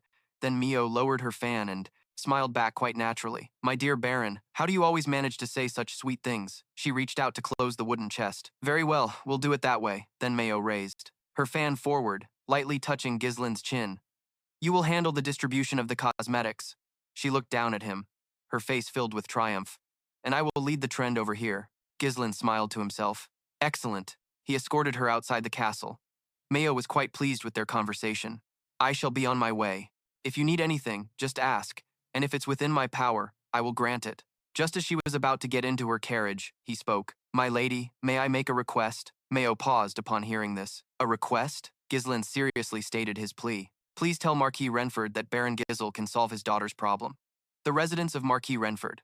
In his office, a man sat pensively at his desk, He pressed his lips together as if about to speak, his eyes darting to the side with a calculating gaze. An excited claw tossed gold coins into the air and shouted, "We're rich!" The castle's drawing room was now filled with overflowing chests of gold. This was amazing, absolutely amazing. The reputation of Count S. Mayo must be incredible. Those expensive cosmetics sold out as soon as they were produced. He excitedly rushed over to Ghislain and said, "With this much capital, we can gamble to our heart's content." Berinda glanced at Claw with disgust and thought, "My lord, are you suggesting we abandon our territory and just do business here?" Anfu, standing nearby, couldn't help but look confused and said, "Why is this guy so excited when it's not even his money? As expected of you, my lord, you can easily forge connections within the kingdom." But Ghislain simply shook his head and denied it. "No, this still isn't enough." His blue eyes suddenly flashed with a sharp glint. "What I want is..."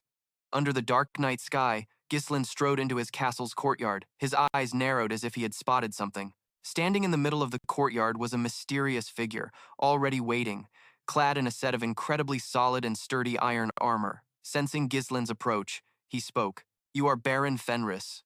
Soon after, he strode confidently towards the grand, magnificent castle before him, having been summoned by Marquis Branford. Before the doors to the room, 2 black knights stood ready in full armor, standing guard valiantly. As Ghislain approached, both knights reached out to open the doors for him. Inside the formal and elegant room, 3 people were already waiting. One of them was seated solemnly at a desk. Flanking Ghislain from behind were Belinda and Cloud, who had been permitted to accompany him. Facing them, his calm expression did not falter. Marquis Branford looked gravely toward Ghislain. Then, Ghislain and Cloud placed their hands on their chests, bowing respectfully. "It is an honor to meet you, Marquis Branford. I am Ghislain, Baron of Fenris." Branford's unreadable eyes narrowed for a moment before his expression softened. Branford's deep, authoritative voice then spoke, stating Ghislain's identity. Currently, the son of Marquis de Pergium, the heir to the Pergium estate. His voice gradually carried a pressure directed straight at him. The arrogant brat who killed a count during the war with Delphine and seized the lordship of Pergium. Finally, Branford concluded with a cold statement, "You are nothing like your father." Ghislain's brow furrowed slightly at that, thinking, so he even keeps tabs on such distant territories. Marquis Branford, the Grand Chamberlain of the royal court, was the most powerful figure in the aristocracy, the leader of the royalist faction opposing Duke Delphine. He lowered his head slightly, extremely wary of the powerful man before him. Everything in the kingdom goes through him. If it weren't for Countess Mio, another power in the royalist faction, backing me, I couldn't have met him this quickly. A butler stepped forward, pulled out a chair, and said, "Please, have a seat." At a glance, Ghislain saw the cosmetic product he had created sitting on the man's desk. He then slowly took a seat, directly facing Marquis Branford. The Marquis spoke, his eyes half closed. "So, you claim you can solve my daughter Rosalind's problem?" Ghislain smiled confidently and replied boldly, "Yes, I can cure the young lady's illness." Hearing that, Branford sighed softly. He placed his hand on a book on his desk and said, "You have never even met Rosalind." Branford clasped his hands, his expression grave, his voice a powerful interrogation. "And you dare claim you can cure an illness that no one has been able to treat for years?" Ghislain remained calm, keeping a friendly smile on his face. "While gathering information in the capital, I heard rumors about it, and I have cured this illness before." Seeing his demeanor, the Marquis couldn't help but praise him. "Your confidence is quite impressive." Ghislain bowed his head slightly and replied, "You flatter me." But then, a single sentence of Marquis Branford surprised him. "Go back." At that moment, thinking of his child, he spoke bluntly, "You're not the first to claim you can cure her illness. Rosalind." All of them failed and paid with their lives for their empty words. Then Branford picked up Ghislain's product, examined it, and continued, "I don't want to see a promising young man waste his life." Seeing this, he thought to himself, what a cold attitude. The Marquis was right. He must have tried everything to cure Rosalind. Not stopping there, Ghislain tried another approach. "Do you really not want to treat your daughter? Even if I fail, it's not a big deal. A little discomfort on her skin won't kill her." He frowned slightly and continued to persuade Marquis Branford, but the young lady wouldn't think so. The Marquis's expression immediately darkened. "I only summoned you to see you for myself." Branford raised his voice. "Are you really that confident?" Ghislain placed a hand on his chest, expressing as much sincerity and confidence as possible. "I am different from those who came before." Seeing his determined posture, the Marquis hesitated. Branford spoke slowly. "If you are truly prepared to risk your life," then he agreed to Ghislain's request, giving him a chance. "Go ahead." The Marquis glanced down and reminded his subordinate, "Spare no expense in supporting Baron Fenris's treatment. If he succeeds, I will reward him handsomely." The butler standing beside him placed a hand on his chest and affirmed. At that moment, Ghislain suddenly spoke, drawing the Marquis's immediate attention. A reward alone is not enough. His eyes were now filled with deep resolve. Please grant me something I truly desire. Hearing Ghislain's words, Branford's face showed displeasure and gloom. He looked straight at him, pondered for a moment, then said, Say that again. He smiled slightly, raising a hand confidently as he spoke. You are a pillar of the kingdom, Marquis. Surely you can grant at least one small wish of mine. Hearing this, Branford's tense and authoritative voice rang out. You dare demand a price for treating my daughter? And Ghislain replied in a firm and confident voice, Yes, I believe it is worth that much. He then continued, without a hint of hesitation, As a pillar of the kingdom, the most powerful, noble, yet you cannot even protect your own family. Ghislain sat in his chair, facing Marquis Branford, and challenged him directly and forcefully. What good is that power? Belinda, behind him, couldn't help but feel tense, while Clow nervously bit his nails, repeatedly thinking, This madman, how dare he say such things to the Marquis? The Marquis spoke, seemingly without a hint of anger. The price for making demands of me is not cheap. Branford faced Ghislain, and behind him were the many lives, the familiar faces, being dragged into this bet. If you still want it, then bet everything you have. His voice carried a dark, unpredictable tone. Do you dare? Ghislain looked at the hand in front of him. The corners of his mouth turned up into a slight smile, and he firmly grasped that hand as a sign of absolute acceptance. Branford's pupils contracted. He could hardly have anticipated this situation before him. Ghislain boldly faced him and replied, I dare. Their eyes met, sealing the great wager between them. Then, Marquis Branford turned to give orders to his aide decisively. Inform the royal treasury to cut off all aid to PDUN. Seal Baron Fenris's mansion in the capital. No one is to enter or leave from now on. He clasped his hands behind his back and walked past him. An immense responsibility now weighed on Ghislain's shoulders. I'll give you 1 week, during which you will bring Rosalind before me, flawless. He replied with a gentle smile. I will do so. Claw looked like he was about to go crazy, running his hands through his hair and cursing, Damn it! Just when he thought their money troubles were over, this happens. Belinda looked at him, unable to hide her worry and unease. If the Marquis's family took action, Badon and Fenris would be annihilated. It was only a matter of time. What she saw was the back of a young man carrying the enormous responsibility, the lives of so many people. Young master. At that moment, Ghislain slowly rose from his chair. Marquis Branford never forgives anyone who dares to challenge his authority. And at the center of it all was Lady Rosalind's illness. He walked forward, lost in his thoughts, a problem that even the most powerful man in the kingdom was helpless against, so he could only endure it. That's why I must succeed at all costs. Marquis Branford didn't forget to leave a reminder. There's no turning back now. In a cellar deep beneath the castle, a mysterious figure was standing in the middle of the room, pensive. She recalled her past days. Do you have to risk your life just to help others? The help of the weak is nothing but a sham. If you truly want to be in a position to help people, her father's words were still engraved in her heart. First, obtain power worthy of it. She looked at the sword that was lying on the table. I followed your words, father. I trained to gain strength. Then she looked down with trembling hands at her own blood-soaked hands. But if this disgusting result is what I get, then what? Ghislain entered through the door behind her, his voice calling out, I knew it was you. She turned her head to look back, tears welling up in her eyes, ready to fall at any moment. Lady Rosalind Branford, daughter of Marquis Branford. He placed his hand over his heart as a simple courtesy. I am the Lord of Fenris. He then offered a friendly smile. At his sudden appearance, the young lady asked in confusion, Why are you here? He approached and said, I came to treat you, my lady. Did the cosmetic I gave you have any effect?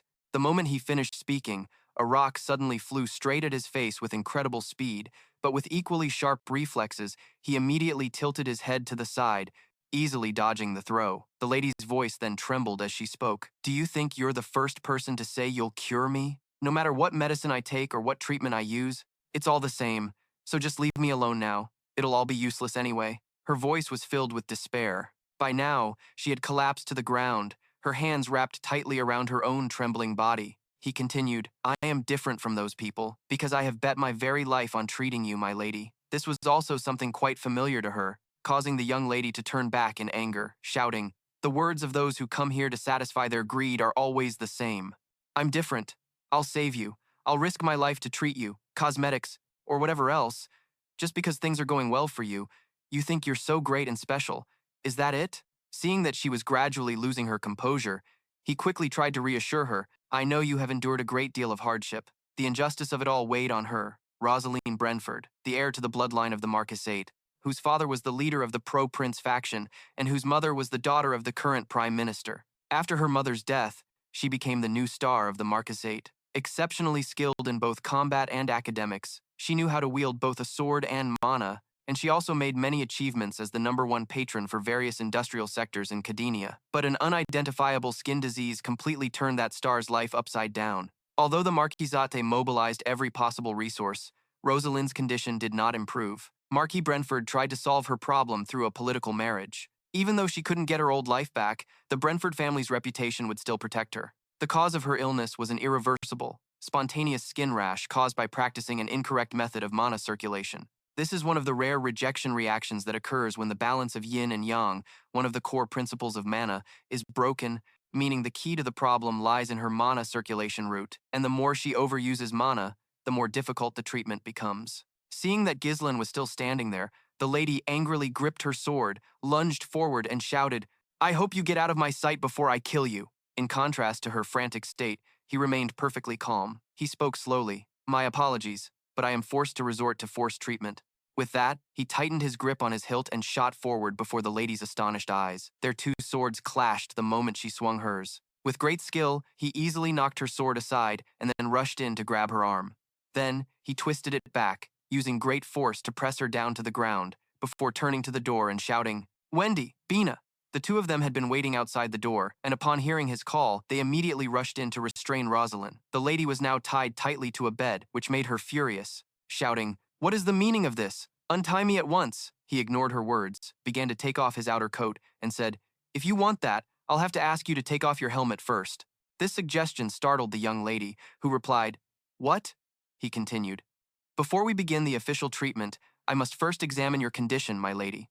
As he spoke, Belinda approached to remove the lady's mask, but she immediately thrashed her head about in resistance, shouting, "Don't!" I said, "I don't need it." The moment the mask fell to the floor with a clang, her current condition left everyone there wide-eyed and speechless. He then took out a small vial, looked at it, and said, "In any case, for the next 1 week, please try to endure it, my lady. You just need enough willpower to bear it." However, the lady clenched her teeth and growled, "You must be insane to want to die this badly. Do you really think you can cure me?" He approached to begin the treatment, speaking softly, "If I can't cure you, I'll die anyway, and so will you, my lady. You will also perish soon enough." These words made Rosalind's face contort in anger to the point of tears, while he looked at his hands, which were now emanating mana, and thought to himself, "Don't worry, I will definitely succeed, because this treatment method was created by the future Rosalind, by you yourself, my lady." Finishing his thought, he aimed his hands at her body and began to channel mana, causing the space around them to suddenly flash with light. The moment the mana entered her body, an excruciating pain shot through her. Her entire body felt like it was about to shatter into 100 pieces, as waves of pain that felt like she was being torn apart washed over her continuously, making her scream, "It hurts so much, it hurts so much. You told me I have to endure this hell for a whole week? Why me? Out of all the people out there, why do only I have to endure this kind of pain?" She recalled what Ghislain had said, "If I can't cure you, you will also perish soon enough." Those words seemed to ignite her will to live. She clenched her teeth and endured the pain. She spoke coldly, "Fine, if I'm going to die anyway, then you'd better see this through to the very end, because if you do a half-assed job, I will definitely kill you." There. Outside, it was pouring rain, and thunder and lightning suddenly struck in an unusual way. His mansion was surrounded by the kingdom's guards, making Enfuk shout in anger, "Damn it! Who the hell are these people surrounding our mansion? We just got to the capital and haven't even had a chance to have some fun, and now we're cooped up like this. It must be because that foolish lord caused trouble again." The fat guy next to him spoke up, "Hey, we can't just stay here like this. Shouldn't we go find the commander?" Inside, Cao and Ghislain came down the stairs and said, "There's no need for that." Cao continued, "Just relax and have a drink," because he would never act without thinking things through. The scene shifts to 1 week later, where the palace was illuminated by the brilliant rays of the sun, as if something good was coming to the family. Marquis Brantford went down to the cellar to check on his daughter's condition. As soon as he stepped inside, something startled him, and he narrowed his eyes. Inside the room, the scene was incredibly haunting, with blood splattered everywhere, even on Ghislain. Along with that, Rosalind, his daughter, was lying unconscious on the sickbed. Her face was covered with a thin white cloth, creating a frightening sight. Upon seeing him, Ghislain turned to look at Brantford as if to say something, but the Marquis was too choked up to speak. As if understanding him, he walked over and pulled the cloth off Rosalind's face. The moment the cloth was pulled away, Branford's eyes widened in surprise. Meanwhile, in the kingdom, people were buzzing with gossip. The Marquis Branford's daughter's illness has been cured? What? Didn't they say it was an incurable disease? Someone immediately replied, the Marquis is about to hold a banquet. Ghislain's group then went to Branford's room. As soon as they entered, they bowed. Looking at him, Branford said cheerfully, Ghislain, you are not a man of empty words. He also replied happily, it's all thanks to the opportunity you gave me, Marquise. Then the Marquis said, a promise is a promise.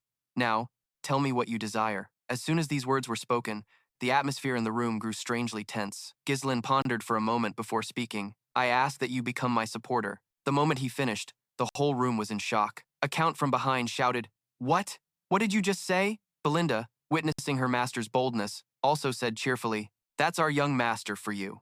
Claw, standing nearby, broke into a cold sweat out of fear, thinking to himself, if the Marquis agrees to be his supporter, then in the future, no matter what our Lord does, the Marquis will have to share the responsibility to build power in the kingdom. There's no better way to do it than this. Faced with this proposal, Branford pondered for a moment before speaking. And you call that a small wish? It seems you must have a specific reason for seeking me out, don't you? But I've already set my sights on someone else in the north. Before he could finish, Ghislain interrupted. Do you mean Count Brian? The moment the name was spoken, Branford was slightly startled and asked, in the north, there are also great lords like Zhao and Desmond, right? Why are you so sure it's him? Ghislain replied. As for Desmond, he seems to be neutral, but because of that, it's impossible to know his true intentions. Zhao is in a state of chaos due to internal family disputes. Besides them, there are only those blinded by greed or incompetent lords. But Count Brian is completely different. He has a close relationship with the pro-prince faction and is very wealthy. He even possesses a portion of the northern Red Flame magic forces. The only one who could have caught the Marquis' eye is probably his territory, Brian. Faced with this detailed analysis, Branford pondered, sighed, and said, So, you're saying that as a potential candidate for my support, you are more valuable to me than Brian? He looked him straight in the eye and said, Please tell me honestly, you're not satisfied with Count Brian, are you? These words made Branford pause for a moment.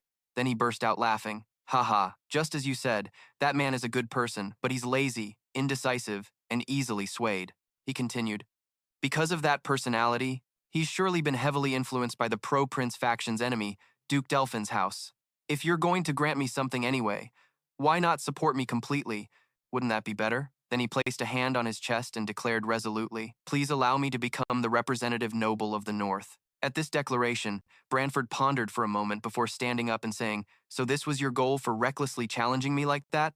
Very well. Then he looked at him and announced, Everyone here is a witness.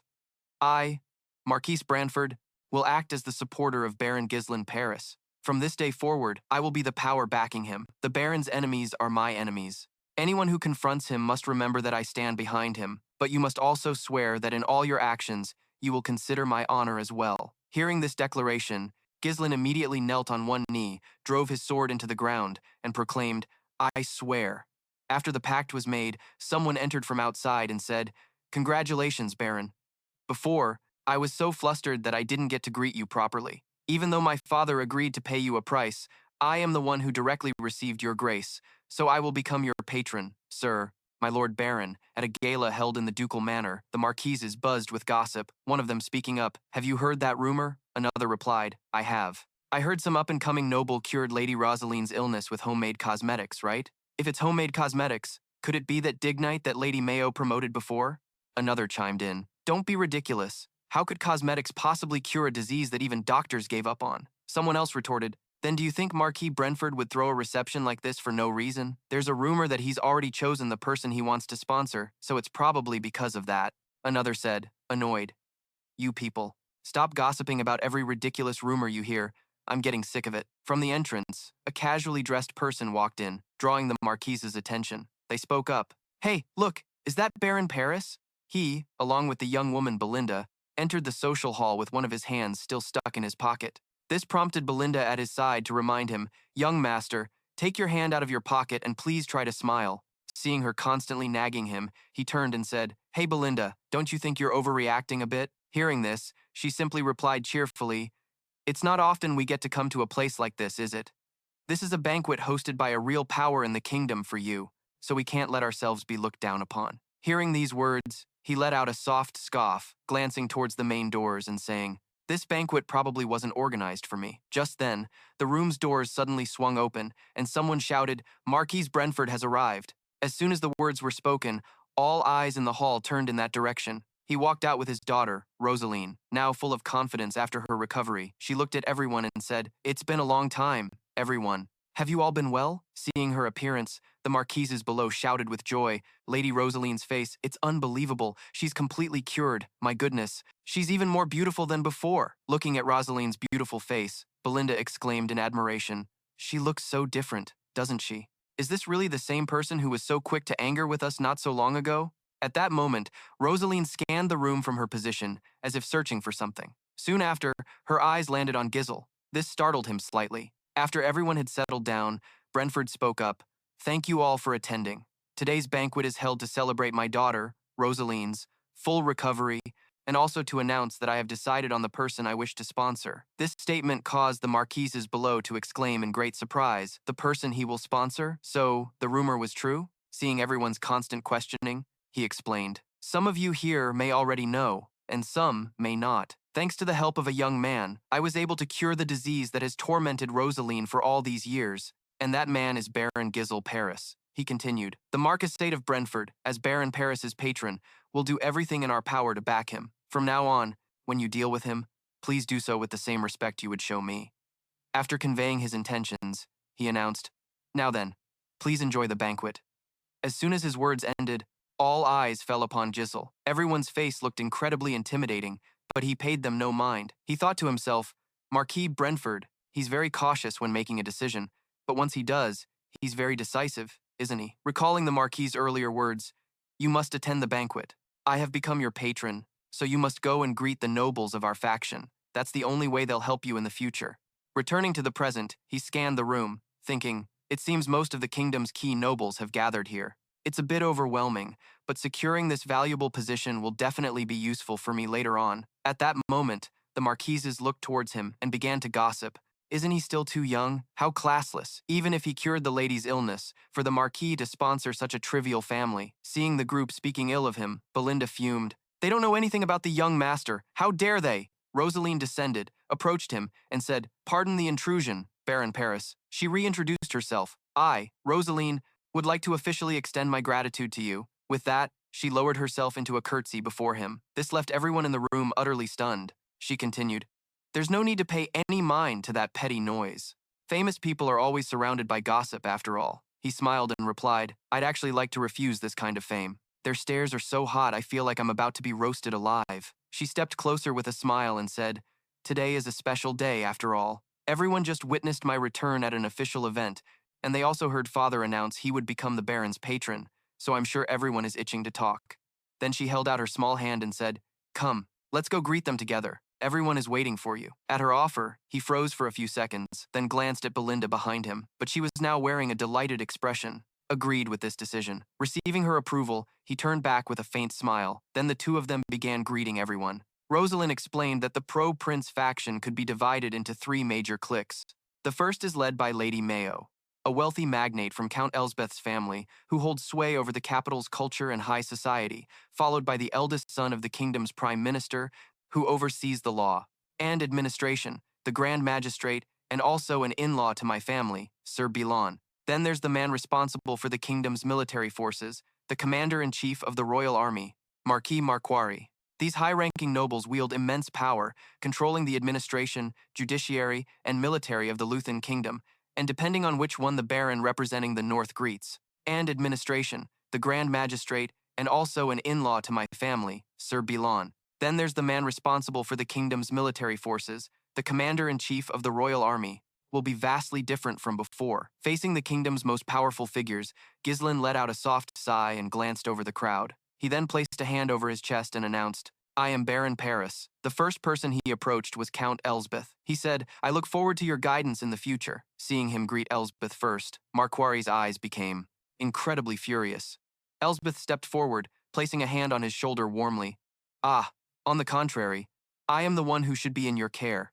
Thanks to you, my wife's reputation has soared recently, if you ever need any help, don't hesitate to come to me." Mio, standing nearby, chimed in, My dear little brother, you truly are a man of principle.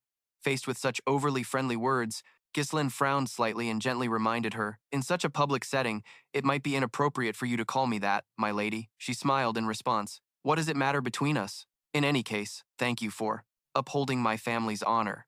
Noticing they had been chatting for quite some time, Marquari, from his position, let out a few pointed coughs.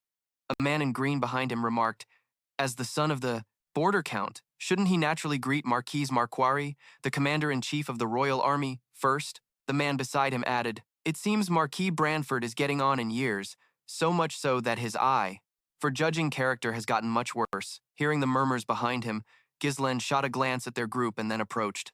As he drew near, he walked straight past the three of them to Marquari's utter astonishment. He went to greet Bylon, introducing himself. I am Baron Paris. Bylon smiled in reply. I'm truly grateful to you for treating Lady Rosalind. Thanks to you, I can finally breathe.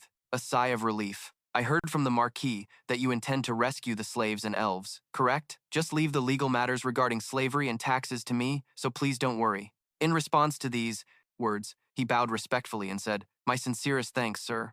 Only after greeting Bylon did he finally approach Marquari. The old man's entire body was now shaking with rage. He snarled, don't you get arrogant just because Branford has your back? I can crush a bug like you whenever I please. Despite the threat, he replied calmly, yes, I am still lacking in many areas. I look forward to learning much from you in the future. In the crowd, other marquises who disagreed with Branford's decision were whispering, I can't believe he would trust a country bumpkin like him.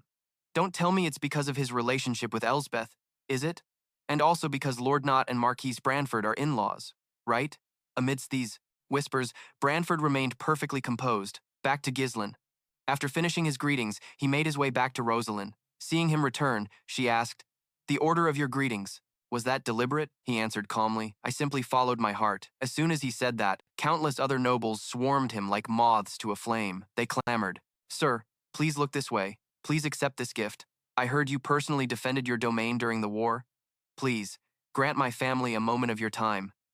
Watching. The crowd swarming Ghislain, Elsbeth remarked, he's certainly earned Marquis Marquari's ire now. Mayo smiled and replied, he'll handle that old man with ease. Bylon, who was nearby, added, he may be seething with jealousy, but for Marquis Branford's sake, he'll have no choice but to acknowledge him. As he spoke, Branford himself walked over and declared, that's only natural, since he cured my daughter's illness, a disease that left all the physicians in this kingdom helpless. Looking at the Marquis, Bylon said admiringly, to find someone so exceptional, so worthy of trust, is truly a testament to your insight, my lord. The Marquis sighed softly and said, I can't take any special credit. The fact that he clawed his way up from the very bottom to stand before me is entirely a result of his own power. He used his military skill to turn the tide of a losing battle, and he possesses the ability to read situations and anticipate future events, which is why I thought if it were him, he could be trusted. But when a light shines so suddenly and brilliantly, one can only pray that a shadow does not follow. At that moment, outside the hall, a man struck his staff against the floor, the sound making Ghislain flinch. A figure entered through the doorway, capturing the attention of everyone present. Upon seeing this person, Ghislain's eyes flew open in utter shock as this man stepped inside. Each tap of his staff echoed ominously throughout the room. Staring at the man before him, Ghislain thought to himself, so you finally decided to show yourselves, my enemies. My eternal enemy, the ducal family of Delphine, and you are his close aide, as well as the strategist for the duchy, Round Joseph. Then he turned his gaze to the burly man behind him, whose face was hidden behind a mask, and asked, and who is that? Seeing the two of them enter, the crowd began to whisper, those are Duke Delphine's men. There's nothing to gain from getting involved with them. Don't even make eye contact. Just when the atmosphere was peaceful, ignoring the whispers of the rabble, Joseph stepped forward and spoke.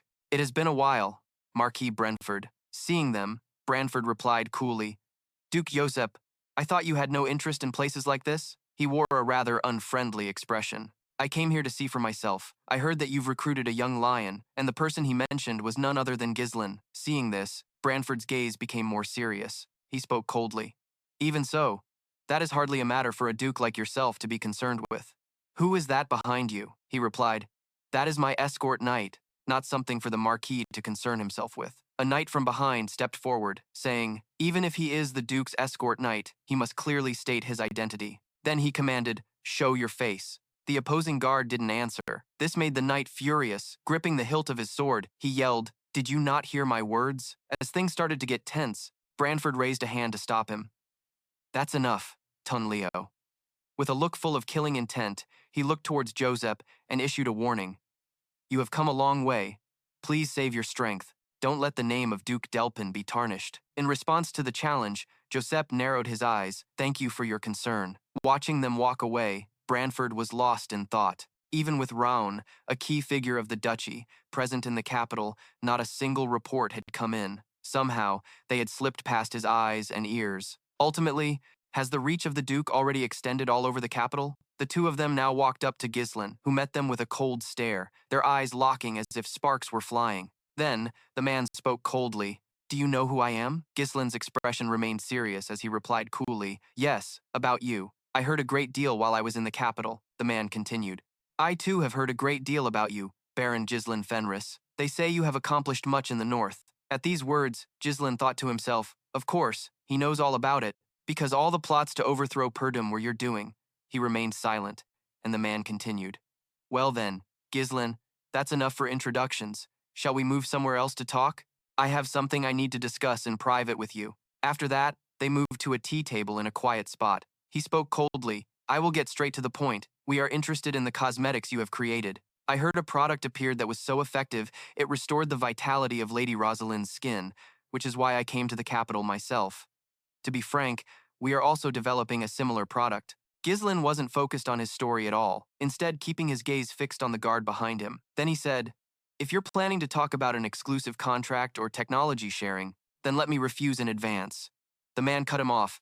No, I don't intend to talk about such boring things. What I want to say is, must a brilliant young man like yourself waste away in that god-forsaken backwater that is the North? Yet, thanks to a certain incident, you suddenly shot to prominence, leading an army to victory and establishing a solid foothold in the capital. Was that due to luck or your own skill?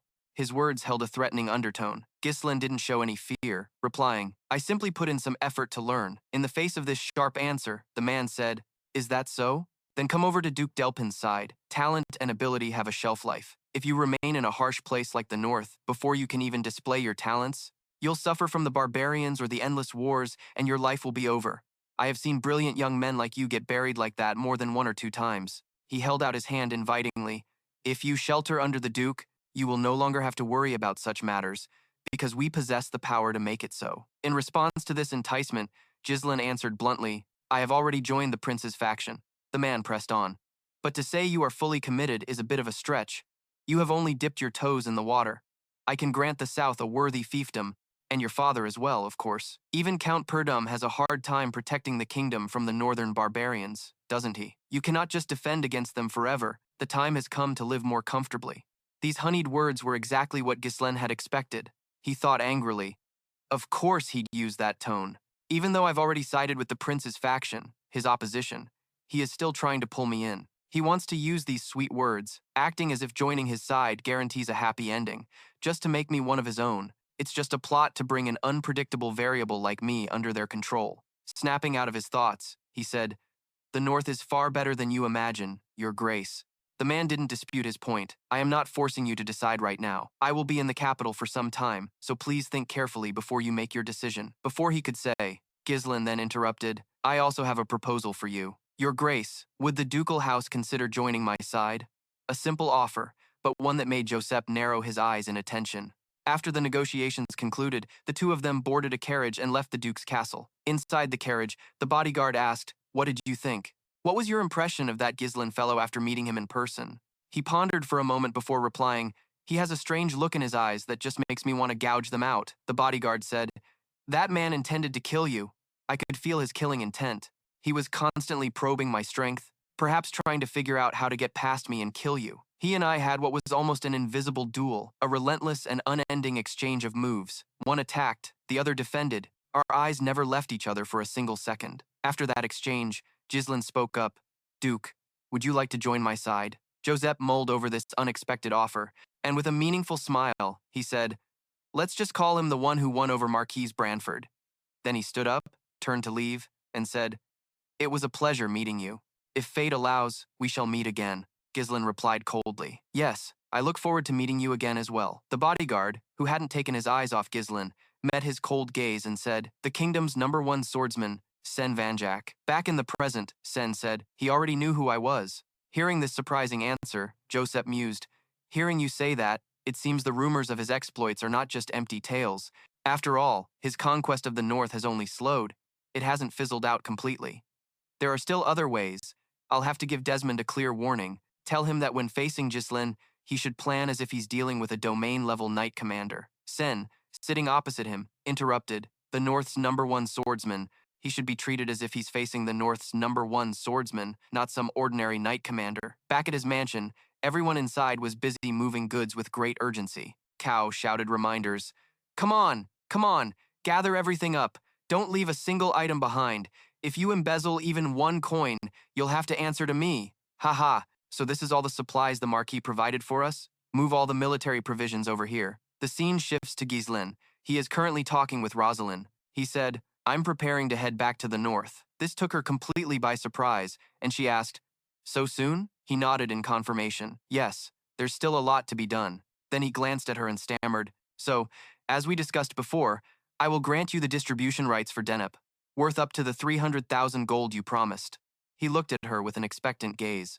She thought for a moment, then asked, "Is there nothing else you want to talk to me about besides money?" He was stunned for a few seconds before replying, "Because we're in a relationship between a sponsored party and a sponsor." She pouted, "You're so blunt." Then she sighed and said, "As your sponsor, I need to learn more about you, Baron. A deeper understanding between us can become deeper. For instance, what goal are you aiming for that makes you live a life dedicated only to work?" He glanced at her, then looked away and replied, "Nothing special. My goal is simply to eat my fill and wear warm clothes." This dismissive answer displeased Rosalind. She said, "You're not being honest at all. If that were truly your goal, you should have joined Duke Delphine's faction, as Viscount Joseph suggested, not the royal prince's faction." In response to her question, he pondered for a few seconds and answered, "That's because, as the heir of Pergium and the Lord of Fenris, I have set a goal for myself. To achieve it, I need your power, Lady Rosalind, but I will not share my burdens and force you to carry them with me." His words left her momentarily stunned, and she asked, "But why?" "Burdens are meant to be shared so that," before she could finish, he reached out and took her slender arm, startling her and causing her to drop her fan. Then he bowed his head slightly and kissed her arm, a kiss that made Rosalind's entire body freeze, her face flushing with an indescribable shyness. He continued, "Because I sincerely wish for you to be happy." Following that blessing, he turned and walked away, leaving Rosalind standing there like a statue, lost in thought over his words. He walked on, his face filled with contemplation. The Marquis's banquet had ended on a good note. I managed to refuse Rowan's offer while saving face for Marquis Branford. At the same time, the aid supplies that were originally heading to the Breben territory have been redirected to Fenris and Pergium. Not only that, under the name of Branford, the people of both territories will receive benefits like exemptions from certain taxes and special treatment. Thanks to this, I've managed to gather more than 50,000 people from royal territories to immigrate to my lands. The slaves, a valuable source of labor, are also on their way to Fenris. Because of all this, no one will dare to look down on our territory as a small and impoverished place anymore. However, the fact that those bastards went all the way to the Marquis is probably a sign that they're hatching another plan to deal with us. If we hesitate for even a moment, we'll be taken down. Duke Delphine, I will definitely kill you and erase every last trace you've left on this world." The scene shifts to the Fenris territory. At this moment, a man in shackles on both his hands and feet is trudging forward. Behind him are several others, similarly bound. The one in the back speaks up, "Hey Ganvar, I think the Lord is here." "Right." Seeing this, the Grey Wolf glanced ahead. Inside the city walls, the people were cheering. "The Lord has returned." Seeing the people crowded on both sides of the road, Berinda said, "Oh my goodness, everyone has come out. With everything he's done, a welcome like this isn't surprising at all." Following the cheers of the people came the attention of the prisoners. The prisoners began to talk amongst themselves. Everyone seemed so excited. "Honestly, I've never seen a territory like this before. I heard the Lord here even builds new houses for his people, and he declared that he absolutely won't let anyone go hungry. That's why the people here love their Lord so much." Hearing this, Ganvarek sighed softly and said, "Don't you forget, it's not like we've only been tricked once or two times before. At the end of the day, a noble is still a noble. He's just another piece of trash who only knows how to fill his own stomach." Realizing the intention behind his words, the two men behind him spoke up. "Ganvarek, does that mean you're going to go through with the plan?" He replied grimly. "That's right, proceed as planned." The sight of them caught Gisel's eye. making him pause thoughtfully for a few seconds. Seeing him like a statue, Berinda gently nudged him and said, "What are you doing, young master? You should at least wave to the people." At her words, he gave a perfunctory wave. Faced with the warm welcome, Cloud showed a delighted expression. "It's great to be home. There's nothing like it. Now that we're rolling in money, we can just take it easy." Before he could finish, Gisel reminded him, "Cloud, tell Lel to organize the documents I gave him and bring them to my office." His cold words startled Cloud, who asked, "What? We just got back and you're already getting to work? Shouldn't you let everyone rest for a bit?" He replied nonchalantly, "What rest does a slave like you need?" Resting in the capital was more than enough. He ordered a meeting to be convened immediately. Afterward, he gathered everyone in his office and began the discussion. He turned to the person next to him. "Lel, is everything with the steward still okay?" Lel nodded. "Yes, my lord." He continued, "Tell him that I will pay him a visit later." Then he returned to the main topic, "Report on the situation while I was away." Lel looked at the scroll in his hand and said, "Regarding the operation of the territory, I have followed your instructions from before you left for the capital." He then asked, "What about the construction of the main facilities in the domain?" Alphonse chimed in, "On our way here earlier, I took a look. It seems that while Vanessa and I were away, the repairs to the roads and canals have all been completed, haven't they?" Vanessa, standing beside him, tapped her staff and reminded him, "You should use honorifics."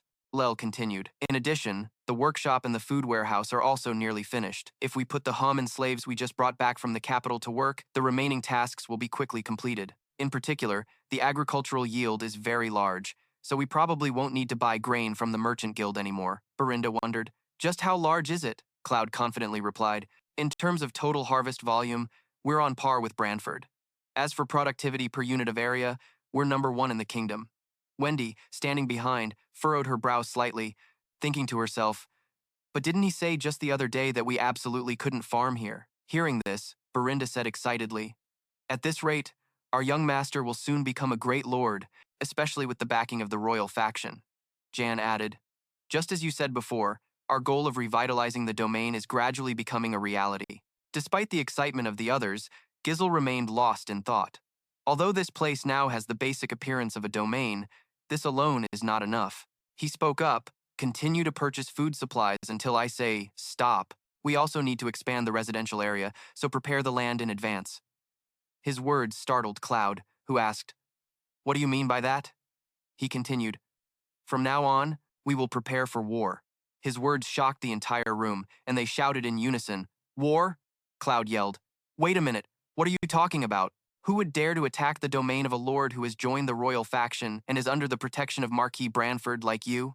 His voice turned cold. "Desmond or Jeef, just read those documents first." Looking at the stack of documents, Cloud stammered, "This says the Desmond territory is conscripting soldiers and training knights on a large scale. They're even recruiting freelance knights. Trade records show they're buying large quantities of weapons and iron ore." He added, "That's an investigation report on Count Desmond's movements before we left for the capital. The key point is that they are also purchasing a large amount of high-quality iron ore from the domain of Count Kabani." Ghislain stroked his chin. "The most important supplies for war preparations are food, soldiers, and weapons. Iron ore is an essential resource for forging and repairing weapons." "But you mean to say that the amount they're purchasing is far greater than what's needed in peacetime, right?" Cloud added, "So, in short, a war could really break out, right?" Alphonse clutched his head and swore, "Damn it all! Again? Do we have to fight in that damn way again?" Vanessa fell silent, her expression worried. After reviewing the documents, Cloud spoke up, "If Desmond monopolizes the iron ore like this, confronting them will be very difficult. To improve the overall level of our domain, iron ore is indispensable. But you know that Count Kabani would never sell to us, right?" He nodded. "Right.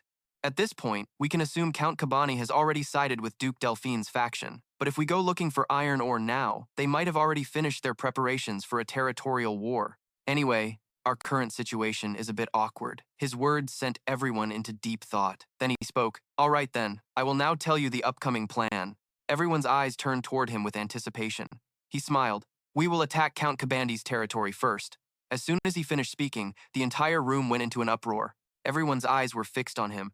The scene shifts to Count Kabandi's territory, Kabi Castle. He was currently putting a grape into his mouth, biting down hard, then spitting the seeds onto the table, drawing the attention of the person across from him. "No," I spoke up. "What did you just say? The first sword of the north?" Herod calmly replied, "There's been a report from the duchy about the investigation into the Fenris territory. The Lord of Fenris, Gisel Fenris. They say we must face him as if he were the first sword of the north. He is a figure whose next move we cannot predict. It would be best for you to prepare for war. These words made Kabandi ponder for a few seconds. Then he smiled and said, Why are you telling me this stuff? You're the one who has to go out and fight, Herod, he repeated. You're the one who has to go out and fight, Herod. Kabandi then flashed a very cunning smile. Haha, what's wrong? Did you lose all your sharpness after taking such a big hit? Who would dare attack this place that you're telling me to prepare for war? Not to mention the deep moat surrounding the castle. I had the 2 layers of castle walls built to be stronger than any ordinary castle, and all the defensive weapons I had crafted using the finest metallurgical techniques in the north.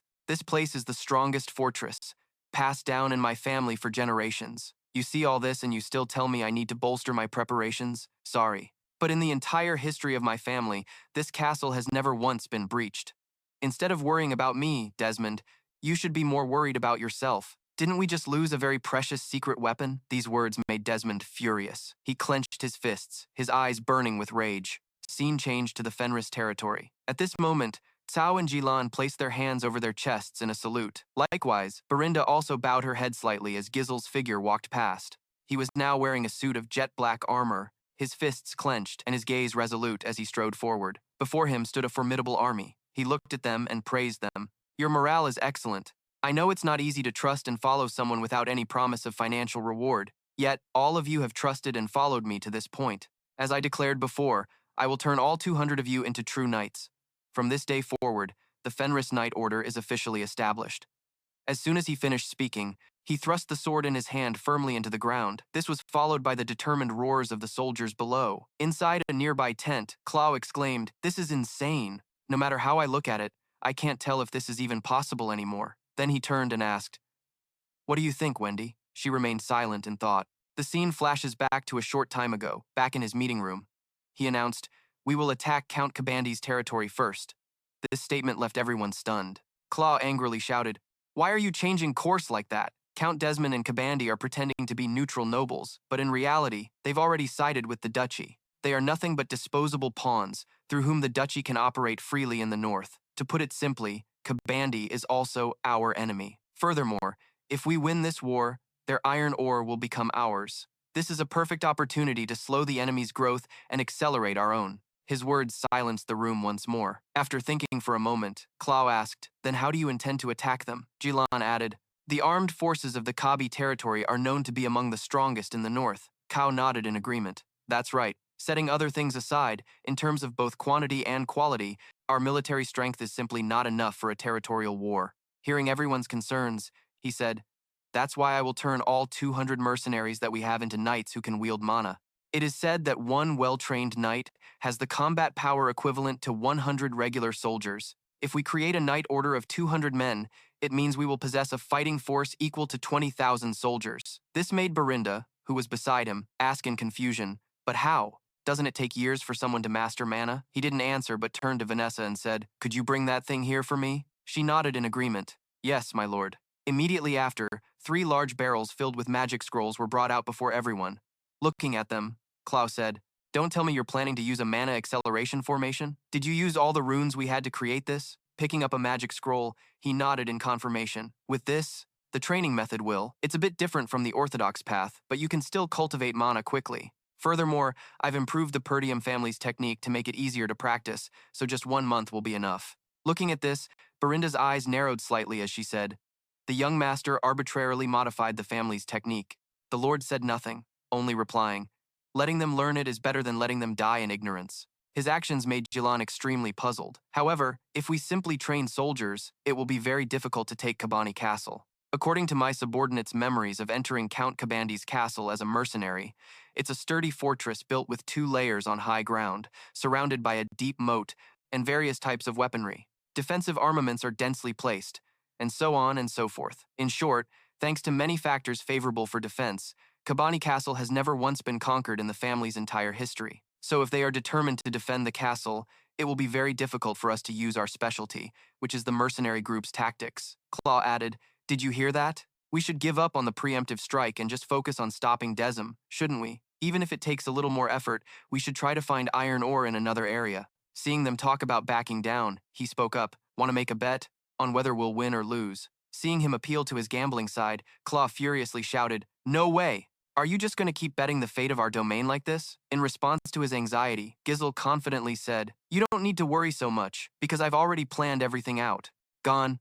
From below, asked with confusion.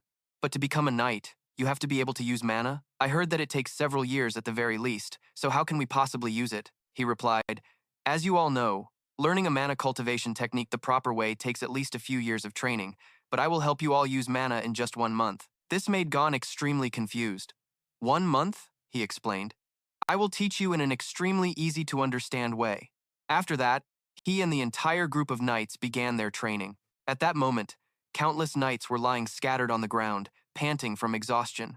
In the center, Ghislain was circulating mana inside Gordon's body, causing him to cry out a few times in pain. He shouted, Endure it! When you compress several years of training into 1 month, the burden you must bear will be just as great. Through this accelerated training, you will temporarily be able to feel mana, and you must gather the mana particles from the air down into your dantian to form a mana core. Imagine its flow like a spool of thread being wound up. Following his words, a small speck of light from the gathered mana appeared between Gordon's palms. This made him incredibly excited, and he let out a huge laugh that shook the entire domain. After he was finished, he went back outside. At that moment, Berinda approached and said, You've worked hard, young master. He replied, All right, take all of our people back to the dormitory. We'll have to keep an eye on them for a while. Lo, from now on, we will craft our own battle armor for the Knight Order to use. How are those deformed slaves? Lo replied, Yes, the elves haven't arrived yet, but the Homejun tribe is already waiting at the dormitory in the domain. He narrowed his eyes slightly and asked again, The dormitory in the domain? He gazed up at the distant sky, lost in thought for a moment, then muttered, Looks like the moon won't be rising tonight. Outside the domain, in an empty clearing, the ground shook violently, and then a hand reached up from beneath the ground. Following it was Genvarik, along with a few others. He looked down and said to the group, Everyone, hurry up. One of them asked, Genvarik, are you sure? If we just escape this kingdom, we'll be free? He replied, I heard that in another kingdom, there's a secret autonomous zone where deformed slaves live together, so we'll definitely be free. Let's go quickly, the border is right ahead. Following his words, the group didn't move at all. Instead, their bodies trembled uncontrollably, as if they saw something terrifying. Seeing this, he angrily shouted, What are you waiting for? Let's go! After coming this far, are you still attached to your lives as slaves? If you're scared, then just get lost. I guess living your whole life as a dog for the noble's amusement isn't so bad. But he had no idea that a figure had already appeared behind him. One of them pointed behind him. No, it's not that. Behind you. Following the direction of the pointing arm, Genvarik looked back and discovered that Ghislain had been there all along without him knowing. He spoke nonchalantly. You all know it's useless to run. The group exclaimed in shock. Our escape plan. Could it be that he knew everything all along? Genvarik gritted his teeth in anger. How did you find us so fast? As if realizing something, he said, Wait a minute, did you come here alone? He nodded in confirmation. Just me. After that, the group of demi-humans turned to each other, whispering amongst themselves. Then they all looked at him with murderous intent and said threateningly, In that case, if you disappear, we'll be free, won't we? Realizing their intentions, he sighed softly and replied, All right then, show me what you've got. After he was done wiping the floor with the demi-humans, their bodies were covered in wounds. He struggled to his feet, breathing heavily. He approached and praised him. As expected of a dwarf, your resilience is truly impressive. If word gets out that you've escaped, the demi-human slave traders will hunt you down with fire in their eyes. Wouldn't it be much better to just stay here and work diligently for me? The man paid no heed to his words, laughing loudly as he spoke. Ha ha, you're ridiculous! We would rather die pursuing freedom than be locked up here, slowly crafting boring toys for you nobles. If you think we'll obediently work for you, you'd better give up now. This resistance was exactly what he wanted, causing the corners of his mouth to lift into an amused smile as he thought to himself, This stubbornness suits me just fine, worthy of the man who will one day be called the legendary blacksmith. He then made an offer of 10 years. If you agree to cooperate obediently with me for 10 years, I will create an autonomous zone for your people within my territory and free you from slavery. This offer startled the people behind him, who exclaimed, What did he just say? Give us freedom? Is that for real? Genvarik gritted his teeth and said, Absurd. Completely absurd. The laws of this kingdom have designated us as slaves. Do you think a lord in a poor place like this has the right to grant freedom to slaves? He replied, Laws are also made by people. If you want, you can just change them. A man from behind stepped forward, saying, Genvarik, don't forget, Those rules are backed by the pro-royal faction. Maybe he can actually do it. These words made Ganvarik ponder for a moment, clenching his fist so tightly that it trembled violently. Realizing his intention, he spoke up, I'm not interested in bland toys, artifacts, or luxury goods. What I want you to create is far more interesting than all that. Ganvarik asked, intrigued, interesting? He looked up toward the vast sky and said, I want to fly. The scene changes to 1 month later at Cannes Castle. He was sitting in his room, holding a letter from Ghislain. The letter read, to Count Pergium. This is to inform you that you are disrupting the fairness of the entire northern iron ore market by showing favoritism and trading iron with only one specific family. If you do not open the iron market to Fenris and the neighboring territories, you will regret it. Signed, Baron Ghislain. After reading the letter, he exclaimed, What the hell is this? A subordinate explained, It's a letter from Baron Fenris, that insolent brat who doesn't know his place. It seems his mind isn't all there. Kabandi stared at the letter and said, This kind of threatening letter is only effective when it's sent by someone with power. Those Fenris people, what position do they think they're in, sending me such a blunt letter? The man in yellow spoke up. According to my reports, they are still purchasing food in large quantities from other territories. They're even willing to pay a higher price to trade for food with our merchant guild. Another man added, It seems they've taken in a large number of migrating citizens sent by the pro-royal faction, which is why they have such a severe food shortage. The man in blue spoke up. That's why I can't for the life of me understand why they keep making such self-damaging moves. Why don't they just hold out a little longer? The harvest season is coming, and prices will drop soon enough. The brown-haired man added, Why are you even trying to understand them? That's just how brats are. They trust only in the passion of youth and act blindly. Kabandi held the letter to a candle flame and burned it, saying coldly, A new territory, still struggling to survive, suddenly wants to expand its scale. So, of course, this would happen. And it's a real shame I won't be able to witness your end with my own eyes. Ghislain Fenris. The scene shifts to the household of Marquis Brenforce. As he entered his office and took off his cloak, his eyes narrowed, having noticed something. On his desk sat a letter. This made him pause in thought for a few seconds. He walked over, picked up the letter, and read it. It was from Ghislain. It said, Marquis, please advise the nobles of the pro-royal faction to stockpile enough food for 10 years, because a great famine is coming, one so massive it will shake the entire kingdom. These words startled him, and afterward he stared thoughtfully out the window. Soon, dawn broke. Rosalind entered, her eyes half open, and asked, Father, did you call for me? I heard you didn't return to your room to rest last night. He was still standing with his back to her, gazing at the family crest without a word. Then he turned around and said, Rosaline, relay a message to our vassals and the nobles of the pro-royal faction. I want to convene an emergency meeting immediately. After I sent that letter to Marquis Brenforce, it was certain that soon after, an unprecedented famine would sweep across the kingdom. The climate became harsh and arid, rivers ran dry, and crops withered and died. People starved to death in droves, and naturally, great chaos erupted in the fight for food.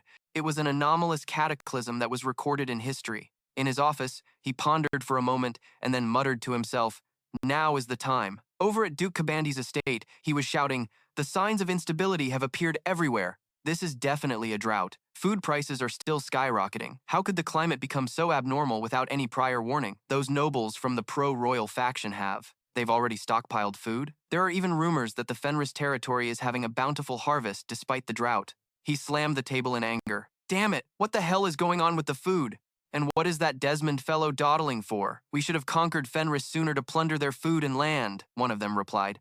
About that, Desmond's side asked us to. Be patient for a little while longer. It seems Desmond's side is also busy dealing with their own problems, so they missed the window to attack. This made Kabandi grit his teeth in anger. Teeth! Damn it, that stupid bastard. When the hell are those people going to send us the food? The brown-haired man spoke up. My lord, there is still one way for us to quickly gather food. That is to trade the amount of iron Baron Fenris wants in exchange for their supplies. This immediately enraged the other barons. The man in the yellow tunic spoke up. Hey, what did you just say? Fenris is part of the pro-prince faction. If we give him iron, wouldn't that displease the ducal family? Another added.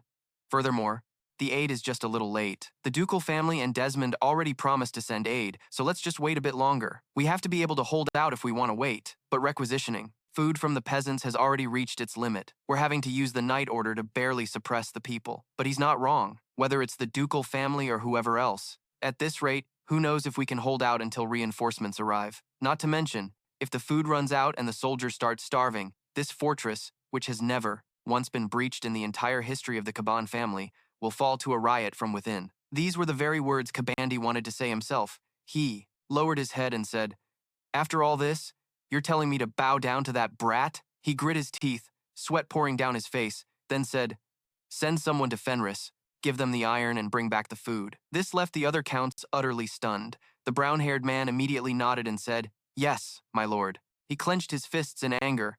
After all, the fate of Baron Fenris is to die at the Duke's hands anyway. Giving him a little iron ore now won't change anything. Besides, whether it's the ducal family or Count Desmond, if they dare to cause trouble over this, just let them try and take this fortress. No one can make it fall. Then he pointed at the soldiers. "What are you still standing there for? Go," lowered his head and said, "After all this, you're telling me to bow down to that brat?" He grit his teeth, sweat pouring down his face, then said, "Send someone to Fenris. Send someone right now before we all starve to death," the knight stammered. "About that, perhaps there's no need, because Baron Fenris has already led his army to the castle gates." Gokten complained, "This armor is so damn heavy, it's cumbersome and uncomfortable everywhere." Someone replied, "You're being too loud." The WF clan had to use double the amount of precious Black Beyond material just to... These words left Kabandi completely stunned, sweat pouring down like rain as he stammered, "What?"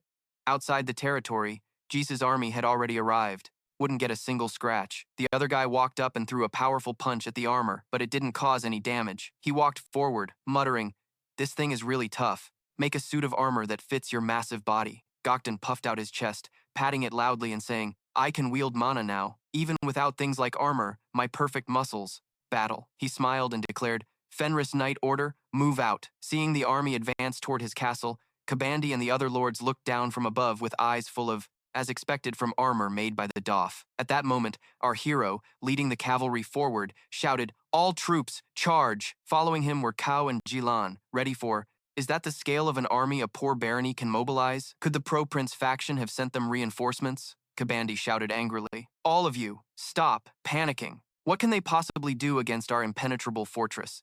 If we use our powerful defensive armaments, they won't even be able to get close to the fear." One of them said, "The Fenris army has surrounded us. The moat around the castle has dried up because of the drought, and of all times, it had to be now. What in the world is that military force? How dare you bring an army here without any prior notice?" He replied coldly.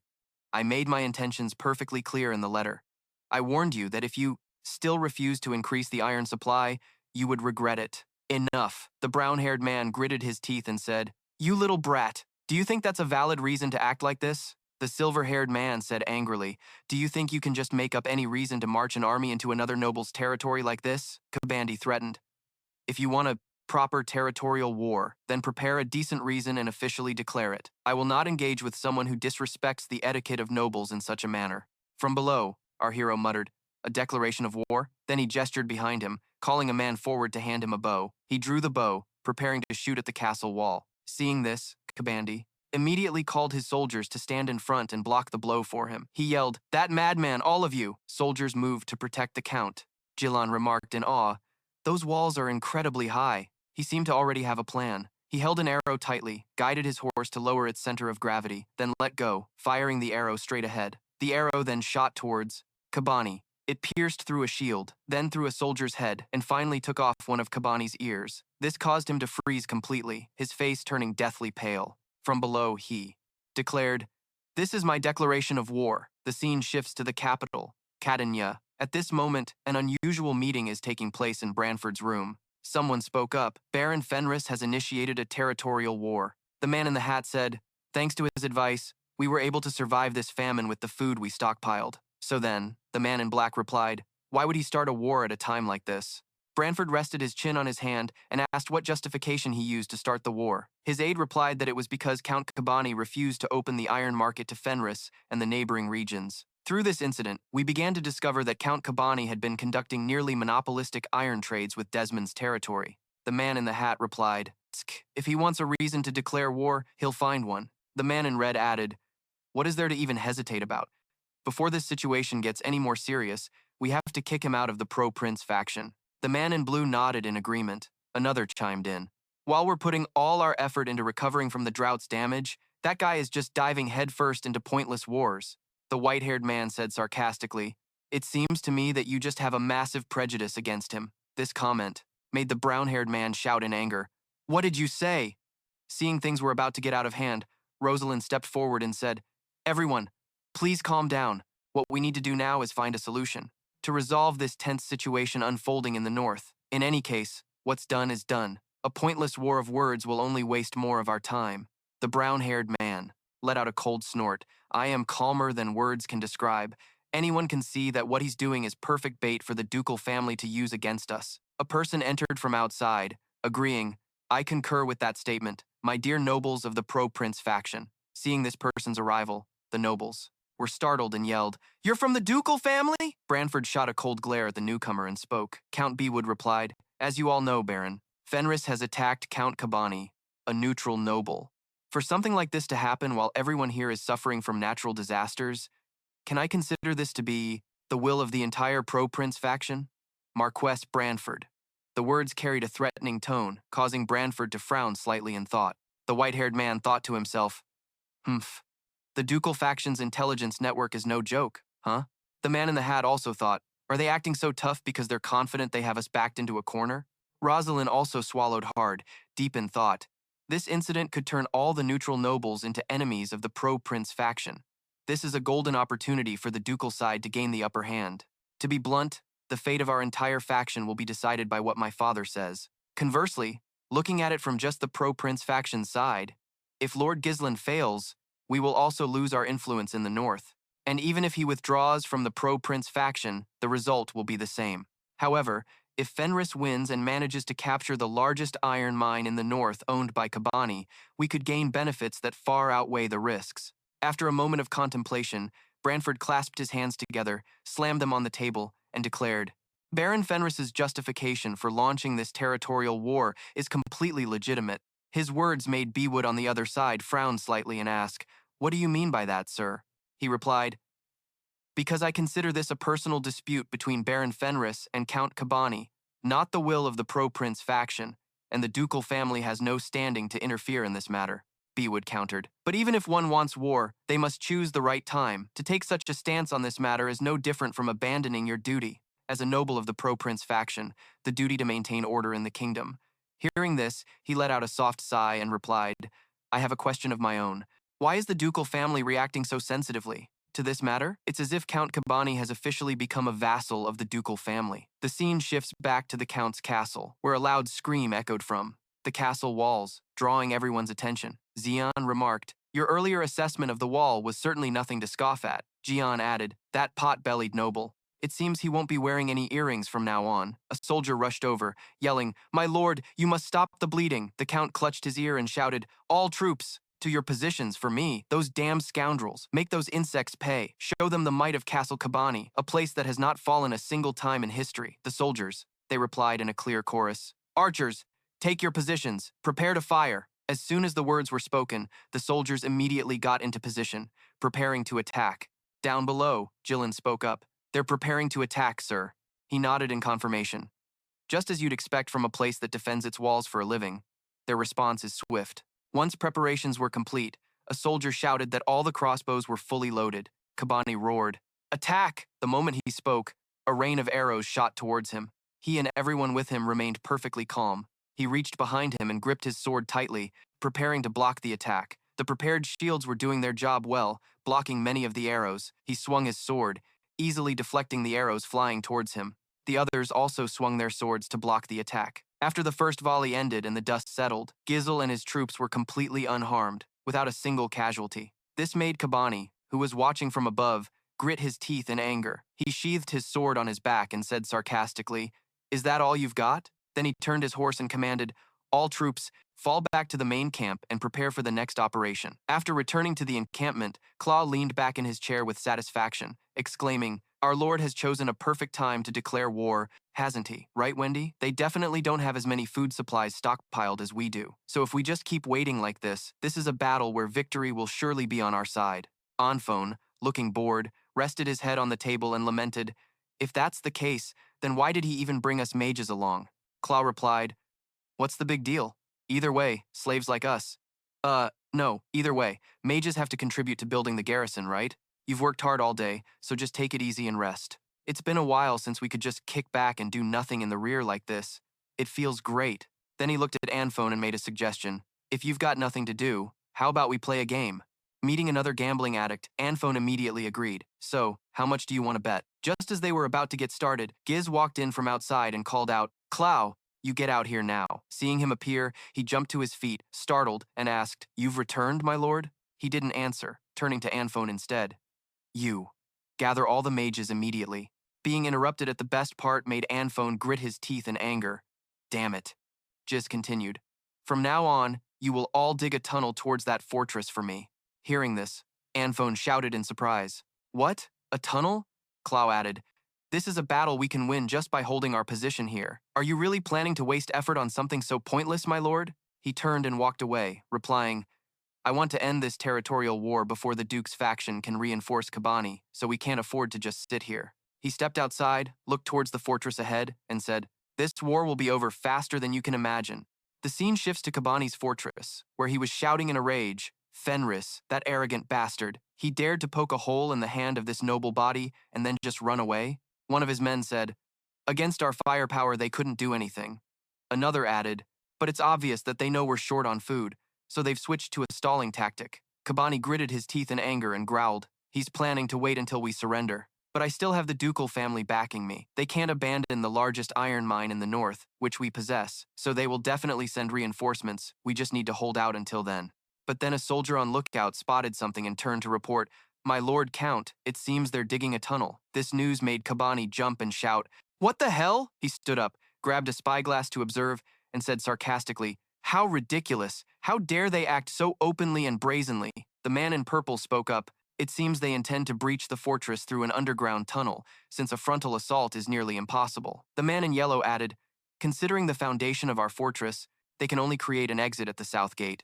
After thinking for a few seconds, Kabani ordered, Demon, concentrate the garrison's forces at the south gate. Demon placed a hand on his chest, nodded, and replied, Yes, I understand. They began to lay out their plan. The moment the enemy pokes their heads out of the ground, you will all attack at once. Then open the main gate for our night order to charge out and wipe out the chaotic Fenris forces in one fell swoop. One man asked, What about the castle walls? Kabani replied, A bunch of rabble without even the most basic siege weapons? What can they possibly do? Most of them are just infantry or cavalry, so we only need to station a minimal force on the walls to hold them off. He laughed inwardly. Baron Fenris, even though this body of mine was struck by your treacherous sneak attack, I will be the one left standing in the end. The scene changes to nighttime. Look, a group of men were moving carts loaded with something up the mountain next to Fortress 31. They were straining with all their might, pushing like mad bulls, as Ganvarik panted from exhaustion and cursed in anger. Why the hell did that damn lord make us haul something this heavy all the way up here? The man next to him added. On top of that, he even ordered us not to light torches.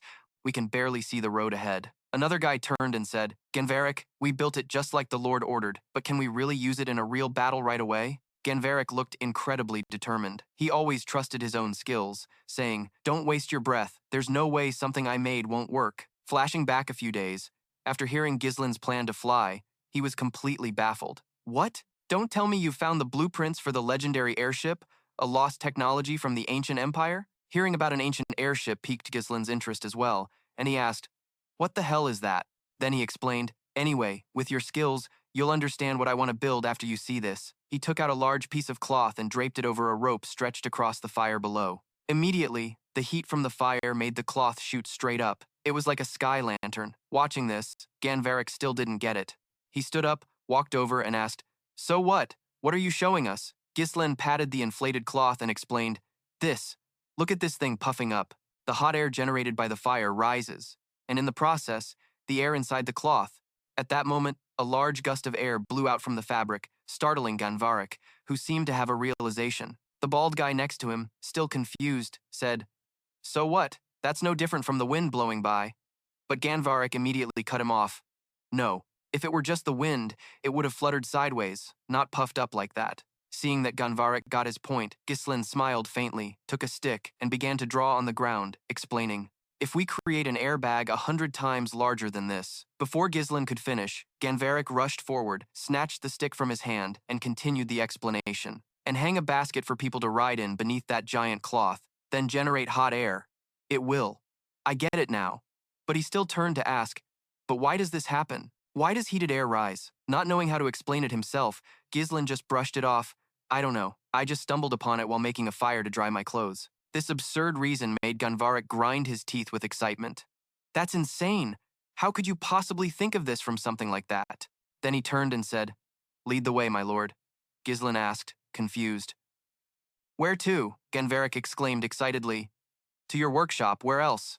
We have to build this thing immediately and test it. Back in the present, Ghislain was standing on a mountaintop looking down as Ganvarik's crew arrived with the carts. Seeing them, he smiled and said, You're right on time. Ganvarik let out a sharp breath and scoffed. For us, moving this thing was a piece of cake. He said that out loud, but inwardly he was cursing, I'm freaking exhausted. Just then, Belinda approached and handed him a knight's helmet, saying, Young master, the mages and knights are all ready. He replied, Satisfied. Good job.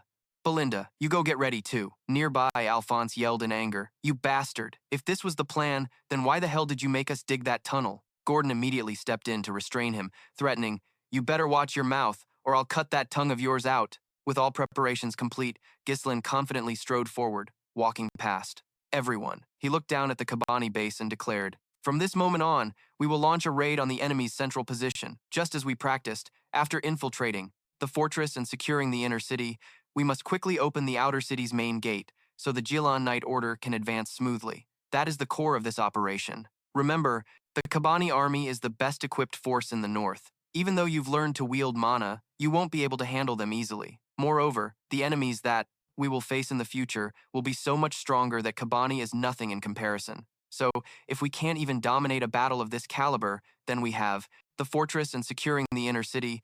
We must quickly open the outer city's main gate, so the Ghislain Knight Order can advance smoothly. That is the core of this operation. Remember, led a territorial war with less than a 50% chance of victory to a triumphant end. Now tell me, are our preparations lacking in any way? The soldiers roared in unison.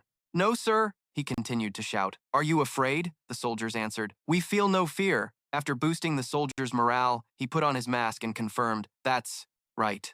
You have all grown at a pace no one could have ever imagined. Now then, fly. Vanessa was already inside one of the hot air balloons, using her magic to create fire and fuel them. Inside the fortress, the soldiers remained completely at ease. A scout looking through a spyglass remarked, Those weirdos were digging like crazy during the day. But why are they so quiet now? The man next to him replied, They have to sleep at night, don't they? Just then, two soldiers approached from afar, saying, It's time for the shift change. Don't. What's so unusual? The guy over here replied, Yeah, who knows how many days it's been. Are they even going to attack for real? A soldier manning the magic cannon was finally getting a little shut-eye. It's because of those bastards that we have to live like this. But as he looked up at the sky with a big yawn, he noticed countless hot air balloons floating in the air. This made the soldier wonder, What are those?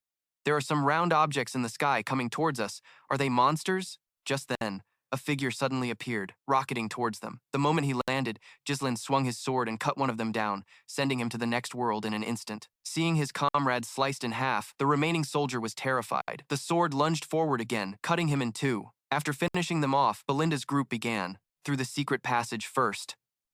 Then, send for reinforcements. I will remain here to defend this fortress. His voice dropped. But if the situation doesn't improve, the one in the lead was Leslie, captain of the Kabandi Knight Order. He and two others headed for the Lord's chambers.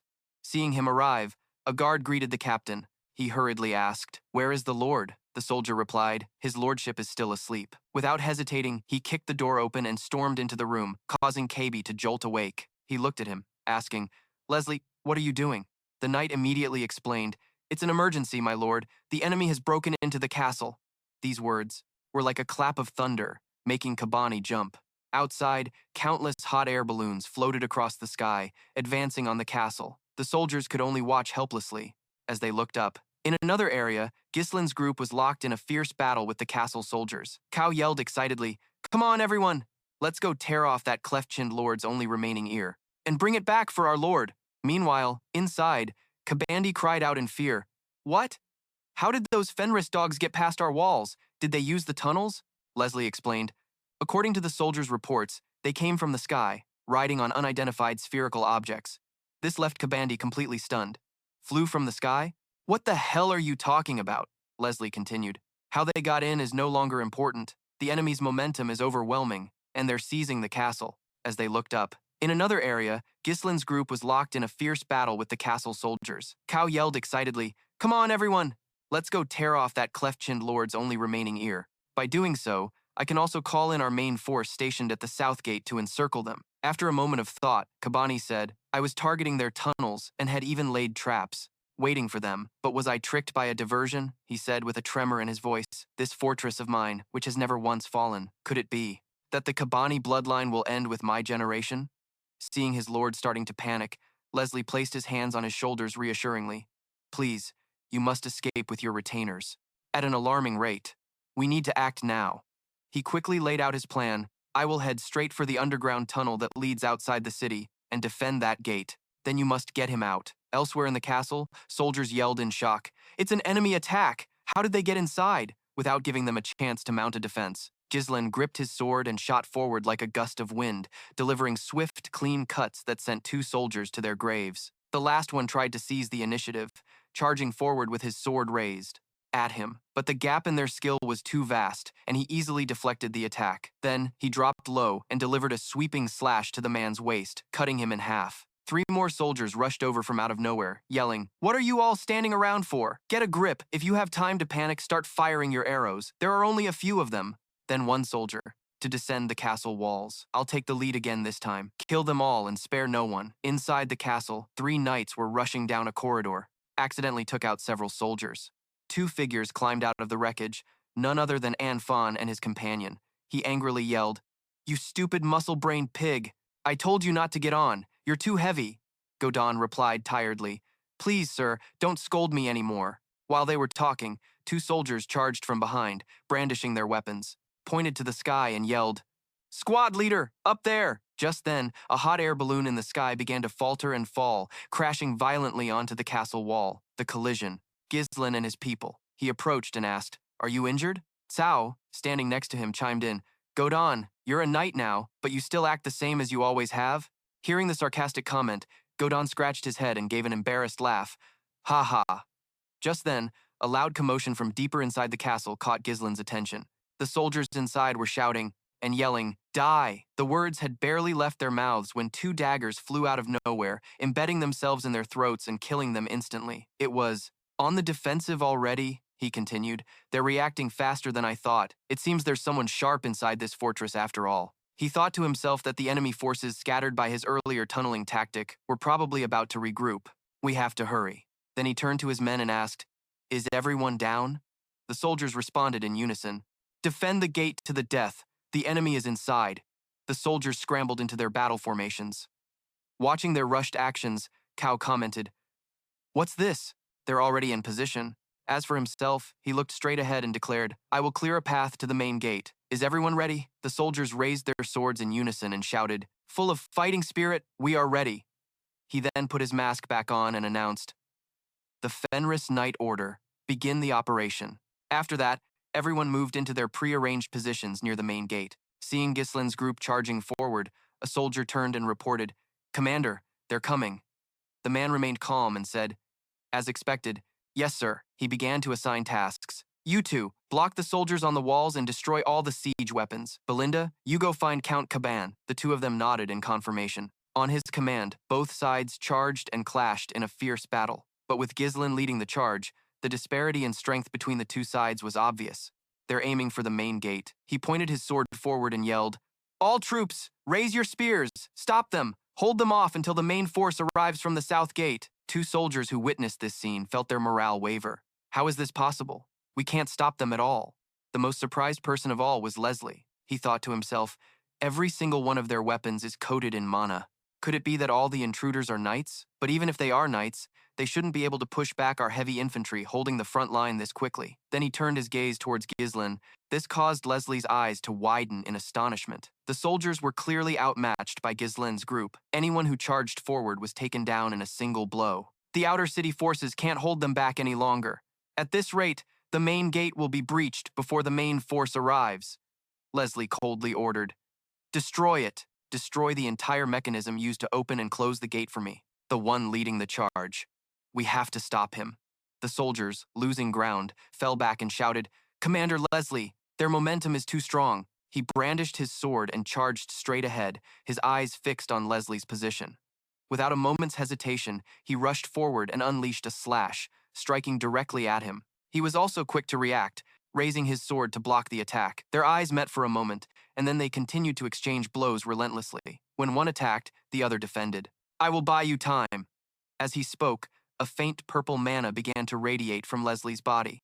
Ghislain's group advanced like a hot knife through butter. He easily dodged to the side, avoiding the direct stab. After countless rounds with no clear winner, the two returned to their defensive stances, staring each other down. Their eyes met, and Leslie introduced himself. "I am Leslie, the commander of the Kaban Knight Order," he declared resolutely. "You shall not take another step." In another part of the fortress, when one defended, the other attacked. The two fought fiercely for a while. As soon as he spotted an opening, Leslie thrust his sword forward. But with his vast experience, standing outside, Kaban pleaded, "Lucas, you have to go out there and buy me some time." The person inside slowly opened his eyes, not answering right away. Then, the corners of his mouth curled into a cryptic smile, and he spoke coldly. "If that's what you want, why don't you take this off me first?" He said this while grabbing the massive chain that was hanging around his neck. In another corner of the battle, Cao exclaimed with excitement, "Forward! Leave nothing intact, be it weapons or people." Kaban approached a large cage in a secluded area. Inside, someone was imprisoned, their entire body cruelly bound by chains. At Ghislain's location, the two were now staring each other down once more. Leslie declared resolutely, "I am Leslie, commander of the Kaban Knight Order. You will not pass." This opponent was not going to be an easy one. He narrowed his eyes, tightened his grip on his sword, and moved forward. In an instant, he powerfully lunged forward, closing the distance to his opponent, much to Leslie's astonishment. He unleashed a flurry of slashes, and the two exchanged blows once again. This time, it seemed Leslie was on the back foot, able only to defend himself while he was relentlessly attacked. Both of them were now highly focused, glaring at each other with murderous intent. They exchanged blows for another 300 rounds.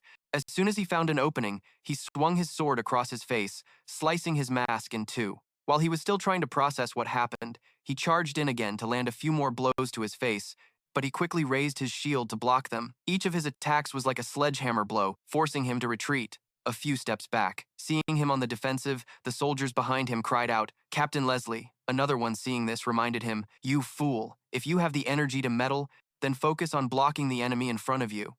After that last attack, Leslie glanced down at his dented shield, thinking to himself, "Such terrifying power.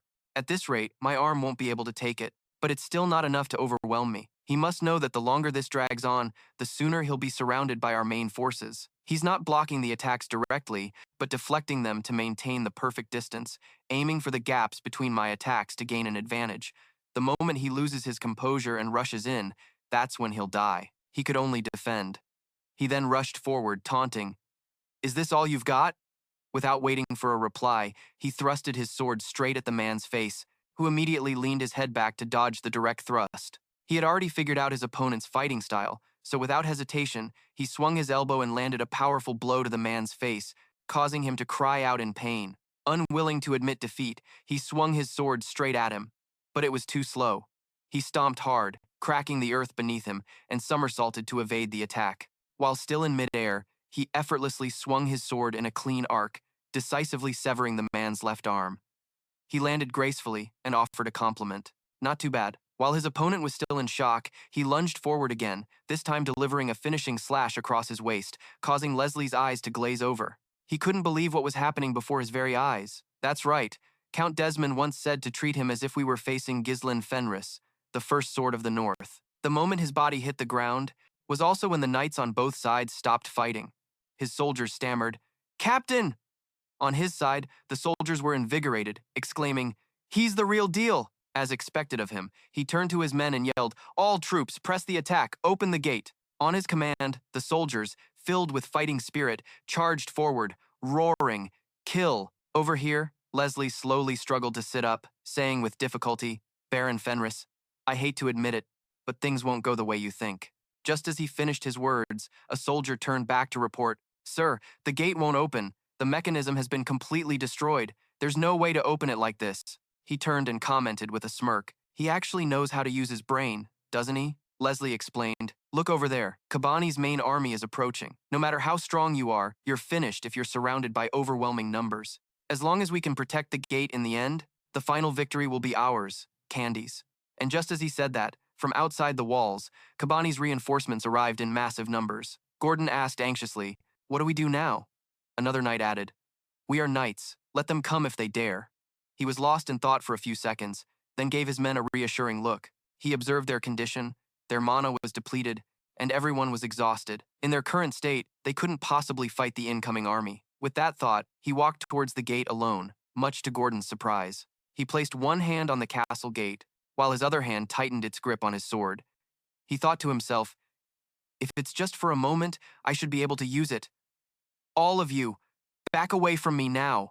In this era, the title of master was no longer a term for a level of attainment, but more like a mere title, as there were no clear standards for what constituted a master. The mana sword technique was considered the standard for a knight, and he now began to circulate the mana within his body, focusing the energy that tended to disperse in all directions into his sword, compressing it to its absolute limit. The instant the mana was condensed, an incredibly powerful aura erupted from him, pushing the nearby soldiers back. Gordon shielded his eyes, exclaiming, "It's too bright." Lying on the ground and observing, Leslie thought in awe. It's the legend of the ancient empire, passed down among knights. Even among those who have trained their mana to the absolute limit, this is the prerequisite to be recognized as a true master. The light on his sword grew increasingly intense. A look of fierce determination filled his eyes. Then, he decisively swung his sword straight at the castle gate. A soldier from the enemy side shouted, "Over here." Leslie slowly struggled to sit up, saying with difficulty, "Baron Fenris, I hate to admit it, but things won't go the way you think." Just as he finished his words, a soldier turned back to report. At the very front was an incredibly powerful warhorse. It lunged forward and kicked the enemy leader square in the face, then let out a neigh filled with fighting spirit. And he now began to circulate the mana within his body, focusing the energy that tended to disperse in all directions into his sword, compressing it to its absolute limit. The instant the mana was condensed, the gate has been split in half? What in the world just happened? A soldier yelled, "Commander, fall back! Retreat! Retreat further into the city!" He then walked over to his warhorse of his own. Mounting it, he roared, "All troops, charge! Leave no one standing!" Elsewhere, Berinda was now facing a monster. Her breathing grew heavy, and she stared seriously at her opponent. He slowly stepped towards her, his expression cold as he asked, "What is your relationship with that knight? The Shadow Legion?